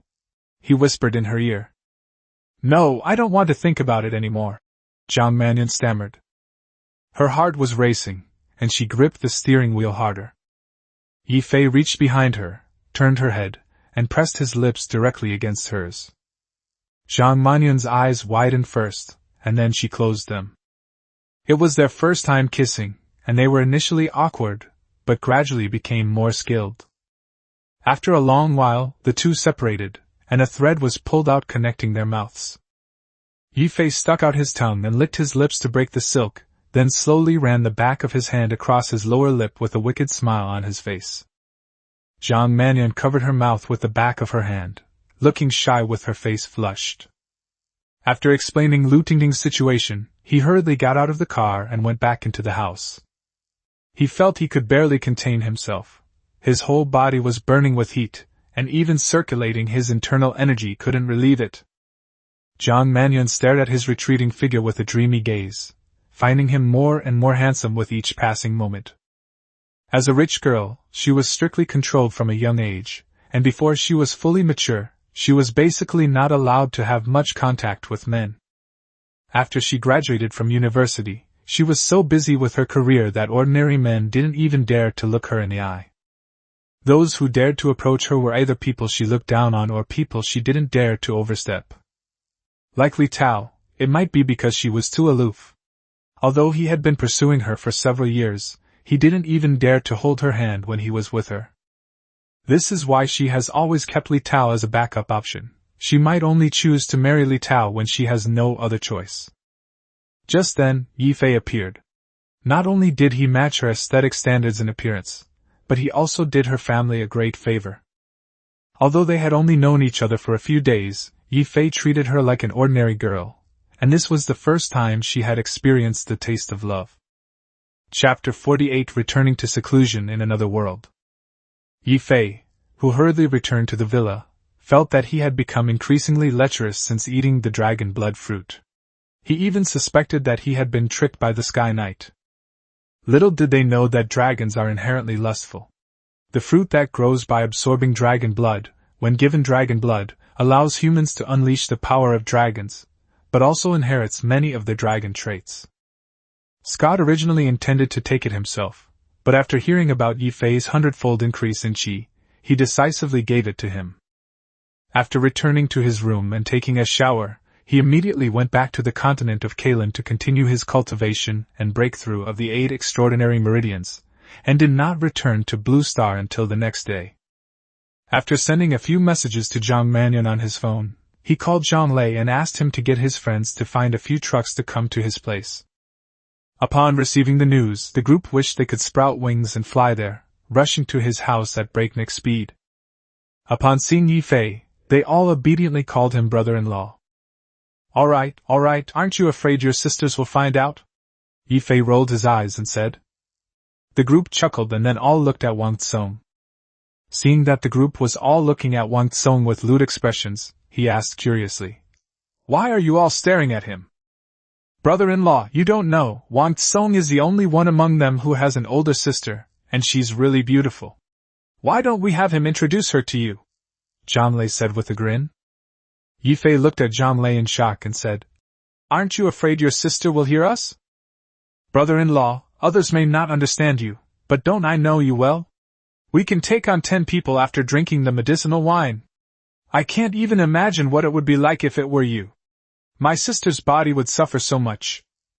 He was speechless for a moment, but then he felt that what his brother-in-law said seemed to make a lot of sense. So, Xiao Tsong, you should introduce your sister to your brother-in-law too, then he'll really be your brother-in-law. Zhang Lei, having tasted the medicinal wine, knew its potent effects. He hoped his brother-in-law would remain faithful, but his sister certainly couldn't handle it alone. If he ruins my older sister, I'll cry my eyes out. For my sister's health, I must find her a few more husbands. I already have 8 or 10 myself, so how many husbands should I find? Wang Tsong's eyes flashed. That's right. If he really is my brother-in-law, he will give me more good medicinal wine in the future. Anyway, a woman can't resist him. The other two also had their eyes shining. If they could become relatives with Ye Fei, they would live to be 100 years old without any problem. Anyone who has drunk medicinal wine knows how potent it is. If it weren't for national regulations, they would definitely marry 10 or 8 women. Although you're not allowed to marry that many, having 10 or 8 girlfriends is still perfectly fine. If Ye Fei knew what they were thinking, he'd definitely give them each a good whack on the head. What the hell were they spouting? I already have plenty of targets on the Kalan continent, aren't they better than those on Blue Star? Ye Fei led the group to the place where the wine was kept, and the group's eyes widened in surprise. We've struck it rich! We've struck it rich! Good heavens, several large vats of medicinal wine! Each vat weighs several hundred kilograms, and there are 30 vats here. The 4 of them stared wide-eyed, their breathing quickening, as if they had seen some unparalleled beauty. Ye Fei found their expressions somewhat amusing. 10 vats each of tiger penis and tiger bone beauty wine, and the tiger bone and tiger penis need to be soaked for another 10 to 15 days. Seeing that the others weren't listening to him at all, he slapped each of them on the back of the head, which brought them back to their senses. Did you hear that? Yes, we heard it. The group nodded in agreement. Lu Dong, after we take it away, give your sister 10 or 8 bottles. I promised her. You guys can divide the rest among yourselves, and then sell the rest. Okay, I'll thank my brother-in-law on behalf of my sister. Lu Dong nodded hurriedly in thanks. Xiao Lei, find me a reliable person to drive these 2 boxes to these 2 addresses intact. Here is the contact information once they arrive. Ye Fei handed 2 sealed boxes to Zhang Lei. These were things he had prepared for Ye Fei and her family. And this list, you buy a whole bunch of them for me, the more the better. Deduct the money from the medicinal wine money, and send them directly to this warehouse after you've bought them all. He then gave Zhang Lei a key to the suburban warehouse. I guarantee I'll complete the mission, Zhang Lei assured, patting his chest. Brother-in-law, where's my sister? You're sending this to Lu Tingting, you can't leave out my sister, Wang Tsong said anxiously. Ye Fei was immediately speechless. Didn't I just say that you guys decide how to divide the profits, and the rest you can sell? Just as Li Jian was about to speak, Ye Fei glared at him, and Li Jian gave an awkward smile. I'll be going to the countryside to buy goods recently, so there might be no signal. Just leave me a message if you need anything. Everyone nodded in agreement. After the group unloaded the medicinal liquor from the truck they had called, Ye Fei took out his phone and sent a text message to Zhang Manyan, repeating what he had just said. Zhang Manyan was immediately unhappy because her boyfriend, who had just started dating her, had to go on a business trip. However, she wasn't unreasonable, so she could only repeatedly tell him to be careful and come back early. After submitting the report and looting another batch of goods, he returned to the continent of Kalan. First, he went to the treasure pavilion to get the magic core, and then hurriedly returned to Jessica's house. This time he wants to open up all the meridians in one go. Just a few days after Ye Fei began his breakthrough of the 8 extraordinary meridians, his name appeared on the National Security Bureau's list. The reason is the bottle of life-saving medicine that Dr. Liu obtained. Because he needed to use instruments to analyze the life-saving potion, during the process of using the instruments, other professors discovered this miraculous potion. Then a large group of medical professors, all renowned figures, gathered around a bottle of medicine, conducting various studies and analyses, but no matter how they studied it, they couldn't figure out what its ingredients were. What's most shocking is that this drug can actually enhance human mitochondria. Even seasoned professors, the pillars of society, felt that what they had learned was insufficient, because many of the concepts were completely unfamiliar to them. The only conclusion reached by the research is that if one drinks this stuff for a long time, living for hundreds of years, if not immortality, is not a problem at all. Because this thing was so shocking, they didn't dare to hide it, and reported it directly.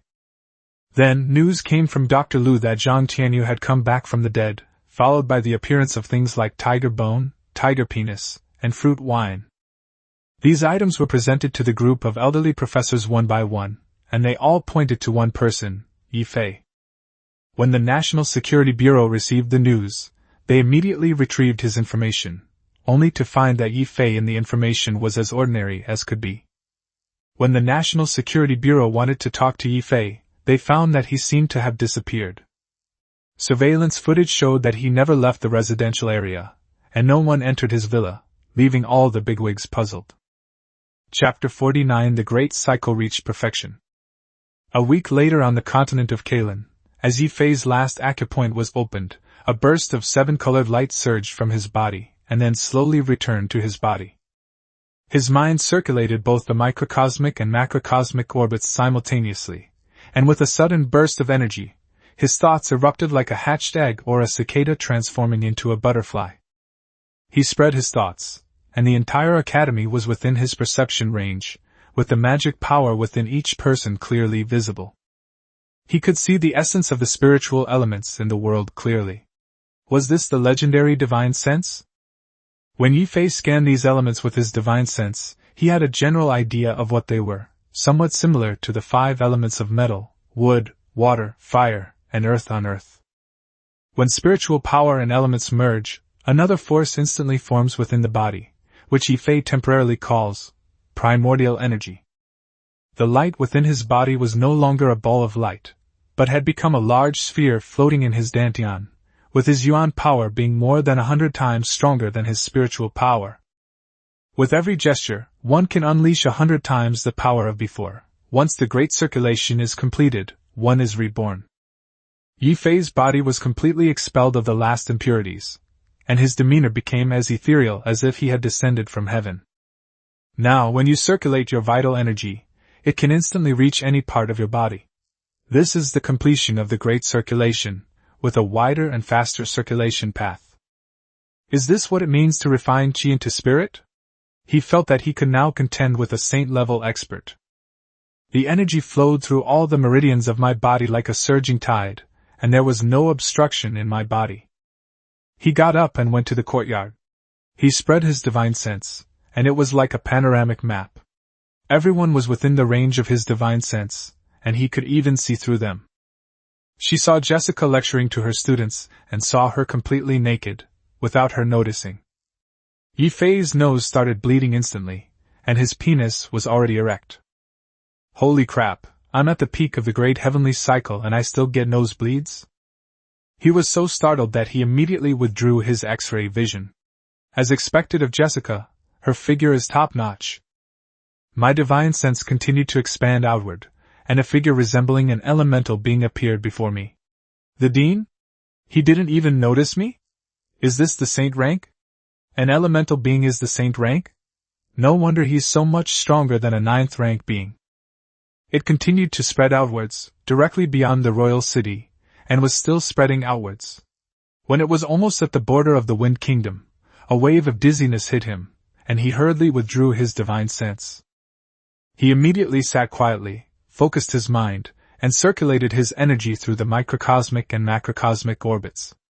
It took him quite a while to recover. The limit of divine sense seems to be 700,000 square kilometers, and it can change shape and extend at any time. This is divine thought. It is indeed terrifying. It already covers an area the size of several provinces. Under normal use, the area is 100,000 square kilometers, so it will not cause dizziness. Ye Fei found it quite strange. Even if he had mastered the qi refining and spirit transformation stage, his divine sense shouldn't be this terrifying, right? He then thought of the meteor that had struck him. My spiritual sense is far more exaggerated than anything described in any book. Perhaps it's all because of that shooting star? Otherwise, how can I explain the exaggerated experience of drawing in qi? How can my spiritual sense be so powerful? Looking at the yard, he initially thought about testing his current strength, but then decided against it. If he lost control and razed the yard to the ground, Jessica would definitely fight him to the death. He first tried his lightness skill, circulating it from his head to his feet, and in a flash appeared 100 meters away. 100 meters in a second? Take off. Take off. From now on, even if we can't win a fight, running away will be a skill we'll master. Moreover, with such powerful divine sense, he became increasingly excited as he thought about hunting magical beasts in the demon forest, while avoiding saint-level magical beasts. I'll go back to my room and focus on breaking through first. I still have so many 7th-tier magic cores. That should be enough for me to break through to the 7th tier, right? Ye Fei sat quietly on the bed. Time passed slowly. As his vital energy outlined the star map, he completed it in one go, directly lighting up the 3rd star and reaching the 6th level. He discovered that as long as his vital energy was sufficiently abundant, he could quickly break through to the next realm, which was like a cow taking a plane. Seeing that he had already reached the 6th rank and still had a lot of magic cores left, he immediately sat cross-legged and continued to absorb the energy from the magic cores. He was furious when he ran out of magic cores and still hadn't reached the 7th tier. He estimated that he was still short more than 1,000 cores. The 6th-order divine sense had grown considerably, reaching a maximum of over 1 million square kilometers. Anyone below the 7th rank is a noob. No, I need to go and extort some money from Dean Scott and the others. Once I reach the 7th rank, I can go hunt monsters and pay them back later. As Ye Fei spread his divine senses, he discovered that Dean Reese was meditating in his home. He quickly stood up and was about to go find Reese. He had just reached the door when he realized he was covered in mud and filth. He decided to take a shower first. At the entrance of Reese, he shouted, pounding on Reese's door. Dean, come out quickly, I'm here to rob you! Rise, who was meditating, looked puzzled and thought to himself, has this brat come out of seclusion? He went out, opened the door, and saw Ye Fei. He laughed and scolded.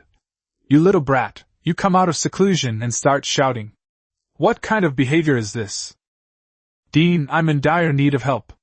Could you lend me 2,000 7th-tier magic cores? He said bluntly.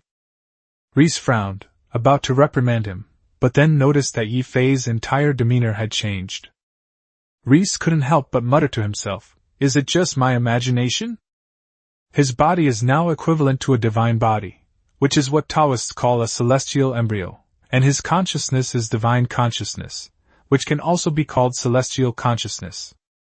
When the great circulation is complete, one has already reached the stage of refining qi into spirit, a state of unity between spirit and qi, thus possessing an extraordinary and outstanding temperament. Dean, stop looking. I know I look handsome right now. Quickly lend me 2,000 magic cores. Didn't you just want 500? Reese asked, puzzled. I'm already at level 6. If I get another 2,000, I'll be at level 7. Once I reach level 7, I don't even know how strong I'll be, Ye Fei said proudly. 6th rank?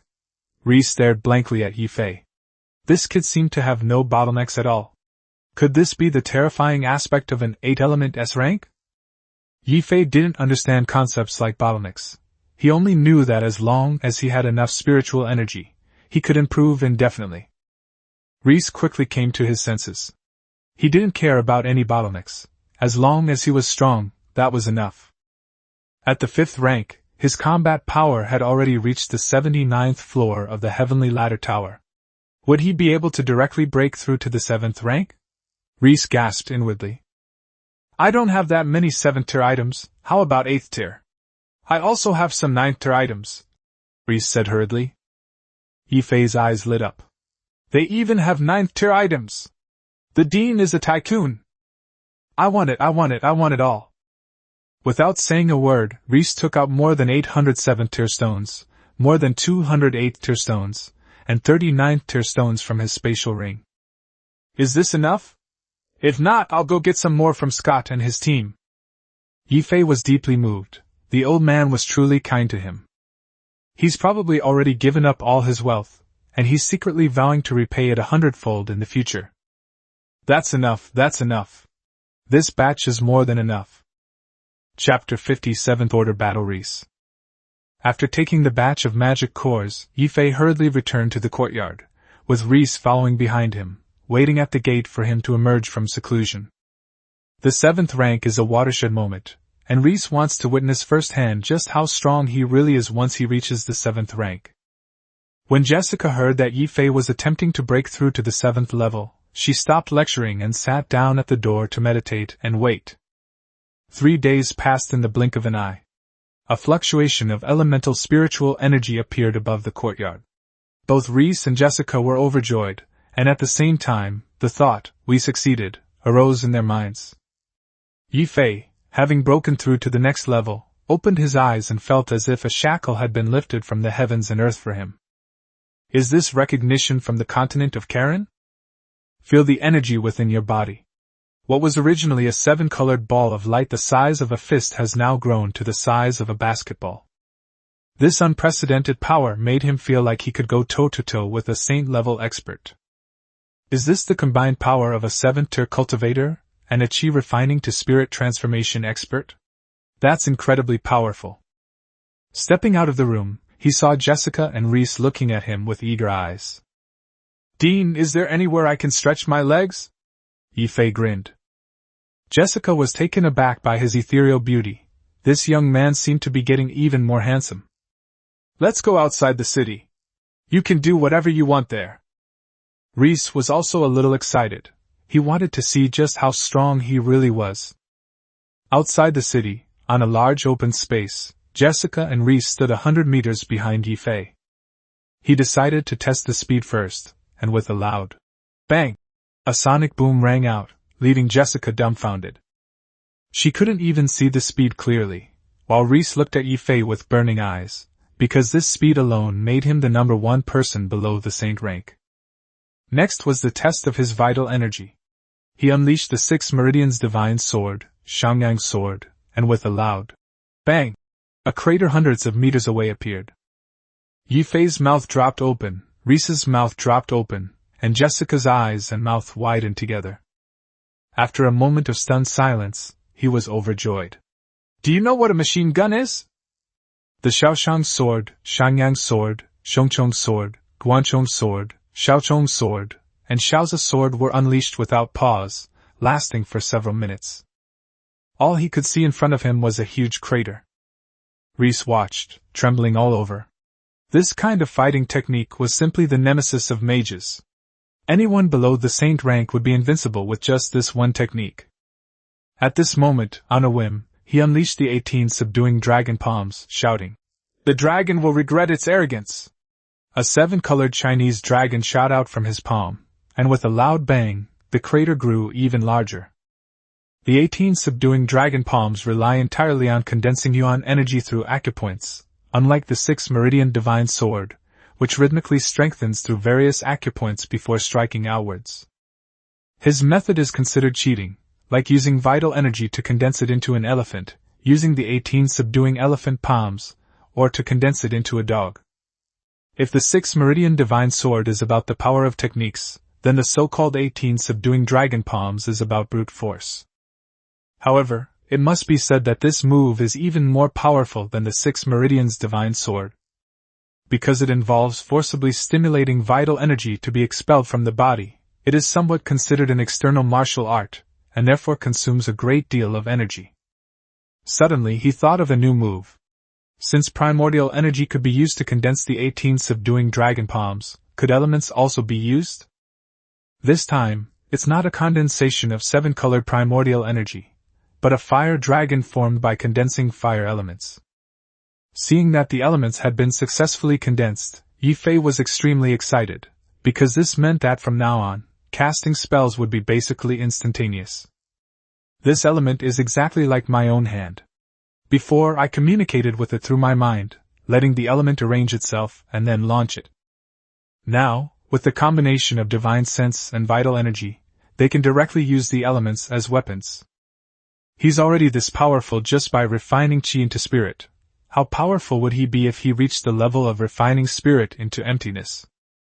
Ye Fei still couldn't understand the content of the refining spirit and returning to emptiness realm.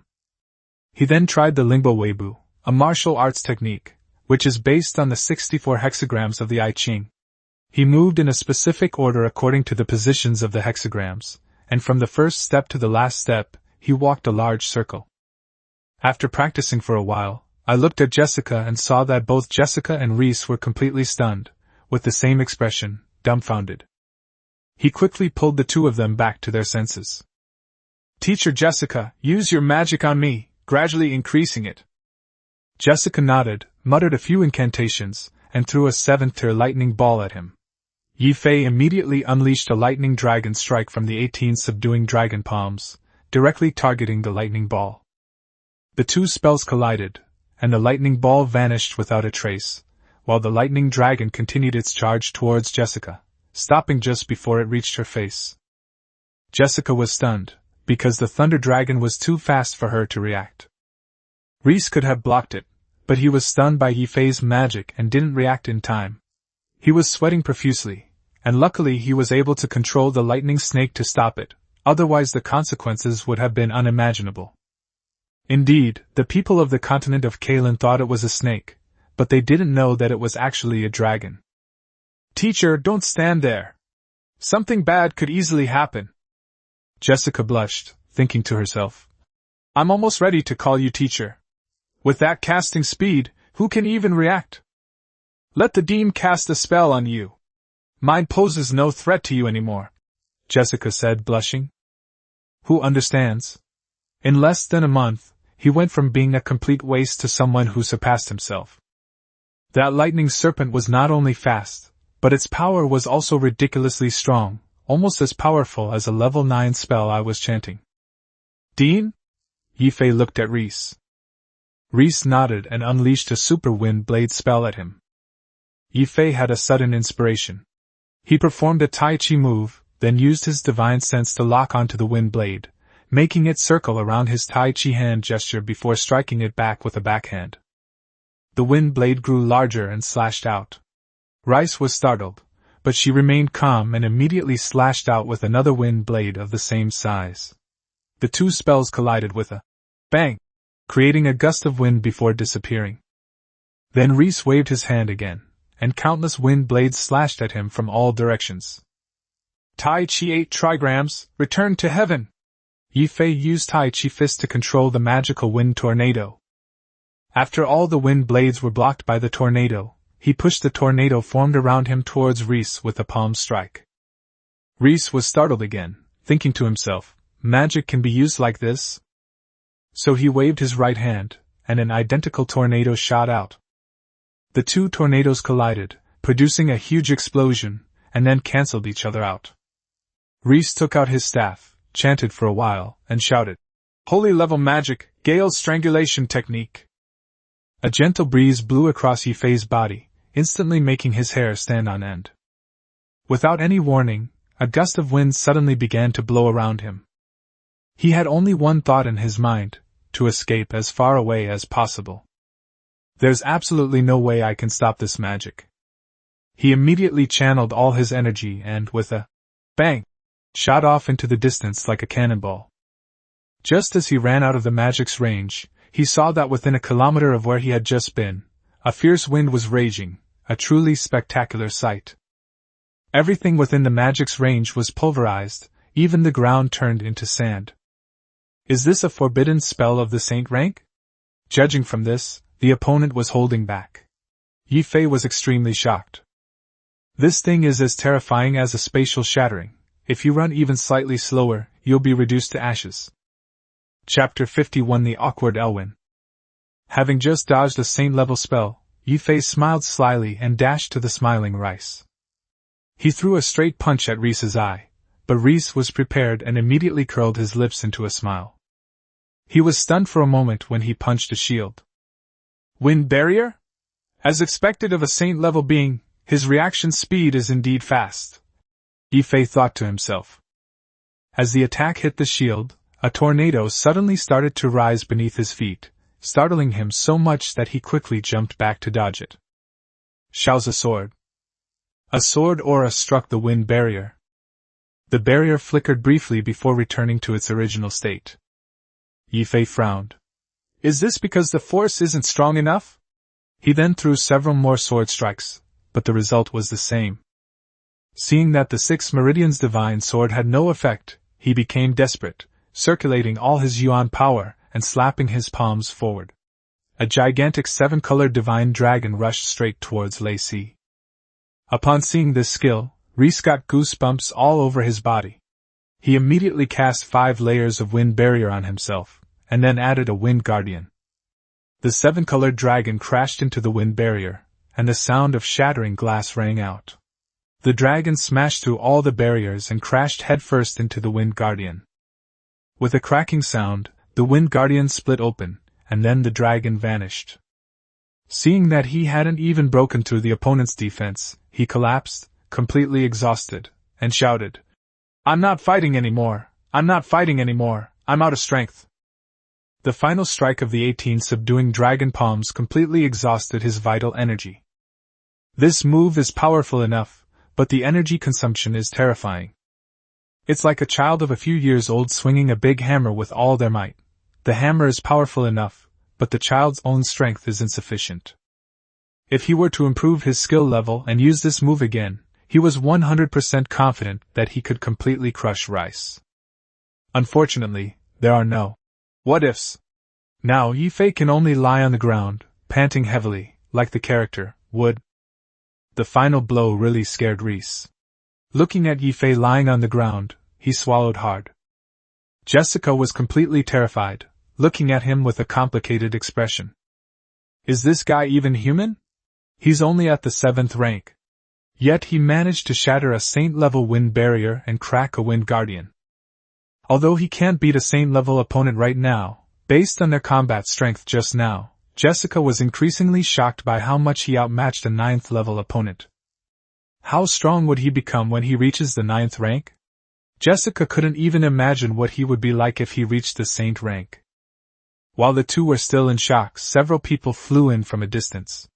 They were startled by the devastation on the ground, thinking that enemies had attacked. Alvin and Helen instantly appeared next to Reese, while Gi's and Lista landed next to Ye Fei to keep watch. Scott helped him up and only began to question him after confirming that there were no enemies around. After Reese explained the situation to the group, everyone looked at Ye Fei in shock. After the initial shock came overwhelming joy. This kid was already this strong at the 7th rank. Once he reached the saint rank, he could probably fight even a god rank, right? The Kingdom of Wind should rise to power because of this kid. Ye Fei's growth rate shattered their understanding. There were no bottlenecks. As long as there were enough resources, he could advance infinitely. Moreover, this guy's combat power far surpasses that of others of the same level. Elwyn asked confidently, "How many magic cores do you need to reach the 8th rank? Even if we old guys stop cultivating, we'll still send you to the saint rank." Ye Fei smiled shyly and said, "I don't actually need that many to reach the 8th rank. Just a few thousand 9th rank magic cores should be enough, Your Majesty and the teachers, right?" "How much? How much?" Alvin asked incredulously. Everyone looked over, and he glanced at them, saying somewhat awkwardly, "Around 3,500 9th tier magic cores, or at most 4,000 if I'm being conservative." Everyone was stunned. He himself was just as dumbfounded. Logically speaking, he should have been at the 8th level of the spiritual energy level, but when he circulated and absorbed the spiritual energy, and saw the amount he needed, he was also in a state of utter pain. When breaking through to the 7th rank, comparing the 9th rank magic cores borrowed from Reese, it was calculated that advancing to the 8th rank would require more than 3,000 9th rank magic cores. Alvin had been spouting grandiloquent words, but now he just wanted to slap himself. Why did he have to say he'd taken care of all his resources? Is it possible for someone to raise such a monster on their own? Thousands of Tier 9 stones. Those are Tier 9 stones. Not Tier 4, 5, 6, or 7 stones. I reckon only behemoths like the Four Directions Merchant Guild and the Temple could afford to keep such a monster. In the end, Elwyn didn't give him the magic core, but only told Ye Fei to go to the saint-level beings if he needed anything else. After all, only a few individuals or kingdoms can produce several thousand 9th-tier magic cores. Even saint-level experts can use a 9th-tier magic core, since saint-level magic cores are not something that can be obtained casually. Therefore, the mainstream saint-level players still use 8th or 9th-tier magic cores, which results in each country having a limited stock of 9th-tier magic cores. He wanted several thousand at once, which terrified Erwin and the others. Ye Fei and Jessica flew slowly all the way, finally realizing his dream of flying. He was so excited that he jumped up and down and did all sorts of poses in the air. He returned to the college, said goodbye to Jessica, and then went to the library alone to read. If he wants to go out and gain experience, he must understand this world. He is still a novice. After spending 2 days studying at the library, he was finally no longer a novice. I finally know what fruit I used to make the wine. Hibiscus fruit, though it possesses a slight spiritual quality, is not abundant. This fruit doesn't offer much help in cultivation, but it does have a nourishing effect on the skin. Eating more of it can indeed slow down skin aging. Hibiscus fruit is just like the fruit vitamins on Earth, except that its effects are many times more powerful, and it is especially beneficial to the skin. He initially felt his strength increasing, which was because he had eaten the flesh of a magical beast. The higher the rank of a monster, the greater its benefits to humans. Because monster meat is slow to increase strength, it is so cheap. Of course, the lower one's level of cultivation, the faster and more obvious the effects will be. Just like the people on Earth, malnourished people will see results very quickly from eating more meat. After finishing reading the mainstream books, Ye Fei left the library. Suddenly remembering Schwer's cute little clip, he headed straight for Lei Yuan. Chapter 52. It's my turn to find fault. At Lei Academy, Schwer was about to set off with 2 classmates to complete the Academy's mission for the month. When Schwer saw Ye Fei walking towards her, she exclaimed happily, "Brother Ye Fei, you've come out of seclusion!" When she ran up to him, Schwer suddenly froze. Was I seeing things? Ye Fei was still the same Ye Fei, but why did he look even better to me? Yes. Because I miss you. I came to find you as soon as I came out of the pass. Really? Schwer said happily. But I have to do a mission now, and I'm currently looking for people to team up with to go to the demon forest. Schwer said regretfully. What bad timing, Ye Fei said regretfully. It's okay, brother Ye Fei, I'll come find you to play when I get back. Okay, you can take this. Then he handed the spatial ring he had obtained last time to Schwer. Inside were the 7th-tier magic robe and staff that the dean had given them, as well as various clothes, jewelry, snacks, magic cores, and magic crystals. Brother Ye Fei, I can't accept this. Schwer hurriedly declined. Without saying a word, he grabbed her hand, slipped the ring on her finger, and said, There are lots of clothes and teddy bears inside. Schwer's eyes lit up, and she instantly became very polite, saying happily, Then thank you, brother Ye Fei. After saying that, Schwer hurriedly checked the contents of the ring. Before long, Schwer's mouth was wide open. Seeing her expression, Ye Fei smiled and reached out to support her chin, helping her close it. You're so annoying. Schwer blushed and slapped his hand away. What's inside, brother Ye Fei? Here you go, just take it. A drop of kindness deserves a spring of gratitude. If I could, I would even give myself to you. He smiled as he looked at Schwer. Schwer's face turned bright red, almost steaming. Was brother Ye Fei confessing his feelings to me? The 2 female students beside him were filled with envy and jealousy. Who in the Magic Academy doesn't know Ye Fei's name now? He's number 1 on the ladder. He even beat Foon into having black eyes. He reached out and patted Schwer's head, saying, Alright, don't be shy. Go find your teammates and go on a training trip. I'll wait for you to come back. Shui responded softly. After saying that, he turned and walked out of the academy. He was old enough to touch women now, so it was time to go find the baby-faced giant Sophia. He couldn't let this girl who had come to him for free go. He would take advantage of her if he found the chance. He chuckled lewdly. As he walked out of the academy, lost in thought, he suddenly heard a voice. Hi, Ye Fei. Turning around, I saw it was Sherry, and she was being harassed by a red-haired boy. Who else could it be but Jack? He chuckled instantly. You were the one who picked a fight with me last time, weren't you? Now it's my turn. Jack saw Shirley greet a man, and when he saw the man's distinctive black hair and eyes, he was so frightened that he turned and ran away. Seeing that the kid still dared to run, Ye Fei caught up with him in one stride and kicked him to the ground with a thud. Jack cried out, Ouch! And pounced on his food like a dog, immediately shouting angrily. Ye Fei, this is the academy! How dare you hit me? Hey, you actually know the rules, huh? Fine, I won't hit you in the academy. After saying that, he picked him up and started walking out of the academy. Jack was terrified and shouted, What are you doing? Let me go! Help! Shirley watched in stunned silence, a sly glint suddenly flashing in her eyes. If this bastard bothers me again, I'll go find him. Along the way, everyone who saw Ye Fei carrying Jack turned their heads away as if they hadn't seen him. Even the guards pretended not to see him. Because Rayleigh told them not to mess with this black-haired, black-eyed kid, whose identity was very special. This clearly shows that Ye Fei has a very strong backing, especially since he's ranked number 1 on the ladder.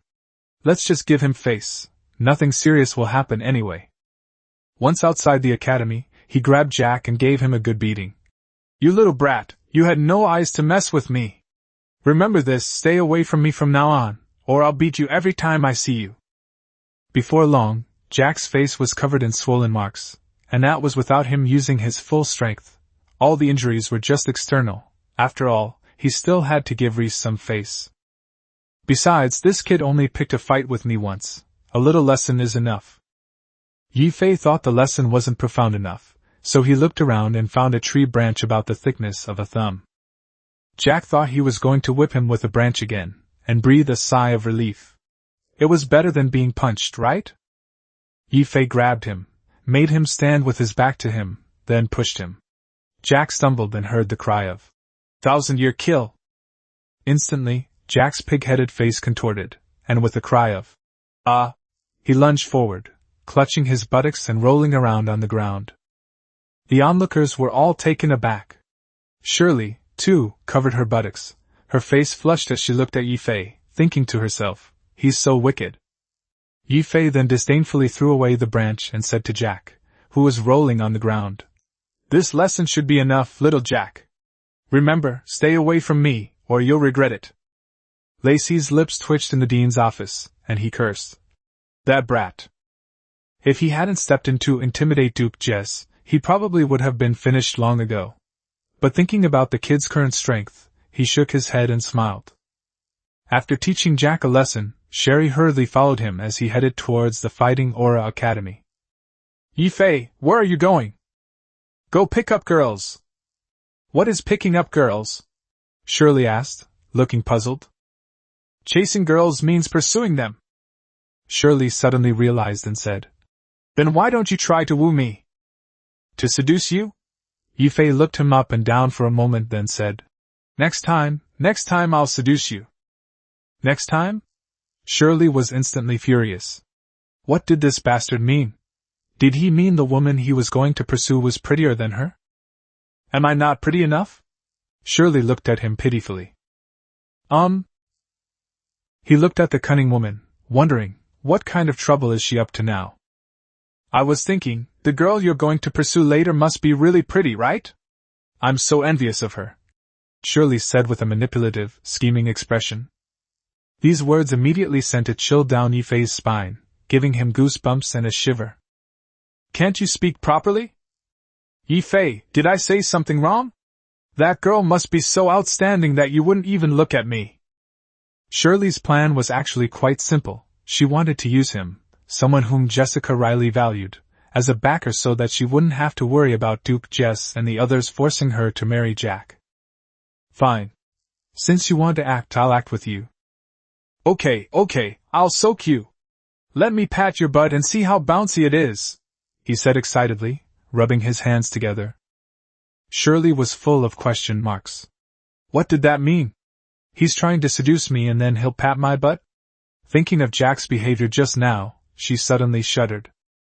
Then Ye Fei reached out and made 2 empty grabbing motions before slowly reaching for Shirley's chest, saying, "Let me feel if the bear is big enough." Ah! Sherry screamed and took a few steps back, protecting the bear with her hands. "What's your name?" Ye Fei asked, his face full of displeasure. "You scoundrel!" Shirley glared at him angrily. "Didn't you tell me to make this?" I only let you soak, I didn't let you touch me," Shirley said, her face flushed with embarrassment and anger. "You let me soak you, but you won't let me touch you? You think I'm a simp? Go cool off somewhere else." With that, he turned around, put his hands in his pockets, and walked away with an air of nonchalance. Shirley watched his departing figure, stomped her foot angrily, and turned to leave as well. Although he didn't know her purpose, Ye Fei was certain that she simply wanted to use him. Trying to use me? What a joke! With your limited skills, even a random green TB*TCH on Earth is more sophisticated than you. He wasn't interested in Shirley. Pursuing a scheming woman like her would be too much trouble. Sophia was better. Thinking of her 13 or 14-year-old appearance yet possessing the figure of a mature woman, Ye Fei revealed a lewd smile. Chapter 53: An Unexpected Encounter with an Acquaintance. Continuing towards the Dochi Academy, a man and a woman approached from the opposite direction. The blue-haired girl exclaimed in surprise at a man holding a shield. "It's Ye Fei, the black-haired, black-eyed guy from the Demon Forest." Looking at the woman who exclaimed in surprise, Ye Fei was also pleasantly surprised, as he had unexpectedly run into an old acquaintance. "Hey, shield guy, blue-haired little loli." Lei, walking towards me, was speechless. "What do you mean, shield man? I'm just a shield warrior." The little girl puffed out her chest and said, "I'm not little anymore, I'm 17 years old this year." He scanned the little girl with his divine sense. "AB cup? I thought she was much bigger." Cough. "I'm not a pervert, I was just checking. I didn't expect to run into you two here. Come on, let me treat you to a drink," Ye Fei said happily. The little girl was also very happy. Okay, I also want to eat a bag of those long, biting things." He was still wondering what the little girl meant by the long thing. Suddenly the little girl exclaimed in surprise. "Ye Fei, how did you become so handsome? You can even speak our language now." Lei, unable to bear it any longer, said with a dark expression. "Shuer already took him to the Temple for Enlightenment when we entered the city that day, have you forgotten? And Annie, we need to get to the mission hall as soon as possible." "Oh, I forgot Gretel was waiting for us," Anne exclaimed. "Where are you all going?" Ye Fei asked curiously. "Let's go to the mission hall and team up for training missions. It's once a month," Annie replied. "I met you last time when I teamed up with Shuer in the mission hall and went to the outskirts of the Demon Forest," Lei added. Yes. We are students of the Temple Academy, and Shuer is a student of the Magic Academy, so as soon as we got back, we went back to the Academy first, and then Shuer took you to the temple," Annie said. "Oh, I see. No wonder I haven't seen you guys since. Ye Fei, I can't talk to you anymore. We have companions waiting for us in the mission lobby." After Ray finished speaking, he turned to Annie and said, "Annie, if we keep talking, we'll be late. Ye Fei, next time you have to treat me to another pack of those long ones. We're off now." With that, he hurriedly ran off with Lei. Watching the two of them run away in a hurry, his lips twitched. He hadn't even said a few words yet, and they were already gone? He shook his head and continued walking towards the Dochi Academy. When he arrived at the entrance of the Dochi Academy, he found it strange.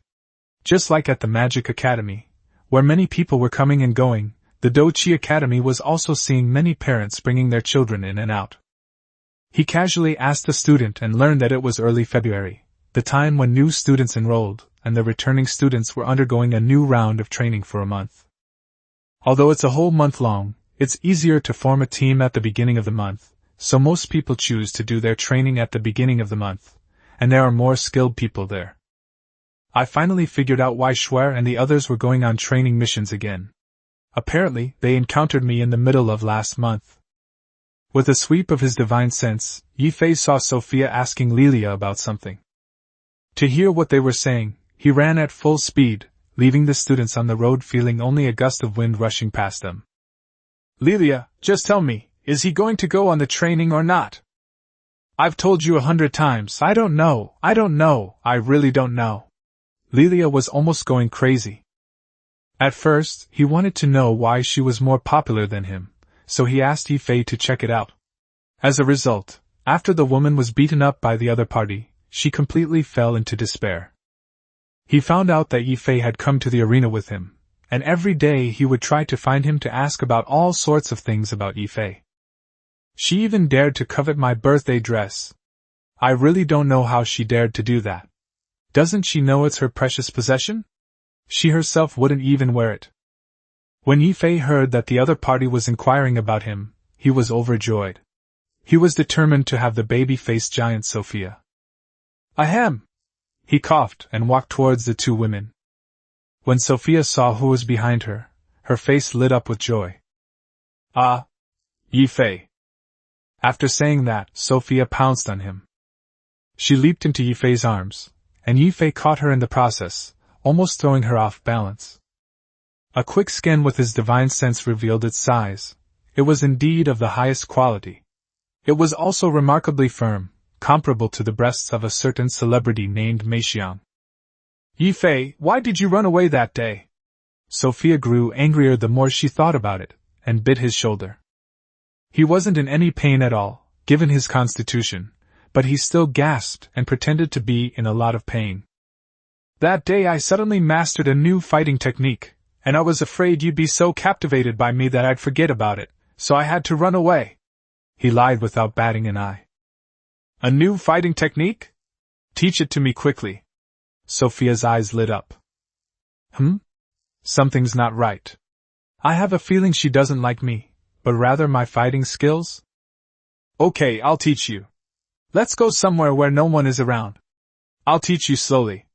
I also have a move called Heaven and Earth Transformation, which can make a part of your body extremely large.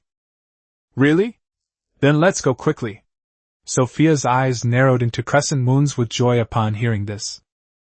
I want to learn too, Lila quickly said from the side. Ye Fei said he only taught it to me. Sophia quickly grabbed his arm, afraid that Lilia would also learn it. I met Ye Fei first, why should I only teach you? Lelia said angrily. Because we're dating. Hee hee. Sophia made a face at Lilia. You. Lila was almost furious. How could she be so bold as to start dating Ye Fei right away? No, I can't lose to her like this. I want to date him too, and I want to marry him, Lila said angrily. Watching the two women argue, Ye Fei was overjoyed. Could it be that he'd get two women tonight? The more he thought about it, the more excited he became.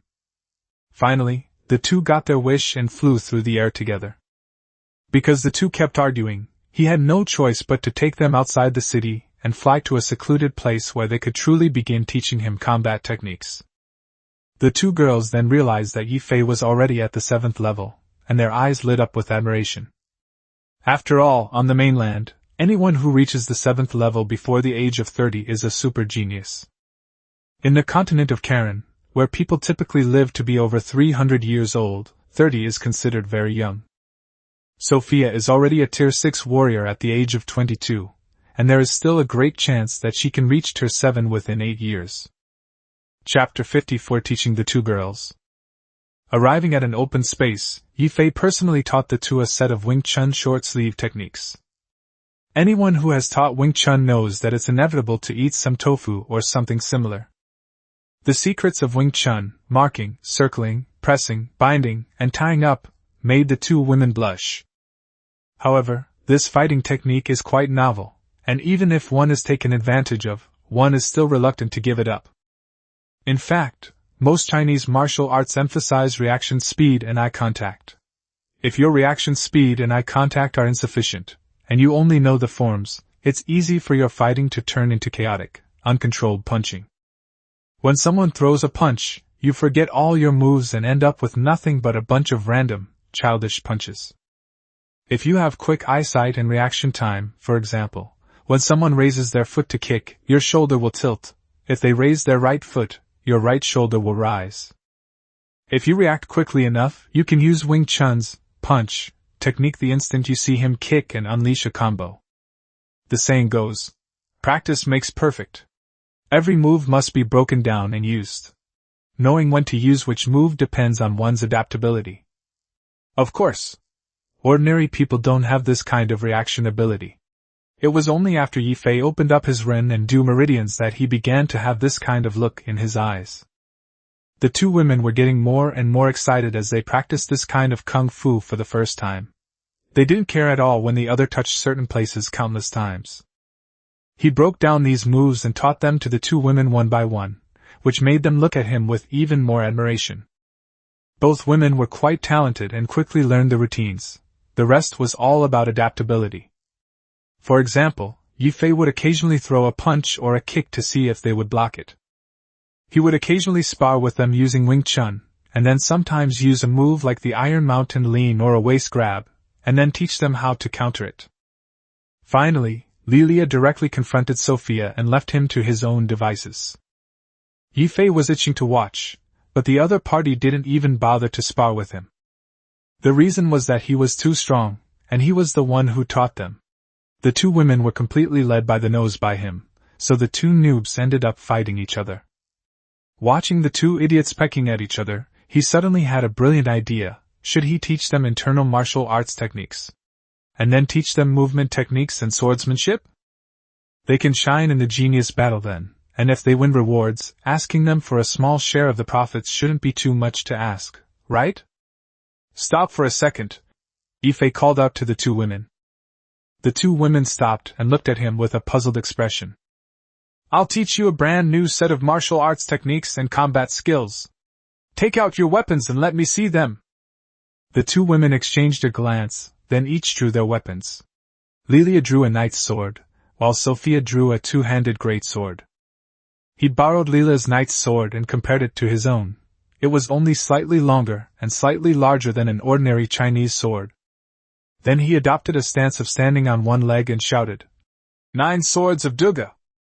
He then began to wield the Duga 9 swords from a movie, occasionally using his inner energy to unleash various sword energies, performing it with unparalleled elegance. The sword techniques on the continent of Kalan are mostly basic sword techniques, slashing, pointing, twisting, and then adding battle aura, only faster and with greater power. It's a bit like a battle in anime, with the whole body glowing and the fighting style of splitting apart with every collision. Ye Fei is now using this kind of special effect, combined with Chinese moves. When the two women first saw this set of sword techniques, they were dumbfounded, and then their eyes lit up with stars. So cool! So dashing!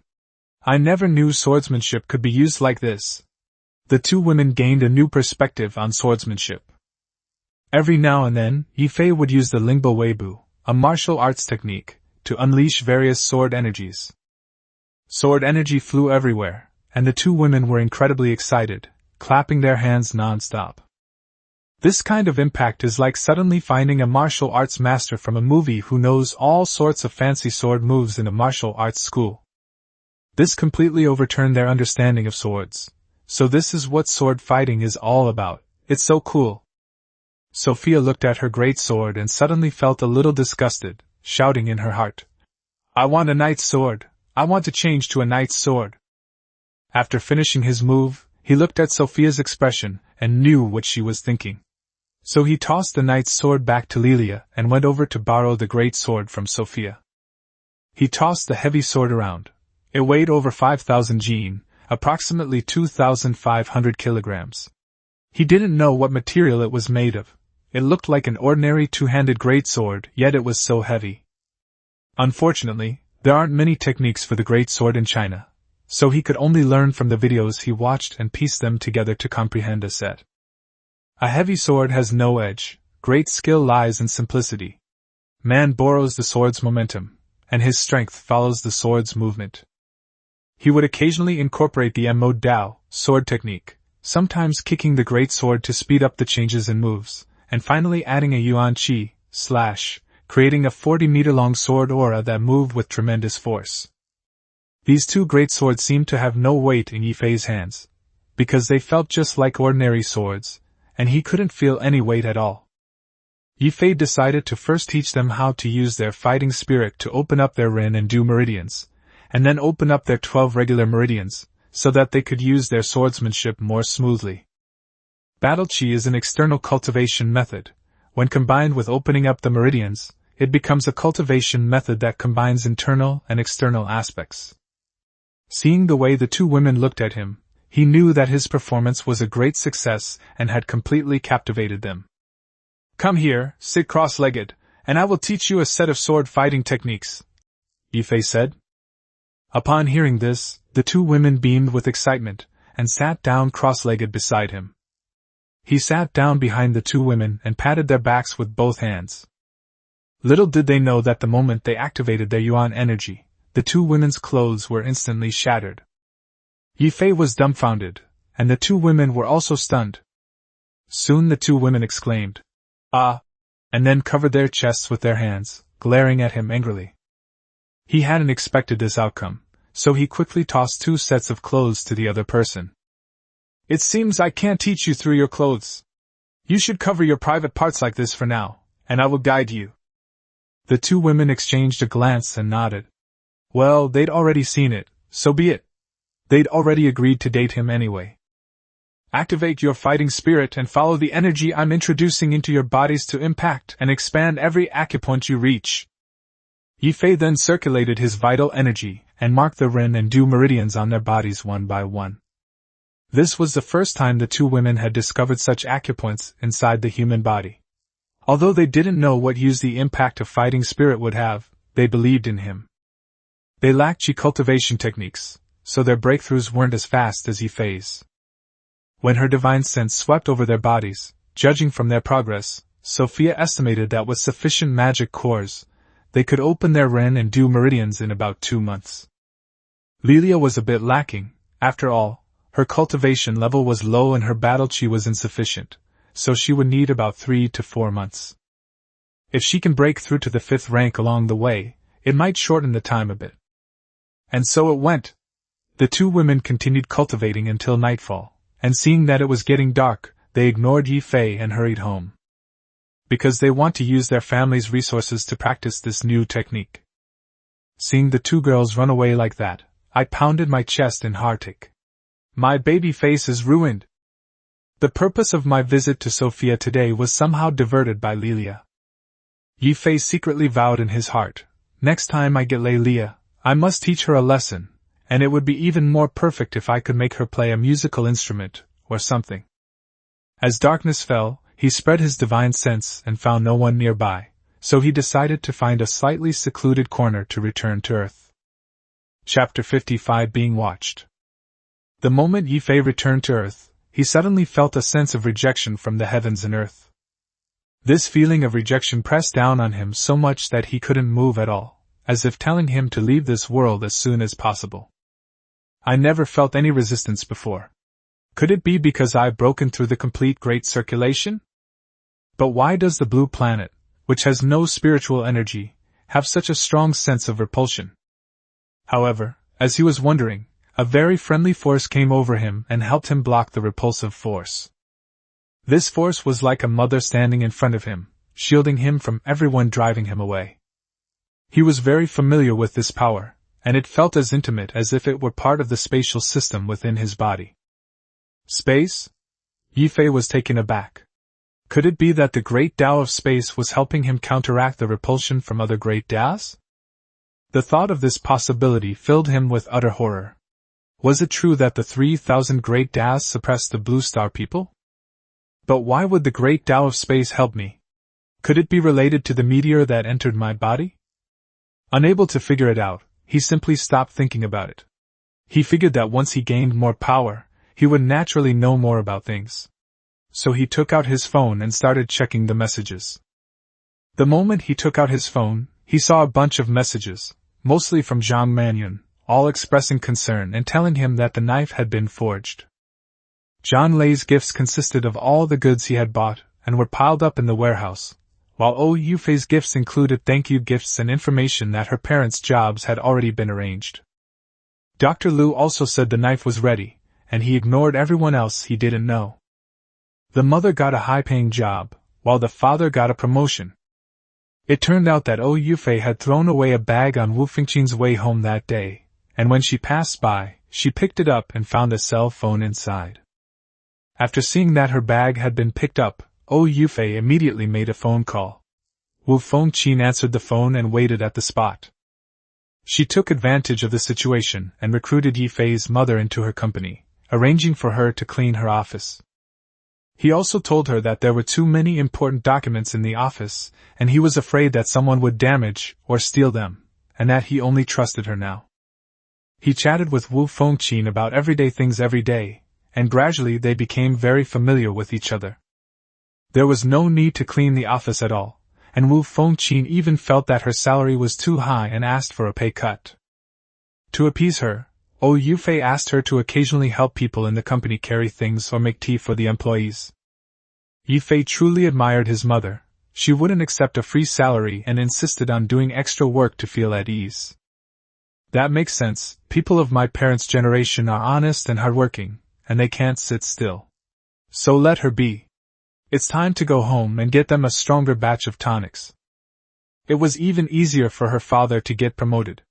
After Ye Fei acquired the wood processing plant, she directly promoted Ye Fei to workshop director based on the fact that Ye Fei's father had been a cadre. However, this processing plant is not ideal. It lacks good raw materials and sales channels, and may continue to lose money. As for the shareholding agreement, he needs to sign it in person for it to officially take effect. Ye Fei scanned the villa with his divine sense. It seemed like he was being watched. Inside and outside the villa, in the grass, and in the trees, there are cameras everywhere. Outside the villa, there is a car with 2 men inside, and the car is full of various instruments. He didn't need to think to guess that these two were spying on him. The 2 people inside the car watched in terror, their hair standing on end. Because the other party appeared out of thin air, the same thought arose in their minds at the same time: we've encountered a ghost? Just as the 2 were trembling, he darted to the car and knocked on the window. The 2 inside lifted the curtain and saw who it was, and immediately screamed. Ah! Could this guy really be a ghost?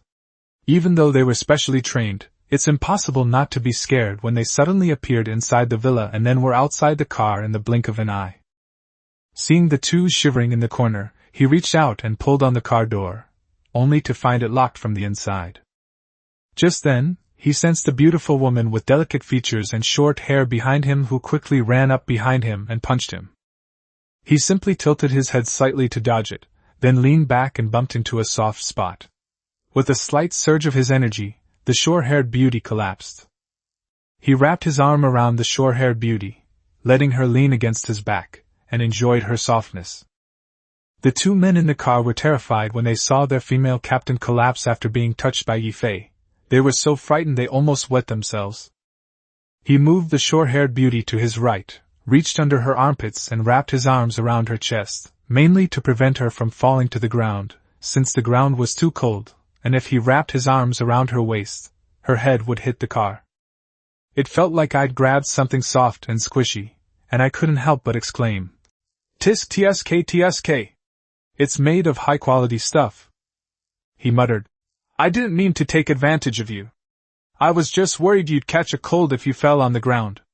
Don't sneak up on people like that next time." Then, he reached out with his other hand and forcefully pulled on the car door, forcing it open. The 2 men in the car were so frightened their hearts almost jumped out of their chests. They half lay on the ground and desperately kicked their legs to lean back, shouting, "Don't come any closer!" Ye Fei looked puzzled. "Am I that scary?" "Hey buddy, what are you 2 doing?" The 2 men were stunned to see that they could communicate with each other. After exchanging a glance, one of them asked, are you a human or a ghost? He swallowed hard as he spoke. He rolled his eyes and said, Have you ever seen such a handsome ghost? Not a ghost? The two exchanged another glance. Seeing that it was a bright and sunny day and the other person had a shadow, it seemed that they really weren't ghosts. But what's going on when it suddenly appears out of nowhere and then arrives on your side in an instant? When they said they were ghosts, Ye Fei had a hunch. They must have been frightened by seeing me return from the continent of Kalan and arrive here at supersonic speed. Tell me, who are you people? If you're lying to me, I'll kill you all. This woman can have you first then. With that, he tossed the short-haired beauty forward, throwing her into the car. The two exchanged a glance. They had heard that this person had always been an honest and law-abiding citizen, so how come he was acting like a gangster now? We are from the National Security Bureau. My name is Lu Chang, and his name is Zhang Hui. Because the things you've produced are very mysterious, we are ordered to wait for you to appear. Lu Chang then began to explain the reason. It turned out that after receiving information about Ye Fei, the National Security Bureau wanted to invite him to the Bureau for investigation. As a result, he seemed to have vanished into thin air, and everyone became wary, with everyone connected to him being monitored. Another group is searching for his whereabouts. The three of them are responsible for monitoring the villa here, waiting for his appearance. There was no need to hide these things from him, so the two of them readily explained everything. After all, the other party was personally instructed by the bureau chief, and we must ensure that he is brought to the National Security Bureau alive. Ye Fei knew the country would soon discover his affairs, but he didn't expect it to happen so quickly. However, he was no longer afraid of being controlled. He realized it after thinking about it. The national intelligence agencies weren't to be trifled with. Whenever something strange appeared, someone would come to investigate. The moment Grandpa Zhang was saved, he was likely already under surveillance. After all, it was a medical miracle. If the government didn't react, it would be utter nonsense. Chapter 56 Director of the National Security Bureau. So, we just want to invite Mr. Ye Fei to the National Security Bureau, Lu Chang said. And what's the story with this beautiful woman? She's the captain of our squad, Jimin. She probably thought you were going to attack us, which is why she attacked us, Zhang Hui said awkwardly. I didn't look like I was attacking you just now, did I? Ye Fei asked, puzzled. You'll have to ask the captain about that, Zhang Hui said. Ye Fei looked at Jimin, reached out and touched her dantian, injecting a little bit of vital energy. Jimin then slowly woke up. When Jimin saw Ye Fei touching her abdomen, she was furious. She grabbed Ye Fei's hand and kicked him. She felt a sharp pain in her foot and gasped. The other person seemed to be made of steel. When I kicked them, the recoil caused me to twist my ankle. Beautiful lady, if you keep touching me without saying a word, I won't be so polite, Ye Fei said speechlessly. Why does this girl always resort to violence at the drop of a hat? Take your hand off me, Jimin snapped. Ye Fei looked at his right hand and saw that the girl was holding his hand down there, which made him laugh in anger. Why don't you put my hand on your bear again? Am I not going to let go? Jimin then realized what had happened, blushed, and released Ye Fei, but still angrily asked, Then why was your hand on my stomach? Is it possible that I put my hand there to save you? Upon hearing the word, save, Jimin suddenly remembered something and glared at Ye Fei even more angrily, saying, You knocked me unconscious too. Don't you have any idea why I knocked you out? You sneak around and scare my two colleagues, who else should I hit if not you? Sneaky behavior? Ye Fei was stunned. He was clearly knocking on the car window openly and honestly. It was those two kids who were trembling with fear, thinking they were ghosts. Hey beautiful, ask your two colleagues if I scared them. Jimin turned to look at Lu Chang and Zhang Hui. Lu Chang said awkwardly, Captain, we scared ourselves, but you can't blame us. Before he could finish speaking, he froze again, remembering how Ye Fei had instantly appeared in front of their car. Could Ye Fei teleport? Jimin waited for a long time but didn't hear the next sentence. If not you, then who is to blame? This Mr. Ye Fei can teleport. Lu Chang looked at Ye Fei in astonishment. Instant teleportation? Have you been watching too many movies? Ji Min frowned, slightly annoyed. At this moment, Zhang Hui excitedly said, Captain, it's true, he really can teleport. Ji Min looked at Ye Fei with suspicion, then at her two teammates. Their expressions didn't seem to indicate they were lying. Could it be that Ye Fei really could teleport? Ye Fei couldn't hold back any longer. Stop guessing here, let's go! Find your top leader for me. There are some things that people of your rank shouldn't know. The three were startled and stared blankly at Ye Fei. Thinking about their mission, it seemed as if they had come across some incredible secret. Don't just stand there, hurry up. Call your supervisor over, or I can go find him. Although Ji Min was a little shocked and somewhat incredulous, she still walked to the side, took out her phone, and dialed the number. Commander, this is Ji Min. We found Ye Fei. Ji Min explained into the phone. Thank you for your hard work. Please give him the phone, I'll talk to him for a bit. Yes, sir. After Ji Min finished speaking, she handed her phone to Ye Fei. After answering the phone, Ye Fei said, This is Ye Fei. Young man, there's something I'd like to confirm. What you really want to ask about is the potion and the aphrodisiac? Ye Fei said directly. Yes, I want to know how you obtained those things. I want to hear the truth, said an authoritative voice that commanded respect. I can tell you, but I need to verify your identity first. It would be best to say it in person. This is very important, and I'm afraid you're not qualified, Ye Fei said bluntly. Ha ha ha, you have guts, kid. You're quite brave to talk to me like that. Likewise, the person who talked to me like that last time is still lying in bed. Jack, thank you. Give the phone to Ji Min. Ye Fei handed the phone to Ji Min. Hello, Chief, this is Ji Min. Arrange for that kid to come to the capital to see me. Yes, sir. Ji Min hung up the phone after saying that. I'll take you to see the leader. But we'll have to go to the capital, Ji Min said. Ye Fei nodded and got into Ji Min's car.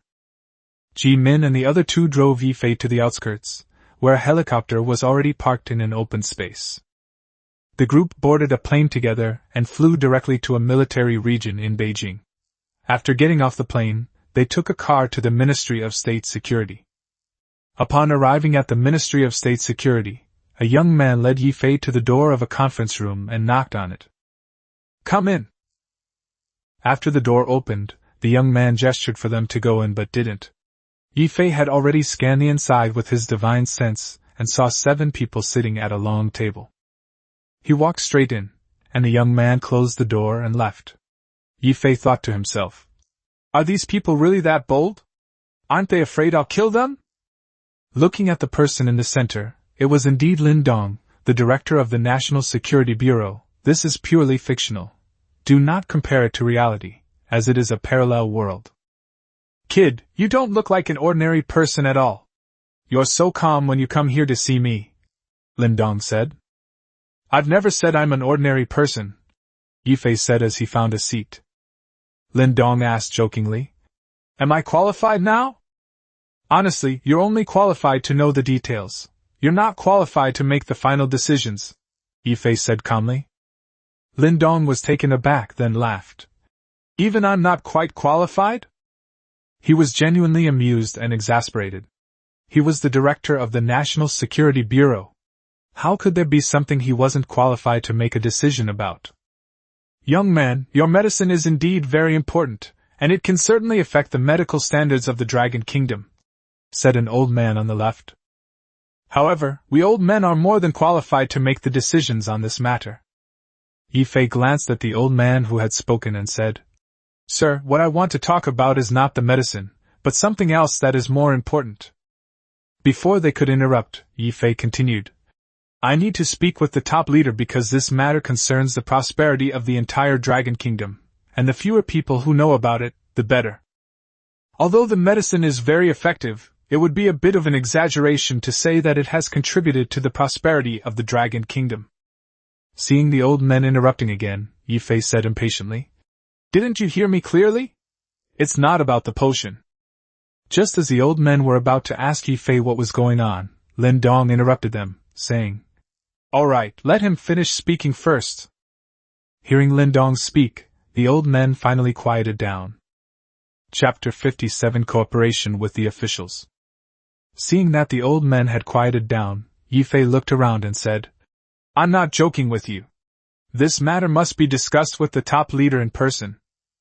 You can't just see a high-ranking leader whenever you want. You should tell us what it is about first.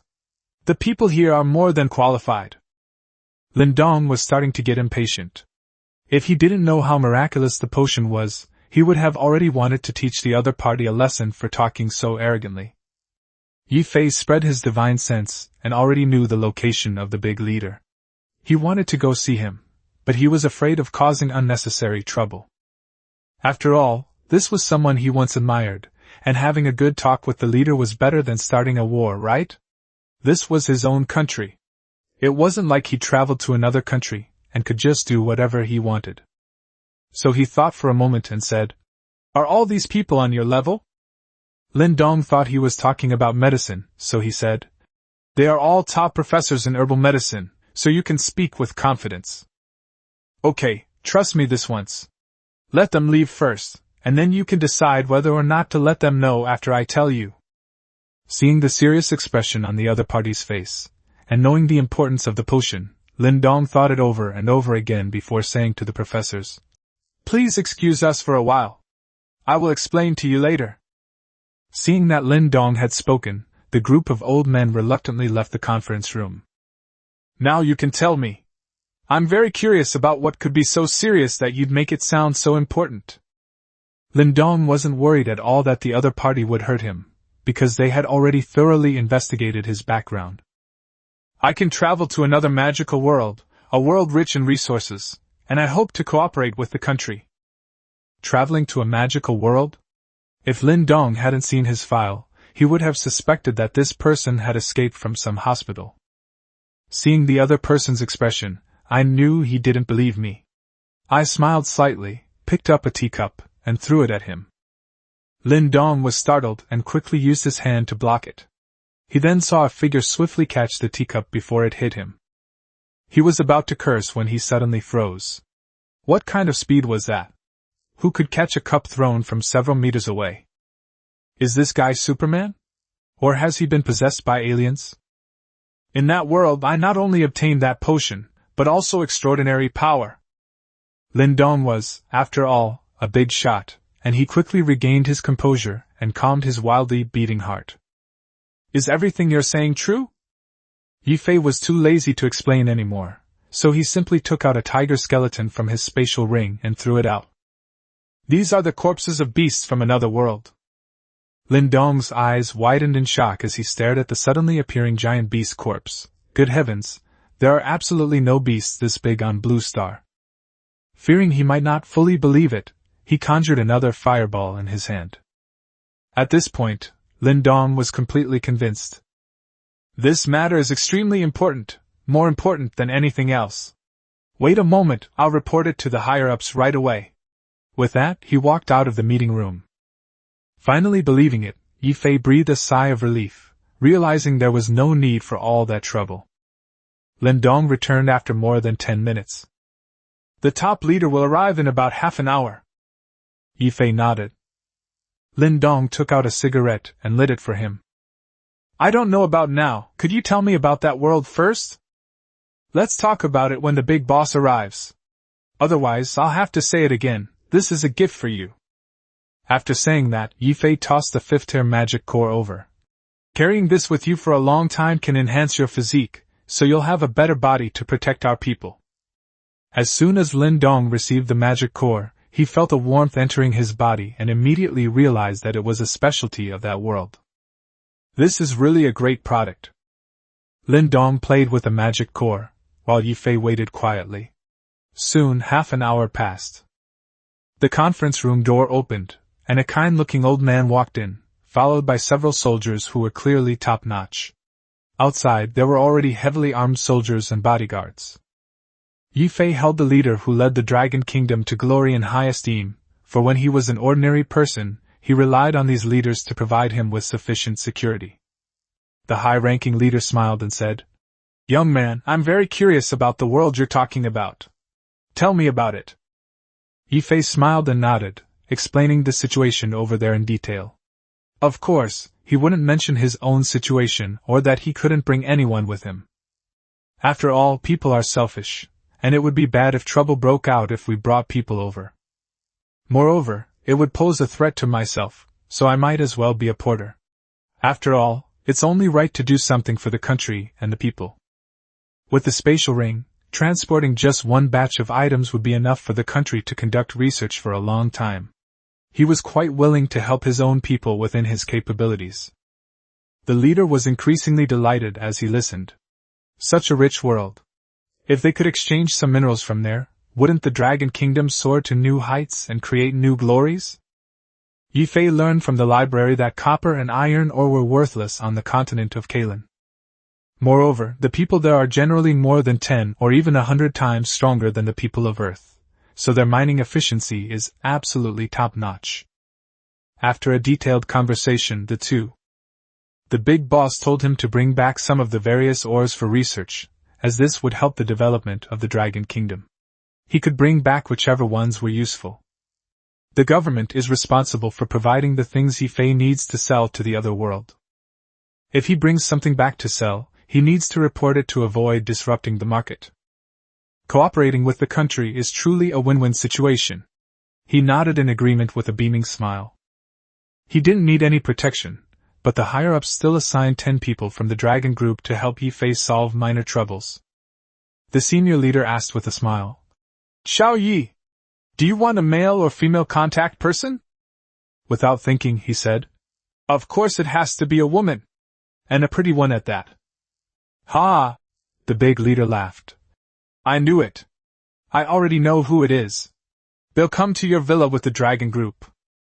Are you really not considering staying in the capital? We can provide you with more convenient assistance here. Big boss, you should know that ordinary people like us are used to freedom." If Ye Fei stayed in Beijing, it would be more convenient for him to contribute to the country, but he still preferred a bit more freedom. The high-ranking leader smiled and nodded. There was no need to force or restrict the freedom of someone who was willing to serve the country. Besides, they couldn't force him anyway. Chapter 58: The Unsung Heroes. "By the way, weren't you looking for a weapon to participate in the genius battle? Perhaps I can help you forge a modern divine weapon," the leader said with a smile. Upon hearing this, Ye Fei was overjoyed. If a country helps to develop a weapon, that would be absolutely the best. "Then I won't stand on ceremony." As he spoke, he described the design of the blood drinker blade to him. "How about the leader waits for me for a few hours? I'll go to the continent of Kalan right now and bring back a batch of ore or something. Then I'll trouble you to make the trip. I can wait a little while. Then I'll set off now." He was certainly willing to wait, and he also wanted to witness the other party's amazing time travel firsthand. In front of everyone, he flashed and disappeared instantly, leaving everyone who was mentally prepared still amazed. Upon returning to the continent of Kalan, he spread his divine sense and discovered that Jessica was actually at home. Don't look at what's improper, don't speak of what's improper. Jessica was taking a shower when she happened to be seen naked by some pervert. TSK, Jessica is truly perfect, that face, that figure, those long legs, that skin. He marveled while secretly being amazed. Because he was in a hurry, Ye Fei returned to the courtyard as quickly as possible. His purpose in coming here was to borrow money from Jessica to buy ore, because he didn't have much money left, and he was reluctant to exchange magic cores for money. "Jessica, stop washing and come out quickly, I need to talk to you." Jessica was stunned when she heard Ye Fei shout, then she was furious. This bastard actually peeped at her while she was taking a bath. He dressed instantly, grabbed his wand, and flew out the door at lightning speed. Just as he stepped out the door, a lightning python struck him. Ye Fei was immediately startled and jumped back to avoid the lightning python. Before he could even breathe a sigh of relief, he saw a large ball of lightning falling from the sky and crashing down on him. "Teacher Jessica, stop! It's me, Ye Fei! He jumped to dodge the lightning ball and hurriedly shouted to stop, fearing that the other party would continue to attack him. You bastard, you peeked at me while I was showering! I'm not done until I beat you to a pulp! Jessica said angrily. He slapped his forehead, realizing that he had directly told the other person not to wash, which had exposed him. He hurriedly said, Teacher, it's a misunderstanding, a misunderstanding. I just heard the sound of water coming from your room. Jessica was even more embarrassed and angry when she heard this, and said through gritted teeth, I put a one-way soundproofing spell on it inside. The power of the magic in his hands was increasing, and the speed was also increasing. Ye Fei felt a chill in his heart. He knew he couldn't explain himself no matter what. He leaped out of the courtyard, leaving behind the words, Teacher, I didn't mean to. I'm going to find the dean. Jessica was furious. She simply couldn't understand how the other person had managed to see her taking a shower. In the end, he went to the dean to borrow money. Although Reese didn't have many magic cores, he did have a lot of Kalan coins, so he lent him 1 billion. Ye Fei hurriedly first went to the treasure pavilion and bought a large number of mineral samples, and then went to the rice paddy where the farmer was taking shelter from the heat and collected a large amount of rice there as well. It only took a few hours, and when he reappeared in front of the big leader, he startled everyone again. All the samples of what we can buy right now are here. He took things out of his spatial ring, filling the entire conference room completely. Looking at the various kinds of unfamiliar ores scattered on the ground and table, the top leader and Lin Dong's group were all breathing rapidly and trembling. Especially that rice stalk, even a high-ranking leader like myself was incredibly moved by it. If this plant could be cultivated, it would be incredible. One plant could produce several thousand kilograms of grain. If we planted it on hundreds of thousands of acres, it would probably be enough to feed the entire population of the Dragon Kingdom. If they can acquire large quantities of iron ore, the Dragon Kingdom will no longer have to worry about food and steel. At that time, its technological development will be incredibly rapid. With these things, plus current technology, and so many new mineral energy sources, the top leader's vision has become increasingly sharp. In his mind, Ye Fei had become a strategic figure in the Dragon Kingdom, and the most important one at that, the highest level. The Dragon Kingdom is about to take off completely, and the whole world will be crushed by this giant dragon from the east, never to be able to lift its head again. Ye Fei, I think you should stay in the capital.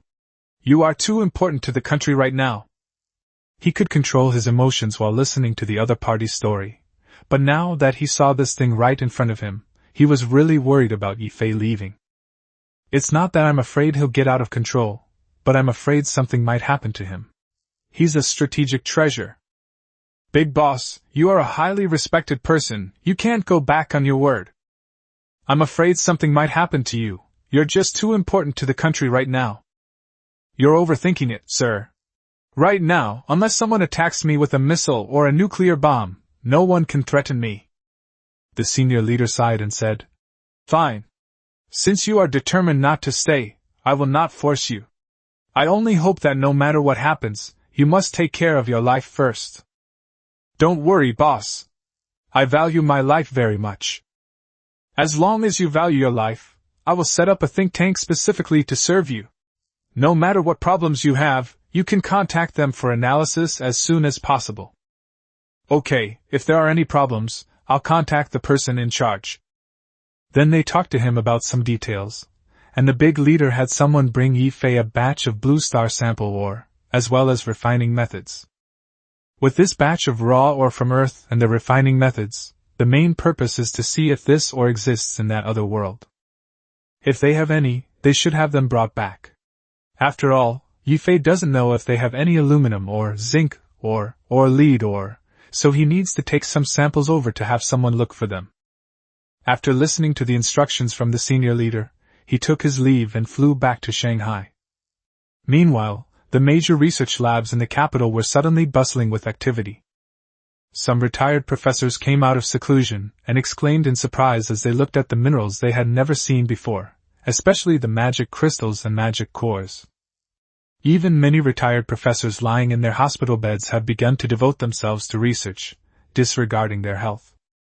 It is precisely because of the tireless research of these unsung heroes that China has become so powerful today. Ye Fei was unaware of these things at the time, and even if he had, he would have simply given a silent salute to show his respect. Perhaps the only thing he can do is to try his best to extend the lives of these heroes. Right now, he's spreading his divine sense in Shanghai, searching for Zhang Manyan's location, because chasing girls is the mindset of an ordinary man. Chapter 59 Jade Business. Zhang Manyan was pretending to be an ordinary customer, inspecting her jade shop. Ye Fei had the person who brought him to Shanghai drive him directly to the vicinity of Zhang's jade shop. As soon as he got off the bus, he saw a young man trying to chat up Zhang Manyan. To be fair, the young man who approached him was quite handsome. Ye Fei felt he was only slightly less attractive than himself. After all, the only one slightly less attractive than him was Yan Zhu. "I'm sorry, I have a boyfriend," Zhang Manyan said calmly. "It's okay if you have a boyfriend. I just want to be friends with you and keep in touch. I have no interest in being friends with you. Please stay away from me and stop bothering me," Zhang Manyan said impatiently. Upon seeing this, Ye Fei couldn't help but recall a prank video, so he quickly walked over and called out, "Hi, Mississippi." Hearing that familiar voice, Zhang Manyan was overjoyed. She turned around and saw that it was indeed Ye Fei. When the young man saw a man whose looks were no less than his own trying to steal the prize, he frowned and looked very unhappy. Seeing Zhang Manyan looking over, he spoke first before she could, saying, "Miss, I'm pretty fierce, wanna hook up?" As he spoke, he swung his elbows back and did a hip thrust dance. Seeing that action, which was as lewd as could be, Zhang Manyan blushed and looked at him reproachfully. Then he saw Ye Fei blink his left eye and instantly understood. So she blushed and said in agreement, "Really? How about we go on a date?" Then she ran over and hugged his arm with a big smile on her face. The young man looked at the kid's lewd behavior with disdain, but when he heard Zhang Manyan's reply, his eyes widened in surprise. "Is that even possible?" The young man seemed to have discovered a new way of thinking. "Hey beautiful, wait a minute, I'm actually pretty tough too." The young man continued to make that indecent gesture, and to prove that his waist was stronger, he increased the force and speed. When Ye Fei made this move, it was so fast and only happened once that not many people noticed, but the young man kept making the same move. People around them pointed and whispered, and two young girls who were looking at Jade together even spat out a vulgar comment. The young man then realized what was happening, his face turning as red as a monkey's bottom, as he looked around at the people pointing and whispering about him. Several people were already filming him with their phones, making him so embarrassed he felt like he could dig his toes out of a 3-bedroom apartment. Ye Fei exclaimed again, "TSK, he looks like a normal guy, but I didn't expect him to be a freak. Kid, I'll remember you." He glared at him fiercely, then slunk away, too ashamed to stay any longer. "Tisk, being handsome makes all the difference, even men have to remember me. I think you're shameless. You're just being mischievous and teasing people," Zhang Manyan said, pinching his waist. Ye Fei gasped, "Ouch, ouch, ouch," and took the opportunity to grab Miss Zhang Manyan and knead her hands. Zhang Manyan did not resist and let him play with her hands. "When did you get back? What good stuff did you get this time?"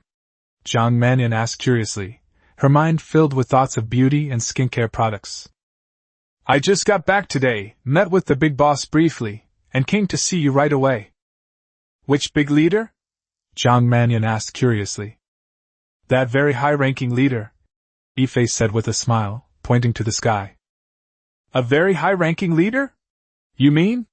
Zhang Manyan's heart pounded, unsure if she was right. "Yes, it's the one you're thinking of." He nodded after saying that. Zhang Manyan's heart pounded. She gasped and swallowed hard. She had no doubts, because Ye Fei's mysterious nature spoke for itself. He had no reason to lie to her.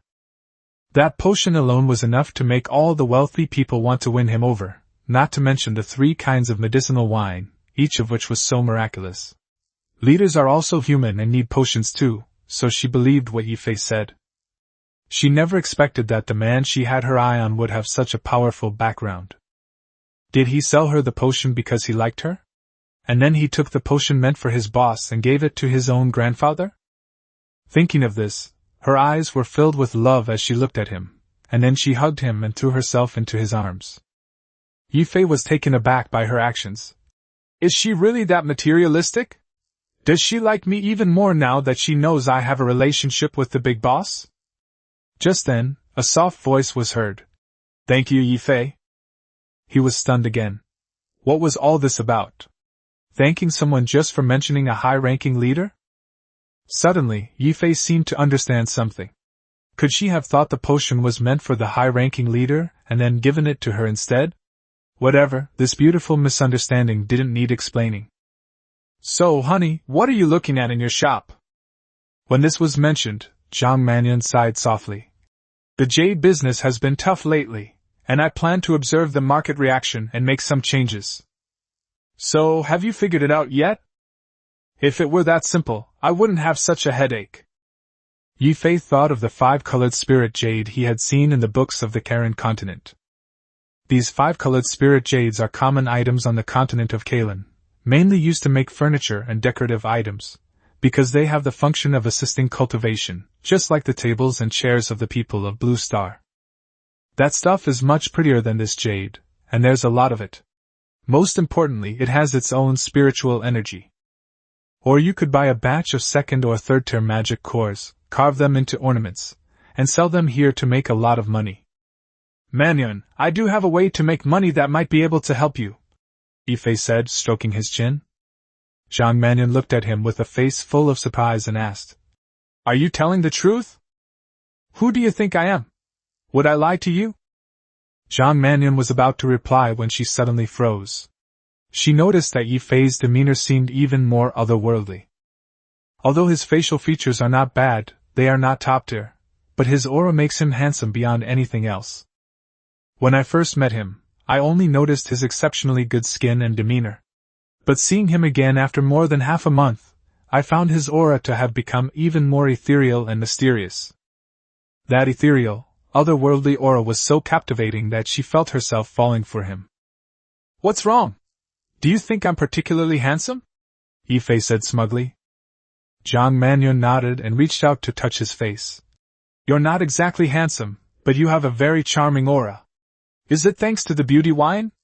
A glint of light flashed in her eyes as she finished speaking. Pfft, you have quite the imagination. Beauty wine just makes your skin look better and smoother. How did you do that? When I first met you, you were very charming, but you weren't nearly as ethereal as you are now. Ye Fei laughed and said, That's called beauty is in the eye of the beholder. Humph. Fine, don't tell me then. Zhang Mannion wrinkled her delicate nose. Looking at Zhang Mannion's adorable expression, he reached out and pinched her cheek, asking, Where are you going next? I was planning to check out other stores, but since you said you had a solution, I don't need to go anymore. What's your solution? The Buddha said, It cannot be explained.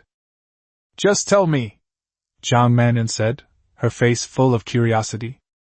Give me a kiss and I'll tell you, he said, raising his eyebrows. Zhang Mannion looked around, blushed, and said, How about I pay you back first? All right then. I can find jade rough stones, and there's a lot of them. You can sell them cheaply, even if they become commonplace. How is that possible? Where are you going to find raw stones? Although Zhang Mannion believed that Ye Fei could obtain raw stones, she did not believe that he could sell them to the masses. You don't need to worry about where I get it, you just need to be mentally prepared. While I really want to believe you, what you're saying is a bit of an exaggeration. Zhang Mannion truly couldn't believe it. Jade was strictly controlled in Pai Kingdom. Ye Fei leaned close to her ear and whispered, If I get it, I'll hold you while we sleep tonight, and I promise I won't do anything inappropriate. Okay. Zhang Mannion's face was so red it was almost bleeding, and she nodded in agreement. It's a deal. I'll borrow your car and get it done right now. You can go home and wait for my call. Okay, then be careful and drive slowly. After saying that, Zhang Mannion handed him the car keys and told him where the car was. Ye Fei jumped up excitedly. He might be able to say goodbye to his virginity tonight. Chapter 60 Wholesale 5-Colored Spirit Jade. Although Ye Fei wouldn't lack women given his current status and power, Zhang Mannion was, after all, his first official girlfriend. So he was really looking forward to it. After taking the keys and giving Zhang Mannion a reassuring look, Ye Fei strode towards the parking lot, found his car, and sped off towards the suburban warehouse. The warehouse was already filled with all kinds of clothes, accessories, cosmetics, perfumes, and the like. Ye Fei waved his hand, putting everything into his ring, and then teleported to the continent of Kalan. Treasure Pavilion, inside Sophia's office. "What do you need those things for?" Sophia asked, looking puzzled. "Why do you care so much? What do you think I'm doing here? Why are you, Treasure Pavilion, interfering?" Ye Fei said with a dissatisfaction. "I was just asking out of curiosity." Sophia rolled her eyes. Then Ye Fei took out a set of cosmetics and perfume for Sophia and said, "Are you interested in these?" Sophia took a set of cosmetics and looked at Ye Fei with a puzzled expression. Then Ye Fei taught Sophia how to use it, and Sophia's face immediately lit up with a smile. "This thing is really irresistible to women." Seeing Sophia's obvious delight, Ye Fei tentatively asked, "Could this set be exchanged for a 9th-tier magic core?" "This stuff is really good, and it's very popular with women. One set can be exchanged for a 2nd-tier magic core," Sophia said casually. "Are you kidding me?" Ye Fei asked, his eyes wide. "You were the one who joked with me first." Sophia rolled her eyes. "I'm telling you the truth, even though your stuff is good, it can only sell for a maximum of 10 million per set," Sophia said seriously.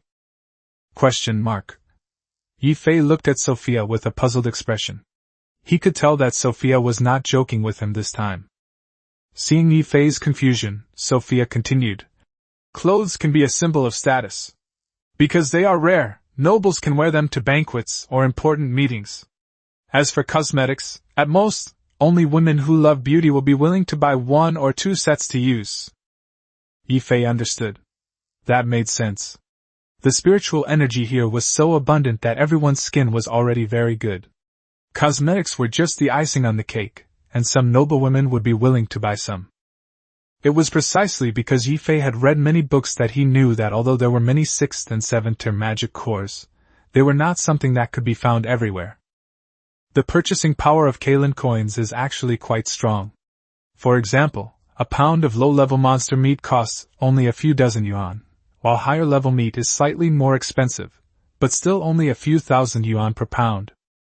For high-level magical beasts, the scales, bones, and other materials on their bodies are relatively valuable, but the meat itself is actually very cheap, about the same as the cost of living on Earth. As for food, it's even cheaper. The things Ye Fei provides are so precious mainly because they are rare. Plus, the continent is so big, 10 million for a set is really nothing. The reason I made so much money selling clothes last time was mainly because clothes are considered noble, rare, and useful, so nobles are generally willing to spend a lot of money to buy several sets. Nobles value face above all else. If Ye Fei provided more clothes, Sophia wouldn't dare spend so much money to acquire them. After all, if too many of these incidents occur, the nobles who bought them earlier will feel cheated, and the consequences of angering the noble class can be severe. Clothes can only be sold in small quantities. Scarcity drives up prices, and this applies everywhere. Ye Fei can continue to provide clothes, but Sophia won't sell them immediately. They will definitely be released gradually over 100 years, or sold in other countries. Ye Fei knew he wasn't cut out for business, so reselling would have to wait. He decided to first wholesale his current stock to Sophia in exchange for 2nd and 3rd-tier magic cores and 5-colored spirit jade, and then exchange the rest for various ores. In addition, Sophia helped procure a huge amount of timber, giant trees from this world. The quality was incredibly high, practically an upgraded version of Phoebesian nonwood. The lumber mill in my hometown desperately needs timber. With this batch coming in, even if the mill's business is bad, it's going to take off. After waiting for about 4 hours, the Merchant Guild finally gathered all the necessary items. It's only because the Four Directions Chamber of Commerce has enough influence that other stores would probably need several days to gather something like Ye Fei's. Holding more than 20 rings, Ye Fei walked away happily. As Sophia watched Ye Fei's departing figure, she felt that Ye Fei was truly too mysterious.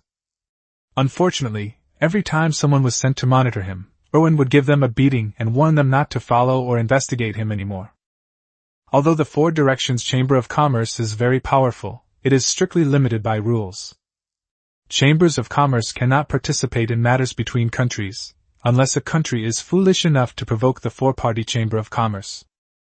She had considered going back to her family to find a saint-level expert, but Elwin's strength was too terrifying. Ordinary saint-level experts were no match for him.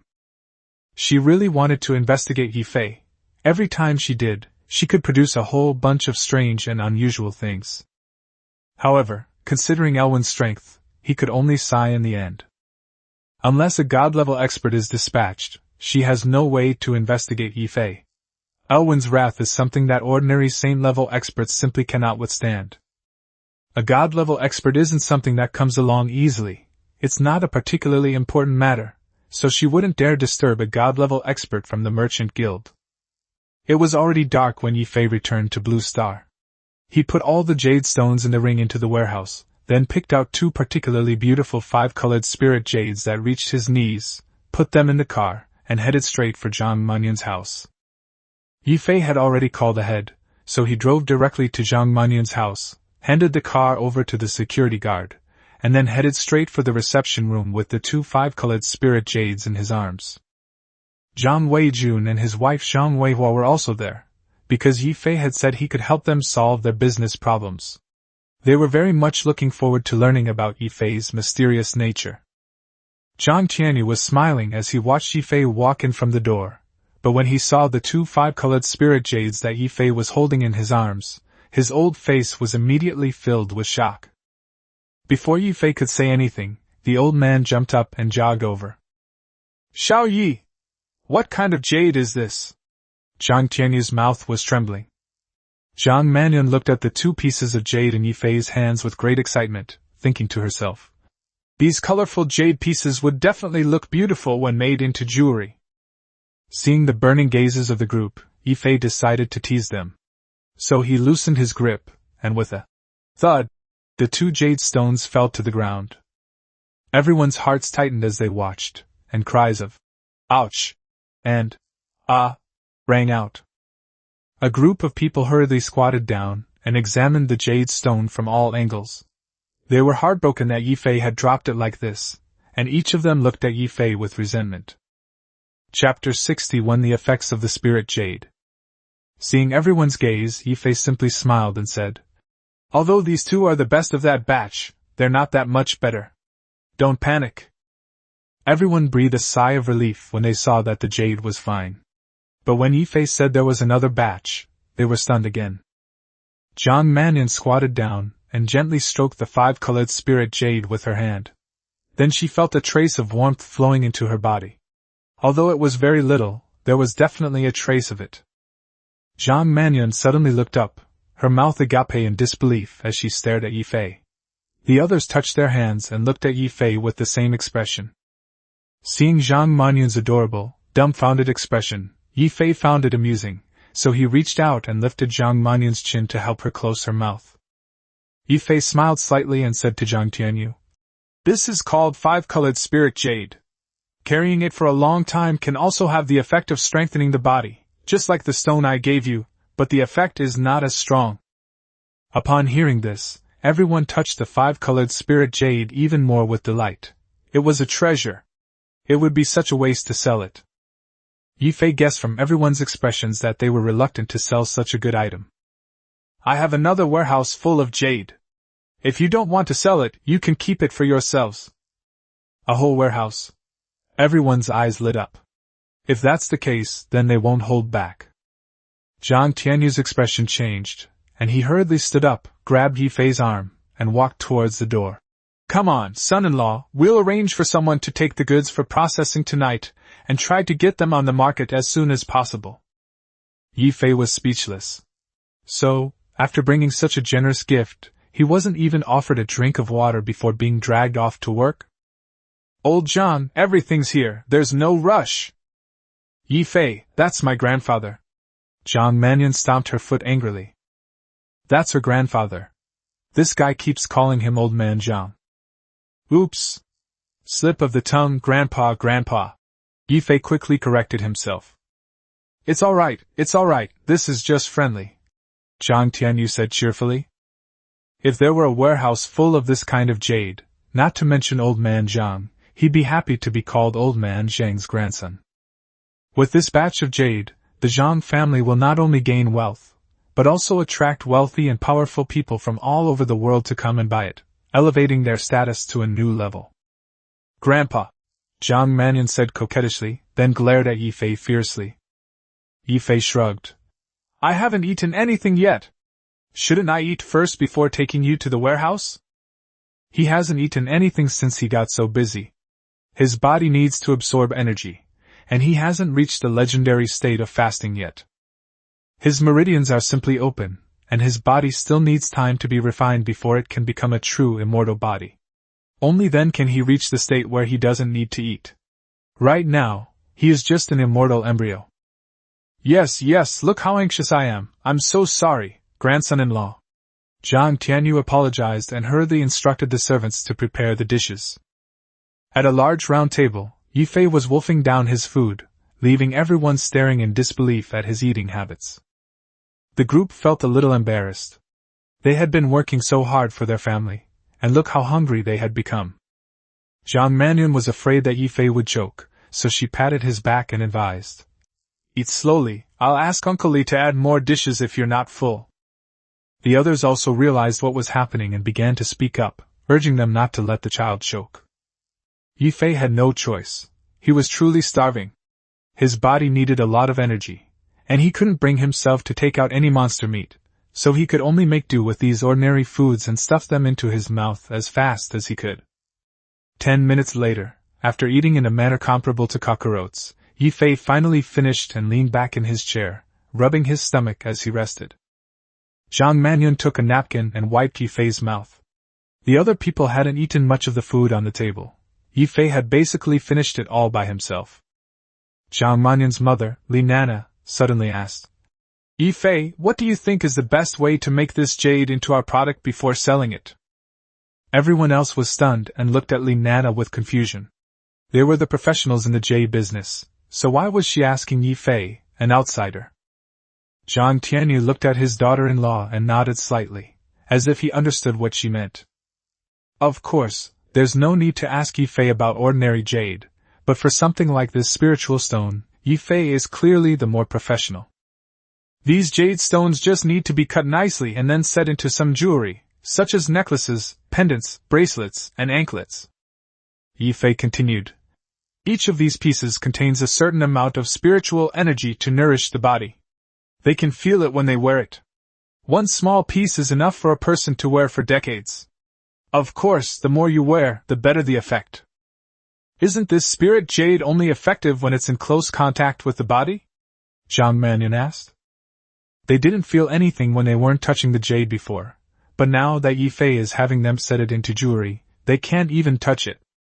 These jade stones contain spiritual energy, which the human body can absorb through its pores as long as it gets close, although it's not as fast as direct contact. So you can just make a batch of these for direct contact with the body and sell them. However, spiritual energy is limited. Once it is directly absorbed, it will be depleted and turn into an ordinary piece of jade. Moreover, an ordinary person's body cannot consume it all if it is absorbed too quickly. Therefore, setting it into jewelry is the best option. If we carve it into a decorative piece and place it in the room, will it have an effect? Li Nana asked. Ye Fei looked at his mother-in-law, smiled, and replied, It really works. It's like the whole room is filled with spiritual energy, and you're nourished by it while you sleep.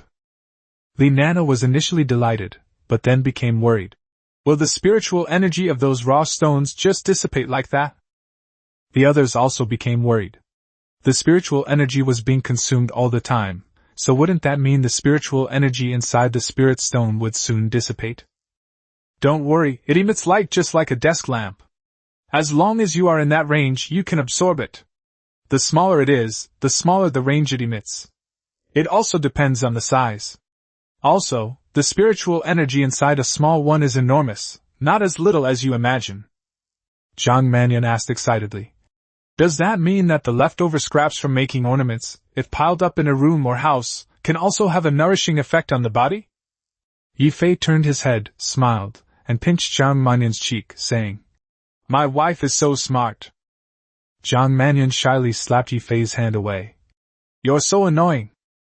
She felt a little embarrassed by such intimate gestures in front of her family.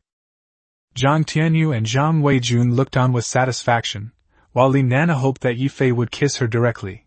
This son-in-law had to be hers, and no one could take him away. Chapter 62 Call Me Husband. The more Zhang Weijun looked at his son-in-law, the more satisfied he became.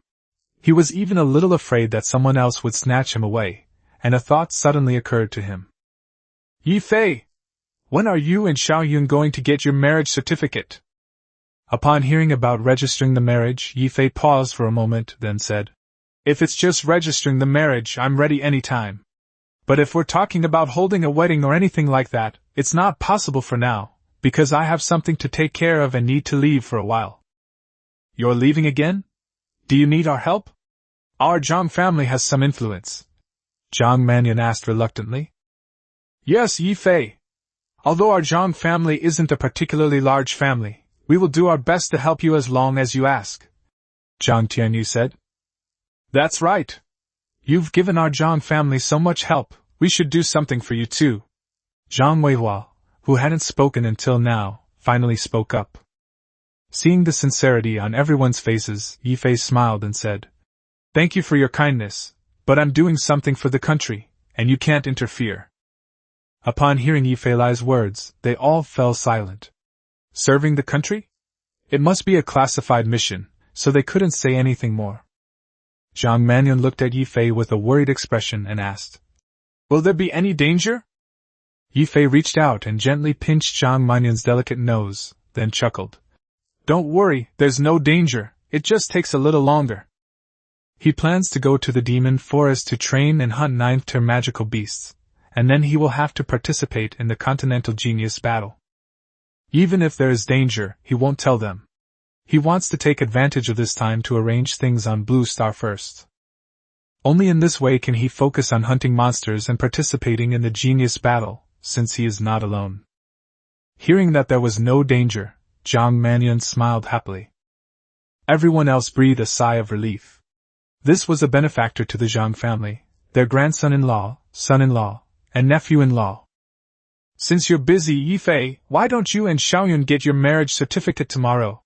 The wedding is just a formality, you can have it later when you have time, said Aunt Luli.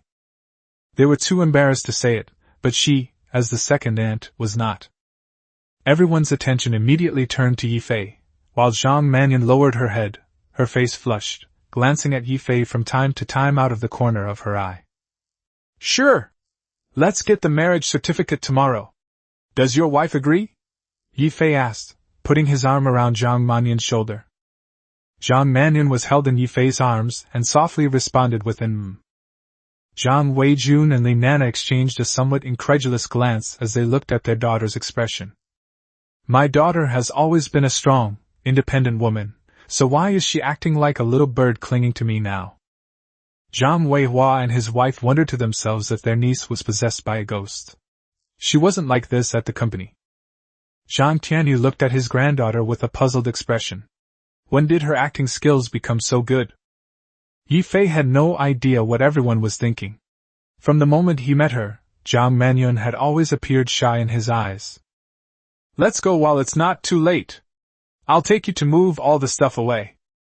Okay, I'll arrange the car now. Zhang Weihua immediately got up, picked up the phone, and made a call. I'll arrange for someone to do the statistics, Li Nana said, taking the phone and making the arrangements.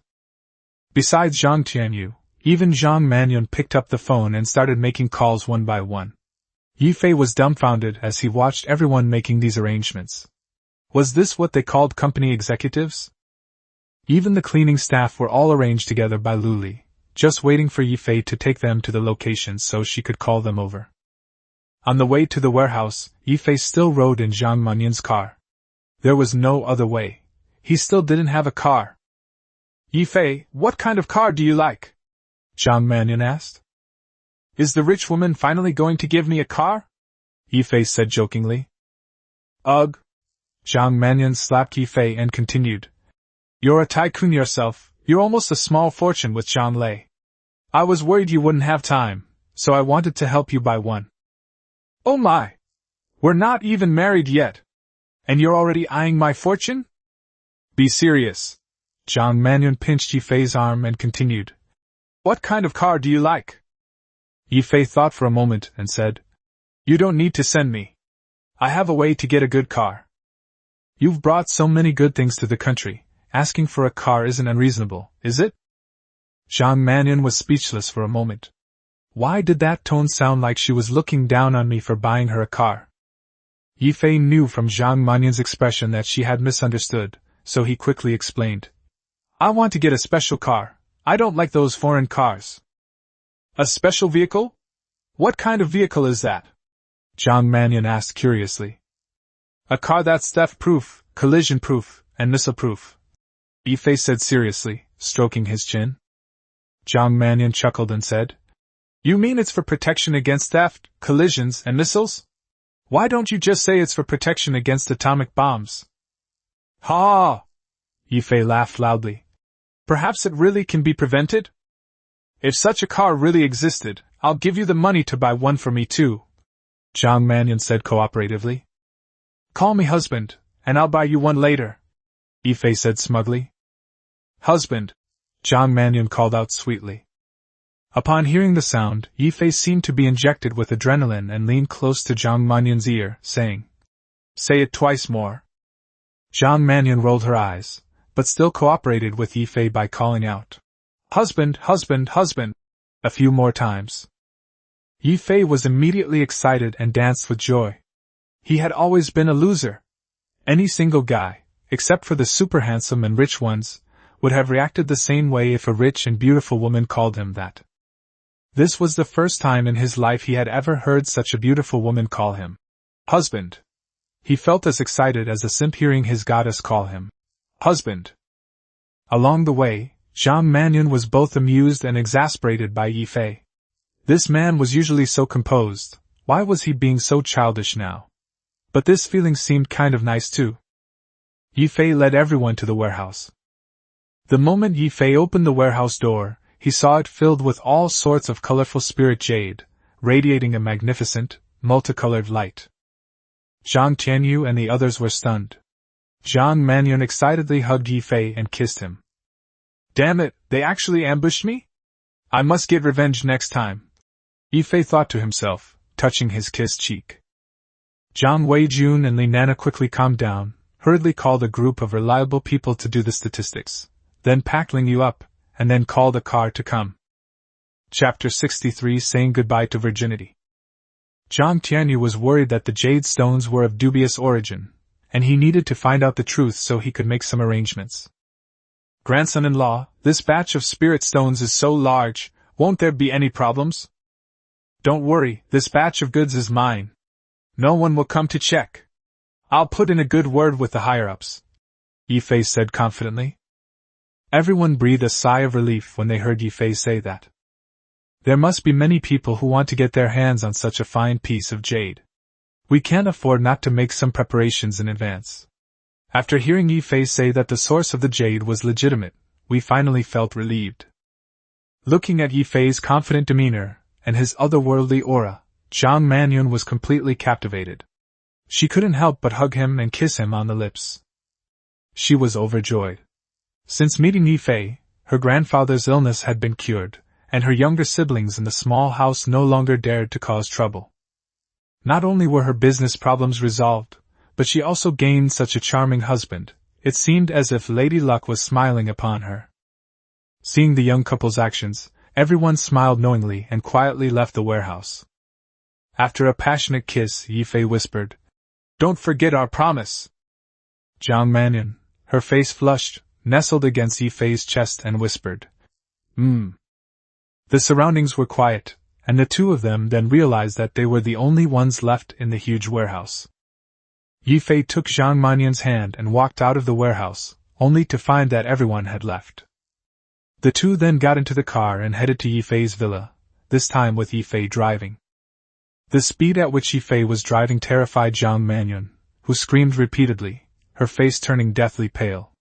She frantically shouted for Ye Fei to slow down and repeatedly assured him that she would never run away. Fortunately, Jiang Manyun arrived at Ye Fei's villa without any major incidents, and she finally breathed a sigh of relief. Jiang Manyun slapped Ye Fei on the chest and scolded, "Don't drive like that next time. What if you get into an accident?" "It's my fault, I'll be slower next time." After saying that, he pulled Jiang Manyun into the villa. As soon as they entered the door, Ye Fei couldn't wait to kiss Jiang Manyun's lips. Jiang Manyun's eyes were glazed over from the kiss, and her breathing became rapid. She was already prepared for what would happen tonight. This charming man was exactly the prince she had imagined, and she couldn't possibly let him go. Who says only men are lustful? Women can be just as lustful as men. During the kiss, Ye Fei slipped his hand inside the other person's clothes and touched that area. It was the first time he had ever touched such a place, and he caressed it with excitement and greed. Finally, feeling that something was blocking his way, he reached behind him to try and untie the restraint, but no matter how hard he tried, he couldn't get it off. In the end, he took a deep breath and pulled hard to both sides, tearing it off completely. Jiang Manyun had already closed her eyes, her face flushed with embarrassment, and she responded to Ye Fei's kiss with fiery passion. She held Ye Fei's neck tightly with both hands, as if she wanted to melt into his body. Finally touching the softness he had been dreaming of, Ye Fei launched into another round of greedy and intense kisses and caresses. Finally, he picked Jiang Manyun up by the waist and carried her into the room. He gently placed her on the bed and said, "Wife, I'm here." A cry of pain rang out, VIP content omitted 100,000 words. The next morning, Ye Fei woke up, lifted the covers, and looked at the woman next to him who was incredibly beautiful. Her skin was so smooth and delicate, her breasts were so large that they could be formed even when she was lying flat, and she had a pair of long, slender legs. There was a smear of blood on the blanket. Ye Fei couldn't help but have another reaction. Remembering the madness of last night, he shook his head, calmed himself down, and quickly subsided. Looking at Jiang Manyun's heavy breathing, one woman really can't satisfy herself. If it happened again, she'd probably be traumatized. After tucking Jiang Manyun in, Ye Fei got out of bed, went to the bathroom to brush his teeth, took a shower, and then placed a dress, a bathrobe, and various cosmetics and skincare products in the bathroom. Finally, he took out a large piece of monster meat and started cooking. Soon, Jiang Manyun, who was on the bed, woke up slowly after hearing the noise. She felt as if her whole body was about to fall apart, and she felt weak and sore. Just like the book said, it hurts at first, but then it feels very comfortable. But it didn't say that I would feel weak and sore all over afterwards, did it? Jiang Manyun was completely puzzled. Recalling Ye Fei's rudeness towards her last night, her pretty face flushed red, and she felt a mix of fear and sweetness in her heart. Is this what love is? How sweet! Then she hugged Ye Fei's pillow with both hands, burying half her face in it to inhale Ye Fei's scent. Ye Fei sensed that Jiang Manyun had woken up, and entered the room with a piece of cooked pork chop, smiling. Awake? Come and have something to eat. But I haven't brushed my teeth or washed my face yet. Jiang Manyun clutched the blanket tightly. Although I've done everything I was supposed to do and seen everything I was supposed to see, I'm still a little shy. Oh? Then go brush your teeth and wash your face. Ye Fei stood still and watched her. Then why don't you get out of here? Jiang Manyun said angrily. Huh! I've already checked everything. What difference does it make whether I go out or not? Ye Fei asked with a puzzled look. We are related, get out of here! Jiang Manyun blushed and angrily threw a pillow at him. Ye Fei found it amusing, but still turned and walked towards the door, muttering to himself. I've seen and touched every part of your body, and you still want me to leave? Really? Jiang Manyun's face was so red it was almost dripping with water. She threw a pillow at Ye Fei's back in embarrassment. Only after Ye Fei left, and closed the door did she struggle to get up and go into the bathroom. When she saw that Ye Fei's bathroom was fully stocked with women's belongings, she felt uncomfortable. But when she found that everything was brand new, she grinned foolishly and felt a sweet warmth in her heart. After washing up, Jiang Mannion felt much better, but her body was still sore and weak. Especially since her lower body was still aching, she felt a surge of resentment towards Ye Fei for not being considerate of her.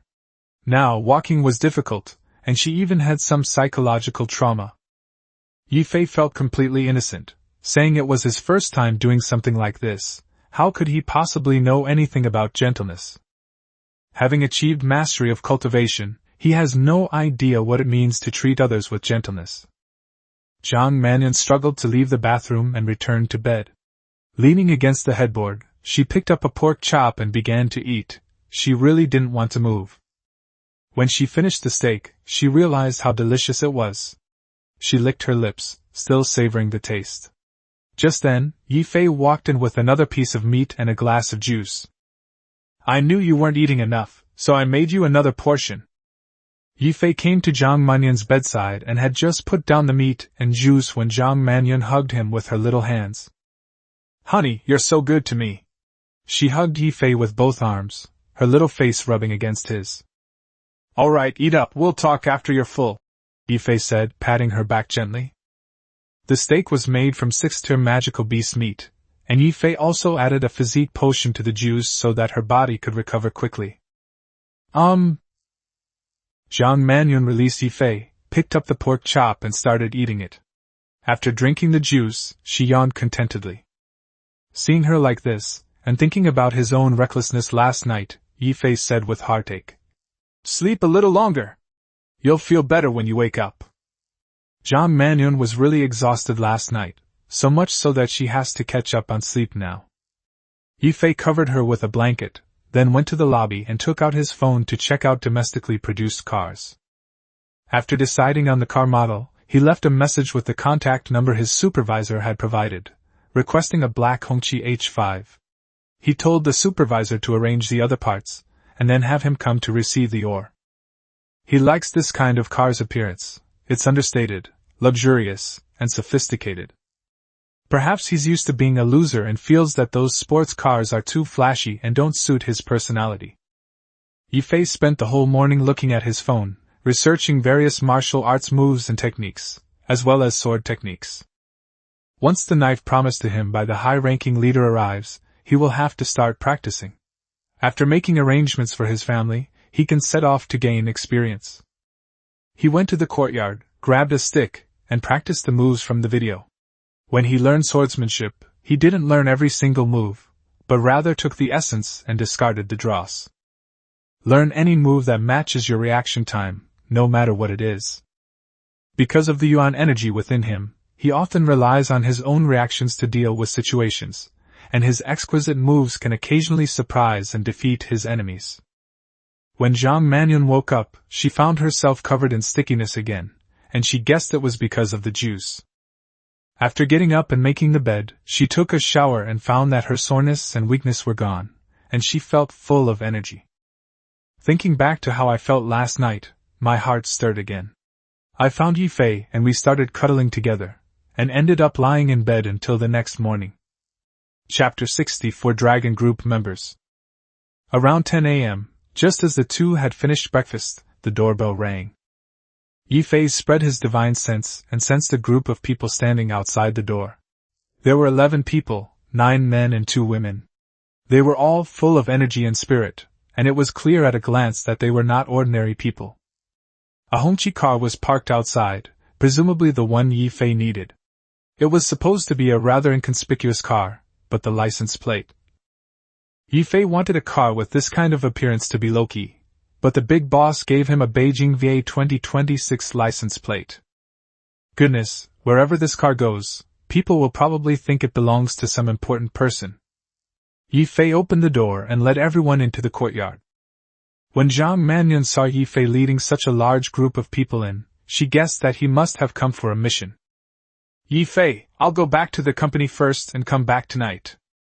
Jiang Mannion wisely refrained from asking questions. she trusted Ye Fei would tell her what she needed to know. Okay, you go ahead and get busy. I'll come find you after I've taken care of things, Ye Fei replied with a smile. After Zhang Mannion left, Ye Fei asked, Please introduce yourselves. Hello Mr. Yi, my name is Mao Si, I am 23 years old, and I am the liaison officer responsible for communicating between you and your superiors. If you need anything done, just contact me directly, Mao Si said. She has an oval face, bright and clear eyes, a high nose bridge, exquisite lips, a slender figure, long legs, and a ponytail. Looking at Mao Si, even with Ye Fei's discerning eye, he had to admit that she was truly beautiful. The other 10 people also began to introduce themselves. They were Long Yi to Long Shi, all members of the dragon group. Among them, Long Jiu was a girl who was also very pretty. She has a tall stature, an oval face, a long ponytail, and a pair of bright, sparkling eyes. Long Yi is the captain, a resolute-looking young man, 30 years old, with a serious expression. Do you know why I sent you here? Ye Fei asked calmly. Reporting to the commander, we will obey your orders. As long as it does not go against the will of the nation, we must obey whatever you command, Long Yi replied, standing straight and with a serious expression. Ye Fei was very satisfied and admired these soldiers and special agents. It was because of them that ordinary people could enjoy this prosperous era. Very well, now I'll tell you why I sent you to my side. Ye Fei began to tell them about his dual transmigration, how he brought back resources from both worlds to strengthen the nation, assist in its development, and revive it. All 11 people listened with great enthusiasm, and even Mao Si was trembling with excitement. If the leader hadn't specifically chosen them, they wouldn't have believed such an outrageous thing. Except for Mao Si, all 10 of you from the dragon group, come at me together. I want to test your skills, Ye Fei said. Yes. No one doubted Ye Fei. Based on what they had just said, this new leader could definitely take on 10 of them. After getting into position, Long Yi charged forward and launched a whip kick, but Ye Fei blocked it with just one finger. The other 9 people were stunned. They knew how powerful Long Yi's kick was, of course, but it was blocked by a single finger? Was this new leader really that powerful? Long Yi swallowed hard. His full-force kick had been blocked by the opponent with just one finger. Was there any point in continuing the fight? Ye Fei grabbed Long Yi's ankle with his backhand and then flung him into the crowd. Long Air and Long San quickly caught Long Yi.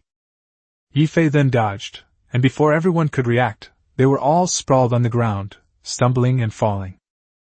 They might be very powerful compared to ordinary people, but they are not even in the same league as Ye Fei. Ye Fei roughly understood the strength of the dragon group. Only Dragon 1, Dragon 4, and Dragon 9 reacted. The others didn't even have time to react before they were defeated by him. Mao Si's eyes were practically sparkling. Could such superhuman beings really exist in the world? This was the dragon group. They were all down in a single exchange. Having traversed 2 worlds, the Dragon Kingdom, relying on its abilities, should be able to far surpass any other country in the world and become a true hegemon. Take off your shirts. I am now formally instructing you on spiritual energy cultivation. Ye Fei had to transfer his energy to them, otherwise they wouldn't be able to use the spatial ring at all. This is Blue Star, not the continent of Kalan. There is no spiritual energy to guide their cultivation. They can only rely on the energy within Ye Fei's own body to help them grow. During the transition, clothing shouldn't be worn as a barrier, otherwise it might tear the clothes. Lilia and Sophia are examples of this. When Ye Fei saw Long Jiu and Mao Si also starting to take off their clothes, he was speechless. You two stop, I'll transfer my chi to you two separately in a bit, Ye Fei said, pointing to the 2 women. It's fine if a bunch of grown men do it, but you 2 women dare to take your clothes off in public like that? Where's your sense of shame? How could Ye Fei possibly know about the dragon group's training? When the leader gives an order, they must obey. Moreover, as long as they can contribute to the country, they would do anything, even give up their lives, let alone take off their clothes. These are the admirable soldiers, willing to dedicate everything to their country. Yes, sir, the 2 women replied in unison. Ye Fei slapped his forehead and said, Don't call me commander anymore. Just call me by my name or boss. That way, it won't attract too much attention. Yes, boss. Seeing the scars and dark muscles revealed after the men took off their shirts, Ye Fei felt a little sorry for them. However, everyone has their own mission, and there's nothing that can be done about it. There is no such thing as a peaceful and tranquil life, it's just that someone is bearing the burden. After everyone sat down cross-legged, Ye Fei first walked behind Long Yi and struck him on the back with a palm. Then he circulated his yuan power, and strands of yuan power began to flow from his limbs and bones to his dantian. Ye Fei discovered that Long Yi's dantian could not store 100 times more energy than his own. Ye Fei's mere trace of his own primordial energy was enough to fill Long Yi's dantian. The fact that my body was able to contain such an exaggerated amount of spiritual energy for the first time was definitely related to that shooting star. Then Ye Fei began to teach him how to circulate his vital energy, and how to open up his Ren and Du meridians. Since what was injected into Long Yi's body was yuan power rather than spiritual power, Long Yi and his companions already had a very high starting point, since yuan power is a large amount of spiritual power that has been compressed and transformed. In other words, once the vital energy within the dragon's body is depleted, the amount of spiritual energy required to replenish it will be exponentially higher. Blue Star has no spiritual energy, so even if they know how to cultivate, they can't. They can only rely on Ye Fei to give them magic cores or magic crystals to cultivate. Once they have opened up their Ren and Du meridians, Ye Fei will only give them low-level magic cores to cultivate with, and will not give them high-level ones. Relying solely on magic crystals for cultivation, it would take them hundreds of years to reach Ye Fei's current level of achievement. Everyone has selfish desires. Ye Fei couldn't help them cultivate to the same level as himself. Doing so would be meaningless for Ye Fei and would only increase the risk. Chapter 65 Mao Si, the Responsible One. Then, one by one, the energy was passed on to the other 9 people. After all 9 had passed on their energy, each person was given a batch of magic cores, just enough for them to open up their Ren and Du meridians. Next, they were left to continue their cultivation on their own, while Ye Fei led the 2 women into the room and began to transmit his qi to them. Upon entering the room, the 2 women immediately began to undress without saying a word, even attempting to remove their underwear. Ye Fei quickly stopped them. Ye Fei stared at the 2 women with a black line on his forehead. These 2 beauties really didn't treat themselves like men. This was a dangerous sign. After everyone had finished exchanging their qi, Ye Fei gathered everyone outside the courtyard. Ye Fei looked at the group of people and said, "Starting today, you all assign your tasks, 2 people stay on duty, and the rest of you go and cultivate." After discussing it, everyone decided that Long Yi and Mao Si would be on duty on the first day. Then, Ye Fei taught them how to use the space rings and handed dozens of rings containing ores to Long Yi. This batch of things is very important, of paramount importance to the country's development. You must deliver it to the top leader, even if it kills you, understand? Long Yi saluted solemnly and shouted, "I guarantee to complete the mission." After examining the ring, Mao Si returned it, took out her satellite phone, typed in some words, and then nodded to Long Yi. Long Yi took the ring and ran out without looking back. Ye Fei said to Mao Si, "You are free to move around now. I'm going out for a bit. Boss, I'll go with you. I won't interfere with what you do, and I can even help you with some things that are inconvenient for you to handle." After thinking for a moment, Ye Fei nodded and walked out of the villa. "Boss, I'm sorry, I just forgot to tell you something." Mao Si suddenly looked regretful. How could she, as a liaison officer, forget something? Actually, you can't entirely blame her. Anyone who hears about or witnesses Ye Fei's miraculous abilities would make the same mistake. "What's wrong?" Ye Fei asked, puzzled. "It's the knife and car that the big boss asked me to bring you. I forgot to tell you," Mao Si said, her head down. "Tell me now, it's the same thing. Where's the knife?" Ye Fei asked with a look of surprise.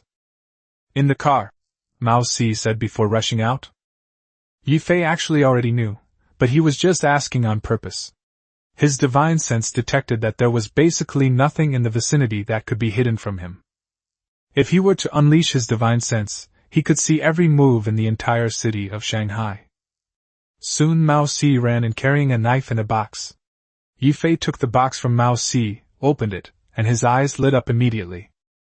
Just like the legendary Blood Drinker blade, it only lacked the copper rings on the tip of the blade. Ye Fei disliked those copper bells because they were too noisy, so he didn't want them. Ye Fei carefully examined the knife. He didn't know what material it was forged from, but it looked chilling. He gently swung the knife and found it very comfortable to hold. With a teleportation, Ye Fei vanished from his spot, and thus, right in front of Mao Si, he traveled to the continent of Kalan.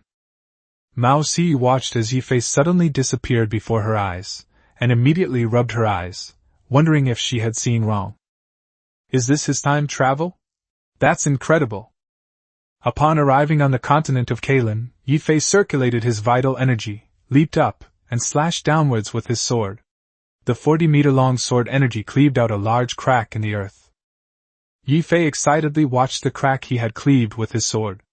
He circulated his yuan energy, opening up the 12 regular meridians and the 8 extraordinary meridians. He wielded his sword, each strike carrying an unparalleled sword aura. The wind swept away the clouds, combining offense and defense. He moved with the grace of a dragon and the steps of a tiger, his body following the movement of his sword. This feels so good. It's been so long since I've used my full yuan power like this. Ye Fei stopped, his face beaming with excitement. Then I looked around and was stunned. Was this all my doing? The surrounding area was already devastated, with nothing within 100 meters and the ground riddled with potholes, a truly pitiful sight. Ye Fei sensed that no one was nearby, and with a flash, he entered the forest and returned to Blue Star. Mao Si, who had been waiting in the same spot, saw Ye Fei reappear and asked with a look of surprise. How was it? Was the knife any good? It's so useful, so incredibly useful. It's practically a divine weapon. What is it made of? Ye Fei asked excitedly. I don't know either. The big boss didn't say. He only told me that it's the strongest weapon in modern times. As expected of the strongest weapon in modern times, it's really easy to use. I can use it to hunt monsters in the demon forest. Ye Fei excitedly sheathed the knife and put it into his spatial ring. By the way, see, I need a batch of goods to take there and sell, so I can exchange them for ore. Ye Fei gave Mao Si a list. Ordinary people have clothes, candy, cola, and other snacks. Of course, they also have alcohol and cigarettes. But building an aircraft carrier can't be done by the Chinese alone, can it? The continent of Kalan is practically part of the Dragon Kingdom. Lighting a few cigarettes together, and using the money to build a few aircraft carriers for the Dragon Kingdom isn't unreasonable, is it? Anyway, they can't afford to get sick, the country doesn't need to pay for their medical treatment. Mao Si happily took the list, and was overjoyed to see that it contained only very ordinary items. These things alone can get the country to exchange for a huge amount of ore. They've made a fortune. He hurriedly took out his phone to edit the message and sent it to the liaison department so they could prepare the necessary items and hand them over to Long Yi to bring back. After Mao Si finished her work, she liked Ye Fei more and more. He was truly the nation's precious darling. At the same time, she secretly vowed that if there was any danger, she would definitely stand in front of Ye Fei. I don't know what she was thinking. If Ye Fei is in danger even on Blue Star, then the other party is basically invincible. Let's go, come with me to find my wife. After explaining things to the Dragon Group members, Ye Fei was about to go get their marriage certificates with Zhang Mannion. A quick scan with his divine sense revealed that Zhang Mannion was inside a jade factory.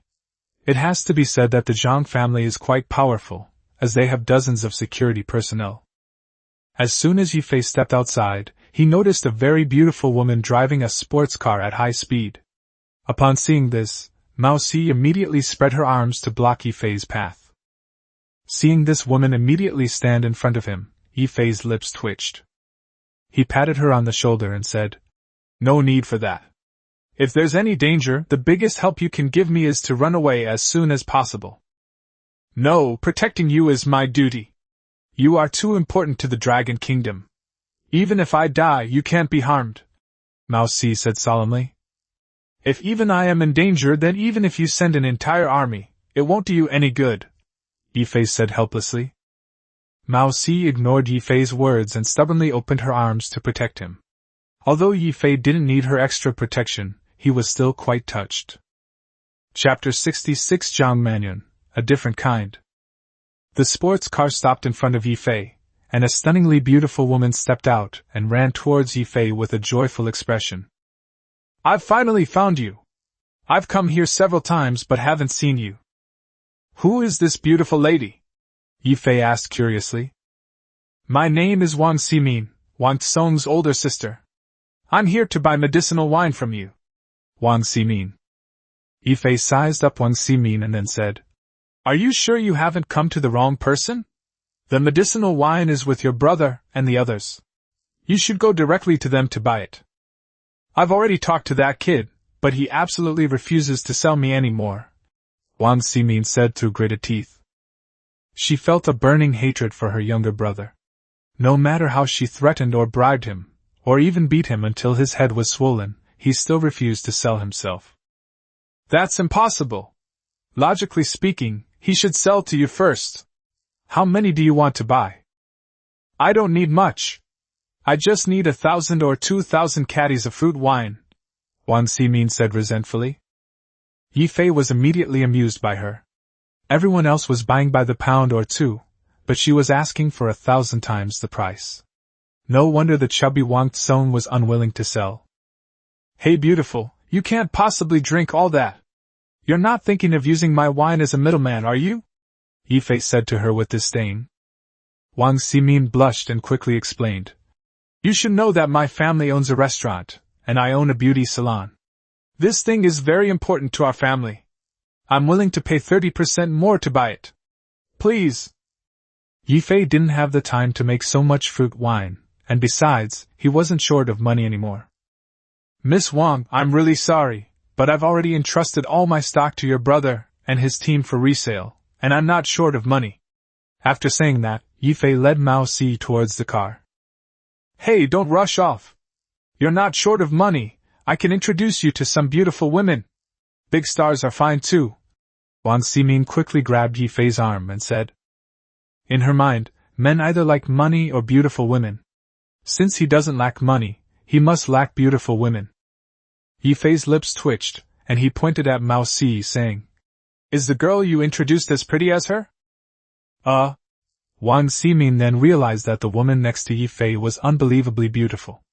Among the people she knew, there seemed to be no one who could compare to her. When Mao Si saw Ye Fei pointing at her and saying she was pretty, her face flushed, but she was secretly delighted. Wang Ximin was troubled. Ye Fei was so stubborn, and she had nothing to offer him that could move him. What should she do? Ignoring Wang Ximin's worries, Ye Fei led Mao Si toward the Hongqi car. Mao Si took the initiative to get into the driver's seat, and Ye Fei naturally followed the leader into the back seat. Watching Ye Fei and the other man walk away like that, Wang Ximin stomped her foot in anger, then angrily got into her car and sped off. She needed to find her younger brother and interrogate him about Ye Fei's preferences. Ye Fei and his companion quickly arrived at the entrance of Zhang's jade processing factory. A security guard approached and politely asked, Hello, may I ask what brings you here? The security guard was being rude. That license plate was too intimidating. Ye Fei said naturally, I'm here to see my wife, Zhang Manyan. Go and tell her that her husband is waiting at the door. Huh? This? The security guard was truly in a dilemma. Although the two young men didn't look like leaders, the license plate number was just too terrifying. He preferred to believe that they were high-ranking officials. But if he were to say those words to General Manager Zhang, it would be fine if it were true, but if it were false, he wouldn't be able to continue working. Just as the security guard was debating whether to pass on the message, a middle-aged man in his 50s got out of a car following Ye Fei and hurriedly ran up to Ye Fei. Hello Mr. Yi, my surname is Li. I am Xuyun's mother's cousin and also the financial manager of this jade factory. I'm so sorry, these people don't know you. Let me take you inside to find Xiaoyun, Li Tao said respectfully. Last night, he personally witnessed the chairman's family warmly accompanying the young man. When they heard him call Ye Fei, his niece, in particular, was very enthusiastic towards him. I can get acquainted with him now. Maybe he'll put in a good word for me when I get promoted. Ye Fei recognized this person. He was one of the people who went to the warehouse to count the spirit jade the night before last. Then I'll have to trouble Manager Li, Ye Fei replied with a smile. No trouble at all, Mr. Yi, this way please, he said, gesturing for him to proceed. Along the way, many men looked them up and down. As they walked, Ye Fei realized that all of these men were looking at Mao Si. Ye Fei couldn't help but think to himself, a bunch of perverts. Since Manager Li had just arrived at the factory, he asked around for Zhang Manyan's location and then enthusiastically led Ye Fei there. When Ye Fei saw Zhang Manyan, he noticed her scolding several elderly men from a distance. He quickly stopped them, wanting to see what Zhang Manyan was like at work. Zhang Manyan angrily said to the old men, when I ask for your opinions, you can give suggestions, but now, I will tell you what to do and you just need to follow my instructions. One of the plump old men said somewhat angrily, such fine jade is being used to set into jewelry, which is a complete waste of such a good resource. I absolutely refuse to agree to it. A tall, thin old man also advised, yes, Mr. Zhang, such a large piece of jade is best suited for carving, otherwise, it would be a real waste. The short old man also advised, Mr. Zhang, please think it over carefully. This inlay can be done with the leftover scraps from the carving. There's no need to cut the entire jade block for inlay. If it were ordinary jade, their explanation would make sense, but this is not ordinary jade. Zhang Manyan said coldly, I have my own plans for what to do. You just need to follow my instructions and don't talk so much nonsense to me. I will let you speak when I need your opinions. If you don't obey, you can leave now. After saying that, he ignored the old men and turned to a male employee who was on the phone, crossing his arms and looking at him coldly. When the male employee saw Mr. Zhang looking at him like that, he hurriedly explained, I'm sorry, Mr. Zhang, my father had an accident and was hospitalized, so I called a few minutes longer to find out what was going on. Zhang Manyan said coldly, do you treat the employee handbook as just a decoration? I'm so sorry, Mr. Zhang, I'm really sorry, I didn't mean to. A grown man burst into tears in front of everyone. Don't give me that. The employee handbook states that phone calls cannot exceed 2 minutes. 2 minutes is enough for you to understand the situation and then ask for leave. The company isn't heartless. You can take leave anytime if there's an emergency. If you're qualified enough, you could even get a loan from the company. I've seen you on the phone for more than 7 minutes since I arrived. If you've had that time to find out what's going on, why didn't you take leave to see your father? I'm sorry, Mr. Zhang, I just don't want to take leave because I don't have enough money to pay for medical expenses. This time I'll deduct your full attendance bonus for this month. If you do it again, you're fired. Now you can go ask for leave, and then go to your department manager to apply for loan assistance. Just say I approved it. After saying all that in one breath, Zhang Manyan turned and left. Thank you, Mr. Zhang, thank you. The man behind him wiped away tears as he bowed and thanked him. Chapter 67 The Perfect Husband. Zhang Manyan continued to inspect the workers with a cold face.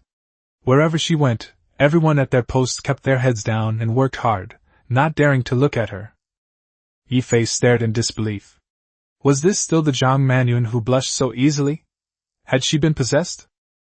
Zhang Manyan, who was inspecting the progress of the jade work, suddenly saw Ye Fei in the distance. Her eyes lit up with joy, and she quickly walked over. Seeing Zhang Manyan hurrying towards him, Ye Fei felt a chill run down his spine.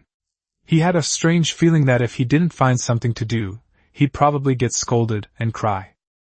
Just as she approached Ye Fei, Zhang Manyan gave him a sweet smile. Ye Fei breathed a sigh of relief upon seeing it, and cursed himself inwardly. Is that all the ambition I have?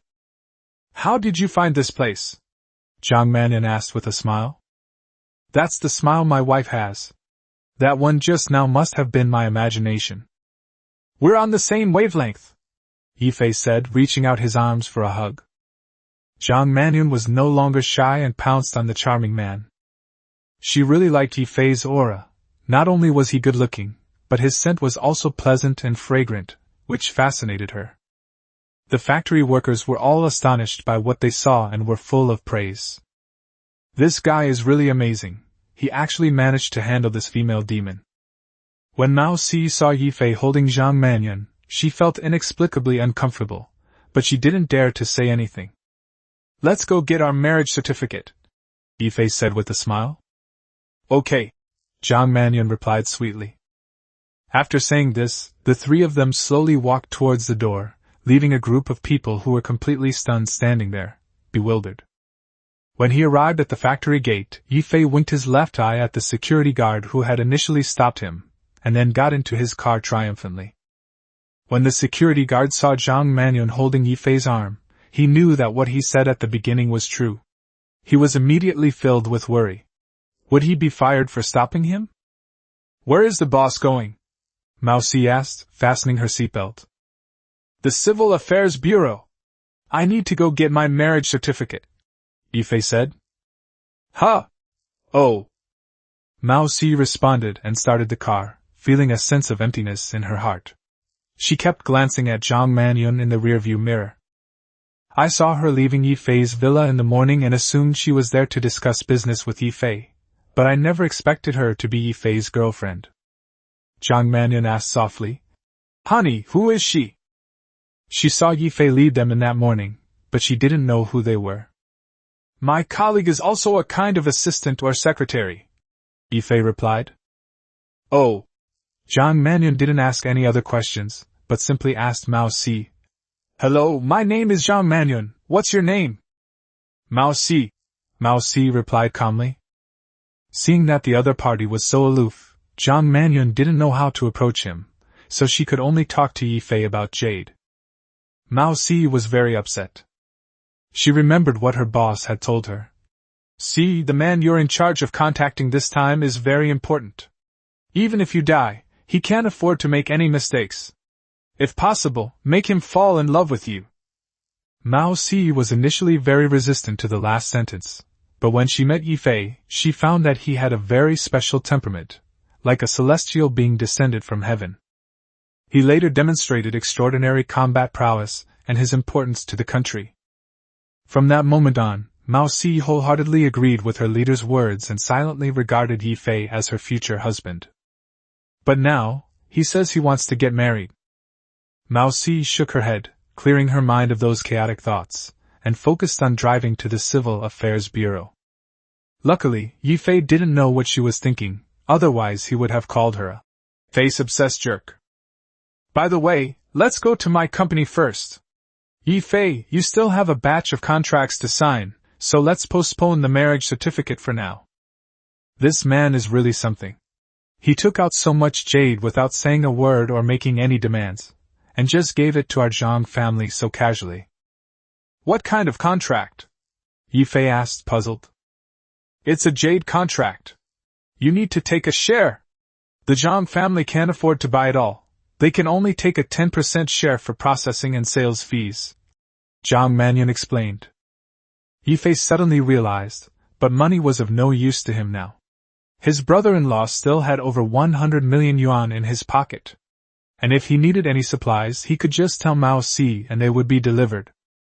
However, after thinking about it, I realized I still needed some assets for a rainy day, so I said, You can sign for me. After all, what's mine is yours, isn't it? I'll sign for you? Zhang Mannion stared at Ye Fei in disbelief. What incredible trust! Such a huge sum of money was handed over to me directly? What husband in this world would trust his wife like that?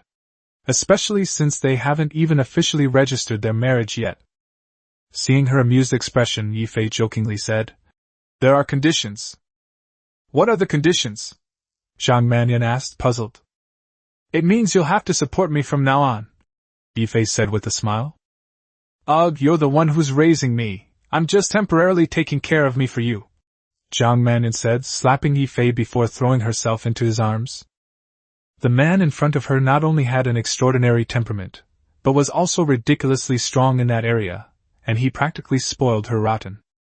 He not only saved his grandfather, but also handed over the medicinal wine business to his younger brother, and now he's letting him manage the jade business, yet he's never made any demands on his family. Such a perfect husband actually belongs to her? She still feels like she's dreaming. If this is a dream, then let her never wake up. Suddenly she remembered that he seemed to have asked her for a knife. It was the only time he ever made such a small request. Honey, do you remember you asked me to buy you a knife?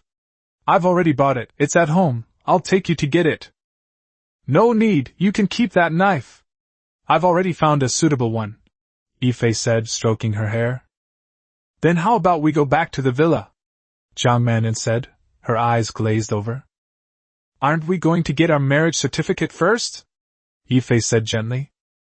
We can get the certificate any time, there's no rush. Jiang Mannion looked at the charming man with dreamy eyes. Ye Fei looked into her eyes and saw that she was looking at him with tender affection, so he said, All right then. Then he said to Mao Si, See, let's go back to the villa. Okay, boss. Hearing that they weren't going to get their marriage certificate, Mao Si's mood improved again. She made a sharp U-turn and sped off towards the villa. Back at the villa, Ye Fei had Mao Si call everyone out to recognize them, then said, All right, everyone go about your business. I'm going to practice my skills too. Yes, boss. Everyone dispersed to continue their cultivation, leaving only Mao Si sitting alone in the hall. Ye Fei pulled Jiang Mannion back to their room, and soon after, a series of female voices practicing diligently could be heard, continuing for several hours before the noise subsided. Mao Si listened in the hall, her face flushed. She thought, This exercise shouldn't take this long to practice. Chapter 68 Hitting him. Mao Si, who had been waiting in the lobby, saw Ye Fei come out after the noise from the second-floor bedroom stopped. After Ye Fei came downstairs, he only glanced at her without saying a word, and then went into the kitchen to get busy. A little while later, Ye Fei came out of the kitchen with a few pieces of meat and a glass of juice. He glanced at her, and then went upstairs into his room. Soon after, strange noises started coming from the room again, and this continued until night. Then Mao Si saw Ye Fei come out again, and just like in the afternoon, he busied himself preparing meat patties and juice before returning to his room. Not long after, the sounds he made during the day resumed, continuing until late into the night. Mao Si had already started to feel sorry for Jiang Mannion, and at the same time, she complained about Ye Fei, asking why he was acting like a monster. What woman could withstand his torment? Mao Si drifted off to sleep with these random thoughts in mind, and woke up at 8 a.m. Jiang Mannion, on the other hand, was both happy and in pain, wondering what kind of monster she had married. She truly loved and feared Ye Fei at the same time. She loved him because he was powerful, but she feared that he was just too powerful. Each time, I'd make myself pass out, then drink some kind of potion I didn't know, and soon I'd recover. This went on for almost a whole day. Wife, arrange your work, and then come back to my hometown with me to meet my parents, Ye Fei said to Jiang Mannion, who was pressing down on him and drawing circles on his body. How about we wait a while? I want to go back with you after the spirit jade is officially released. After saying that, Jiang Mannion gave Ye Fei a peck on the lips in a coquettish manner. Ye Fei thought for a moment and said, All right then. I'll go back in a while. Honey, I need to go back to the company to take care of some things today. Would you like to come with me? Jiang Mannion asked. I won't go. I don't know anything about companies. I'll go to John Lei's place later to see how the wine sales are going, Ye Fei said, gently patting her back. Okay. I'll go back to the company now. Jiang Mannion reluctantly got up and went to the bathroom to wash up. Soon Ye Fei also sneaked in, and soon the sounds of laughter and playful banter came from inside. Finally, Jiang Mannion left the villa with a flushed face. Ye Fei arrived at the hall and saw Mao Si practicing martial arts with his divine sense, so he decided to make a video call to his mother. The other end answered the video call after only a few rings. Ye Fei saw Wu Fengqin appear in an office, which he guessed was old Ye Fei's office. You little rascal, where have you been all this time? I thought you'd disappeared, Wu Fengqin said with a laugh. Seeing that his mother looked younger and younger, Ye Fei felt much more at ease. I was just working. How did I just disappear? Ye Fei rolled his eyes. Xiaofei, let me tell you, I'm talking to your dad. Wu Fengqin told Ye Fei about her and her husband's situation, and they talked for more than 10 minutes. Ye Fei simply listened quietly with a smile. He was used to the old man's rambling. Many people couldn't even hear an old man rambling anymore. So Ye Fei wasn't impatient and listened attentively. You brat, when are you going to find a girlfriend? You don't earn much money every day, and you're always saying you're busy. Ye Fei slapped his forehead and said, I called you to tell you that I have a girlfriend, and I'll bring her back to meet you in a while. Wu Fengqin was taken aback, then exclaimed with delight. Oh my, you actually have a girlfriend? Quickly, let my future daughter-in-law come over so I can see her. Just then, Ye Fei walked in from outside. Hearing Wu Fengqin shout, she quickly asked, Auntie, what's wrong? Wu Fengqin turned around and saw that it was Ye Fei. Feeling that it was inappropriate to make a phone call during work hours, she said, I'm sorry, Ye Fei, I'm on the phone with my son. I'll hang up right away. Just as Ye Fei was about to speak, he heard Ye Fei speak from the other side. Auntie, it's alright. I'm not busy right now, so it won't bother me. Let me see what your son looks like. On Ye Fei's screen, Ye Fei winked her left eye at him, and then exclaimed, Auntie, your son is so handsome. With his ugly, deformed appearance, he's not handsome at all, Wu Fengqin said with a broad smile, though she didn't mean it. Ye Fei's lips twitched. He thought to himself, who gave birth to me? How can you talk about your son like that? When Ye Fei saw Ye Fei's embarrassed expression, she burst into unrestrained laughter. Seeing the two women laughing loudly across from him, Ye Fei turned the video camera out into the yard, rubbed his face with his left hand, and silently told himself, Don't be angry, that's my own mother. Ye Fei didn't realize that the video had captured Mao Si, who was meditating, and both of them looked on with amazement. Wu Fengqin muttered in a low voice, Is this my future daughter-in-law? What a pretty girl. When did this young man become so capable? Ye Fei turned the camera back to himself and said to his mother, Okay, I'll stop talking now. I'll bring my wife back to see you two in a while. He hung up the video call without waiting for anything from the other end. That brat! Wu Fengqin cursed, then said to Ye Fei, Sorry, Xiao Fei, for taking up your time. It's alright, Auntie. You don't need to be so polite in the future. Just answer the phone without worry. Don't think of me as being petty, okay? Okay. I understand, Wu Fengqin replied with a smile. See, let's go check out John Lei's club. Ye Fei called out to Mao Si. Okay, boss. Mao Si immediately responded and got up to follow Ye Fei toward the door. Mao Si was still driving, while Ye Fei was in the back seat studying knife techniques on his phone. Because Ye Fei was too engrossed in his swordsmanship, Mao Si suddenly stopped, startling him. What happened? Ye Fei asked, puzzled. Mao Si, her face contorted with anger, pointed at a Lamborghini ahead and said, I yielded to the pedestrians at the zebra crossing ahead, and that car kept honking its horn behind me, which I ignored. Now it's maliciously cutting us off. He's cutting you off, why don't you just run him over? What are you afraid of? Ye Fei asked, puzzled. Mao Si was naturally worried about Ye Fei getting into trouble. If she were alone, she wouldn't need to be so careful. Don't you dare cut him off again. If he dares to cut you off again, just run him over. That's an order, Ye Fei said sternly. Boss, I'll just have someone take care of him. Hitting him is too risky. Mao Si still dared not listen to Ye Fei, because he was too important to the Dragon Kingdom, and she could not risk even the slightest danger. Are you disobeying orders? Ye Fei said coldly. Boss, I'm sorry. Mao Si lowered her head and remained motionless.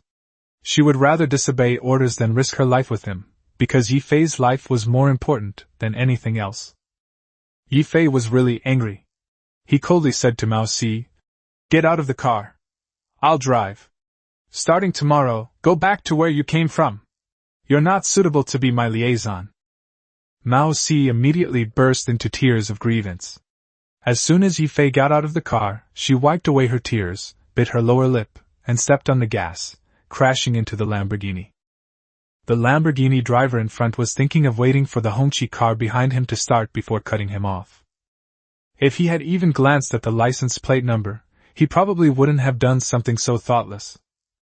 All he's thinking about now is whether that car worth over 100,000 yuan dares to rear-end him. He has powerful connections and backing, so he'll make sure that guy gets what's coming to him. To his surprise, the Hongqi car rammed directly into him, leaving him completely stunned. Then Mao Si angrily got out of the car, opened his car door, dragged him out of the car, and started punching and kicking him. Many cars around stopped and took out their phones to take pictures of Mao Si.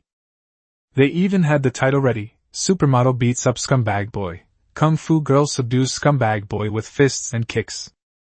Those with sharp eyes gasped when they saw the license plate number of the Hongqi car. The Lamborghini driver was crying and screaming when he was beaten. Several times, the young man pretended to faint, but Mao Si would step on his toes and wake him up in pain. Ye Fei could tell that although Mao Si seemed to be hitting hard, she wasn't actually hitting any vital spots. She mostly hit her back, thighs, and slapped her. But it would still hurt a lot for an ordinary person. In the end, someone called the police and the officers arrived, and Mao Si finally stopped. Mao Si took out her identification and said to the two men, "This matter is not under your jurisdiction." The two officers immediately saluted upon seeing the identification, then looked at the car. Their pupils contracted when they saw the license plate number. Then he stood obediently to the side, waiting for Mao Si's next instructions. The traffic police who arrived later did the same thing as the officers, and warned the drivers who filmed the videos not to post them randomly, otherwise they would be held criminally liable, and that they should delete the videos. The car owner who took the photo believed it when they saw the license plate number. They certainly wouldn't delete it, but they definitely wouldn't dare to use the title carelessly. If you post a video of this license plate number and spread rumors about it, you'll definitely get into trouble.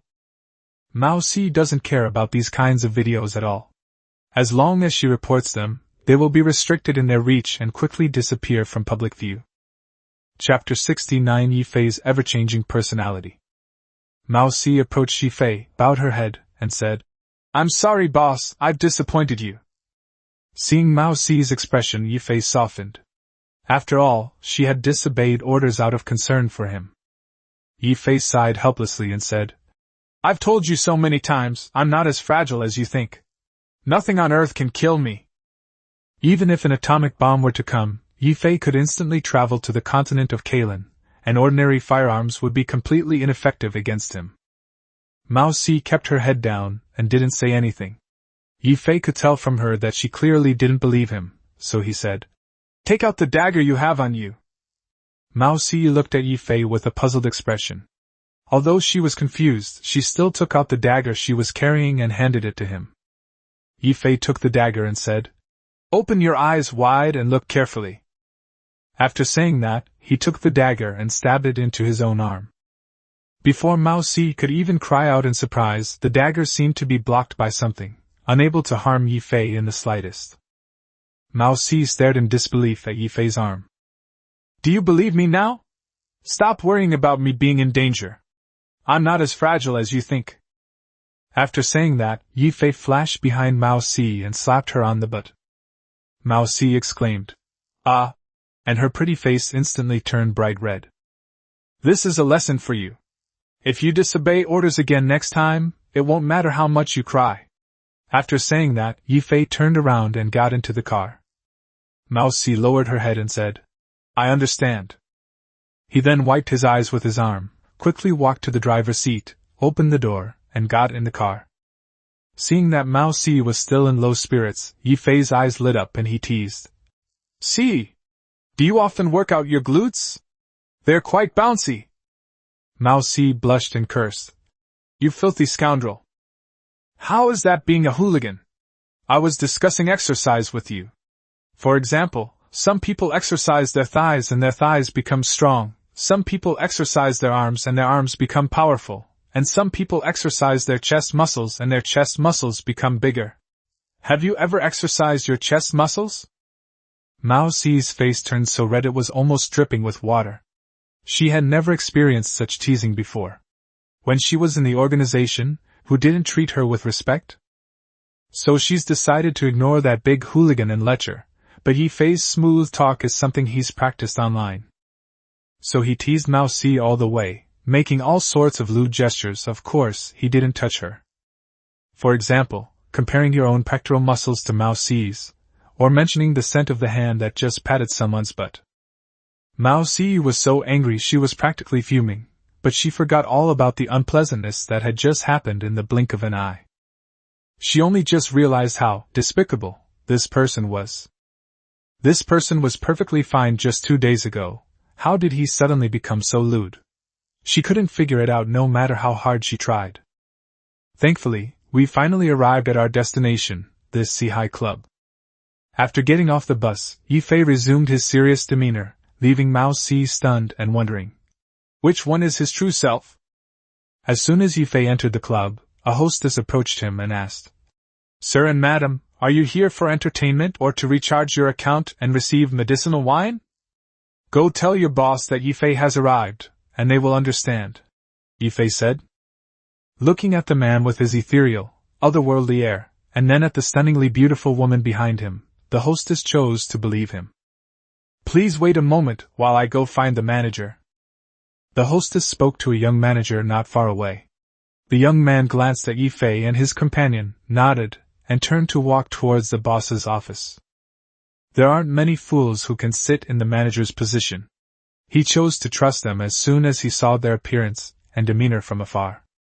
The manager walked to the door of an office, knocked lightly a few times rhythmically, and heard a "come in" from inside before he opened the door and went in. The manager addressed a group of men and women playing cards around the table. "Bosses, a man named Ye Fei has arrived. He asked me to give you a message." The group of people fell silent and looked at the manager. The manager's heart skipped a beat, and he thought to himself, "This doesn't seem like a good sign." He quickly explained, "I thought that person had a very good demeanor and was accompanied by a very beautiful woman. I didn't think he was an ordinary person, so I'm passing on his message." "Holy crap, my brother-in-law's here!" Zhang Lei was the first to react, jumping up and running towards the door. Then Wang Tsong and Lu Dong hurriedly followed Zhang Lei and ran out. Li Jian, being more composed, patted the manager on the shoulder and said, "Your observation is very good." Then he quickly walked out. The manager was overjoyed. He had guessed correctly. Who knows, he might even be promoted because of this. The group of women who were with Zhang Lei and his companions also ran out quickly, as they were very curious about this legendary brother-in-law. Ye Fei had already sensed Zhang Lei and the others running towards him, so he didn't wander around but stood still with his hands in his pockets, waiting. Before long, several voices calling out, "Brother-in-law," rang out, leaving Ye Fei speechless. "Zhang Lei can call me that all he wants. I really am his brother-in-law. Why are you bunch of brats following suit and shouting like that?" "Stop. It's normal for Zhang Lei to call me brother-in-law. What are you guys yelling about?" Ye Fei said speechlessly. "That's right, this is my brother-in-law. Don't call him that, especially you, Li Jian, you're older than my brother-in-law," Zhang Lei said arrogantly. The three men froze, especially Li Jian, whose face darkened. Zhang Lei, however, said with a grin, "Brother-in-law, let me take you to the office to sit down and have a cup of tea before we talk." The four were immediately amazed when they saw Mao Si next to Ye Fei, but after thinking about their brother-in-law's abilities, they understood. The four women who arrived later also lit up when they saw this legendary brother-in-law, and they all secretly exclaimed, "So handsome! If they could become his mistress, then in the future." Ye Fei was enthusiastically led to the office by Zhang Lei, while Lu Dong and the other two rolled their eyes and each made an excuse to go to a corner, take out their phones and make a call. "Sis, Ye Fei is at our club right now. Didn't you want to see him? Hurry up and come over, or don't blame me if you're late," Wang Song said in a low voice. "Sister, hurry up and come to my club. Ye Fei is here. You have to work harder to take him down, you know?" Lu Dong called out to his sister. "Cousin, come to my club quickly. Didn't you want to know who made the medicinal wine? The real deal is right here. If you can win him over, you'll never run out of medicinal wine." Li Jian has no sisters, so he can only ask his cousin for a younger sister, After all, they're all the same, right? Meanwhile, Zhang Lei's girlfriend was, "Brother-in-law, try this Tiguanyin tea, it's very authentic. Brother-in-law, try these grapes, they're very sweet. Brother-in-law, let me massage your shoulders. I've studied massage. Brother-in-law, let me massage your legs. I've studied massage before." Chapter 70 Revival Plan. Inside the office, Ye Fei felt extremely uncomfortable with the enthusiasm of this group of women. Although these women were quite pretty, it was obvious at a glance that they were the mistresses of those four scoundrels. Is it really appropriate for her to be so blatantly flirting with me? What's most infuriating is that Zhang Lei, that idiot, didn't stop her at all. He just stood there grinning like a fool. Zhang Lei thought to himself, "My brother-in-law is indeed my brother-in-law. He can attract women wherever he goes. No wonder my sister fell for him." Mao Si looked unhappy, but since Ye Fei didn't say anything, she didn't dare to do anything out of line. Stop! I'm not here for tea or a massage. Xiao Lei is here to report on how the wine sales are going. Ye Fei quickly reached out to stop them, while giving Zhang Lei a wink, signaling him to control the group of women. Zhang Lei understood and said to the group of women, "All right, you can all go out first. I have something to talk to my brother-in-law about." After kicking the women out, Lu Dong and his group returned just then. Seeing that everyone was there, Ye Fei asked, "How much wine have you sold?" "Brother-in-law, we sold 600 jin of tiger penis wine, 2,000 jin of tiger bone, and the fruit wine sold the best. It's all sold out," Zhang Lei said excitedly. "Is tiger penis really that hard to sell?" "That shouldn't be the case," Ye Fei asked, puzzled. "Brother-in-law, you've misunderstood. It's not that tiger penis is hard to sell, but that it's too effective. Just one bite can keep someone going for more than 10 days, and even after the effects wear off, it restores them to their youthful state," Wang Tsong replied excitedly. Yes, brother-in-law, you don't know, even the super-rich buy 3 to 5 pounds, and ordinary rich people buy 1 or 2 pounds. We're promoting it to the rich right now," Lu Dong quickly chimed in. Everyone chimed in, telling Ye Fei how well the wine was selling, especially the fruit wine, and how the women in the entertainment industry were going crazy buying it. "I've already left a message for Ye Fei asking for more stock, but he hasn't replied yet." Ye Fei took out his phone and checked the messages. He found that there really were some, but he hadn't noticed them earlier because he had only glanced at them briefly. Making money with this stuff is so easy. Billions in just one transaction? However, once you reach a certain level of status, having too much money isn't very useful. Perhaps you could sell it abroad to help the country earn foreign exchange? After all, tiger penis is such a potent medicine. If too many Chinese people use it, it will cause chaos. If the wealthy have such powerful functions, how will ordinary people find wives? 2 million per pound. There are so many rich people, and even more who can afford 2 million. One bottle is enough for the whole family, and if everyone takes a small sip, that's enough to satisfy 3 or 5 lovers. Rich kids like Zhang Lei now each have 7 or 8, or even more than a dozen, girlfriends. Ye Fei felt increasingly panicked as he thought about it, and he hurriedly said to Zhang Lei, "Starting today, we can't sell tiger penis wine anymore. You guys take the rest to my villa later." "Brother-in-law, why? This stuff is so profitable, why aren't you selling it?" Zhang Lei looked puzzled.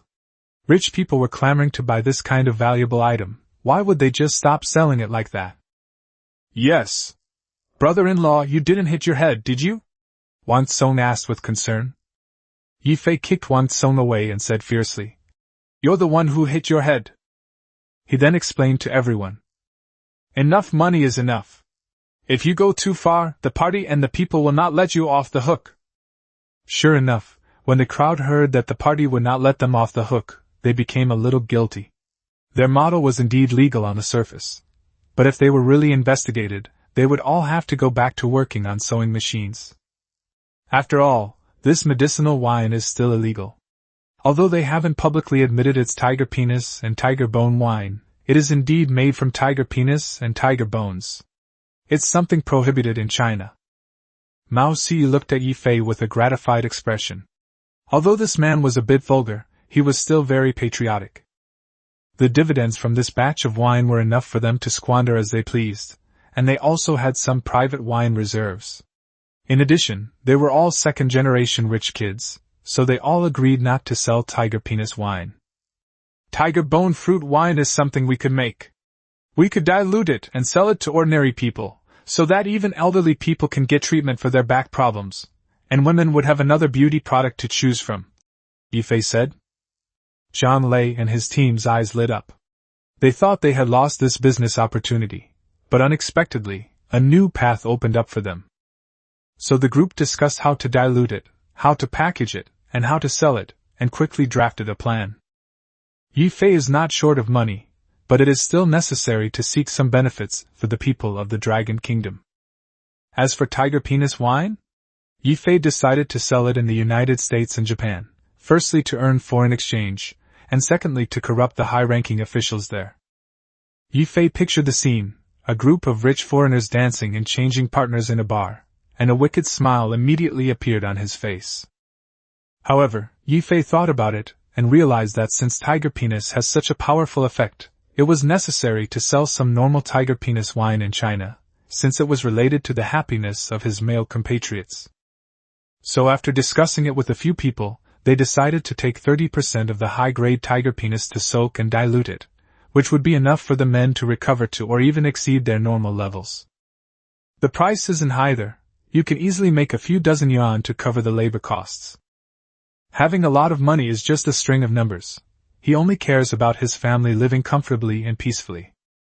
Furthermore, he harbors another ambition, to destroy a certain island nation and bring back all its young women to distribute among the single men. Ye Fei was taught from a young age to serve his country. When his grandfather was alive, he told him every day that the Chinese people were bullied by foreign countries, and that an island nation almost wiped out the Chinese race. When I think back to when my grandfather was alive, he would always burst into tears whenever those things were mentioned. If I didn't have the ability, that would be fine, but now that I do have the ability, there are some things I absolutely have to do. You, the beacon of light, aren't you a hegemon? Just wait. We'll show you the hegemony of 8,000 years of civilization. Just as the group was discussing their future business empire, Ye Fei's phone rang. Ye Fei picked up his phone and saw that it was a call from a high-ranking leader.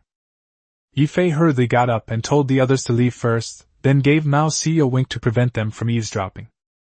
Mao Si understood, followed the others out, closed the door behind her, and stood guard at the door. "Hello, boss, this is Ye Fei," Ye Fei said respectfully. "Xiao Yi, the magic crystal you gave me is incredibly useful.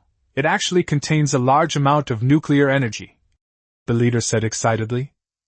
Ye Fei didn't understand the extent of nuclear energy's effects. He had only heard that it could be used as a nuclear power source. "You know about thorium, right? The energy contained in magic crystals is tens of thousands of times that of thorium, and it's also the kind that's particularly stable." The leader was very excited. Boss, just tell me what this thing can do. Or what do you need me to do?" Ye Fei said, scratching his head.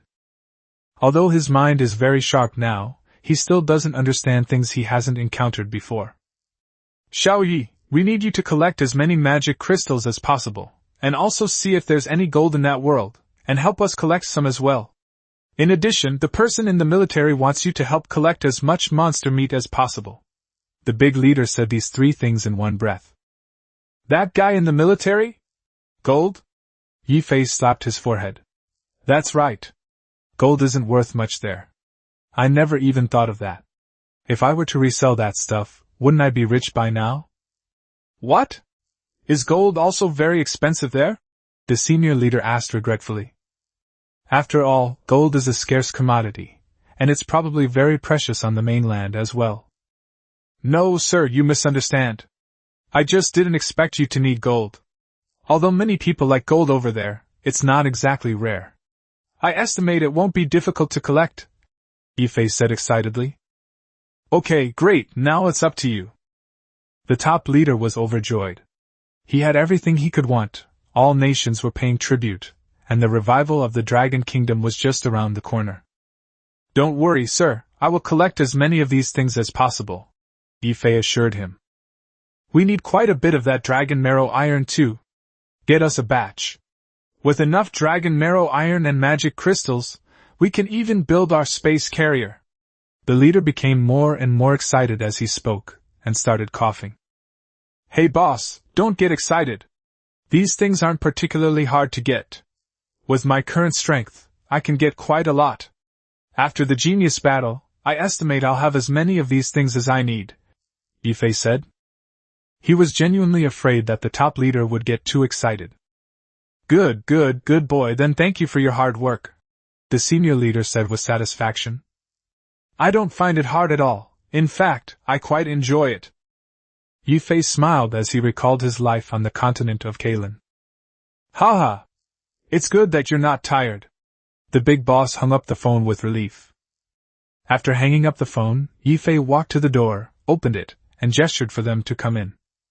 Chapter 71 Eating Beef Noodles? As everyone rushed in, Zhang Lei asked Ye Fei curiously. Brother-in-law, whose phone call was that just now? Was it that important? The others all perked up their ears to listen, and Ye Fei glared at them and said, Don't ask questions you shouldn't ask. You're just too curious, aren't you? Not curious, Zhang Lei said hastily, waving his hand awkwardly. You can't afford to offend this brother-in-law. He's like a god of wealth. If he doesn't give you good things in the future, you'll have nowhere to turn for help. Everyone resumed their grand plans for their business empires. Ye Fei did not participate, only saying that he wanted 50% and the remaining 4 people could divide it among themselves. The 4 of them were arguing so fiercely that they almost came to blows. Sure enough, when it comes to interests, even brothers turn against each other. After dividing up the spoils, the group put their arms around each other's shoulders and started boasting. Ye Fei had no time to bother with their petty affairs, so he stood up and gestured for Mao Si to leave. Wang Tsong and the others quickly stopped Ye Fei. Brother-in-law, you've come all this way, at least have a meal before you leave. Yeah. Are you saying we have to treat you to a meal, massage, and foot bath? We have to make sure my brother-in-law is satisfied today. No way. They've already called him their older sister and younger sister. How could they let Ye Fei leave so easily? Is this massage and foot bath legitimate? Ye Fei asked hesitantly. It's legitimate, absolutely legitimate, Wang Tsong quickly replied. Who wants to go for a proper massage or foot bath? Ye Fei rolled his eyes and said. Huh!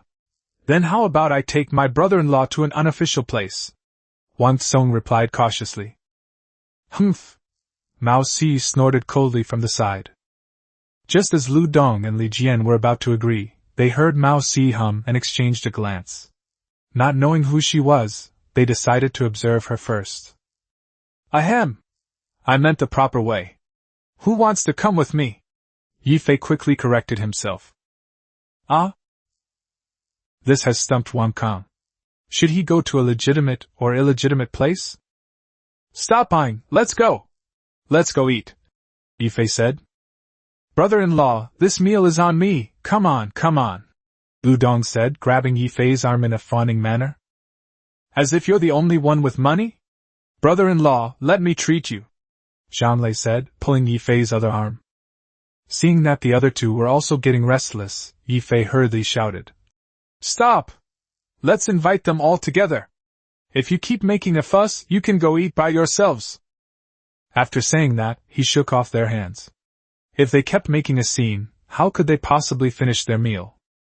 Zhang Lei and the others immediately fell silent. Ye Fei turned to Mao Si and asked, Si, what would you like to eat? Beef noodles, Mao Si replied casually. Everyone stared at Mao Si, frozen in place, the scene eerily still. What the hell? A bunch of rich young masters treated us to dinner, and you just give us beef noodles? Mao Si blushed under everyone's gaze and asked in confusion. What's wrong? Ye Fei's lips twitched as he said, It's okay, let's go eat beef noodles then. Zhang Lei and the others looked at Ye Fei, blinking their eyes repeatedly, as if to say, Big brother, are you serious? What are you looking at me for? Let's go, Ye Fei said, then led the way towards the door. Mao Si followed closely behind and walked out. The rest of the group looked at each other, thinking that beef noodles should be pretty good, right? As Ye Fei led a group of people into the lobby, he heard a melodious voice, as sweet as a nightingale's, ring out in his ears from the front desk. "Hello, I'm here to buy the kind of fruit wine that's good for your skin." Ye Fei looked in the direction of the voice and saw a young woman in a yellow dress, with an oval face, delicate features, a slender figure, and an outstanding temperament asking questions at the front desk. "Isn't that the national goddess Li Xiaoyun? I didn't expect her to come and buy fruit wine?" Ye Fei thought to himself in surprise. This is a very popular female star in the entertainment industry. Her name is almost a household name. Not only because of her talent and beauty, but also because of her gentle temperament and excellent public image, she can be called a national goddess. Li Xiaoyun seemed oblivious to Ye Fei's gaze, continuing her conversation with the receptionist with remarkable composure. Her presence subtly altered the atmosphere of the entire hall. Many people cast curious and admiring glances at him, and Ye Fei couldn't help but chuckle, thinking to himself, this girl's influence is really considerable. However, Ye Fei was only slightly surprised. He had no intention of making contact with them. Mao Si, standing beside her, showed a hint of surprise in her eyes when she saw Li Xiaoyun's outstanding figure. Zhang Lei and his companions were already itching to make a move, but they were too embarrassed to approach Ye Fei because he was there. They usually try to seduce female celebrities when they encounter them, and occasionally they need to use their financial resources to get involved with one or two of them. During this period, they had already hooked up with many female celebrities, which is one of the reasons why they valued the medicinal wine. Many celebrities and tycoons had to come to them for help. Just as Ye Fei was about to continue walking, a startled cry came from the doorway. "Ye Fei!" A tall, slender figure walked towards Ye Fei and the others from the doorway, taking 3 steps at a time and waving. This exclamation drew everyone's attention to her, and then they followed her gaze to Ye Fei and the others. Seeing Ye Fei and Mao Si, the man had an ethereal air about him, and the woman was even more beautiful than Li Xiaoyun. They were followed by several club owners. Immediately, everyone in the hall was drawn to the two men, and they all asked the people around them about their origins. Li Xiaoyun was a little surprised when she saw Wang Ximing. She wanted to greet her, but in the end, her gaze was focused on Ye Fei. She then realized that the young man had an ethereal, otherworldly air about him, and there was a woman standing next to him who was even slightly more beautiful than her. Her curiosity was instantly piqued, so she began asking the receptionist for information about Ye Fei. Ye Fei looked at Wang Ximing with a helpless expression, thinking to himself, "Big sister, you're here, why are you making such a fuss?" He turned and glared at Wang Kong. Even a fool could tell that it was Wang Tsong who had called his sister over. Wang Tsong, feeling guilty after being glared at by Ye Fei, lowered his head and looked at his toes, pretending to be stupid. "What a coincidence! Ye Fei!" Wang Ximing greeted him with a smile. "Are you sure this is a coincidence?" Ye Fei rolled his eyes. "Oh well, it's just a coincidence that we ran into each other. Don't worry about the details. Brother Ye Fei!" Before Ye Fei could speak, another voice came from the doorway. Chapter 72 Who is my brother-in-law? After being persuaded by Lu Dong, Lu Tingting realized that her brother was right. Since Ye Fei and Zhang Mannion were not married yet, it wouldn't hurt for her to try and win him over. This man is a treasure trove. If you could marry him, your entire family would rise to a higher level, not to mention how handsome he is. As long as she wasn't married, she still had hope, so she rushed over as soon as she hung up the phone.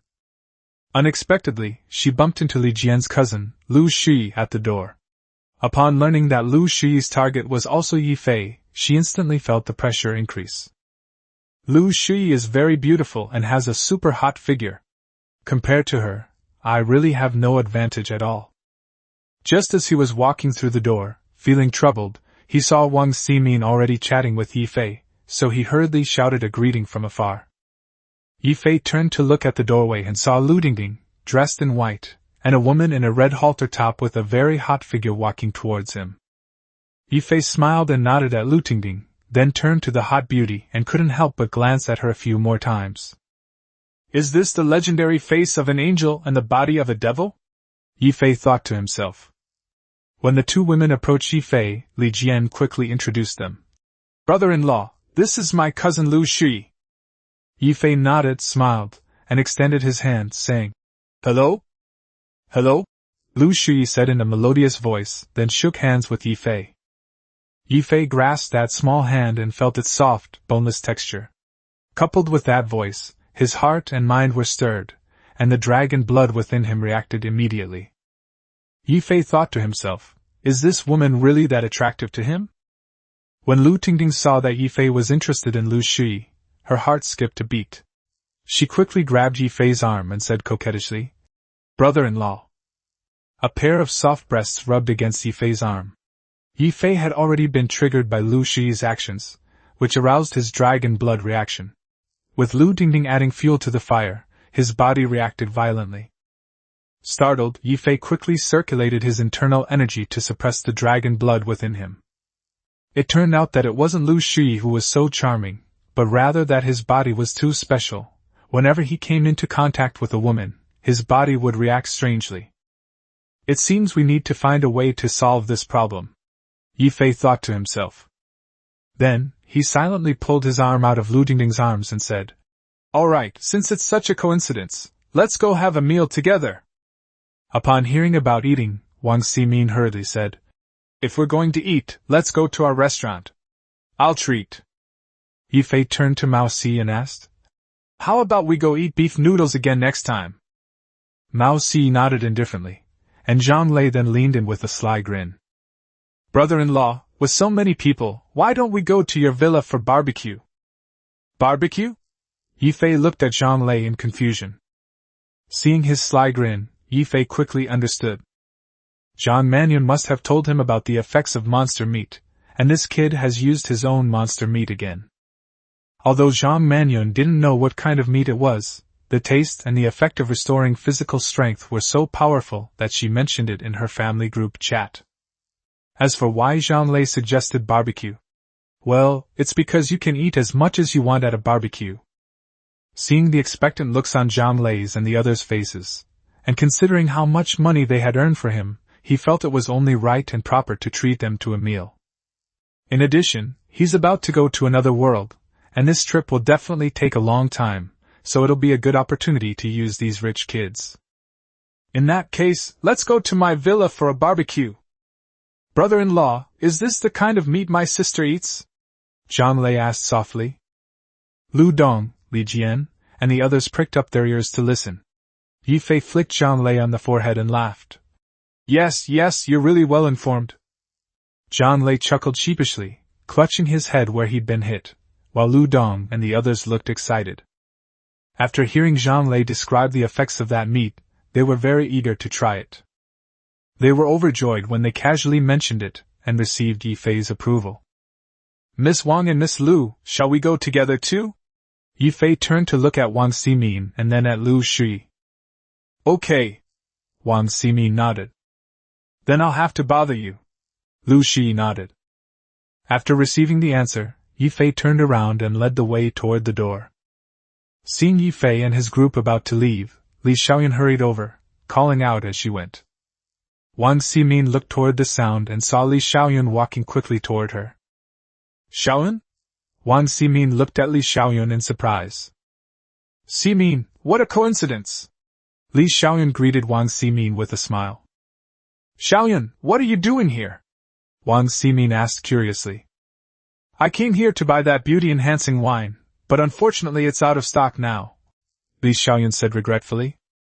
You want to buy fruit wine? The real deal is right here.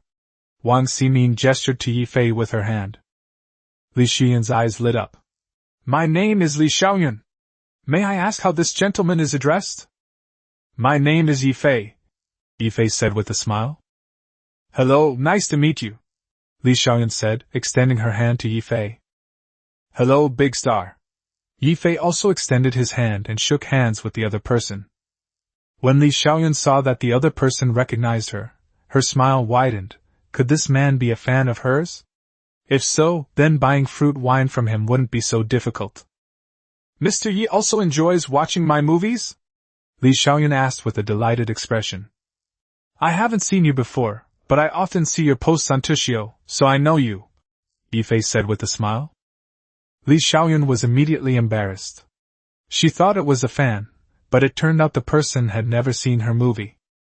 Why don't you come over to my place, Miss Li? Ye Fei offered, trying to ease her awkwardness.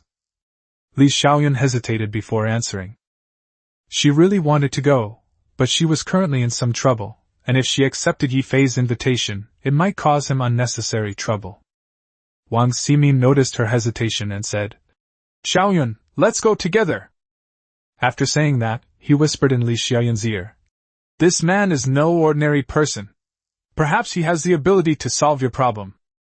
Upon hearing her best friend's words, Li Xiaoyun immediately said politely, Then I'll have to trouble Mr. Ye Fei. One more person is nothing, it's not a disturbance.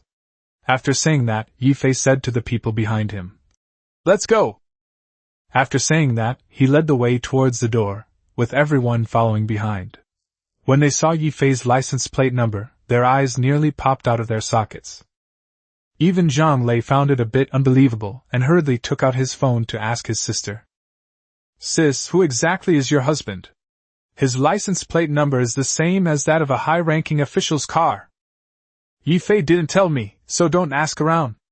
He'll tell us what he needs to tell us. I understand. As a spoiled rich kid, he certainly knew there were some things he couldn't ask about. At first, I thought my brother-in-law was just a bit mysterious and had a lot of good stuff, but I never expected him to have such a powerful background. So he took out his phone, typed, and started the team voice chat, giving Wang Tsong and the others a brief explanation. Chapter 73 Li Xiaoyun's Embarrassment. Si, call Long Air and the others to arrange the things. Ye Fei instructed Mao Si. Okay, boss. Mao Si replied, then took out her phone to call Long Air, explained the situation, and then focused on driving. So a spectacular motorcade appeared on the street, with a Hongqi car in front and a convoy of luxury cars driving down the street. Li Xiaoyun was quite puzzled. Wasn't this man supposed to be someone special? Why was he driving a car worth over 100,000 yuan? However, upon seeing the license plate number, his eyes widened instantly and his heart raced. My goodness! Just who is this Ye Fei? This license plate number? I think only a handful of people in the entire country are qualified to have it, right? Li Xiaoyun was extremely shocked. Just who was Ye Fei? As car owners stared in disbelief, Ye Fei's Hongqi car led a convoy of luxury cars to the villa's entrance. Ye Fei got out of the car and led everyone into the villa. Because they returned so quickly, Long Air and the others hadn't returned from shopping yet. So Ye Fei asked Mao Si to greet everyone first, and then went into the backyard alone. After placing a pile of monster meat in the small warehouse in the backyard, he took a large jar of fruit wine to the living room and put the jar on the table. There's plenty of alcohol tonight, so don't be shy, Ye Fei said with a smile. Brother-in-law is generous. Zhang Lei, being quite perceptive, took the initiative to help pour the wine. He opened the bottle and smelled it, discovering that the fruity aroma was much stronger than the wine he sold, and immediately realized that this jar was a good one. Seeing Zhang Lei distribute a small half-cup to everyone, Ye Fei couldn't help but laugh and say, Xiao Lei, don't be so stingy, there's plenty. I'll get more if you need more. Okay, brother-in-law. Zhang Lei grinned and quickly poured everyone a full glass. The 4 women who came with Zhang Lei and Lu Dong were overjoyed. They had only had a little bit of this wine before, but now they could drink their fill, and they were all beaming with happiness. Seeing how much everyone valued the wine, Li Xiaoyun guessed that it must be the fruit wine. She picked it up and smelled it, and a very rich fruity aroma immediately filled her nostrils. Li Xiaoyun took a small sip, noticing a hint of fruity sweetness she didn't recognize. Her eyes lit up, and then she drank it all in one gulp. Zhang Lei and his friends already had experience with Wang Ximin, Lu Tingding, and Lu Shuyi, and since the alcohol content wasn't high this time, they drank it like a beverage. After everyone finished drinking, they were all savoring the taste. It was also Mao Si's first time drinking this kind of fruit wine. After taking a sip, she felt a warm current washing over her skin. Since Ye Fei had guided her qi, she didn't feel anything particularly strong. Li Xiaoyun, however, was an ordinary person. The first time she drank this wine, she felt a warm current flowing through her limbs and bones, and let out a groan of, "Ah!" Everyone had experience with this, so they all suppressed their laughter and looked at Li Xiaoyun. Li Xiaoyun quickly covered her mouth, her face so red it was almost dripping with water, and her feet were frantically digging into the ground. "How embarrassing! I can't believe I made such lewd noises," Li Xiaoyun thought to herself. "Xiaoyun, don't worry about it. Everyone here felt the same way when they first drank this wine," Wang Ximin said, trying to ease the tension. Hearing Wang Ximin's words, Li Xiaoyun's expression softened considerably, but she was still quite embarrassed. After all, she had grown like that in front of everyone. Before long, she wasn't so embarrassed anymore, because Zhang Lei's female companions also started moaning. Zhang Lei and the others quickly covered the girls' mouths, awkwardly chuckling at Ye Fei. Ye Fei smiled and said to Li Xiaoyun, "There are changes of clothes in the bathroom upstairs." "Ah?" Li Xiaoyun looked at Ye Fei with confusion, not quite understanding what he meant. Then, with a puzzled look, she turned to her best friend, Wang Ximin. Wang Ximin covered her mouth and laughed, saying, "You'll find out in a moment." Li Xiaoyun's doubts deepened. She looked around and found that everyone was smiling at her, and her face instantly turned as red as an apple. To avoid embarrassment, Li Xiaoyun lowered her head and sipped the fruit wine that Zhang Lei had refilled, her motto being, "As long as I'm not embarrassed, it's you guys who are. Brother-in-law, you're so naughty! You invited that big star to drink without telling her about the after-effects." Lu Tingting covered her mouth and giggled. "I didn't know it was her first time drinking it." Ye Fei spread his hands innocently. Upon hearing Lu Tingting's words, Li Xiaoyun looked at Ye Fei with a resentful expression. "Miss Li, I suggest you go upstairs now and prepare to take a shower," Ye Fei said to Li Xiaoyun. "Why?" Li Xiaoyun was full of questions. Why was this man telling her to take a shower? Could there be some hidden camera or something in his house? Upon realizing this, Li Xiaoyun instantly became alert. If she was filmed while showering, her life would be ruined. "Xiaoyun, you should listen to him and make the preparations," Wang Ximin also advised. When Li Xiaoyun saw that even her best friend was advising her, her curiosity was piqued, and she looked at Wang Ximin with a puzzled expression. Because the beauty wine that was circulating only claimed to have beauty benefits and that the effects were very powerful, but did not mention that it would remove impurities, Li Xiaoyun was always confused. There might be something wrong with Ye Fei telling me to take a shower, but Wang Ximin wouldn't harm me. "Big Star, this beauty wine works very quickly. It helps to expel pimples, toxins, and other things from your body," Lu Tingting explained. "Is it really that amazing?" As soon as Li Xiaoyun finished speaking, she felt something being expelled from her body. She reached out and touched her neck, and a thin layer of dirt appeared on her hand. "You'll soon find out how amazing it is," Lu Tingting said with a smile. "Mr. Yi, which restroom upstairs are you referring to? I'd like to use it for a bit," Li Xiaoyun said apologetically. "Apart from the master bedroom in the middle, all the other rooms upstairs are fully furnished," Ye Fei said. "Thank you, Mr. Yi. Please excuse me for a moment." Li Xiaoyun quickly got up and hurried upstairs. She could feel more and more things being expelled from her body. Looking at the group of wealthy young men and women in front of him, Ye Fei made a last-minute decision to hand over his business to them. "I can entrust my relatives and friends to take care of them, and then I won't have to worry about things on Earth anymore. My relatives and friends are all poor. Most of them didn't even finish junior high school, so they can't run the business. It's better to let these rich young masters and ladies help take care of it." Ye Fei smiled when he thought of his relatives. Whenever someone is in trouble, they all lend a helping hand, contributing money or effort, and they get together every now and then. In this day and age, it's really rare to still have relatives like this. Chapter 74: Building a Business Team. Both Ye Fei's grandfather and maternal grandfather valued family highly and taught their children to be united from a young age. You can be bad outside, but you have to be a good person at home. Ye Fei still remembers what his father told him when he was in elementary school. "You can't bully others while you're in school, But if you are bullied, call your brother and fight back together. If you don't have enough people, call your cousins too. As long as no one gets killed, Dad will cover for you. Because of this, Ye Fei was never bullied by anyone from childhood to adulthood. Because he is confident and assertive, others can tell at a glance that he is not someone to be trifled with. In addition, he never causes trouble, so the school bully won't bother him.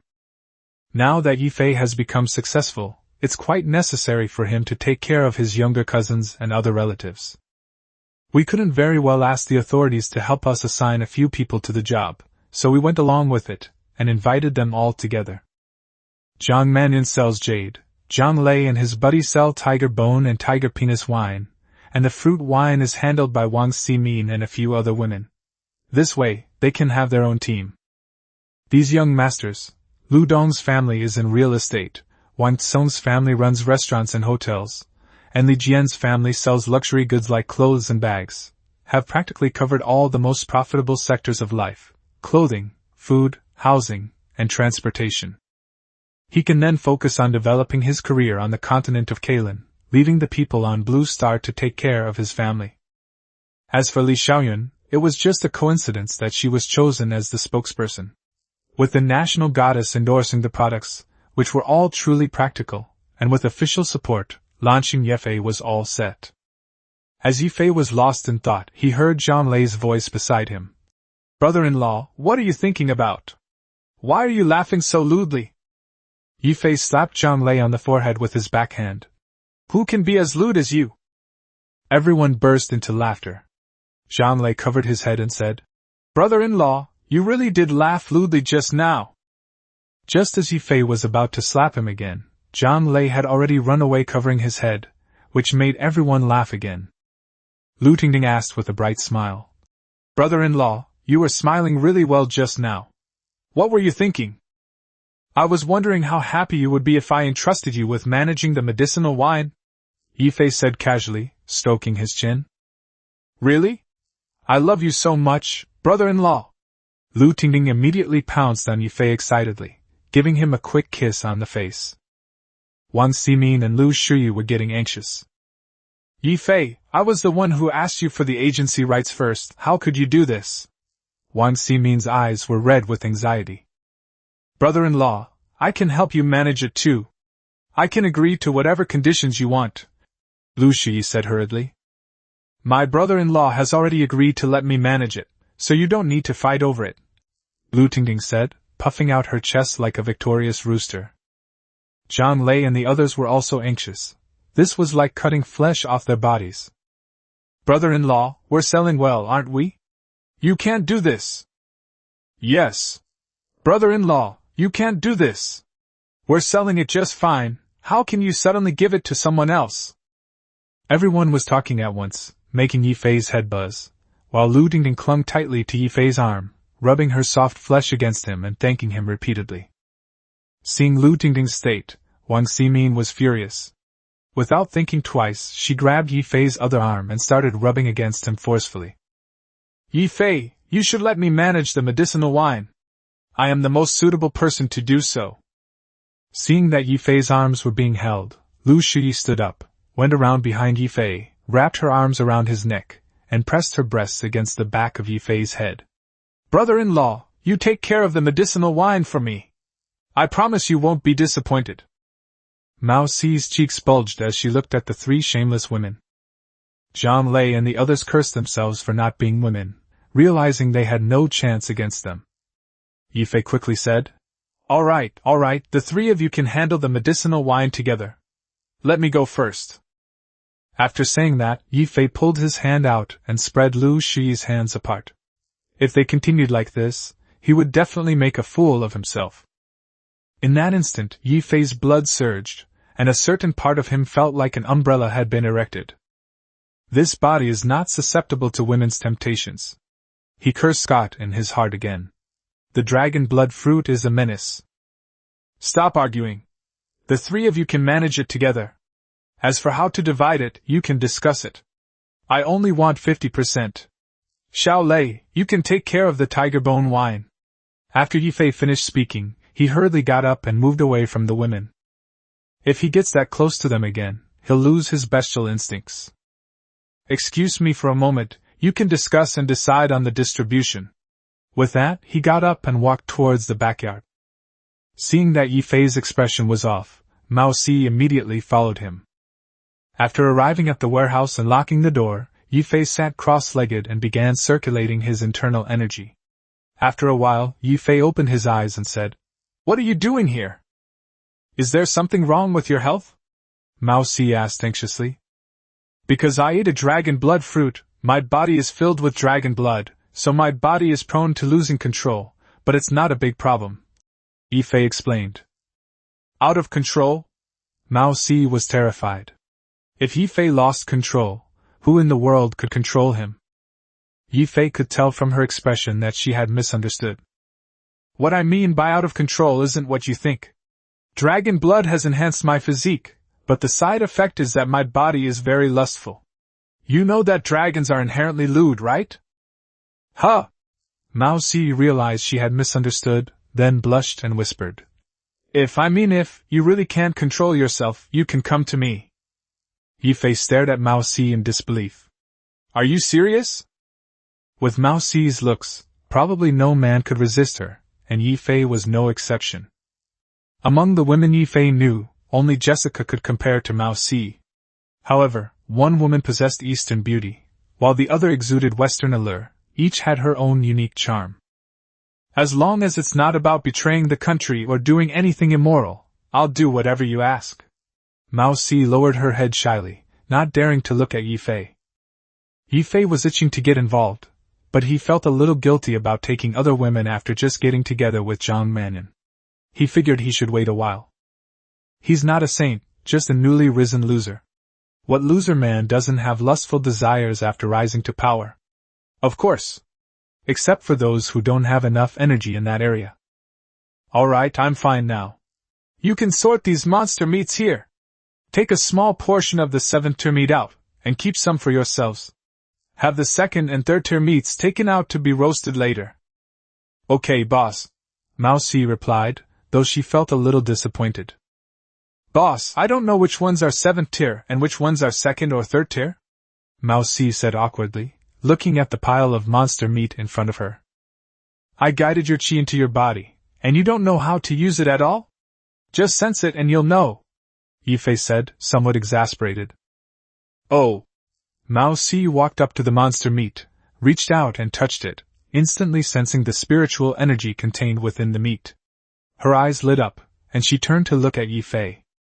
Ye Fei smiled and nodded, then turned around, opened the door, and went back to the living room. Chapter 75 Barbecue. As soon as they arrived at the living room door, they heard the three women arguing fiercely over the unequal distribution of food, while Shang Lei and his female companions went upstairs to take a shower. "It was clearly my brother-in-law who told me first, so isn't it only right that I get 40%? Lu Tingting said angrily, crossing her arms. "That was just Ye Fei joking. Did you really take it seriously? He said that the three of us should discuss how to split it. My family runs a restaurant, so we have the biggest demand for alcohol, so it's most appropriate for me to take 40%, Wang Ximin said. "When will this arguing ever end? Why don't we draw lots? Luck will decide," Lu Shui suggested. Lu Tingting and Wang Ximin both looked at Lu Shui, then exchanged a glance, and nodded in agreement. Although unwilling, the three continued arguing. They still couldn't reach a conclusion by New Year's Eve. Just as Ye Fei was about to go inside, he sensed that Long Air and his group had returned, so he bypassed them and walked straight to the door. "Boss, everything's bought," Long Air said to Ye Fei as he walked over. "Thank you for your hard work," Ye Fei nodded and said. "Boss, this is what we should do," Long Air said, giving a salute. "Please take a little longer and go to the backyard warehouse to help C organize the ingredients. We'll take them out all at once after that," Ye Fei said. "Yes, boss." Everyone responded in unison, then carried the vegetables they had bought to the backyard. After arranging things, Ye Fei returned to the living room and found that the three women had already gone upstairs to take a shower. This jar of fruit wine is far more potent than the batch they sold, so each one needs to be washed again. In Ye Fei's divine sense, they had absolutely no secrets. It wasn't that Ye Fei had a penchant for peeping, but rather that his skill was passively triggered. With so many people going to take a shower, it's fortunate that Ye Fei left a lot of clothes in all 4 rooms, otherwise there really wouldn't be enough for them to change into. Li Xiaoyun also came to the living room after taking a shower, and Ye Fei went straight to sit down next to her. "Ms. Li, would you be interested in being the spokesperson for my product?" Ye Fei asked with a smile. "Can I?" Li Xiaoyun asked modestly, but inwardly she was overjoyed. If she could endorse this important person's products, her troubles might be resolved. Moreover, she could obtain that medicinal wine herself. Right after taking a bath, she noticed that her skin had become whiter, smoother, more delicate, and more elastic. "If even Miss Li can't do it, I can't think of any other celebrity who could," Ye Fei said with a smile. He wasn't flattering me, he was stating the facts. Li Xiaoyun, who had just taken a shower, was even more beautiful and charming than before. With her elegant demeanor, she could easily outshine most female stars in the entertainment industry even without makeup. "Since Mr. Yi thinks so highly of me, it would be ungrateful of me to refuse," Li Xiaoyun quickly agreed. If she were too modest and lost the opportunity, she would have nowhere to turn to for help. "All right, I'll arrange for someone to contact you then," Ye Fei nodded and said. "Okay, thank you Mr. Yi for giving me this opportunity." Li Xiaoyun was extremely excited, but she didn't dare let the man see it, afraid of losing face in front of him. Ye Fei had pretty much finalized his plan. He would have them open a few branches in his hometown and fill them with people, which would basically solve the problem. With his worries resolved, he could focus on developing his career on the continent of Kalan. He would then need to find something to extend his parents' lifespan, and as for Zhang Manyan, he could simply teach her cultivation. The living room was so quiet you could hear a pin drop. Ye Fei was lost in thought, and Li Xiaoyun didn't dare disturb him. So the two of them waited quietly. Not long after, Zhang Lei and the others came downstairs together after taking a shower. Ye Fei glanced at them and noticed that their energy and spirits had increased significantly, and they looked radiant. Meanwhile, Wang Ximin and the other 2 women were still taking a shower. Don't ask Ye Fei how he knew, the answer is that it was a passively triggered skill. "Brother-in-law!" Zhang Lei excitedly ran to Ye Fei's side. "Your batch of beauty wine is incredibly effective. Look at my skin, wow! As expected of my brother-in-law, his collection is truly top-notch." Lu Dong chuckled. "Thank you for the beauty wine, brother-in-law." "Thank you, brother-in-law. You're so generous, giving us such a wonderful beauty wine. Brother-in-law, if you ever need anything from me, just let me know." "Me too, brother-in-law, just give me whatever you want in the future." The women thanked him profusely, saying that if they could get on his good side, they would be set for life. Ye Fei waved his hand and said with a smile, "Guests are guests, no need to be so polite, please sit down." Ye Fei didn't express any disdain for the women's attempts to curry favor with the powerful. After all, everyone wants to climb higher, right? As long as they don't toy with ordinary people's feelings, Ye Fei won't say he looks down on them. Mao Si walked in at this moment. "Boss, the food is ready. Should we grill it for them, or should they do it themselves?" "Xiao Lei, do you want to do it yourselves or have Si and the others help you?" Ye Fei asked Zhang Lei and the others. "Barbecue! Of course, it tastes best when you do it yourself." Zhang Lei quickly sat up, then patted his female companion next to him. "Yanzi, come on, let me show you my skills." "Okay, Brother Lei," Yanzi replied sweetly. "Bing Bing, let's go together too." Lu Dong also pulled his female companion up and followed them out. Wang Xong and Li Jian also grabbed their respective women and ran out, and the living room became quiet again. "Miss Li, would you like to come along too?" Ye Fei stood up and said. "Okay." Li Xiaoyun immediately stood up and followed Ye Fei and Mao Si into the courtyard. Upon arriving in the courtyard, Ye Fei found Zhang Lei and the others already grilling large skewers of meat. He finally understood why they called it a barbecue. All the meat from the long table had been moved to their individual tables, piling up into a mountain of flesh. Long Air and the others also set up 2 grills in the backyard. When Ye Fei saw Wang Tsung roasting that large piece of 7th-tier magical beast meat like a whole roasted lamb, his lips twitched. Such a big piece, wouldn't an average person die of overeating after eating it? This kind of monster meat is so delicious that you want to eat it more and more. Moreover, ordinary people can't digest high-level monster meat so quickly, which Ye Fei only found out later.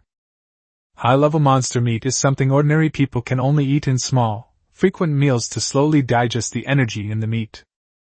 Eating too much at once is like a human on Earth eating wild ginseng as a meal. It will cause problems.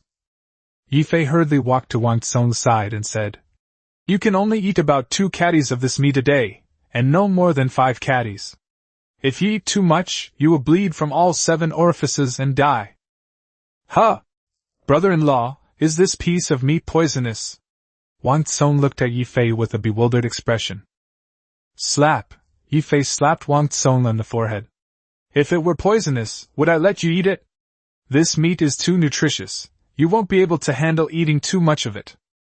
"A highly nutritious meat?" Upon hearing this, Li Jian, Zhang Lei, and the others' eyes turned red. They threw the meat skewers they were holding onto the grill, grabbed a fruit knife, and rushed towards Wang Tsung. Seeing the crowd's posture, Ye Fei immediately took a few steps back to create some distance. Soon, Wang Tsung's cries of anguish and heartache could be heard.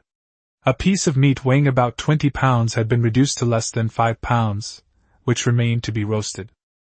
Seeing Wang Tsung's distressed expression, Ye Fei asked curiously, "Didn't I tell you? Each person can't exceed 2 jin, 1 kilogram, so why are you still so distressed?" "Brother-in-law, I can pack it up. It's the same if we eat it tomorrow or the day after," Wang Tsung said matter-of-factly. Ye Fei's mind raced like a herd of alpacas. So that's what this shameless guy was planning.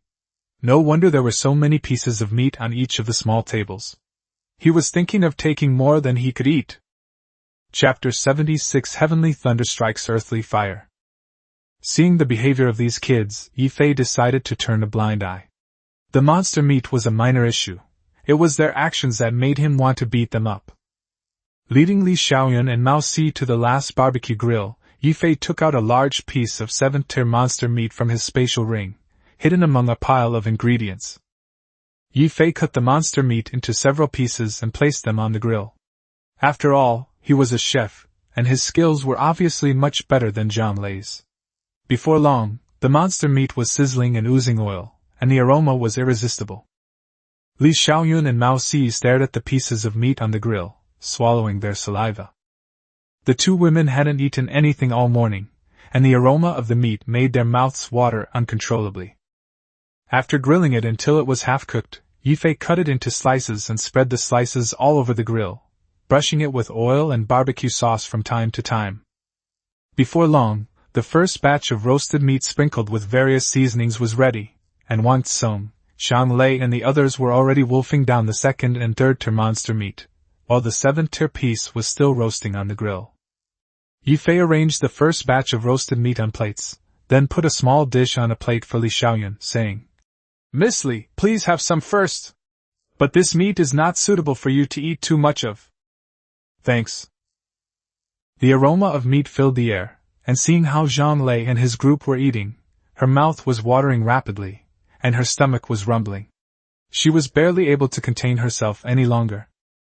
Now that she could finally eat, the aroma of the grilled meat instantly overwhelmed her taste buds with one bite. It was the first time Li Xiaoyun had ever tasted such delicious grilled meat, and she immediately squinted her eyes with a look of pure enjoyment. Ye Fei looked at Li Xiaoyun's expression and almost laughed. Then he took another plate and handed it to Mao Si, saying, "See, you can eat more. This meat is very good for you." "Thank you, boss." Mao Si took the grilled meat and immediately began to wolf it down. Watching Mao Si eat, Ye Fei's lips twitched. Such a beautiful woman, yet her eating manners are comparable to that of Wang Tsung. Then he turned to look at Wang Tsung, who was holding a plate in one hand, grabbing meat in the other, and stuffing his mouth full. Shaking his head, Ye Fei continued grilling the meat. How could he not grill some for his wife when the meat was so good? So they roasted the 7th-tier meat on one side and the 2nd and 3rd-tier meat on the other. The 7th-tier meat was set aside after it was cooked, while the second and third tier meat was used to feed the two beauties. Both beauties had their mouths covered in oil from eating. Ye Fei couldn't help but smile when he looked at Li Xian's face.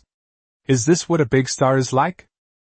Li Xiaoyun felt Ye Fei's gaze, and her face instantly turned red. She cursed herself inwardly for showing such a gluttonous manner in front of others. But the meat was really too delicious. She's quite confused now. She has a small appetite to begin with, and one steak is usually enough for her. But now she's eaten almost 2 pounds of meat.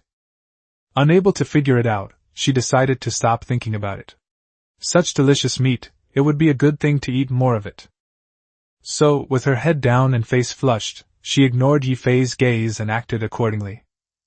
Mao Si didn't have as many thoughts as her. She just kept eating the 7th level meat, guiding her spiritual energy to her dantian as she ate. She felt more and more energetic as she ate, and the more energetic she was, the more she wanted to eat. Plus, the meat was so delicious that all she could see was the roasted meat. After grilling a plate of 7th grade meat, Ye Fei simply let Mao Si take over the grilling while he took the grilled meat to the kitchen, packed it up, and put it in his spatial ring. You two keep grilling, I'm going out for a bit, Ye Fei said to the two women. Where are you going, boss? I'll take you. Mao Si immediately stood up. Ye Fei placed his large hand on her shoulder and said, You entertain them for me, I'll be back in a bit. Then he walked towards the door. Boss, please be careful, Mao Si called out with concern. Li Xiaoyun looked at Mao Si with a face full of curiosity. She just went out for a short while, but she was so concerned. The relationship between the two must be more than just ordinary. Zhang Lei and the others glanced at the shouts, and then continued making barbecue. For them, eating barbecue was the most important thing right now. A bite of grilled meat, a sip of fruit wine, everyone was thoroughly enjoying their meal. Ye Fei started the car and headed straight for Zhang Manyan's company. After parking the car in a random parking space, he took out the packaged barbecue from his spatial ring and walked into the company. Since the entire building belongs to the Zhang Group, various jade and jewelry samples are displayed in the lobby. There were many men and women dressed in suits watching, while women in business suits were introducing the exhibits to the onlookers. Ye Fei scanned Zhang Manyan's location on the 18th floor with his divine sense. Just as he was about to take the elevator up, a beautiful woman in a business suit walked up to him and politely asked, Sir, is there anything I can help you with? Oh, I'm here to see your CEO. Don't worry about me, you can continue with your work. Ye Fei replied with a smile and walked towards the elevator. Hey sir, you need an appointment to see our CEO. You can't go up without one, the woman in the business suit hurriedly said, stopping Ye Fei. Helpless, Ye Fei could only take out his phone and make a video call. Zhang Manyan, who was in a meeting with her grandfather, forgot to silence her phone. Amid the discussion, the phone suddenly started playing music. Zhang Manyan awkwardly took out her phone, intending to hang up and turn it off, but then realized it was Ye Fei calling. She quickly stood up, walked to the door, and answered the call. Zhang Tianyu looked at his granddaughter with suspicion. Whose call was it? What could possibly make her skip her meeting to answer it? Zhang Manyan answered the video call at the door and hurriedly asked, Honey, what's wrong? I'm downstairs at your company, but I'm being stopped from going up. Ye Fei then turned on the video. The woman in the business suit who stopped Ye Fei glanced at Ye Fei's phone and was immediately startled. This man is actually the CEO's husband? He hurriedly apologized, saying, I'm sorry, I didn't know you were the CEO's husband. It's alright, why don't you take me up? Ye Fei said casually. Okay, I'll take you up right away. The woman in the business suit nervously bent down and extended her hand. Immediately afterwards, Ye Fei said to Zhang Manyan in the video, Wife, I'll go up and talk to you later. Okay. Zhang Manyan hung up the phone and walked towards the elevator. A short while later, they arrived at the 18th floor. The moment the elevator doors opened, Zhang Manyan's stunning figure appeared before Ye Fei, and Ye Fei couldn't wait to reach out and hug her. Zhang Manyan did not refuse, but whispered in Ye Fei's ear, Honey, this is the company, we need to be mindful of our image. Okay. After saying that, Ye Fei released Zhang Manyan. The woman in the suit inside the elevator didn't dare to breathe and quickly pressed the close button, fearing she would be fired for seeing the CEO's submissive demeanor. "Honey, let's talk in my office first," Zhang Mannion quickly said. Zhang Mannion was afraid of losing her composure upon seeing Ye Fei. She felt as if she had completely fallen for this man. He's handsome, has a great personality, is rich and powerful, incredibly skilled in bed, and treats her so well. He's practically her dream Prince Charming. After leading Ye Fei to the office, Zhang Mannion closed the door and pounced into Ye Fei's arms, kissing him with hazy eyes. Ye Fei, of course, didn't hold back and responded passionately. The two stopped kissing when Zhang Mannion's reaction became increasingly intense. "Honey, what brings you to the company today?" Zhang Mannion asked, puzzled. "Xiao Lei and I were having a barbecue at home. We were worried you'd be hungry, so we brought you some to eat," Ye Fei said as he took out a lunchbox. Sure enough, Zhang Mannion's eyes lit up when she heard about barbecue. She had become addicted to the meat patties she had been eating these past few days, and she quickly grabbed the lunchbox and started eating with her hands. "You're not even going to wash your hands before eating?" Ye Fei laughed. "This meat is so delicious, I can't wait," Zhang Mannion replied, puffing out her cheeks. Seeing Zhang Mannion's eating habits, Ye Fei took out a few tissues and wiped Zhang Mannion's mouth. A series of knocks came from the door. Ye Fei walked over and opened the door. Zhang Tianyu's old face froze for a moment when he saw Ye Fei, then he said happily, "Ye Fei? You finally decided to come to the company? I brought you some nice things because I saw how hard you've worked," Ye Fei said with a smile. "Oh? What good stuff?" Zhang Tianyu's eyes lit up. "Ye Fei's stuff, that's really something." His eyes immediately swept around the office and saw his granddaughter wolfing down her food. Zhang Tianyu was taken aback. When did his granddaughter start eating so unappetizingly? Zhang Mannion swallowed the meat in her mouth and quickly handed over the lunchbox, saying, "Grandpa, this is the good stuff Ye Fei brought." Zhang Tianyu followed Zhang Mannion's example, grabbing a piece and putting it in his mouth. His eyes lit up, and he snatched the lunchbox back and turned to leave. "You two keep chatting, I'll go to my office to eat." Before Zhang Mannion could react, the office door slammed shut. When she finally realized what was happening, she stomped her foot in anger. "Ye Fei, look, Grandpa took my meat away," Zhang Mannion said angrily. Ye Fei took out a tissue to wipe Zhang Mannion's hands, then wiped her mouth, and then hugged her. "You can't eat too much meat. The amount you just ate was just right." "But I'm not full yet," Zhang Mannion pouted and said. You're not full, you're just not satisfied with what you've eaten," Ye Fei teased. Zhang Mannion's little scheme was exposed, so she buried her head in Ye Fei's chest and kept rubbing against him, which made Ye Fei laugh out loud. As the saying goes, when you're well fed and warm, you start thinking about other things. Zhang Mannion looked up at Ye Fei's handsome face, her expression dreamy. Ye Fei knew exactly what she meant. Looking at the office, his heart skipped a beat. Then soon the sound of a door locking was heard. Inside the office, the following verses were played: thunder and lightning strike, a pagoda suppresses a river demon, spring breezes caress Lugu Lake, autumn rains soak Juzhage. Chapter 77 Gold Digger. Ye Fei whistled as he walked out of Zhang Mannion's company. Recalling the scene just now, his face broke into a lewd grin. When he arrived at the parking lot, he saw two very stylish young women, one sitting in a Ferrari and the other filming a video on her phone. He found the scene quite interesting and couldn't help but stop and take a closer look. To his surprise, the girl in the white dress sitting in the car looked at him and asked, "Handsome, is this your car?" Ye Fei shook his head. "It's not your car, what are you looking at here for, you loser?" The girl in the white dress cursed. Another girl in a red dress walked over and tugged at her skirt, saying, "People are just looking, it's not that serious." Ye Fei was taken aback. He had been quite polite just now, so why was he suddenly cursing? A perfectly nice girl turned out to be a gold digger? "Who are you talking about?" the girl in white said angrily. "I'm talking to you. What, you dare to hit me?" He wouldn't tolerate this kind of woman.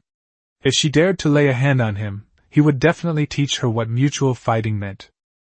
The girl in the white dress was about to continue her tirade when the girl in the red dress quickly pulled her back and said with a smile, "I'm sorry, handsome, my best friend was in a bad mood and said things she shouldn't have. I apologize on her behalf." How could two girls with such different personalities get along so well? This surprised Ye Fei, so he took a few more glances at the girl in the red dress. "For your sake, I won't hold it against her." "Thank you, handsome." The girl in the red dress smiled sweetly. The girl in the white dress said with an annoyed look, "Why are you apologizing to a loser?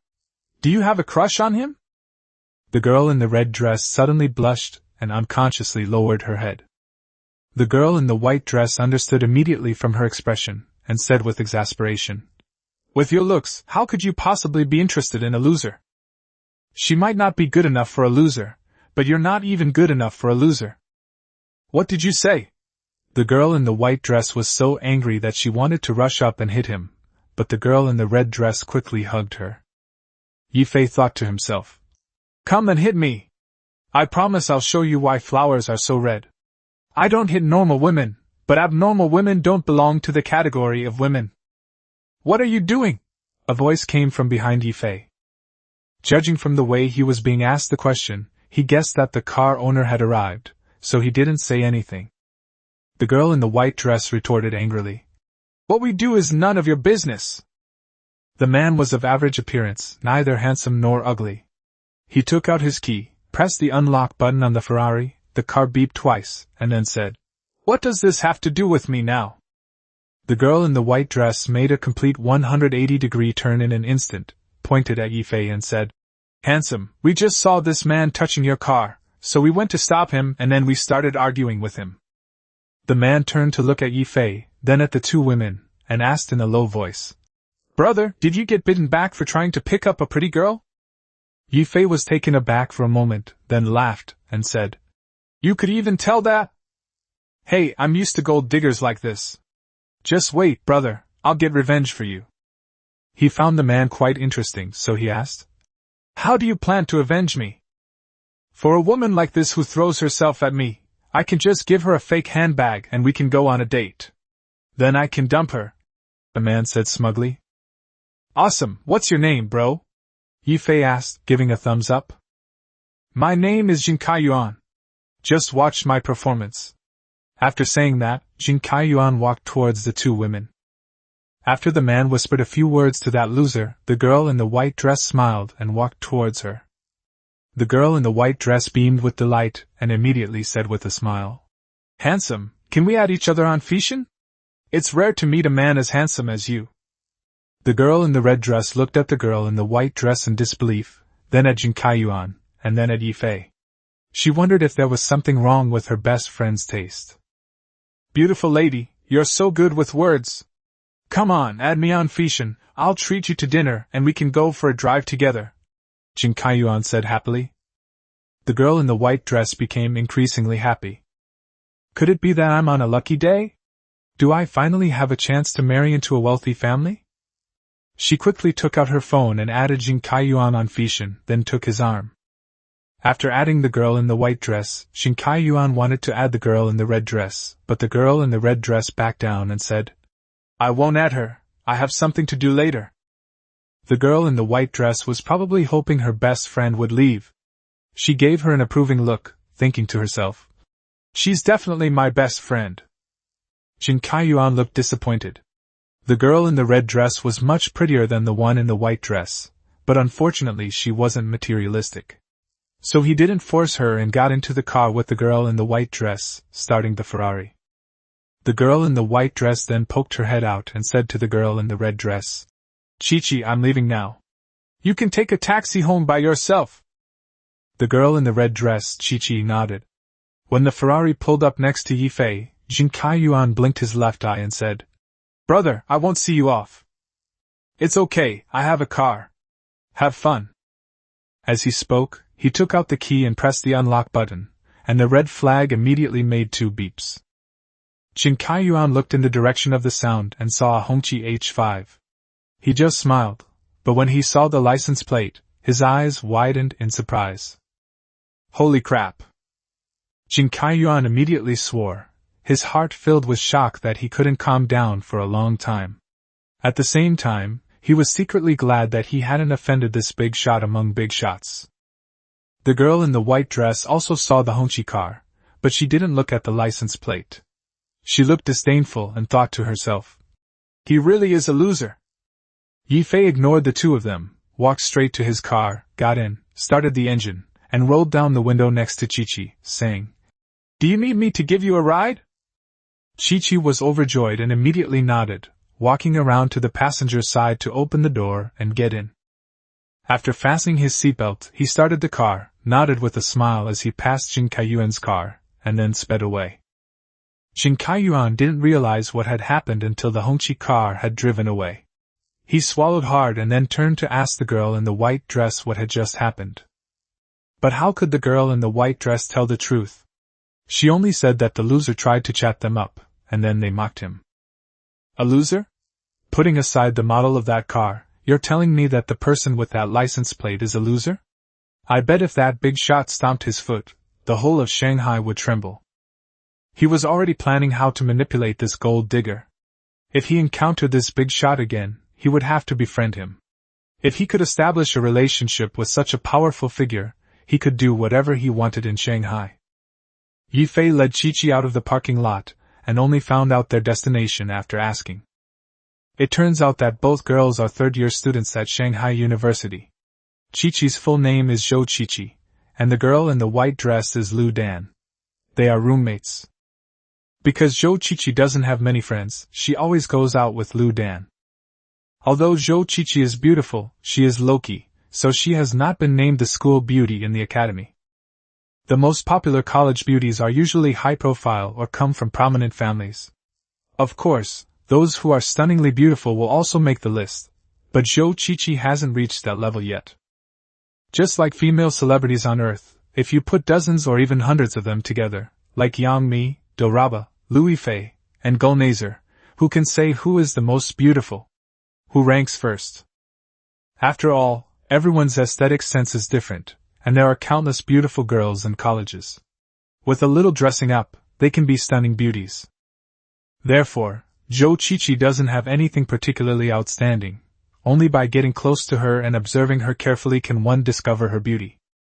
Chapter 78 Shocks the Academy. Ye Fei and Zhou Chi-Chi chatted and laughed all the way to the Magic City Academy. At first, Ye Fei thought he wouldn't be able to drive in, but as soon as he got to the gate, the barrier opened and he was allowed to drive in. The security guard at the gatehouse didn't pay much attention to the Hongqi car at first, but then he noticed the license plate. My goodness, is a high-ranking leader here for an inspection? The security guard hurriedly opened the gate to let them through.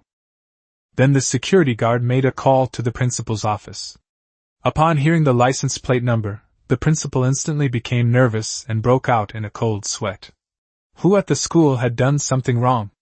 He didn't want to be implicated. Then a strange scene unfolded at the college. A Hongqi car with an incredibly cool license plate was followed by a large group of security guards on electric bikes, and the students all stopped to watch. All school leaders were mobilized and rushed frantically towards the Hongqi car. Seeing the leaders and professors running frantically, the people around them thought something serious had happened, so they all turned on their phone recording functions and chased after them. Zhou Chi-Chi, who was in the car, had no idea that simply getting into the car of a man she liked would change her status at school. The security guards chased after the car while reporting its location and direction on their phones, while the school leaders sprinted to their destination. Ye Fei quickly dropped Zhou Chi-Chi off at the girls' dormitory. The two chatted for a while after getting out of the car and added each other on Feixin, a Chinese instant messaging platform. The school leaders finally saw the Hongqi car parked next to the girls' dormitory, and ran towards it while cursing the bastard who caused the trouble. Hearing the commotion, Zhou Chi-Chi looked into the distance, and saw a group of school leaders rushing towards them, her face full of confusion. Ye Fei was also puzzled. He already knew that the group was running wildly, but judging from their posture, it seemed like they were coming for him. The two waited quietly for the group of people, who soon arrived in front of Ye Fei and his companion, panting heavily. Hello, I am Gao Qiming, the principal of this school. May I ask which important leader has come to inspect our school? Lead? Ye Fei suddenly realized what was happening and quickly said to the principal. Principal, you've misunderstood. There was no leader involved. I was just escorting this student back. No leaders came? But look at your license plate. Gao Qiming was puzzled. If you weren't a leader, would you dare to put that license plate on your car like that? You'd be locked up long ago. I just have a special status. The license plate number was specially approved by higher-ups. I'm not a leader at all, Ye Fei said with a smile. Oh, I see. There was a misunderstanding. I didn't know how to address you. Gao Qiming breathed a sigh of relief. As long as it's not those from the Central Military Commission, that's fine. But the fact that this person can drive a car with this kind of license plate means their status is definitely not low. My surname is Yi, and my given name is Fei. Principal, please go ahead with your work. I'm just passing by, Ye Fei said with a smile. How can that be? Now that Mr. Yi has come to our school, how can we not show him hospitality? Gao Qiming said warmly. Maybe next time. I have other things to do later, I'm really sorry. Ye Fei politely declined. Since Mr. Yi is busy, let's exchange contact information. If you encounter any trouble, I can lend a hand. Gao Qiming thought to himself. People who drive around with license plates like this must have incredibly high status. It's definitely not a bad thing to show them some goodwill. Because drivers of vehicles with this type of license plate are not authorized to drive alone. Left with no other choice, Ye Fei left his contact information and then drove out of the school amidst a warm farewell from a group of school leaders. He never imagined that the license plate was so powerful that even a vice-ministerial level principal would treat it with such respect. Principal Gao and his group watched Ye Fei leave, and then all their attention turned to Zhou Qiqi. Under the stern gaze of the leaders, Zhou Qiqi recounted her encounter with Ye Fei in detail, omitting, of course, her best friend's insults towards Ye Fei. She was also incredibly shocked. She never expected that the loser her best friend had been calling a loser would actually have such a powerful background. Even the principal treated him with utmost respect, which made her even more curious about Ye Fei. After questioning Zhou Qiqi, Principal Gao immediately instructed a group of leaders to confiscate the phones of the students who had been filming them, and then delete the videos. Ye Fei didn't like eating and drinking with a bunch of old men, so he drove straight back to the villa, where there were several beautiful women waiting for him. Back at the villa, everyone was already full and lounging in the living room. Ye Fei shook his head and went inside when he saw everyone so stuffed. Brother-in-law, you're back! Lu Tingting, with her sharp eyes, was the first to spot Ye Fei. Is everyone satisfied with their meal? Ye Fei asked with a smile. Satisfied, extremely satisfied. When are you coming again, brother-in-law? Zhang Lei asked, his eyes gleaming. He had already figured it out. After eating this meat and drinking some tiger penis wine, he would become the second strongest man in the world, the first being his brother-in-law, of course. Brother-in-law, could you share some of this meat with us? It's so delicious, I'm afraid I'll go crazy if I don't eat it for a few days, Wang Song said with a smile. Yes. Brother-in-law, can we have some to take back and eat? Lu Dong chimed in. Yes. Brother-in-law, please share some with us. Brother-in-law, I want one too. Ye Fei, my family owns a restaurant. I wonder if we could cooperate? Wang Ximin asked Ye Fei with shining eyes. Everyone was talking at once, making Ye Fei's head ache. All right, each of you take 10 jin back. Long live brother-in-law! I love you, brother-in-law. I love you, Ye Fei. Then Ye Fei said to Wang Ximin, we'll talk about this later. It's not realistic to sell it in a restaurant right now.